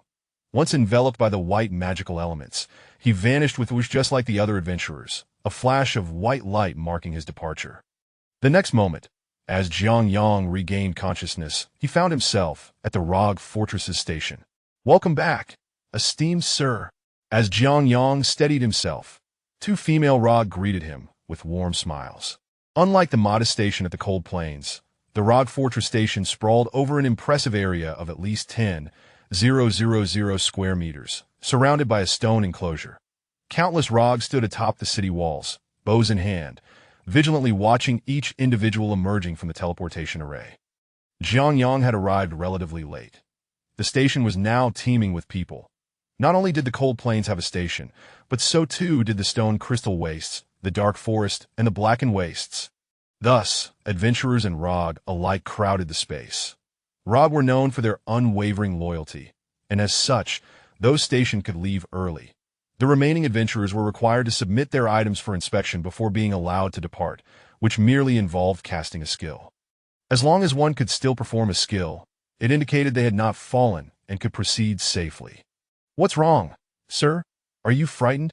Just as Jiang Yang pondered how long the lines would stretch, the middle-aged man appeared at his side, holding several gemstones, presumably acquired for the teleportation array after Jiang Yang's departure.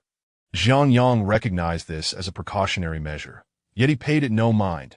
After all, such secrets were unnecessary for him to know, given that he still identified as an adventurer. Indeed, I did not anticipate such a crowd. Although the Rog Fortress station was expansive, it was still filled to capacity, reminiscent of the bustling scenes in his past on Earth. He recalled how, during the Dragon Boat Festival, he would accompany friends to enjoy the outdoors amidst similar throngs. Regrettably, he wondered when he would have the chance to relish such experiences again. or when he might reunite with his parents and comrades. Come, let us go. The middle-aged man seemed to perceive the emotions swirling in Jiang Yang's eyes, interrupting his reverie with a smile as he guided Jiang Yang outside. Following the Rog-S passageway, those who had initially intended to conduct inspections saw that the middle-aged man was accompanying Jiang Yang, and thus they hesitated to challenge them. After all, every world has its privileged classes. Sir, you have arrived. Just as they exited the passageway, Beelzebul and the Sanctum team awaited Jiang Yang at the entrance. Ah, you arrived promptly. Jiang Yang smiled at the young women of Beelzebul's group. It was a Rog sister who brought us out, so we bypassed the inspection. Beelzebul replied cheerfully. Upon seeing her sweet smile, Jiang Yang instinctively reached out to ruffle her hair. The AS's hand brushed her head. Beela's cheeks flushed crimson with shyness. What do I see? Wow, it truly dazzles my titanium alloy eyes. Our little sorceress Beelzebul has turned bashful. At that moment, Jason Lorry's sudden exclamation startled both Bela and Jiang Yang, the latter realizing the inappropriateness of the situation, given their limited interactions. All right, enough of this banter. Where are your plans taking you next?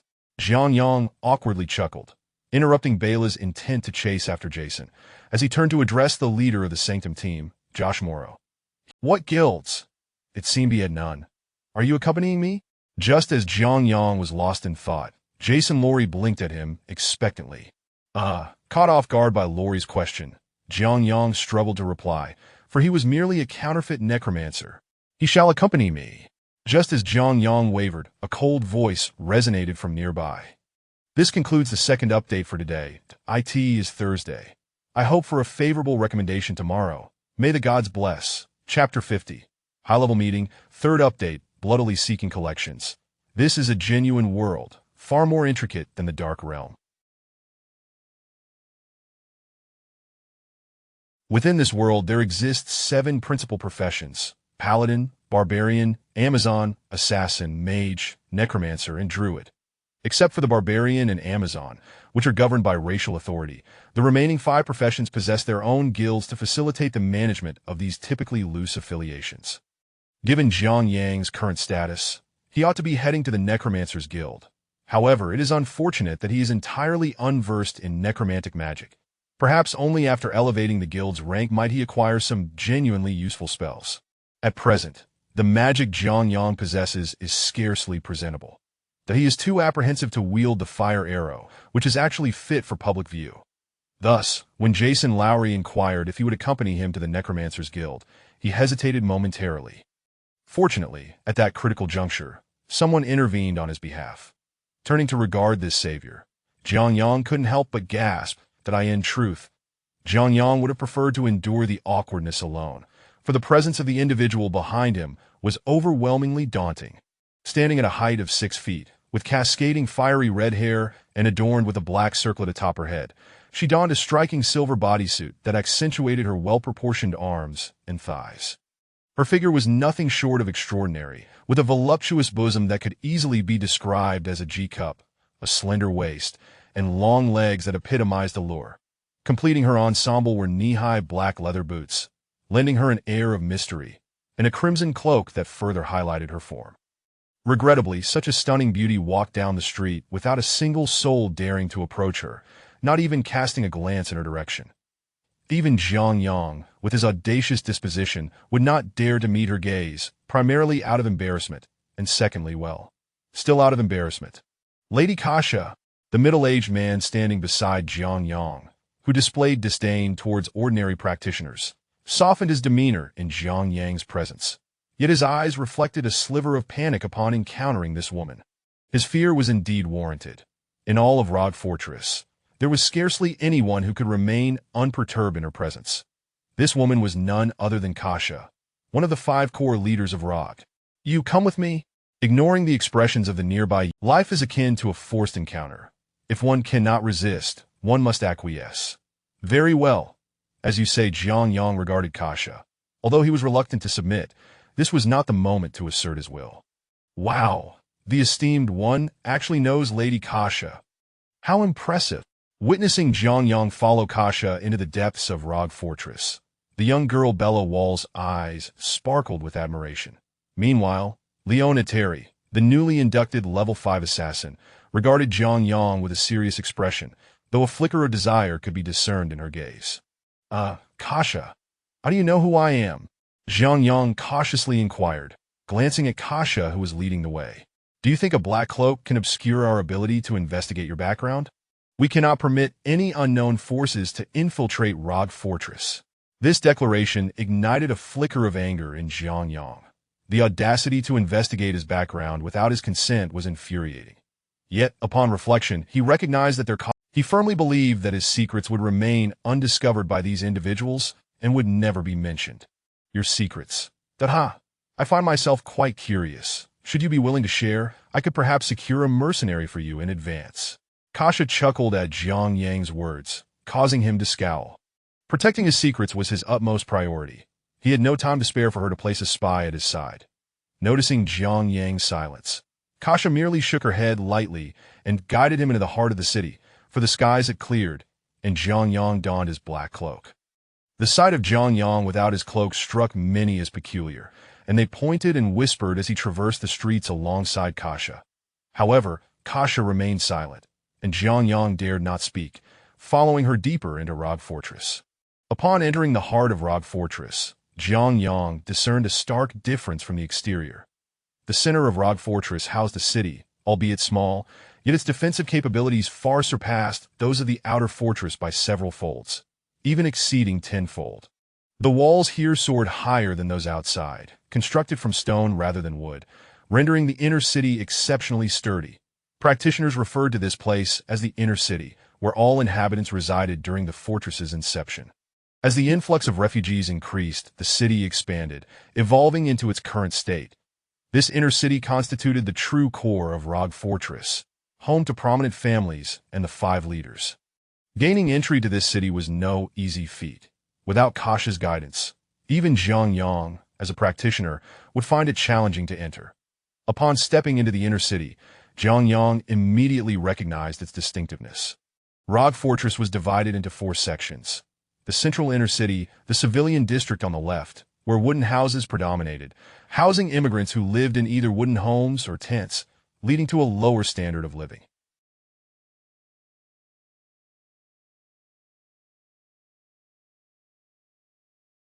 On the eastern side, adjacent to the inner city, were 2 zones. The rear was designated as the military district, accommodating the Rogue, who occupied a quarter of the city and were tasked with city defense and stationing at various checkpoints to ensure practitioner supplies. In truth, these Rogue were more akin to true soldiers than the practitioners themselves. Access to this area was generally prohibited to outsiders. Even practitioners like Jiang Yang could not easily enter unless they completed a task for Kasha, thereby earning the privilege to select a mercenary as their follower. The southeast quadrant, encompassing a quarter of the area, was known as the Practitioners' District, a gathering place for practitioners. Here, the majority of structures were built from stone. Had they been made of wood, the potential for destruction during conflicts would have resulted in shattered streets. Due to the considerable destructive capacity of practitioners, stone was the material of choice. Finally, upon entering the inner city, Jiang Yang observed a striking difference. The roads were significantly wider than those outside, and the buildings throughout the city were primarily constructed from bricks rather than stone, as bricks required firing, whereas stones could be directly quarried. The streets were paved with pristine blue stone, leaving Jiang Yang bewildered. These inner-city residents seemed excessively extravagant. Such luxury was akin to what could only be found in rural areas of Jiang Yang's time, yet here it stood as the pinnacle of opulence. This is your pass. You may enter the inner city at any time henceforth. Just as Jiang Yang was lost in thought, Kasha suddenly tossed him an object, which he caught instinctively. Upon inspection, it turned out to be a metal token inscribed with the words Inner City. This appeared to be the pass for entry. Since they were aware of his identity, Jiang Yang saw no point in querying, "Why are you giving me this?" Apparently, they sought him out for a reason. Following Kasha, Jiang Yang traversed to the heart of the inner city, where an enormous building loomed. At its entrance stood 2 Rogue, while 2 more squads patrolled nearby, ensuring that sentinels occupied every vantage point. "Master," upon Kasha's arrival, the Rogue immediately nodded in acknowledgement, and Kasha merely returned the gesture before proceeding inside, leaving Jiang Yang feeling somewhat apprehensive. Why did it seem that Kasha was bringing him to an unwelcoming place? Upon entering the room, Jiang Yang was taken aback. A colossal round table dominated the space, surrounded by chairs. A number of individuals were already seated, many of whom Jiang Yang recognized, including Akira at the head of the table, Deckard Cain beside her, a rotund man resembling an Indian in attire sitting below Cain, and Varif, the logistics supervisor of Rog Fortress, clutching a gold coin in his hand. Between Varif and Akira lay an empty seat, presumably for Kasha. Kasha, however, did not guide Jiang Yang to the round table. It appeared there was no place for him there. "This is your seat." Adjacent to the round table was a row of smaller chairs, where Jiang Yang's place awaited him. Oh! Initially displeased with such an arrangement, Jiang Yang felt a twinge of hesitation upon seeing the distinguished figures present. He found it inappropriate to voice his discontent, merely retracting his neck and settling into his seat. After Jiang Yang sat down, Deckard Cain, seated at the head, deliberately nodded in his direction, leaving Jiang Yang feeling somewhat exasperated. After all, this esteemed gentleman was hardly familiar with him. Approximately 5 minutes passed, and one by one, more individuals arrived, filling the seats around Jiang Yang. Including him, there were a total of 12 individuals present, among whom was the level 18 paladin, DeMarcus Lopez, whom Jiang Yang knew well. Could it be that they are here to settle scores with me? Unlikely, Jiang Yang observed from a distance, noting that DeMarcus seemed oblivious to his identity. "All right, it seems everyone is here. Let us commence the meeting."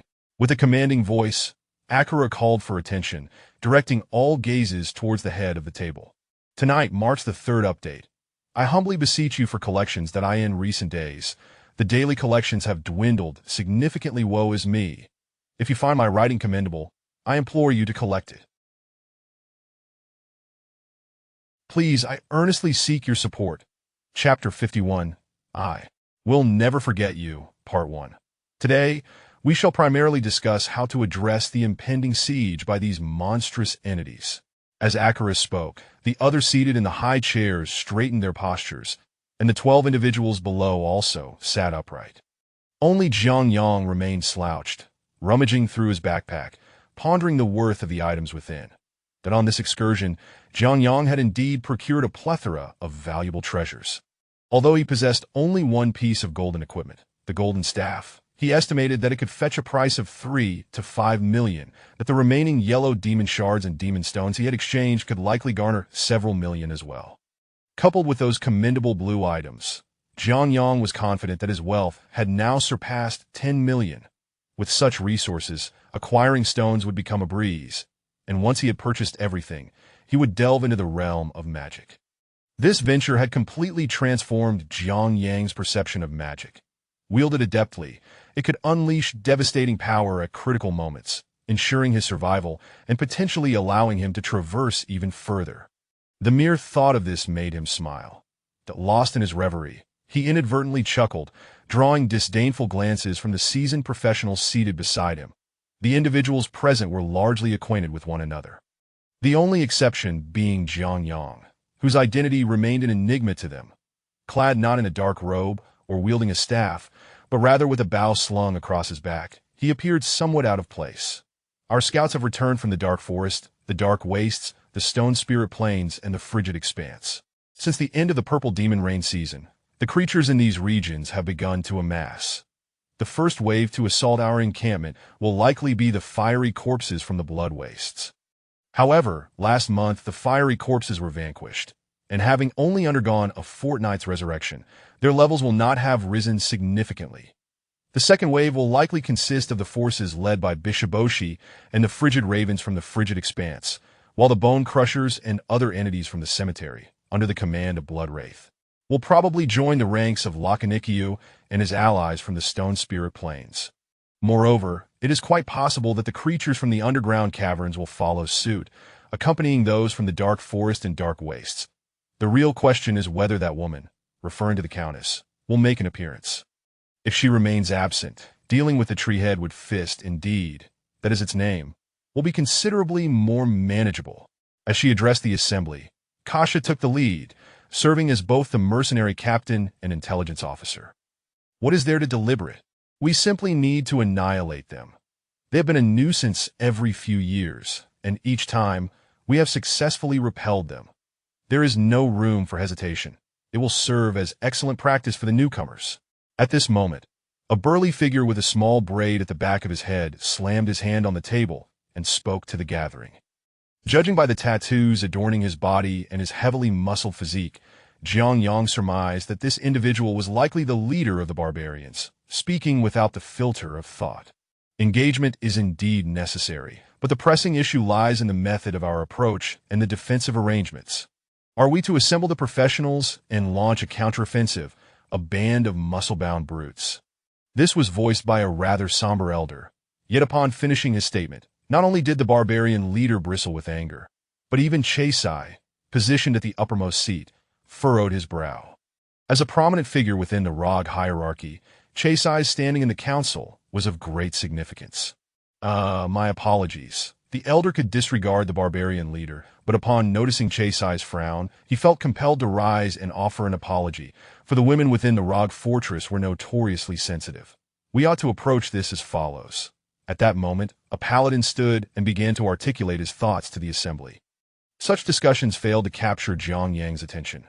To him, he felt like an outsider, akin to a mere bystander.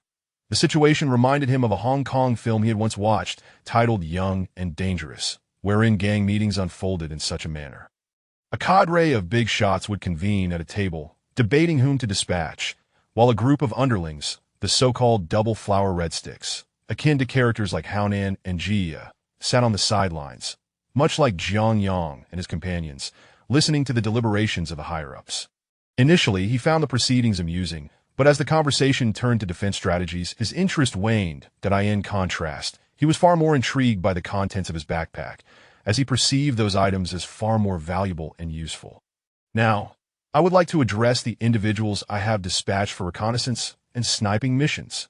Once the arrangements had reached a satisfactory point, Akira clapped her hands, causing the leaders engrossed in detail to cease their discussions and direct their attention toward her. Indeed, their gazes fell upon Jiang Yang and his companions. Sensing the scrutiny of the esteemed figures, everyone instinctively puffed out their chests, while Jiang Yang remained undeterred, continuing his previous endeavors, utterly disinterested in the sniping assignments. Observing Jiang Yang's nonchalant demeanor, the assembly exchanged puzzled glances, turning to Akira for clarification. I shall introduce them, Akira continued, seemingly oblivious to the crowd's expressions. Currently, the top-ranked newcomer is Kevin Nash, a level 23 paladin and disciple of Cain. Upon her declaration, a young man clad in armor rose, and Jiang Yang made a point to observe him closely. The fellow indeed possessed striking features, with short golden hair that fell to his ears, exuding an undeniable charm, clearly suited for the role of a pretty boy. In Jiang Yang's mind, anyone more handsome than himself was destined to be a pretty boy. Such was the burden of his own plain appearance. Esteemed colleagues, I shall undoubtedly fulfill the tasks entrusted to me. As Kevin Nash spoke, the onlookers nodded in agreement. This paladin had clearly won the favor of Deckard Cain, demonstrating a commendable grasp of knightly virtues. Next in line is the second-ranked newcomer, level 22 druid Boris Yerrick. A figure draped in a robe and adorned with tattoos stood, bowing respectfully to the assembly without uttering a word. Boris Yerrick is indeed a commendable disciple from one of the four noble houses. The dignitaries nodded in approval at the noble's courtesy, acknowledging that had it not been for Kevin Nash, Boris Yerrick might have claimed the title of newcomer champion. There, we have the fourth-ranked Clara Carl. Upon Akira's announcement, an Amazonian woman bearing a spear rose, offering a courteous nod to all present. Everyone was aware that Clara was the princess of the Amazon tribe, and her gesture of acknowledgement was a significant mark of respect, prompting smiles and nods of appreciation in return. The fifth-ranked newcomer is Lamar Hickson. Lamar Hickson was a bald man with intricate tattoos adorning his face, exuding an aura more sinister than Baal himself. Yet Jiang Yang recognized him as a barbarian. Both barbarians and druids bore tattoos, though even the most oblivious could discern the stark differences between the two, that in stark contrast to the earlier Boris Yerrick. Jiang Yang found himself, favoring the less attractive Lamar Hickson. Ranked 6th is Tim Corison, a level 20 assassin. At this moment, a figure clad entirely in black spandex rose, while Kid, seated nearby, beamed with pride. This assassin was his prized protege. 7th is Darren Johnson, a level 20 mage. A mage stood, grinning amiably, though Jiang Yang sensed the cunning intelligence beneath that benign facade, a smile that struck him as insincere. 8th is Pascal Debelle, a level 19 mage. Ha!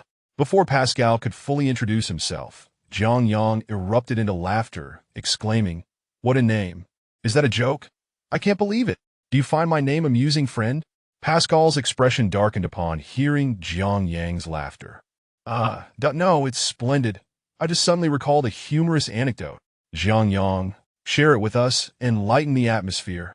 The pre-battle tension is quite palpable. Deckard Cain, observing Jiang Yang's mirth, inquired, and Jiang Yang felt a pang of sorrow at the old man's countenance. Very well, since you insist. Jiang Yang's mind raced, recalling a joke he had heard long ago. There were two women who were good friends and decided to go out for drinks one evening, continuing until dawn before returning home. On their way back, they were caught short and had to relieve themselves by a graveyard. Lacking toilet paper, the first woman removed her underwear and disposed of it. The second woman, spotting a nearby wreath, tore off the ribbon and used it to clean herself. Shortly after arriving home, their husbands confronted them, with one stating, "Something feels off. My wife returned without her underwear." "Brother, I can assure you they were up to something. I found a note stuck to my wife's backside that read, 'I will never forget you.'" After delivering the punchline, Jiang Yang cast another glance at Pascal, who bore an expression of incredulity and erupted into laughter once more. This is an affront to the deceased." However, after a couple of chuckles, Jiang Yang sensed a shift in the atmosphere, as he realized he was the only one laughing in the cramped room. Kevin Nash, the paladin seated in the foremost position, rose, pointing an accusatory finger at Jiang Yang and vociferously declaring, "Who allowed him to enter? Who are you to permit such a person among us?" At that moment, a nearby authority figure chimed in with a grim expression. "This marks the first update of the day, brought to you by Xiao Fei. If you find Xiao Fei's writing to your liking, please consider casting your votes and saving the work. Thank you all in advance." Chapter 52, Conflict, second update, please collect. Thank you, I'm on my way now. I'm just delivering lunch boxes. You all seem rather lifeless at the moment. Haha, I'm off. Upon hearing the words of this influential figure, Jiang Yang couldn't help but chuckle, feeling that his desire to leave was finally being realized. "Stop! This is the Rog Fortress camp. Do you think you can come and go as you please?" At that moment, the earlier abrasive barbarian, with a face as grim as death, stood up and glared at Jiang Yang with a fierce intensity. "Oh, what is this? Do you wish to keep me here for the new year?" Jiang Yang retorted, no longer holding back his words, that in truth, he had little patience for these old-timers who relied on their seniority. Was he not allowed to leave? Today I shall teach you a lesson and make you aware that elderly individuals are not to be trifled with. With that, the old man waved his hand, and 8 skeletal warriors stood in formation behind him. Remarkably, 3 of these skeletal warriors had already mutated, one a centaur-like skeleton wielding a bow, another significantly taller than the others, and the last one small in stature, brandishing 2 daggers. So, 3 of them are mutated. If I were to shatter them all, would you not be heartbroken? Seeing that the old man was preparing for combat, Jiang Yang couldn't resist mocking him. The old man's eyes gleamed with even greater menace upon hearing this. "It seems that merely teaching you a lesson will not suffice. You might as well wait in bed until the blood moon passes." After uttering this, the old man gestured, and his skeletal minions lunged towards Jiang Yang, who was no pushover either. Would he not retaliate in such a scenario? "Arise!" With a flick of his wrist, Jiang Yang summoned the creatures from his graveyard. However, due to the confined space, he refrained from summoning the white tiger. In comparison to the 3 mutated skeletons of the old man, Jiang Yang's summoned beings were even more formidable. The skeletal warriors were clad in armor, and the zombies were fully equipped. The wraith hovering above Jiang Yang let out a chilling wail as it fixed its gaze upon the old man. Upon witnessing Jiang Yang's summoned beings, the old man narrowed his eyes and restrained his skeletal minions.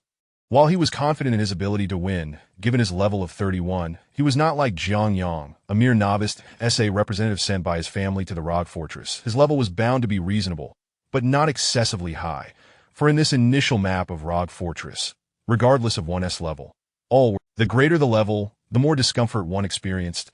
A level 31 was just right here. What's wrong? Not fighting anymore. If you want tea, I shall, Jiang Yang declared, intending to command his summoned beings to advance. The old man, incensed by Jiang Yang's words, ordered his undead creatures to charge forward as well. Cease! Just as the summoned beings were about to engage, a voice rang out, causing both Jiang Yang and the old man to halt simultaneously and turn towards the podium, where Kasha had risen. He is under my guidance. Is there a problem? Kasha assessed the situation. She had initially wished to observe Jiang Yang's abilities, but now they exceeded her expectations. Though Jiang Yang's summoned creatures might not rival the old man's, his willingness to fight indicated he had some form of assurance. We are all professionals. What is the big deal? At that moment, Deckard Cain stood up, smiling at the assembly. With two prominent figures speaking, the old man shot Jiang Yang a venomous glare before turning to sit down. Jiang Yang merely shrugged and recalled his summoned beings that to be fair, Jiang Yang had been rather reckless. Yet he preferred to avoid unnecessary conflict with the 6 major figures in Rock Fortress unless absolutely necessary. You all continue your discussion. I am merely a bystander and shall take my leave. Jiang Yang glanced at the individuals in the room, feeling that there was no purpose in staying now that the atmosphere had soured. He turned and exited the small chamber, leaving the others exchanging glances.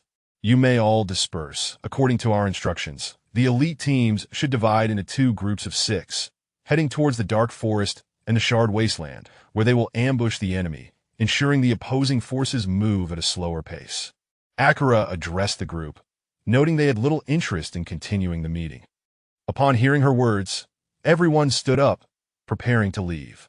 However, Lady Akira, if we divide in this manner, one of our teams will be short 1 member, Clara Carl remarked, referring to the absence of Jiang Yang. The missing individual may select anyone from the camp to join. I trust you will manage. And regarding that earlier individual, I have another task in mind, Deckard Cain interjected, addressing Clara. After hearing Cain's words, everyone bowed to the 5 leaders before exiting the small room, leaving only 6 core figures behind. This fellow, truly intriguing, Kid mused, a playful smile crossing his chubby face. Despite being a businessman who had said nothing during the meeting, his words held considerable weight in Rock Fortress. I too have high hopes for this individual, Deckard Cain chuckled, arrogant and unyielding. Such individuals are challenging to control. Do you not understand? Verev interjected. We never intended to control those in Rock Fortress, which is why you, Verev, can only serve as a logistics head. Your ambition is too pronounced. All our efforts aim to cultivate new blood for humanity, to vanquish the prime evil. Chasai spoke up, the barbarian's straightforward nature evident in his words. I find him quite fascinating, rather like myself. Kasha, who had previously maintained a stern demeanor, now smiled. Bold enough to challenge those of higher levels, he possesses the resolve to act without hesitation, undeterred by past fears. He is spirited and quick-witted, preferring not to associate with the upper echelons of society. He is indeed a true necromancer, rather than just a barbarian. Chasai laughed, recalling Jiang Yang's earlier actions. Such a person is easily exploited by others. Verev muttered, watching Jiang Yang leave through the door. Exploited? I find that hard to believe. Akira, who had been quietly observing, chuckled. Great wisdom often appears foolish. Do not underestimate this impulsive fellow. He is remarkably cunning. For reasons unknown, he seems disinterested in us higher-ups, as if he has always sought an escape. The earlier incident was merely a catalyst. I have been observing him since his arrival. He has consistently sought to leave, and the old man unwittingly provided him with an opportunity. Deckard Cain scrutinized the group, having begun his assessment of Jiang Yang upon his entrance. From what you all say, this lad is no ordinary individual. Verev's eyes narrowed in contemplation. And what of his task? Kasha inquired, intrigued by Akira's intentions. I intend to send him to the burial ground. Upon hearing Akira's words, gasps of shock filled the air. Are you certain he will go alone? Chase-Eye asked, visibly concerned. Of course, but I must inform him first. Huh, Akira replied, a mysterious smile gracing her lips as she noted the astonishment around her. Meanwhile, having exited the room, Jiang Yang exhaled a sigh of relief. Just as Deckard Cain had suggested, he was indeed seeking an opportunity to slip away. The pressure of being among these prominent figures was overwhelming, and he was acutely aware of their keen interest in his secrets. Remaining there, he feared he might eventually be subjected to dissection for research purposes. The fear of death had merely served as a catalyst, yet the mere thought of that name brought a smile to his face. This should indeed be the English name for Guomaimai. This fellow is simply too overpowered. Ha, Pazikeni ha! Jiang Yang chuckled to himself, quickly straightening his attire as he made his way toward the adventurer's district. Sister Clara, that fellow earlier. Just outside the room, two young women huddled together. What is this? Has Joy taken a liking to him? Clara Carl teased the girl beside her, named Joy Mills, an 18-level assassin ranked 10th, who was usually close friends with Clara. Sister Clara, what are you talking about? She has always fancied knights like Brother Kevin. So radiant. But that fellow is indeed quite interesting. Just think of his audacity to say such things. He doesn't realize that the leader of Rogue Fortress is a woman, and a nun at that. Clara chuckled and shook her head, knowing full well who the leader was. He must have done it on purpose. Clara mused, recalling Jiang Yang's flippant yet confident expression. It seems that reaching 5,000 collections today will not be an easy task. Chapter 53. Special Mission, that fellow. In truth, the suspicions regarding Jiang Yang's identity were not confined to just these individuals. Long before Jiang Yang summoned his biological entity, another person within the small cabin had begun to tremble, and that individual was none other than DeMarcus Lopez. However, this man dared not provoke Jiang Yang. After all, when Jiang Yang had merely summoned an unarmored zombie, he had already been thoroughly humiliated. The thought of confronting Jiang Yang again was simply unimaginable, especially since Jiang Yang appeared increasingly formidable, baring his teeth at anyone without hesitation. Thus, after Jiang Yang departed, DeMarcus remained careful not to attract his attention. Others might merely speculate that Jiang Yang could be the third-ranked contender, but DeMarcus was nearly certain of it. DeMarcus, why do you seem so distracted? Upon exiting the small cabin, the assassin named Tim Corison noticed DeMarcus's odd demeanor and approached him, clapping a hand on his shoulder. It's nothing, DeMarcus replied, glancing at Tim Corison, a rookie ranked among the top 10, mostly comprised of individuals from various significant factions and families. Typically, these individuals engaged in mutual skirmishes, but now they found themselves compelled to cooperate. I think DeMarcus is frightened. He seems to tremble at the sight of any undead. A sharp voice interjected, belonging to Darren Johnson, a level 20 mage also within the top 10. Indeed, I admit defeat against that fellow. If you're so capable, why not challenge him yourself? DeMarcus retorted, amused, knowing full well the animosity between the Johnson and Lopez families that in DeMarcus's eyes, Jiang Yang, even Kevin Nash, might not even be a worthy opponent. He was truly terrifying. You think I lack the courage? That fellow just now must be the one who defeated you, right? I intend to see for myself what he's capable of. Whether I return alive is another matter. Darren Johnson scoffed at DeMarcus's provocation. Such taunts appeared to him as mere childish play. With a few grim smiles exchanged, the group dispersed, each needing to return to their families to prepare for the daunting task of ambushing enemy forces. Meanwhile, as Jiang Yang stepped out of the inner city, he was intercepted by a figure. Leona, what brings you here? Jiang Yang inquired, puzzled as he regarded the assassin girl before him.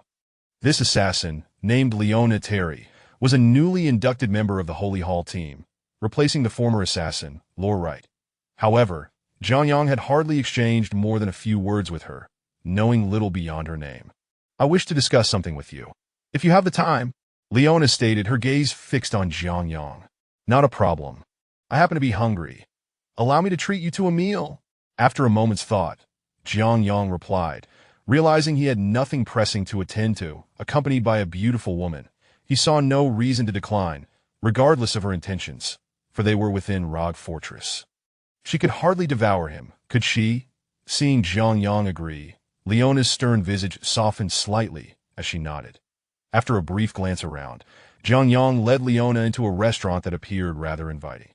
2 servings of filet mignon and a cup of fruit wine for me. What would you like? Jiang Yang began to place his order upon entering. No need for anything elaborate. Just a glass of water will suffice. Thank you, Leona replied, her expression betraying a hint of surprise at Jiang Yang's choices.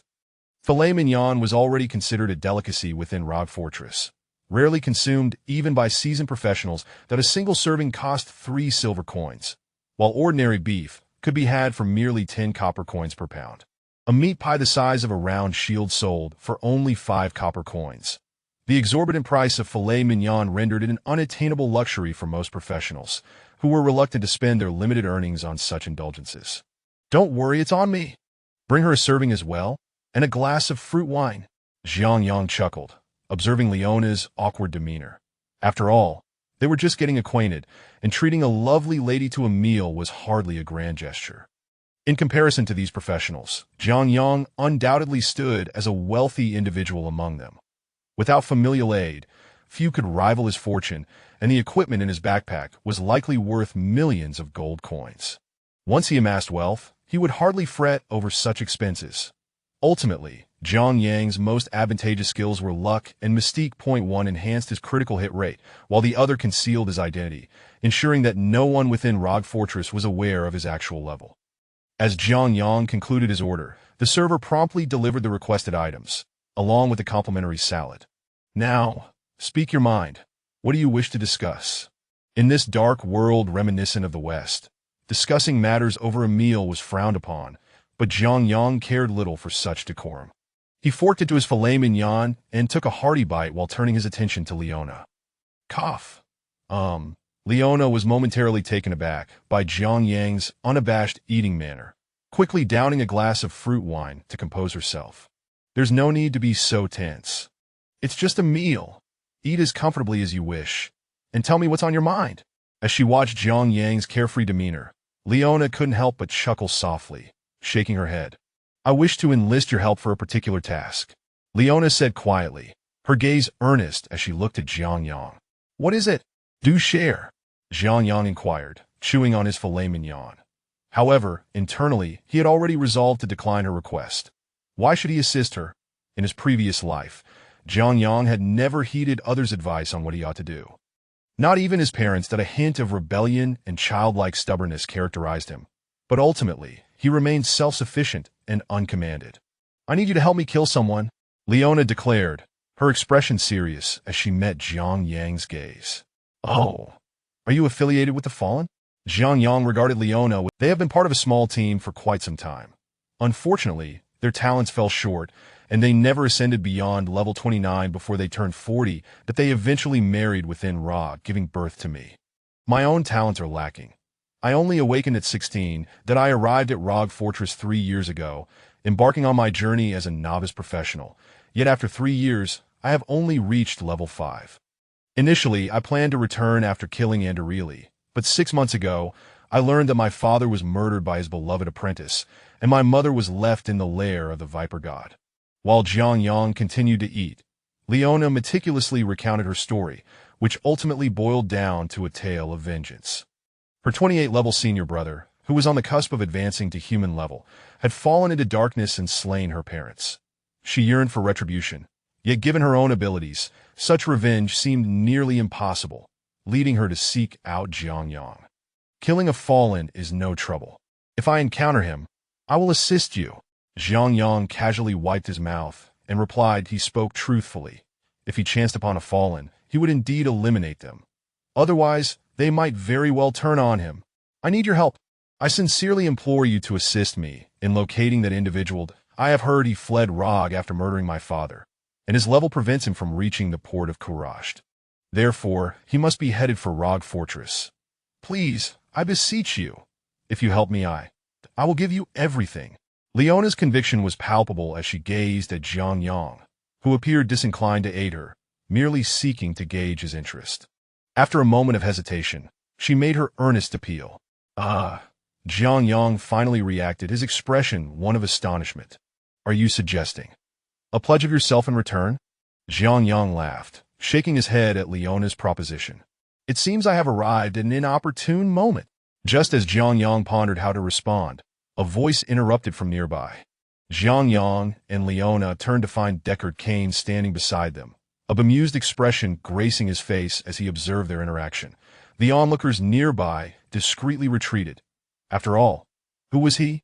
A prominent figure within the fortress, one not to be trifled with. Master Cainyu. Carry on. I await your news. Upon recognizing Deckard Cain, Leona immediately stood, her demeanor respectful as she addressed him, leaving behind a note for Jiang Yang before turning to depart. What a splendid girl, all for the sake of hunting a fallen, offering herself and a house. Had I been in such a situation, I would have readily agreed, Deckard Cain remarked, clicking his tongue as he took a seat across from Jiang Yang. Are you still youthful at heart, old man? If you fancy her, take her. I doubt she would mind. Jiang Yang jested, nudging the note forward, yet Deckard Cain merely chuckled, unfazed by Jiang Yang's words. Young man, I came to seek you out primarily for two matters I wish to discuss with you, Cain stated, his expression cheerful as he focused on Jiang Yang. The protagonist is about to embark on another mission. Ha ha ha. This time, numerous female characters will make their appearance, so stay tuned for the romantic developments involving our dear Jiang Yang. Chapter 54, Solo Mission, 1 update. Oh, what is it? Jiang Yang remained engrossed in his meal, glancing at Master Cain, while the other patrons in the restaurant regarded them with astonishment, yet none dared to utter a word. The establishment was enveloped in an almost palpable silence. Firstly, don't you think you ought to report in as a necromancer? Though your appearance is rather peculiar. Nonetheless, you must register with the Necromancer Guild. Otherwise, you won't be officially recognized within our rogue fortress. Upon hearing the elder's words, Jiang Yang could not help but curl his lip in disdain. Official recognition. While it might be coveted by other professionals, for Jiang Yang, such a designation was a matter of life and death. The guild and all that is too cumbersome. Let me be direct. My name is Jiang Yang. Profession Necromancer. After declaring this, Jiang Yang resumed his focus on the steak before him, while Deckard Cain looked on helplessly at the determined Jiang Yang. Is that all? What is your level? Secret. Jiang Yang's reply elicited an even broader smile from Deckard Cain. Very well, young Jiang. Since you prefer to keep that to yourself, let us move on. However, the task I am about to present to you is one you must accept. Observing Jiang Yang, Deckard Cain produced a scroll and handed it over. The onlookers nearby widened their eyes in disbelief. What was this scroll? A mission? What did it entail, beyond the basic trio of tasks, slaying the corpses, exterminating the blood ravens, and vanquishing an Ariel? There were no other missions at the onset of Rogue Fortress. The magical materials in the barracks were akin to a beginner-esque boon. Simply retrieving one would prompt Chasai to forge a personalized blue weapon for you, to AS for the Countess of the Wastes. One could engage her at will. However, due to her propensity to drop runes, this was far more enticing to adventurers than gemstones that a shattered yellow gemstone was worth 30,000 gold. Yet the most rudimentary rune, L, fetched a staggering 300,000 gold. Furthermore, these runes were exceedingly rare, as all adventurers hoarded them. Essentially, runes were exclusive drops from major bosses, with the Countess being the sole minor boss to yield such treasures. Yet, the tower where the Countess dwelled was a labyrinthine structure, comprising 5 levels, each guarded by a minor boss. Generally, few adventurer parties dared to delve into such depths, as the casualty rate was alarmingly high. A mission? Why should I accept it?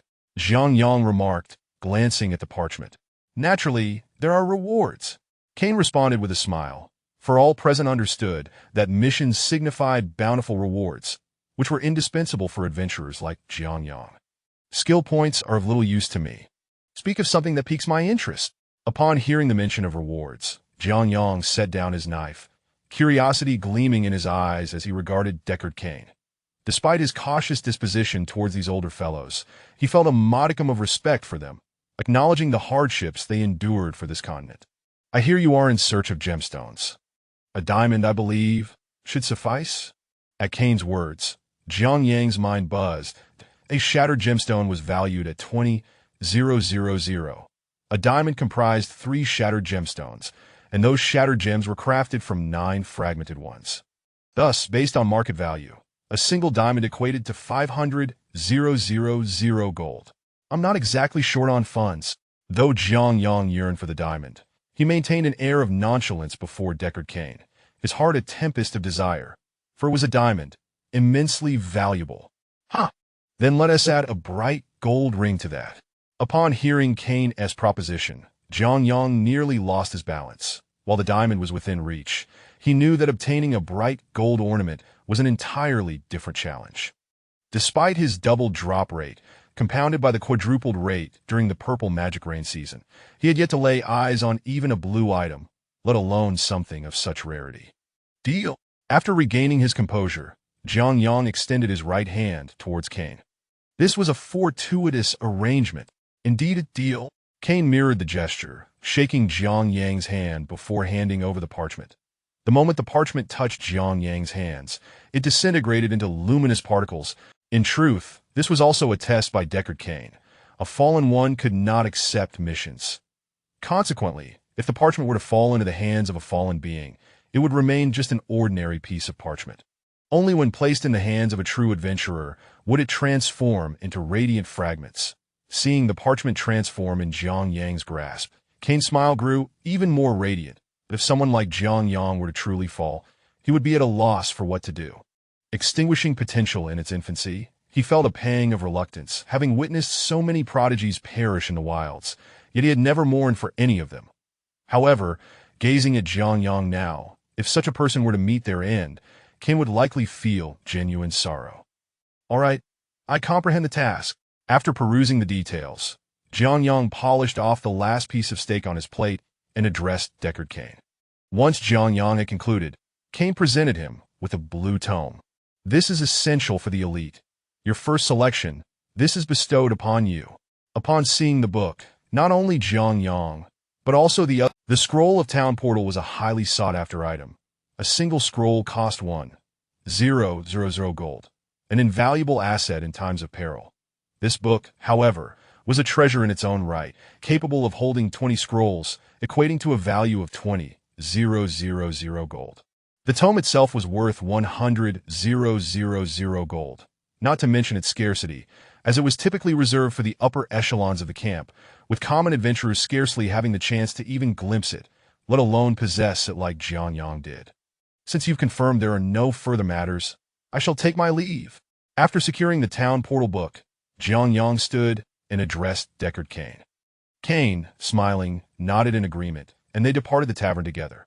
However, once outside, Cain returned to the inner city, while Jiang Yang resolved to visit the exchange. Currently in a state of readiness, the opulent establishment was not hosting auctions, and Jiang Yang was reluctant to part with his equipment. After a moment of hesitation, he ultimately decided to sell some blue gear in exchange for potions, as this upcoming mission was bound to be challenging.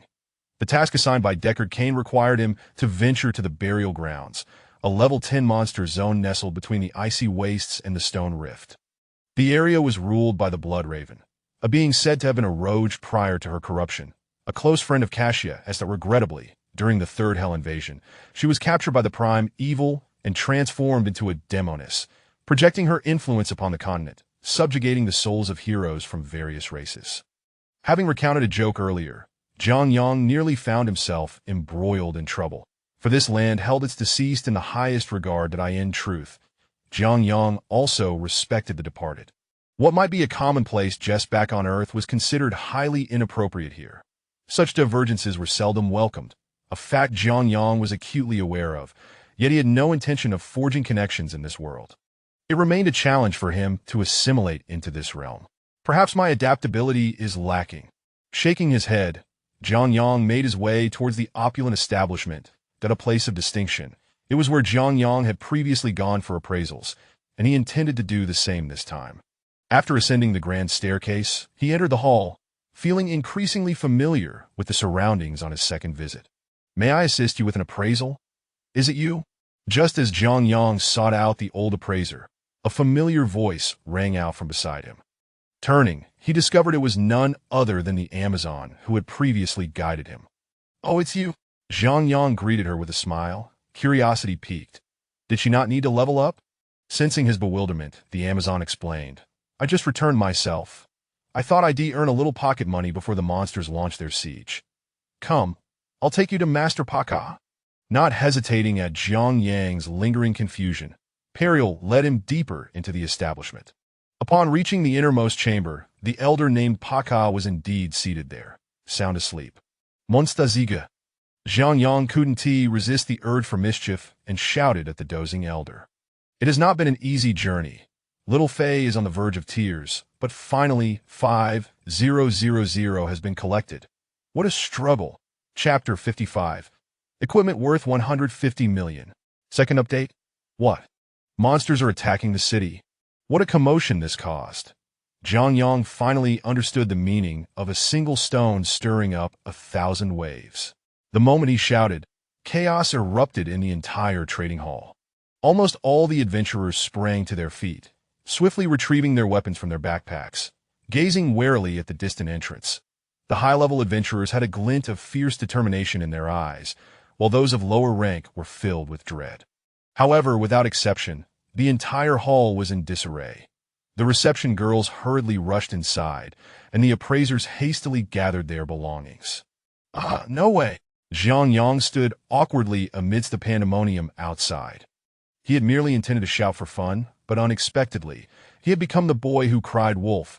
This left him utterly helpless. What? Monsters attacking the city? Where are the monsters? Where are they? At that moment, the target Zhang Yang sought to rouse, the old man Paka, leapt up immediately. After surveying the chaotic scene, he began to collect his things. Master Paka, the monsters, haven't come. Sai, the ever-loyal Paler who had been following Zhang Yang, understood the situation perfectly. This was all just a false alarm, and the instigator of this ruse stood right before him. Old Paka, upon hearing Paler's words, cast a glance at the awkwardly smiling Zhang Yang. I knew it was you, kid. Hurry up and come with me, or these folks might tear you apart. Seeing Zhang Yang's embarrassment, the old man shot him a glare before leading him through the chaos to the second floor, with Zhang Yang stealthily following behind. Zhang Yang sheepishly rubbed his nose, realizing he might have gone a bit too far. Yet, he was surprised at the utter lack of humor in this world.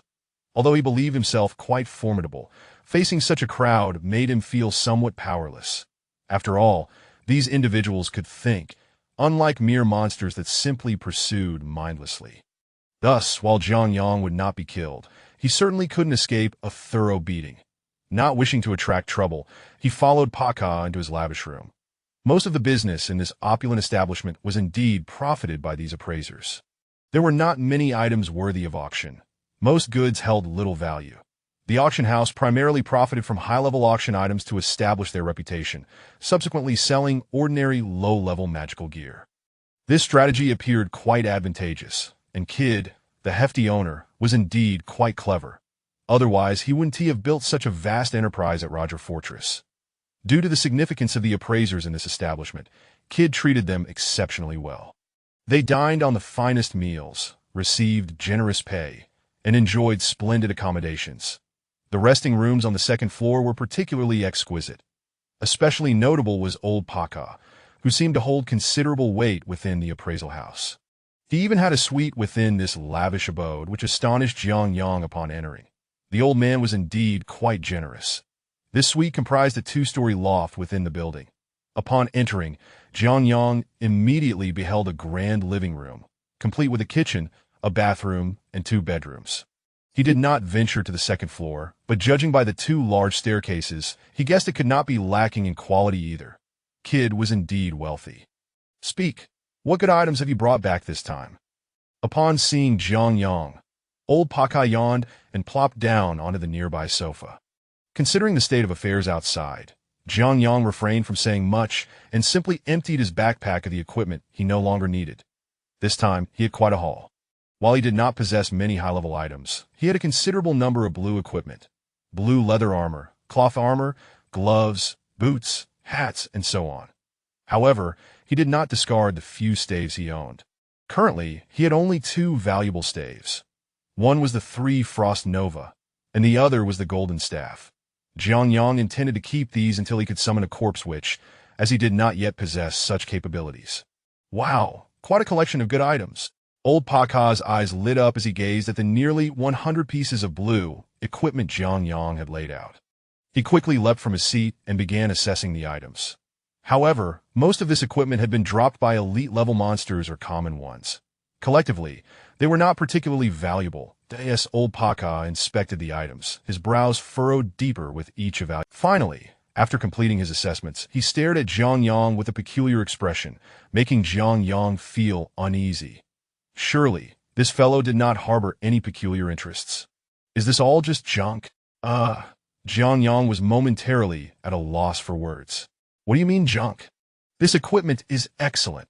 At that moment, Pallor, who had accompanied Jiang Yang, knelt down to examine the items on the floor. To be honest, if these were taken outside, the adventurers would go wild over them. While there are indeed many items, the most valuable one is this. That axe with single-handed damage of 4 to 11, durability of 1322, requiring 32 strength, level 4, and granting a 5 life steal. It could sell for combined. They might fetch just over $1 million. That IT seems substantial, but I refuse to believe this kid has nothing of real value. Old Paka remarked with a dismissive sneer, leaving Jiang Yang to awkwardly rub his nose. He indeed possessed valuable items. How about this, Master Paka? Could you help me appraise something? However, I intend to sell this item after the monster siege is past. Jiang Yang pondered, preparing to reveal the golden staff. Just as I suspected, you do have something of value. Let me see it. I promise I won't let it slip. Old Paka understood the wisdom of discretion, that he had sensed that Jiang Yang possessed valuable items last time, but Jiang Yang had not revealed them. Bringing Jiang Yang to his home was also with this intention in mind. Hearing this, Jiang Yang hesitated not, and although he was not particularly familiar with Pallor, he felt a certain fondness for her, since they had met a couple of times. Then I shall present it, Jiang Yang declared, retrieving 3 items from his backpack. The first was the dagger and shield he used, the Demon-S Chasm and the Demon-S Stone. Now that he possessed the Eye of Courage, these items no longer served him. The second was a bright golden staff, which had dropped when he defeated the Soul Raven. As he unveiled these 3 items, they truly dazzled Old Paka's discerning eyes. Bright golden equipment? Not bad, not bad. I knew you had something worthwhile. Old Paka eagerly examined Jiang Yang's items, starting with the Demon-S Chasm and the Demon-S Stone, which were of lower tier. This dagger is impressive. Its primary attribute is toxin damage, which enhances its lethality that if given to a novice assassin, their combat prowess could increase by approximately 50% that if auctioned. This piece could fetch around 2 million. Upon hearing Old Paka's words, Jiang Yang breathed a sigh of relief. This was within his expectations. As for this shield, its sole function is to reduce damage taken by -1, so its selling price should not surpass that of the Demon-S Chasm, likely around 1.8 million. Of course, if luck is on your side, it could fetch a decent price, Old Paka said with a jovial tone, but to Jiang Yang's ears, this sounded somewhat harsh. What did he mean by luck? This staff. What a splendid item. Old Paka reached for the Staff of Cruelty. The Staff of Cruelty, damage 1 to 6, durability 1620, requires level 7, grants 1 to Hellfire, limited to mages, 1 to Warmth, limited to mages, has a 25 chance to cause monsters to flee upon hitting them, repels monsters, provides 10 lightning resistance, and restores 1 durability within 33 minutes, with 50 damage against undead creatures. With 2 added skills plus the ability to repel monsters and make them flee, and it can self-repair its durability. This item should be worth around 6 million. Hearing this figure, Jiang Yang's head spun. He initially felt somewhat disappointed with his equipment, believing these 3. However, the first 2 bright golden items were valued at only around 4 million, and he estimated this staff would fetch about 4 million as well. Adding in the blue equipment, he still faced a 1 million shortfall from the 10 million mark. To his astonishment, Old Paka had quoted a staggering 6 million, exceeding Jiang Yang's expectations by a third. Is this staff truly worth so much? Jiang Yang questioned, incredulous at Old Paka's words. Of course. Any weapon or item that enhances equipment is exceedingly valuable. that I recall an instance when the auction house received a 1 all-class skill amulet, and it sold for a staggering 150 million. Now that was something truly precious. Upon hearing old Paka's words, Jiang Yang gasped in astonishment. 150 million. My goodness, how frightening. This is the second update for today.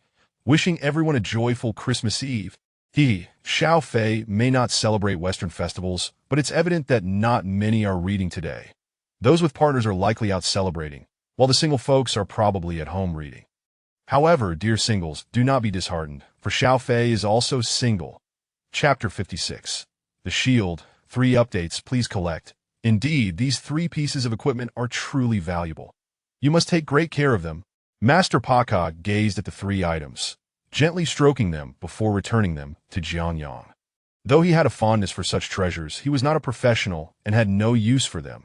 His eyes devoid of any hint of greed, that it was precisely this quality that allowed Jiang Yang to feel at ease while presenting the items. Well, as for the remaining equipment, I would appreciate your assistance, old man. Please sell these items for me, so I can purchase some supplies and embark on my mission. Upon hearing Jiang Yang's words, both Paka and Beryl were momentarily taken aback. That a mission at this juncture. A mission?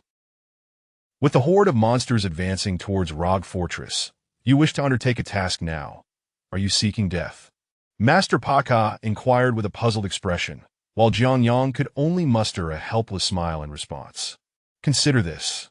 Aside from the thousands of monsters stationed within the monastery who remain inactive, the creatures in the other areas are all on the move. Should they converge upon Rogue Fortress, even the strongest bastion would surely fall. Therefore, they require capable individuals to intercept these monsters, temporarily keeping them at bay in their lairs until they eliminate the weaker monsters and prepare to confront the stronger ones, preventing them from gathering. Am I correct? Beryl interjected, her intelligence shining through. Precisely. Thus, I need to sell these items first and acquire some potions. Upon hearing Jiang Yang's declaration, Paka nodded thoughtfully, then produced a piece of parchment from his attire, a document akin to a check from Jiang Yang's era, typically circulating only within the opulent confines of the marketplace, intended for the purchase of equipment by professionals. I will offer you 110,000 for these items. The rest is up to you. Jiang Yang smiled at Paka's words, then departed with Beryl, heading directly to the currency exchange. 110,000. It seems my brother is struck. While he had encountered such sums before, it was rare to witness an immediate conversion, as equipment valued over 10,000 was generally sent to auction. Oh, it's nothing. I still have items to purchase. Jiang Yang chuckled and addressed the attendant. Sir, rubies, amethysts, sapphires, and emeralds, and also 10 diamonds and topazes. With money flowing swiftly, Jiang Yang had no intention of hoarding it, promptly indulging in lavish spending at the marketplace. The attendant was taken aback by his request, but swiftly began calculating the total, as the gemstones alone would cost Jiang Yang 70,000. And I would also like 100 potions. 80 blue potions, 20 red potions, and the remaining 100,000 converted to gold coins. As Jiang Yang continued to dispense his wealth, Beryl couldn't help but glance at him, astonished by his rapid expenditure. Over 100,000 had nearly vanished in the blink of an eye. Very well. Your total comes to 100,000 gold coins. Please wait a moment while we prepare your items. After the attendant's response, Jiang Yang followed Beryl to a nearby signboard, casually finding a spot to sit. It's evident you are preparing for a perilous endeavor, but I am curious. What do you intend to do with all these gemstones? The auction house did sell gemstones, yet their trade was minimal, primarily due to their exorbitant cost and limited utility. For instance, a shattered sapphire only imparted 1 to 3 cold damage when embedded in a weapon, offered a mere 10 points of mana capacity when set in armor or a helmet, and merely conferred a 12 cold resistance when affixed to a shield. When considered collectively, they might hold some value, but individually, their utility was rather scant. Any blue equipment would likely possess attributes superior to those of the gray equipment adorned with gemstones, which explained Beryl's confusion. I shall reveal this to you alone. Are you familiar with the Heraldric Cube? Jiang Yang cast a mysterious glance toward Beryl. Didn't you say you could locate that item? Please spare me the jest. Before Jiang Yang could complete his thought, Beryl dismissed him with a scoff, causing him to awkwardly scratch his head. After all, he couldn't disclose the whole truth. Ah, Beryl, what a fortunate coincidence. With the impending battle approaching, it is indeed a stroke of luck to encounter you here. Just as Jiang Yang pondered a plausible excuse, an irksome voice chimed in from nearby. Yet for Jiang Yang, it was akin to a divine revelation, for it was this very voice that had intervened at a critical moment to save him. Phew, what a relief. Jiang Yang exhaled softly, his back turned to the voice's owner. However, unlike Jiang Yang's relief, Beryl's expression grew icy upon hearing that voice. Ah, it's you. What brings you here? If you're here to shop, the sales associate is over there. Upon hearing Beryl's words, Jiang Yang finally had the opportunity to scrutinize the individual, a rather unsavory character, to put it mildly. As previously mentioned, when professionals undergo their baptism, they undergo a transformation. Males may become strikingly handsome, while females may become extraordinarily beautiful, though this largely depends on their inherent attributes. Jiang Yang, however, had not experienced such a transformation. Not at all. Thus, in the realm of darkness, it was commonplace for men to be handsome and women to be beautiful. Even the elderly appeared vibrant. Jiang Yang, on the other hand, did not fit this mold, having inexplicably become a professional without any skills.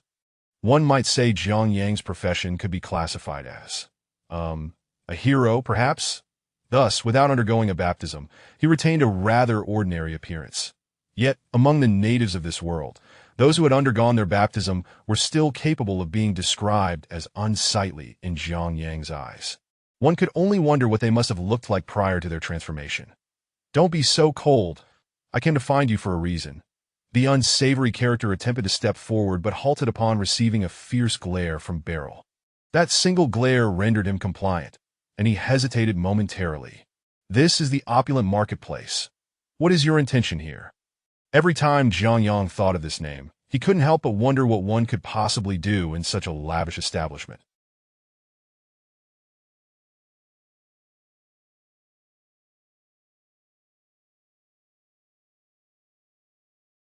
Jiang Yang resided in Harbin, which also boasted grand venues, albeit under a different name. The opulent marketplace, as Jiang Yang had heard, was supposedly located near Shenyang, essentially akin to a celestial realm. Heh, I am here to make a purchase. The unsavory character's eyes darted about, aware that no one dared to cause trouble on kids' turf. To shop, seek out the sales associate over there. Can't you see I'm here with a friend? Beryl regarded him with evident disdain. Upon hearing Beryl's words, Jiang Yang was momentarily taken aback. Such a scenario was reminiscent of something he had encountered before. In a novel, no less. Hey, are you using me as a shield? Jiang Yang whispered conspiratorially to Beryl. Please, we've met a couple of times, and I know you're a good person. Just help me out this once. Beryl replied in a hushed tone. The sales associate over there is occupied. I see this gentleman is about to depart, correct? Isn't that right, sir? Observing Jiang Yang whispering to Beryl, the unsavory character grew displeased, his smile morphing into something more sinister as he fixed his gaze on Jiang Yang. Me? I have no intention of leaving. Although Jiang Yang understood the foolishness behind the character's intentions, he had no intention of cooperating. My brother truly enjoys jesting. If you do not depart now, leaving later may prove difficult. You dare to threaten me? Pray tell, if I were to strike you, would anyone intervene? Jiang Yang chuckled at the absurdity before him. The unsavory character's eyes glimmered with malice, for only two types of individuals would dare to speak so boldly. Those with genuine backing or naive fools. They often possessed a keener awareness of whom they could provoke and whom they could not, so after a brief hesitation, he resolved to test the waters. I am Steve Caruso, the third son of the Caruso family. May I inquire as to your esteemed name? Not telling you. Jiang Yang dismissed the character's inquiry with disinterest. Revealing his name would yield no benefit. Can I assume that you harbor disdain for the Caruso family? The character pressed, aiming to assert some authority. Yet, Jiang Yang cared little for the Caruso family. He only recognized the Lopez family within Rog Fortress. Using me as a shield comes at a price. Jiang Yang whispered to Beryl, his hand now resting on her waist. As his palm settled there, Beryl's cheeks flushed a deep crimson. What nonsense! I've never heard of your family. Let me be clear. Do not hinder my affairs, or I will ensure you are left utterly incapacitated. As Jiang Yang's threats escaped his lips, the unsavory character's expression darkened further. Saturday, and it's Christmas Eve.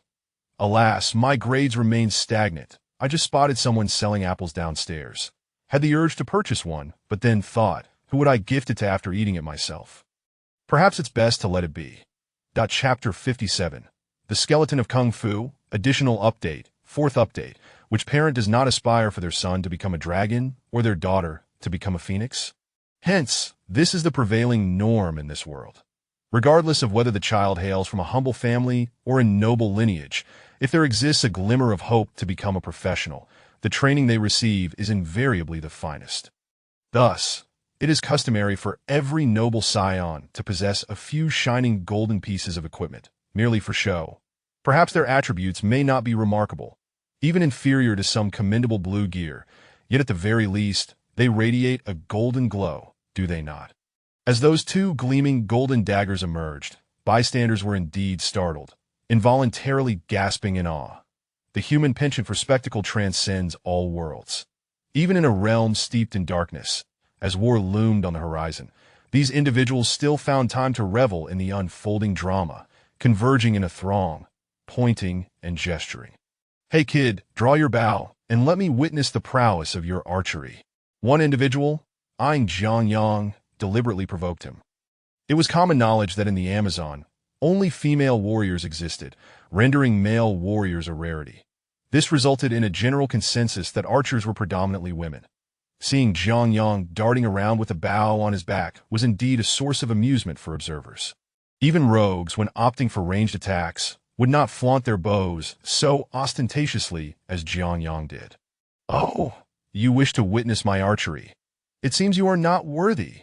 Upon uttering these words, Jiang Yang summoned forth a rift in space, through which a fully armored skeleton soldier gradually emerged. Hiss, a mutated skeleton? As the onlookers beheld the summoned handsome skeleton, they collectively inhaled sharply. Indeed, a necromancer. Very well. Let me test the strength of your skeleton. Attack. With a thunderous command from Steve Karras, the two daggers shot forth like two dragon-like entities, aimed directly at Jiang Yang's handsome skeleton. Handsome, deal with it. As long as you do not kill him, anything goes. Jiang Yang nonchalantly issued his command. The skeleton soldier, standing still, swayed slightly. While it appeared as though Handsome was acting on its own accord, Jiang Yang was subtly directing its movements. At present, Handsome lacked the intelligence attributed to legends of blood, and as the opponent lunged forward, the skeleton soldier abruptly lifted its right foot, executing a downward strike. The opponent was not particularly tall. After all, agility is crucial for an assassin, and they measured approximately 175 centimeters. With their body leaning forward, the distance from their head to the ground was merely 140 centimeters. The humans can execute upward kicks. How much more so a skeleton? Thus, Handsome raised its formidable bony foot high. What is it attempting to do? Just as the nearby spectators were puzzled, Handsome's colossal foot descended with force. Bang! The resounding impact reverberated as Handsome's foot, without mercy. Handsome continued its assault, delivering two more kicks. Yet, despite being struck thrice by the skeleton, Steve Karras was not yet incapacitated. Gripping his daggers, he lashed out, spurred by Jiang Yang's command, prompting Handsome to swiftly withdraw. Before Steve could articulate his next move, Handsome charged forward, first employing its shield to deflect the dagger aimed from the right, then swiftly swinging its bone sword horizontally, producing a sharp crack as it struck the opponent's face.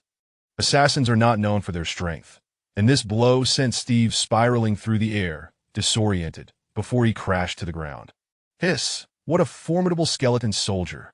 Observers stared in astonishment at Handsome, while Burial too wore a look of shock, never having encountered a skeleton with such prowess. The display was utterly terrifying. A delightful idea has struck me. Observing the astonished expressions of those around him, Jiang Yang suddenly conceived a playful notion. Handsome, come here and stow your weapons. This fellow does not require them. Upon Jiang Yang's command, Handsome obediently retracted its bone sword into its arm and stored its shield within its chest cavity. I will confront you. Shaking off the disorientation, the assassin staggered to his feet. Seizing the moment while Handsome was busy, he roared and charged forward. Clang!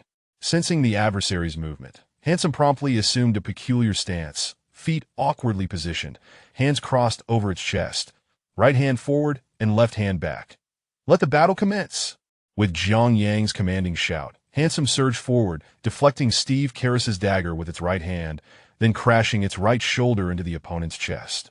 Karras, caught unawares, stumbled backward, but before he could regain his balance, Handsome seized his left arm, pulling him back in close, unleashing a flurry of rapid-fire punches to his chest. The sounds of thud-thud echoed as Karras endured a barrage of strikes. Finally, gathering his strength to counter, he attempted to deliver a dragon claw kick to Handsome, but the skeleton deftly evaded. Grabbing the opponent's leg, Handsome executed a split, then leaped into the air, delivering a heavy kick to Karras's head. This time, Steve Karras truly became a rolling tumbleweed, crashing through several tables and chairs before finally coming to a halt. Meanwhile, under Zhang Yang's guidance, Handsome performed a graceful flip, effortlessly regaining its stance. Once again assuming the peculiar posture, hands crossed, right hand forward, left hand back, standing proudly. It was as if it were about to declare, Wing Chun, so handsome. Ah, splendid. With the first professional clapping in appreciation, the others soon followed suit, applauding in admiration. This small skeleton had managed to reduce a professional to a state of utter humiliation, truly a remarkable sight to behold. At this moment, Zhang Yang stood with pride, clasping his fists in a gesture of respect to those around him, though regrettably, this world seemed devoid of such salutations. What is the name of this skeleton of yours, brother? A burly barbarian approached Zhang Yang, inquiring about Handsome's name. Zhang Yang had meticulously crafted this name, having put considerable thought into it. So you are the master of Handsome, then? Upon hearing the barbarian's words, 3 black lines appeared above Zhang Yang's head. Originally, he had envisioned a petite girl tugging at his sleeve, eyes sparkling, exclaiming, Master of Handsome! Master of Handsome! Such an image would surely satisfy his pride. But yet now, having a burly barbarian utter, it felt akin to awakening from a delightful dream, only to find a flower-like figure beside him, shattering Zhang Yang's fantasy and leaving his heart in disarray. He could only nod woodenly. Trouble is brewing. The young master of the Lopez family has arrived. Just as Zhang Yang was entangled in conversation with the barbarian, a shout pierced the air, causing the crowd to scatter in haste.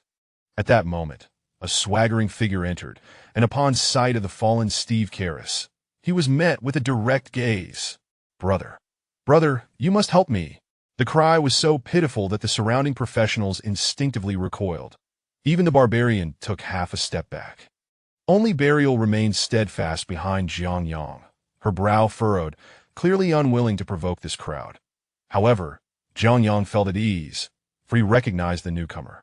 Who dares to bully? The newcomer, familiar to Zhang Yang, was none other than Andrew Lopez, the young master of the Lopez family, whom Zhang Yang had previously bested twice. It appeared his injuries had healed rapidly, for he was now accompanied by his entourage. It was evident that Andrew Lopez and Steve Karras were acquainted, and upon witnessing Karras's defeat, he sought to intervene. However, upon spotting Zhang Yang, he failed to recognize him at first, but as soon as he laid eyes on Handsome, realization dawned. Thus, his words faltered mid-sentence. Terror etched across his face as he contemplated his rashness. Brother, you must advocate for me. At that moment, Steve Karras had the audacity to crawl over and plead for intervention. Andrew Lopez was nearly paralyzed with fear. While others might not recognize Handsome, he knew all too well that even if Handsome were turned to ash, he would still recognize it. Needless to say, it is evident that you, the ruffian, have been bullying this esteemed brother. This brother exudes charm, elegance, and grace, a veritable paragon of heroism. But the moment I laid eyes on him, my admiration surged like an unending river, akin to the flooding of the holy Ganges, unstoppable. Thus, under the radiant aura of this esteemed brother, your true nature is laid bare, and you dare implore me for assistance? Truly intolerable. Zhang Yang was taken aback by Andrew Lopez's words. Had this foolish scion reversed his demeanor today, this was unexpected. Even more astonishing was Steve Karras, who could not fathom that his former ally would openly rebuke him. "Bring him here and restrain him." Upon hearing Andrew Lopez's command, two of his lackeys seized Steve Karras. Jiang Yang recognized these two as part of the group he had previously bested. Initially, they had not recognized Jiang Yang, but at their master's behest, they quickly understood, and upon seeing Jiang Yang, a profound sense of dread washed over. "Otherwise, you shall truly perish." Though perplexed by his brother's words, Steve promptly succumbed to a theatrical faint. "My apologies, esteemed brother. Since my subordinate has already been bested, and I fear that he has been knocked out too severely, we shall take him to seek medical attention. Farewell. Hold on." Just as the group prepared to leave, Jiang Yang's voice rang out from behind, sending chills down their spines. Chapter 58. How Strong is Strong? Part 1. "Brother, is something the matter?" Upon hearing Jiang Yang's call, Andrew Lopez felt a surge of fright. "Can I not call you if there is nothing wrong?" "Andrew, young master."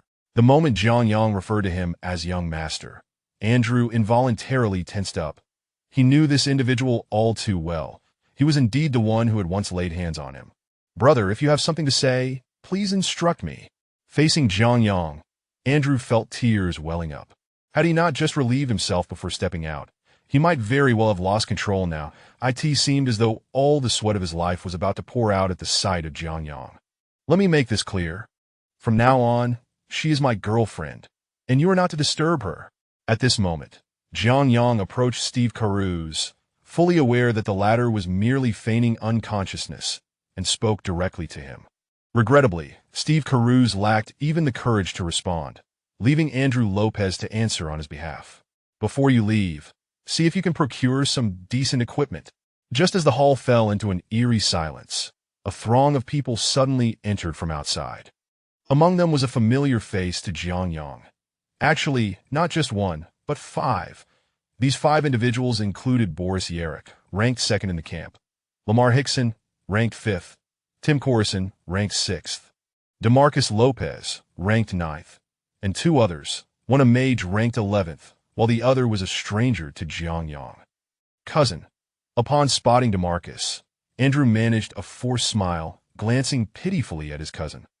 DeMarcus typically treated his younger cousin well, recognizing the importance of nurturing relationships with the legitimate heirs for his own standing within the family. "What is wrong, cousin? Has someone been bullying you?" Noticing Andrew's peculiar demeanor, DeMarcus stepped forward, moving into the crowd, which parted to grant him passage. "Oh no, DeMarcus is an 18th level paladin. That young man is in for a rough time," whispered Druid A among the onlookers. "Indeed, crossing these family members will yield no good outcomes." Assassin B murmured quietly. "What a pity. That skeleton fight was quite the spectacle." Barbarian C sighed in resignation. "I am eager to discover who dares to bully Andrew. Do they not know our Lopez family?" DeMarcus felt a swell of satisfaction at the reactions of those around him. Although the Lopez family was not a premier force on the continent, they held significant sway within Rogue Fortress, and as he advanced, DeMarcus cursed under his breath, his pride swelling as he approached the end of the crowd and caught sight of Jiang Yang turning to face him. While others might still speculate on Jiang Yang's identity, DeMarcus was already certain. "I see he is quite the bully." Upon hearing this, the bystanders who had initially felt sympathy for DeMarcus froze momentarily, gazing incredulously at the approaching figure. One glance at this gentleman reveals he must be a person of virtue. "Indeed, my own brother. I know him well. It was undoubtedly this fellow who provoked our esteemed guest. This is a failure of my upbringing. I shall summon him to apologize at once." At these words, the surrounding professionals leaned back in shock, bewildered by the turn of events. "Cousin." Andrew's eyes glistened with tears as he looked at DeMarcus, who had so unceremoniously thrown him under the bus. Jiang Yang, observing the scene, realized the day had run its course. He would save the antics of these two for another time. "Apologies are unnecessary. He has not offended me. It was his companion who incurred my ire, yet he has already been subdued, and I am quite pleased. By the way, have my belongings been prepared?" Upon hearing Jiang Yang's words, both Andrew and DeMarcus exhaled in relief, realizing Jiang Yang bore no ill will. Just then, Jiang Yang noticed the staff member bringing the items and called out loudly, "All right, it's ready." The staff member had arrived long ago, but given the earlier scene, he had dared not utter a word. Now that Jiang Yang had inquired, he gathered his courage and stepped forward, presenting two packages. One contained 60 gemstones, while the other held 100 potions. I, too, have accepted a mission and must now depart. You. Best of luck. Jiang Yang's final remark was directed at DeMarcus and the four others. Upon hearing this, a glint of chill flashed in Boris Yerrick's eyes. While it was said that there was no first in literature and no second in martial prowess, they were hesitant to act against the mysterious Jiang Yang, who had dared to challenge a 31st level elder. Thus, the crowd witnessed a remarkable sight. Jiang Yang, accompanied by Beryl, swaggered out of the resplendent doors of Rog Fortress, all eyes upon them. Who is that guy? So impressive. Once Jiang Yang had departed, the professionals finally regained their senses. I'm not sure, but he is likely related to some bigwig. I don't recall Kevin Nash ever being this formidable. One of the onlookers remarked, puzzled. Among them, DeMarcus and Andrew felt the most relieved. Is it really necessary to be so intimidated? Is he truly that fearsome? Aren't you the one who values reputation above all? Tim Coruscant, a member of DeMarcus's party, approached, teasingly regarding him. However, DeMarcus paid him no heed. Did you hear what he said? Boris Yerrick interjected. Which part are you referring to? Given Boris's standing as the leader among this small group from one of the four prominent families, Tim halted his banter. He said he has off to undertake a mission. Boris Yerrick slowly remarked, eyeing the ring on his finger. What does that imply? At this, the expressions of Tim Coruscant and the others turned grim, while only Lamar Hickson, the barbarian, remained oblivious, clearly confused by Boris's words. The tasks from Akira have a similar difficulty level. We require 6 individuals, yet he appears to have no companions. A young man who had been lingering behind them finally spoke up, his youthful eyes glimmering with insight. Let us proceed and focus on our own affairs. After clarifying, the 6 individuals wore expressions of grave concern. Even Lamar Hickson, despite his less than sharp intellect, understood the gravity of the situation. Come on, after an afternoon of hard work, I'll treat you to something delicious. After exiting the auction house, Jiang Yang turned to Beryl and declared. At that moment, Beryl was still processing her astonishment at Jiang Yang's display of strength. She truly had no idea how he had managed to command such respect. Thus, when Jiang Yang led her into a restaurant, he certainly surpassed the current professionals by a considerable margin. Just how strong are you? Beryl asked, her curiosity piqued, her large eyes fixed intently on Jiang Yang. Quite formidable. Upon hearing his question, Beryl chuckled, as if to say, are you trying to court me? Alas, for Jiang Yang, who had spent years cooped up and seldom conversed with girls, such subtle hints were lost on him. He might as well have thought she had something in her eye. Over there. Beryl pointed in the direction of her home. Oh, that is out of my way. I want to escort you then. You're a professional, so you should be fine. I'll take my leave. Jiang Yang glanced at the direction, confirming it was indeed out of his way, and without hesitation he headed toward the professional district. That dense fellow. How bizarre. Watching Jiang Yang walk away, Beryl felt momentarily at a loss. Next time, I must treat you to a meal. Reflecting on the delectable steak, she huffed and set off toward her home. Today a steak was delightful. Alas, tomorrow it's back to roughing it. My lord, do you have a moment? I wish to discuss something with you. Just as Jiang Yang was nearing his lodging, a voice called out, prompting him to turn around. There stood Leona, coldly regarding him at the entrance of the inn, wishing everyone a Merry Christmas. In the blink of an eye, Wei reached over 180,000 words. Xiaofei is about to hit the new book list. This seems a bit fast, considering I only just launched the new book on the 8th, and it's only been 17 days. Chapter 59, Journey to the Burial Grounds, second update, seeking Sanjiang votes. My lord, please enter. Following the figure of Leona before him, Jiang Yang arrived at the front of a modest dwelling in the practitioner's district. With a resigned sigh, Jiang Yang stepped into the small abode at Leona's behest. Indeed, he had ultimately returned with Leona, not out of his own desire, but rather due to her unwavering determination. Although Leona's parents had not surpassed level 30, They were nonetheless esteemed practitioners of level 29 residing in Rugoin. As the only child of two practitioners, Leona was naturally the recipient of immense affection. Despite venturing alone to the Rog Fortress, her parents had arranged everything for her beforehand. While they may not have procured her exquisite blue or even golden weapons, they ensured that Leona lacked for nothing in her daily life, and this little courtyard was of paramount importance. "My lord, please have a seat." Upon seeing Zhang Yang enter, a smile crept onto Leona's lips. For her, Zhang Yang's mere presence signified a success in itself. For the sake of revenge, she was prepared to relinquish everything. As he crossed the threshold into the room, Zhang Yang sensed the care that Leona's parents had put into their home, which exuded an atmosphere of tranquility. The Western style of constructing homes differed from what Zhang Yang was accustomed to. Westerners preferred placing the house in front and the courtyard behind, treating it as a private sanctuary for family, whereas Zhang Yang was used to the notion of entering into a grand courtyard before reaching the living quarters. Nevertheless, this did not hinder Zhang Yang from observing Leona's residence. Upon entering, he found himself in a cozy living room adjacent to a kitchen that appeared to have been in use for quite some time. Opposite the kitchen was a room with its door wide open. A glance revealed that it was adorned in shades of pink, indicating it to be the young lady's bedroom. That on the other side of the living room stood a grand floor-to-ceiling window, through which a small courtyard was visible. Within the courtyard stood a large tree beside a small pond, where the water flowed gently, accompanied by the soothing sound of splashing. A truly delightful setting. "My lord, please sit." After ushering Zhang Yang to the sofa in the living room, Leona turned to the kitchen to pour him some water, allowing Zhang Yang to scrutinize the room more closely. The living room featured a magnificent oil painting depicting three figures.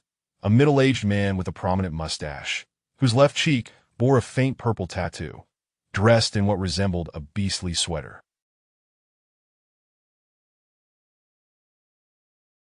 To the left of this man stood a middle-aged woman clad in a black outfit, whose typically stern visage broke into a rare smile.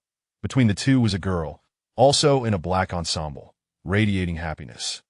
Despite the passage of time, Zhang Yang recognized her as Leona. "This is a family portrait my parents commissioned from an artist before I left Rugoin." As Zhang Yang admired the painting, Leona emerged from the kitchen holding a coffee cup, her gaze reflecting a hint of sadness as she beheld the artwork. "It is evident that you come from a happy family," Zhang Yang remarked, his thoughts inadvertently drifting back to his distant home on Earth, where memories of his family stirred within him, a sentiment he cherished deeply. "Indeed. But now I have nothing left. My lord, please enjoy your coffee." After placing the cup on the small table, Zhang Yang sighed and returned to the sofa, his eyes fixed on Leona standing before him. "My lord, I implore you, help me seek vengeance.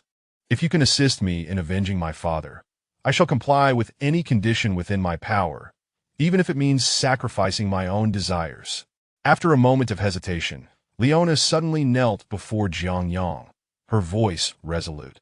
Zhang Yang was taken aback by her fervent plea. "Come now, if I encounter your enemy, I shall undoubtedly exact my vengeance. Rest assured, even if it were in this world, the demons of hell were akin to the Japanese, and the fallen were reminiscent of dark specters. Encountering such beings would leave Zhang Yang unyielding. I know that when my lord speaks, he means it, and I have but one purpose left in this life, to avenge my father by slaying that traitor. If my lord can eliminate that scoundrel, even if not for my sake, I shall serve you faithfully for all my days." Upon hearing Zhang Yang's tentative agreement, tears welled in Leona's large eyes. "Alas, I must retire to the inn for the night. Tomorrow I have tasks to attend to." Zhang Yang sighed, casting a glance at Leona that he felt he was being too soft-hearted.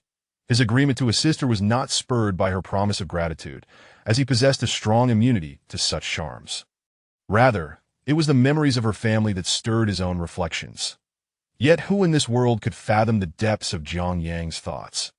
No one could possibly know, nor could he confide in anyone. "My lord, it is quite late.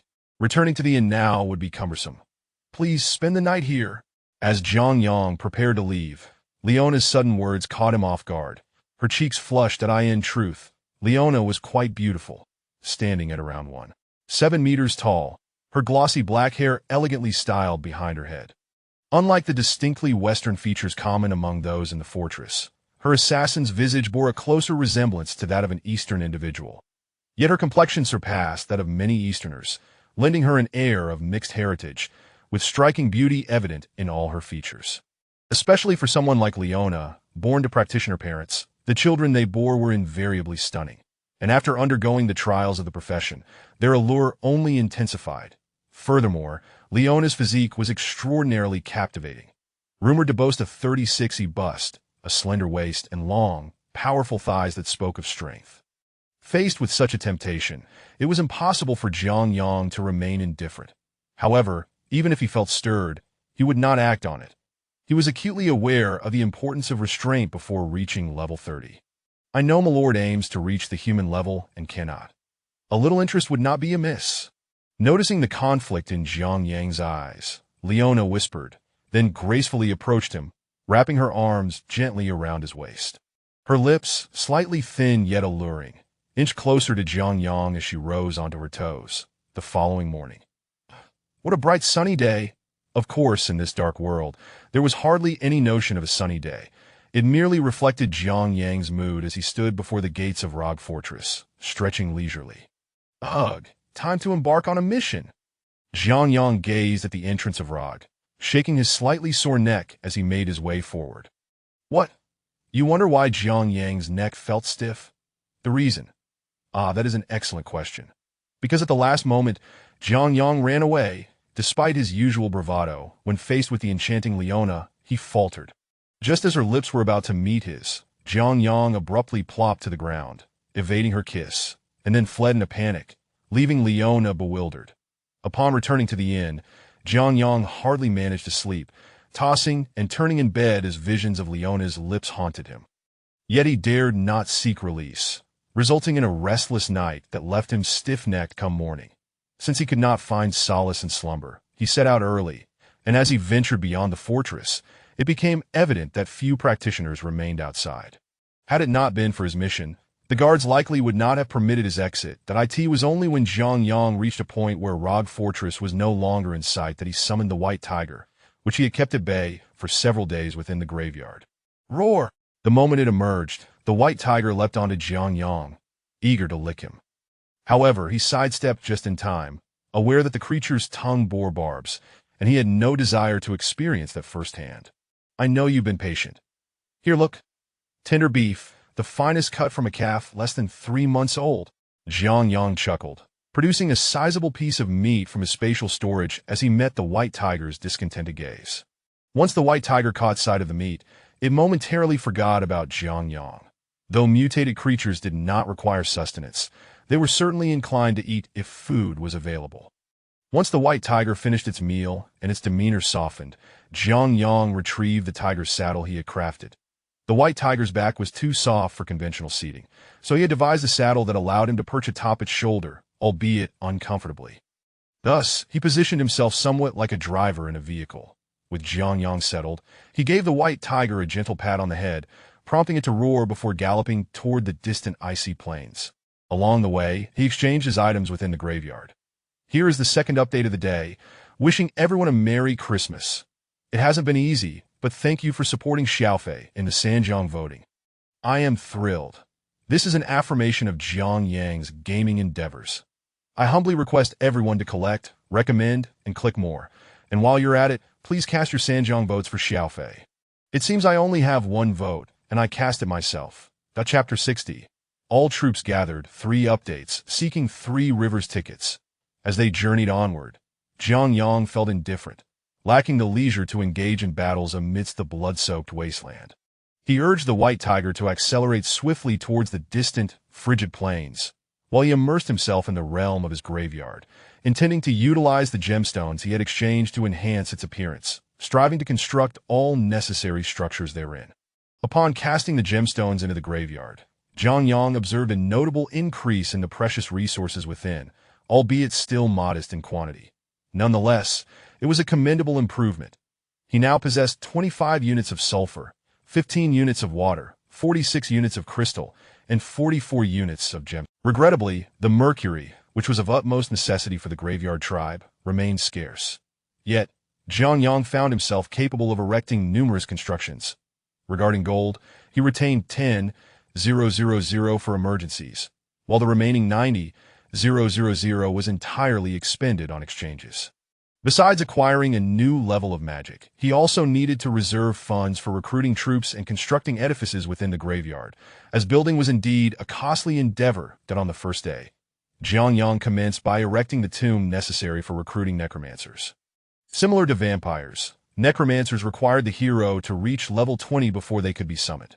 Nevertheless, constructing it in advance allowed for gradual progress. Moreover, the output of the tomb would increase monthly, and upon completion, the Dark Hall and Dragon's Peak would officially, since he was only upgrading regular barracks, the resource demands were not excessive.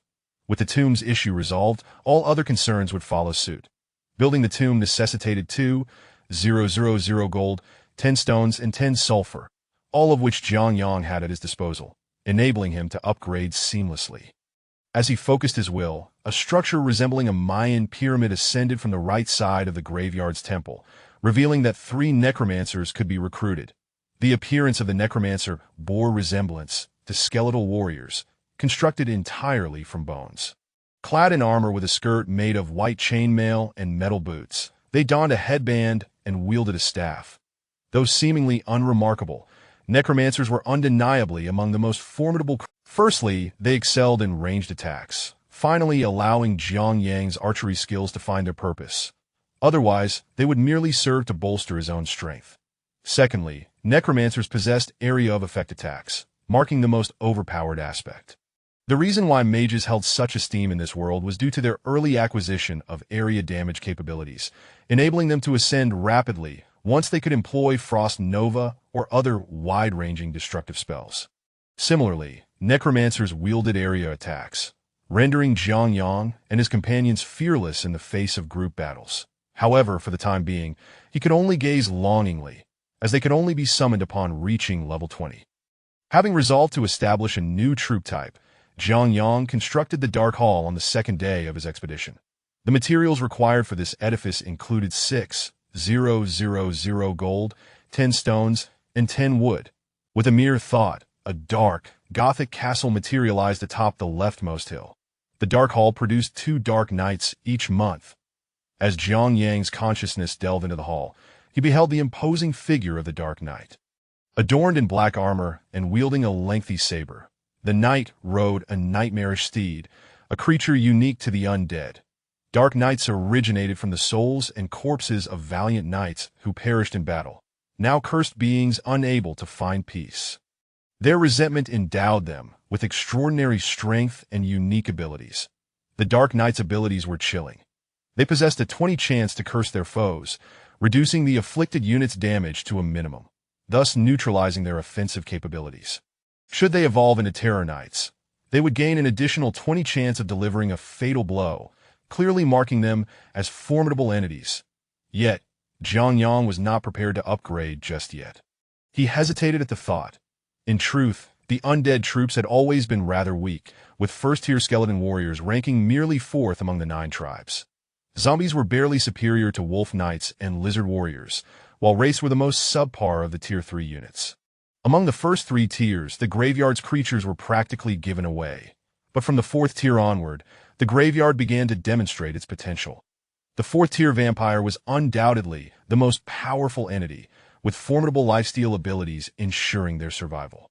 The 5th tier necromancer previously mentioned was a truly impressive force. Had it not been for the bull's defiant skill, necromancers might have claimed the title of the 5th tier leader. The 6th tier Dark Knight was even more formidable, second only to the Serpent Woman in the tower, whose unrivaled no-counterattack skill rendered her an exceptional opponent, surpassing many formidable creatures such as magical elements, knights, and fire elves. However, this dominance would wane with the emergence of 7th tier units, which would diminish the undead's prowess, rendering them foolish. Among the 9 ultimate units, the Bone Dragon was the weakest, without exception. Even the Hydra surpassed it in strength. The strongest 7th tier unit was the Archangel, followed by the unique ranged unit, the Titan, and then the Phoenix, Dark Guardian, Golden Dragon, Behemoth, Great Demon, and Advanced Hydra, with the Bone Dragon languishing at the bottom. Nevertheless, This was of little consequence, as it still surpassed the 6th-tier units. Thus, Jiang Yang eagerly anticipated the arrival of his ultimate force that on the 3rd day of his expedition, Jiang Yang finally completed the construction of the ultimate recruitment building within his graveyard, the Dragon's Peak. The requirements for this construction were significant. 10,000 gold, 5 wood, 5 stones, 5 crystals, 5 sulfur, and 5 gemstones, which swiftly depleted the meager resources he had painstakingly gathered. He was left with only 10 units of mercury, 10 units of sulfur, 41 units of crystal, and 39 units of gemstones. Most critically, his mercury and sulfur were utterly exhausted. It appeared that he would need to wait until he amassed a substantial amount of gold before considering upgrading these structures. Yet even with the necessary funds, Jiang Yang suspected he would struggle against the denizens of the graveyard. 70,000 had only yielded these 3 buildings. Yet for Jiang Yang, this investment was worthwhile. The graveyard was his lifeline in this world. Only through its advancement could he hope to contend with the world's apex entities. Casting a glance at his remaining resources, Jiang Yang resolutely declared, "Build." Boom! In the next moment, a colossal structure resembling a glass window emerged from the right hill of the graveyard. Mere seconds later, akin to a scene from a game, the massive window stood before Jiang Yang. At last, the ultimate troop is emerging. Although I cannot utilize it just yet, merely witnessing it is gratifying. Jiang Yang wiped his hands and eagerly directed his consciousness deeper into the Dragon's Peak. Upon entry, he found himself somewhat disoriented. Perhaps due to its subterranean location, the Dragon's Peak was dimly lit, obscuring his view of the surroundings. After approximately a minute, he acclimated to the atmosphere within. The entirety of the Dragon's Peak resided within the mountain, devoid of sunlight, illuminated solely by faint magical torches adorning the cavernous walls. As Jiang Yang's consciousness gradually descended, he discerned the interior's condition. The floor of the Dragon's Peak was a veritable ocean of bones, yet these were not familiar animal or human remains. Each bone appeared to be significantly larger than that of a person. Dragon bones? Jiang Yang suddenly spotted what resembled the skull of a western dragon among the massive bones, causing a chill to run down his spine. This was no Dragon's Peak. It was a dragon's grave. Whoa! Just as Jiang Yang prepared to draw closer to inspect further, a voice suddenly echoed beside him. To his astonishment, he beheld a fully assembled immense bone dragon, approximately 35 meters in length, its form constructed entirely of enormous grayish-white bones. Its eyes glowed with a faint green soul fire. Seemingly aware of Jiang Yang's consciousness encroaching upon its territory, as Jiang Yang observed it, he felt as though it were gazing back at him. Roar! With a resounding dragon's roar, an overwhelming aura surged forth, enveloping Jiang Yang. Under such pressure, he felt as though he were a small boat tossed in a tempest, swaying helplessly. However, Jiang Yang's consciousness was still too feeble. After a brief struggle, he was unable to react in time and was forcefully repelled by the bone dragon's presence. Whoosh! Upon regaining awareness within his own body, Jiang Yang was drenched in cold sweat, utterly startled. Truly the ultimate troop, he remarked, wiping the perspiration from his brow, a sense of dread creeping in. Although the bone dragon was deemed the weakest among the 7th-tier units, the formidable pressure it exuded was enough to instill a palpable sense of mortality in Jiang Yang, prompting him to flee from the graveyard. In his recollection, he had never experienced such an overwhelming sense of impending doom. Indeed, it was worthy of its title as the ultimate troop. At level 40, I can summon it. I must strive harder. Reflecting on the bone dragon's majesty, Jiang Yang secretly encouraged himself. After taking a moment to calm his nerves with a piece of grilled steak from his backpack, he resumed directing the white tiger forward. This concludes the 3rd update of the day. As tomorrow is Monday, I will be providing 4 updates, hoping to climb the rankings. Alas, just as I posted on the 3 rivers, the rankings appeared rather swiftly.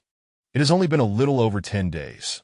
Without further ado, I seek your support for the 3 rivers tickets. After midnight, I shall add another chapter. Wishing everyone a Merry Christmas.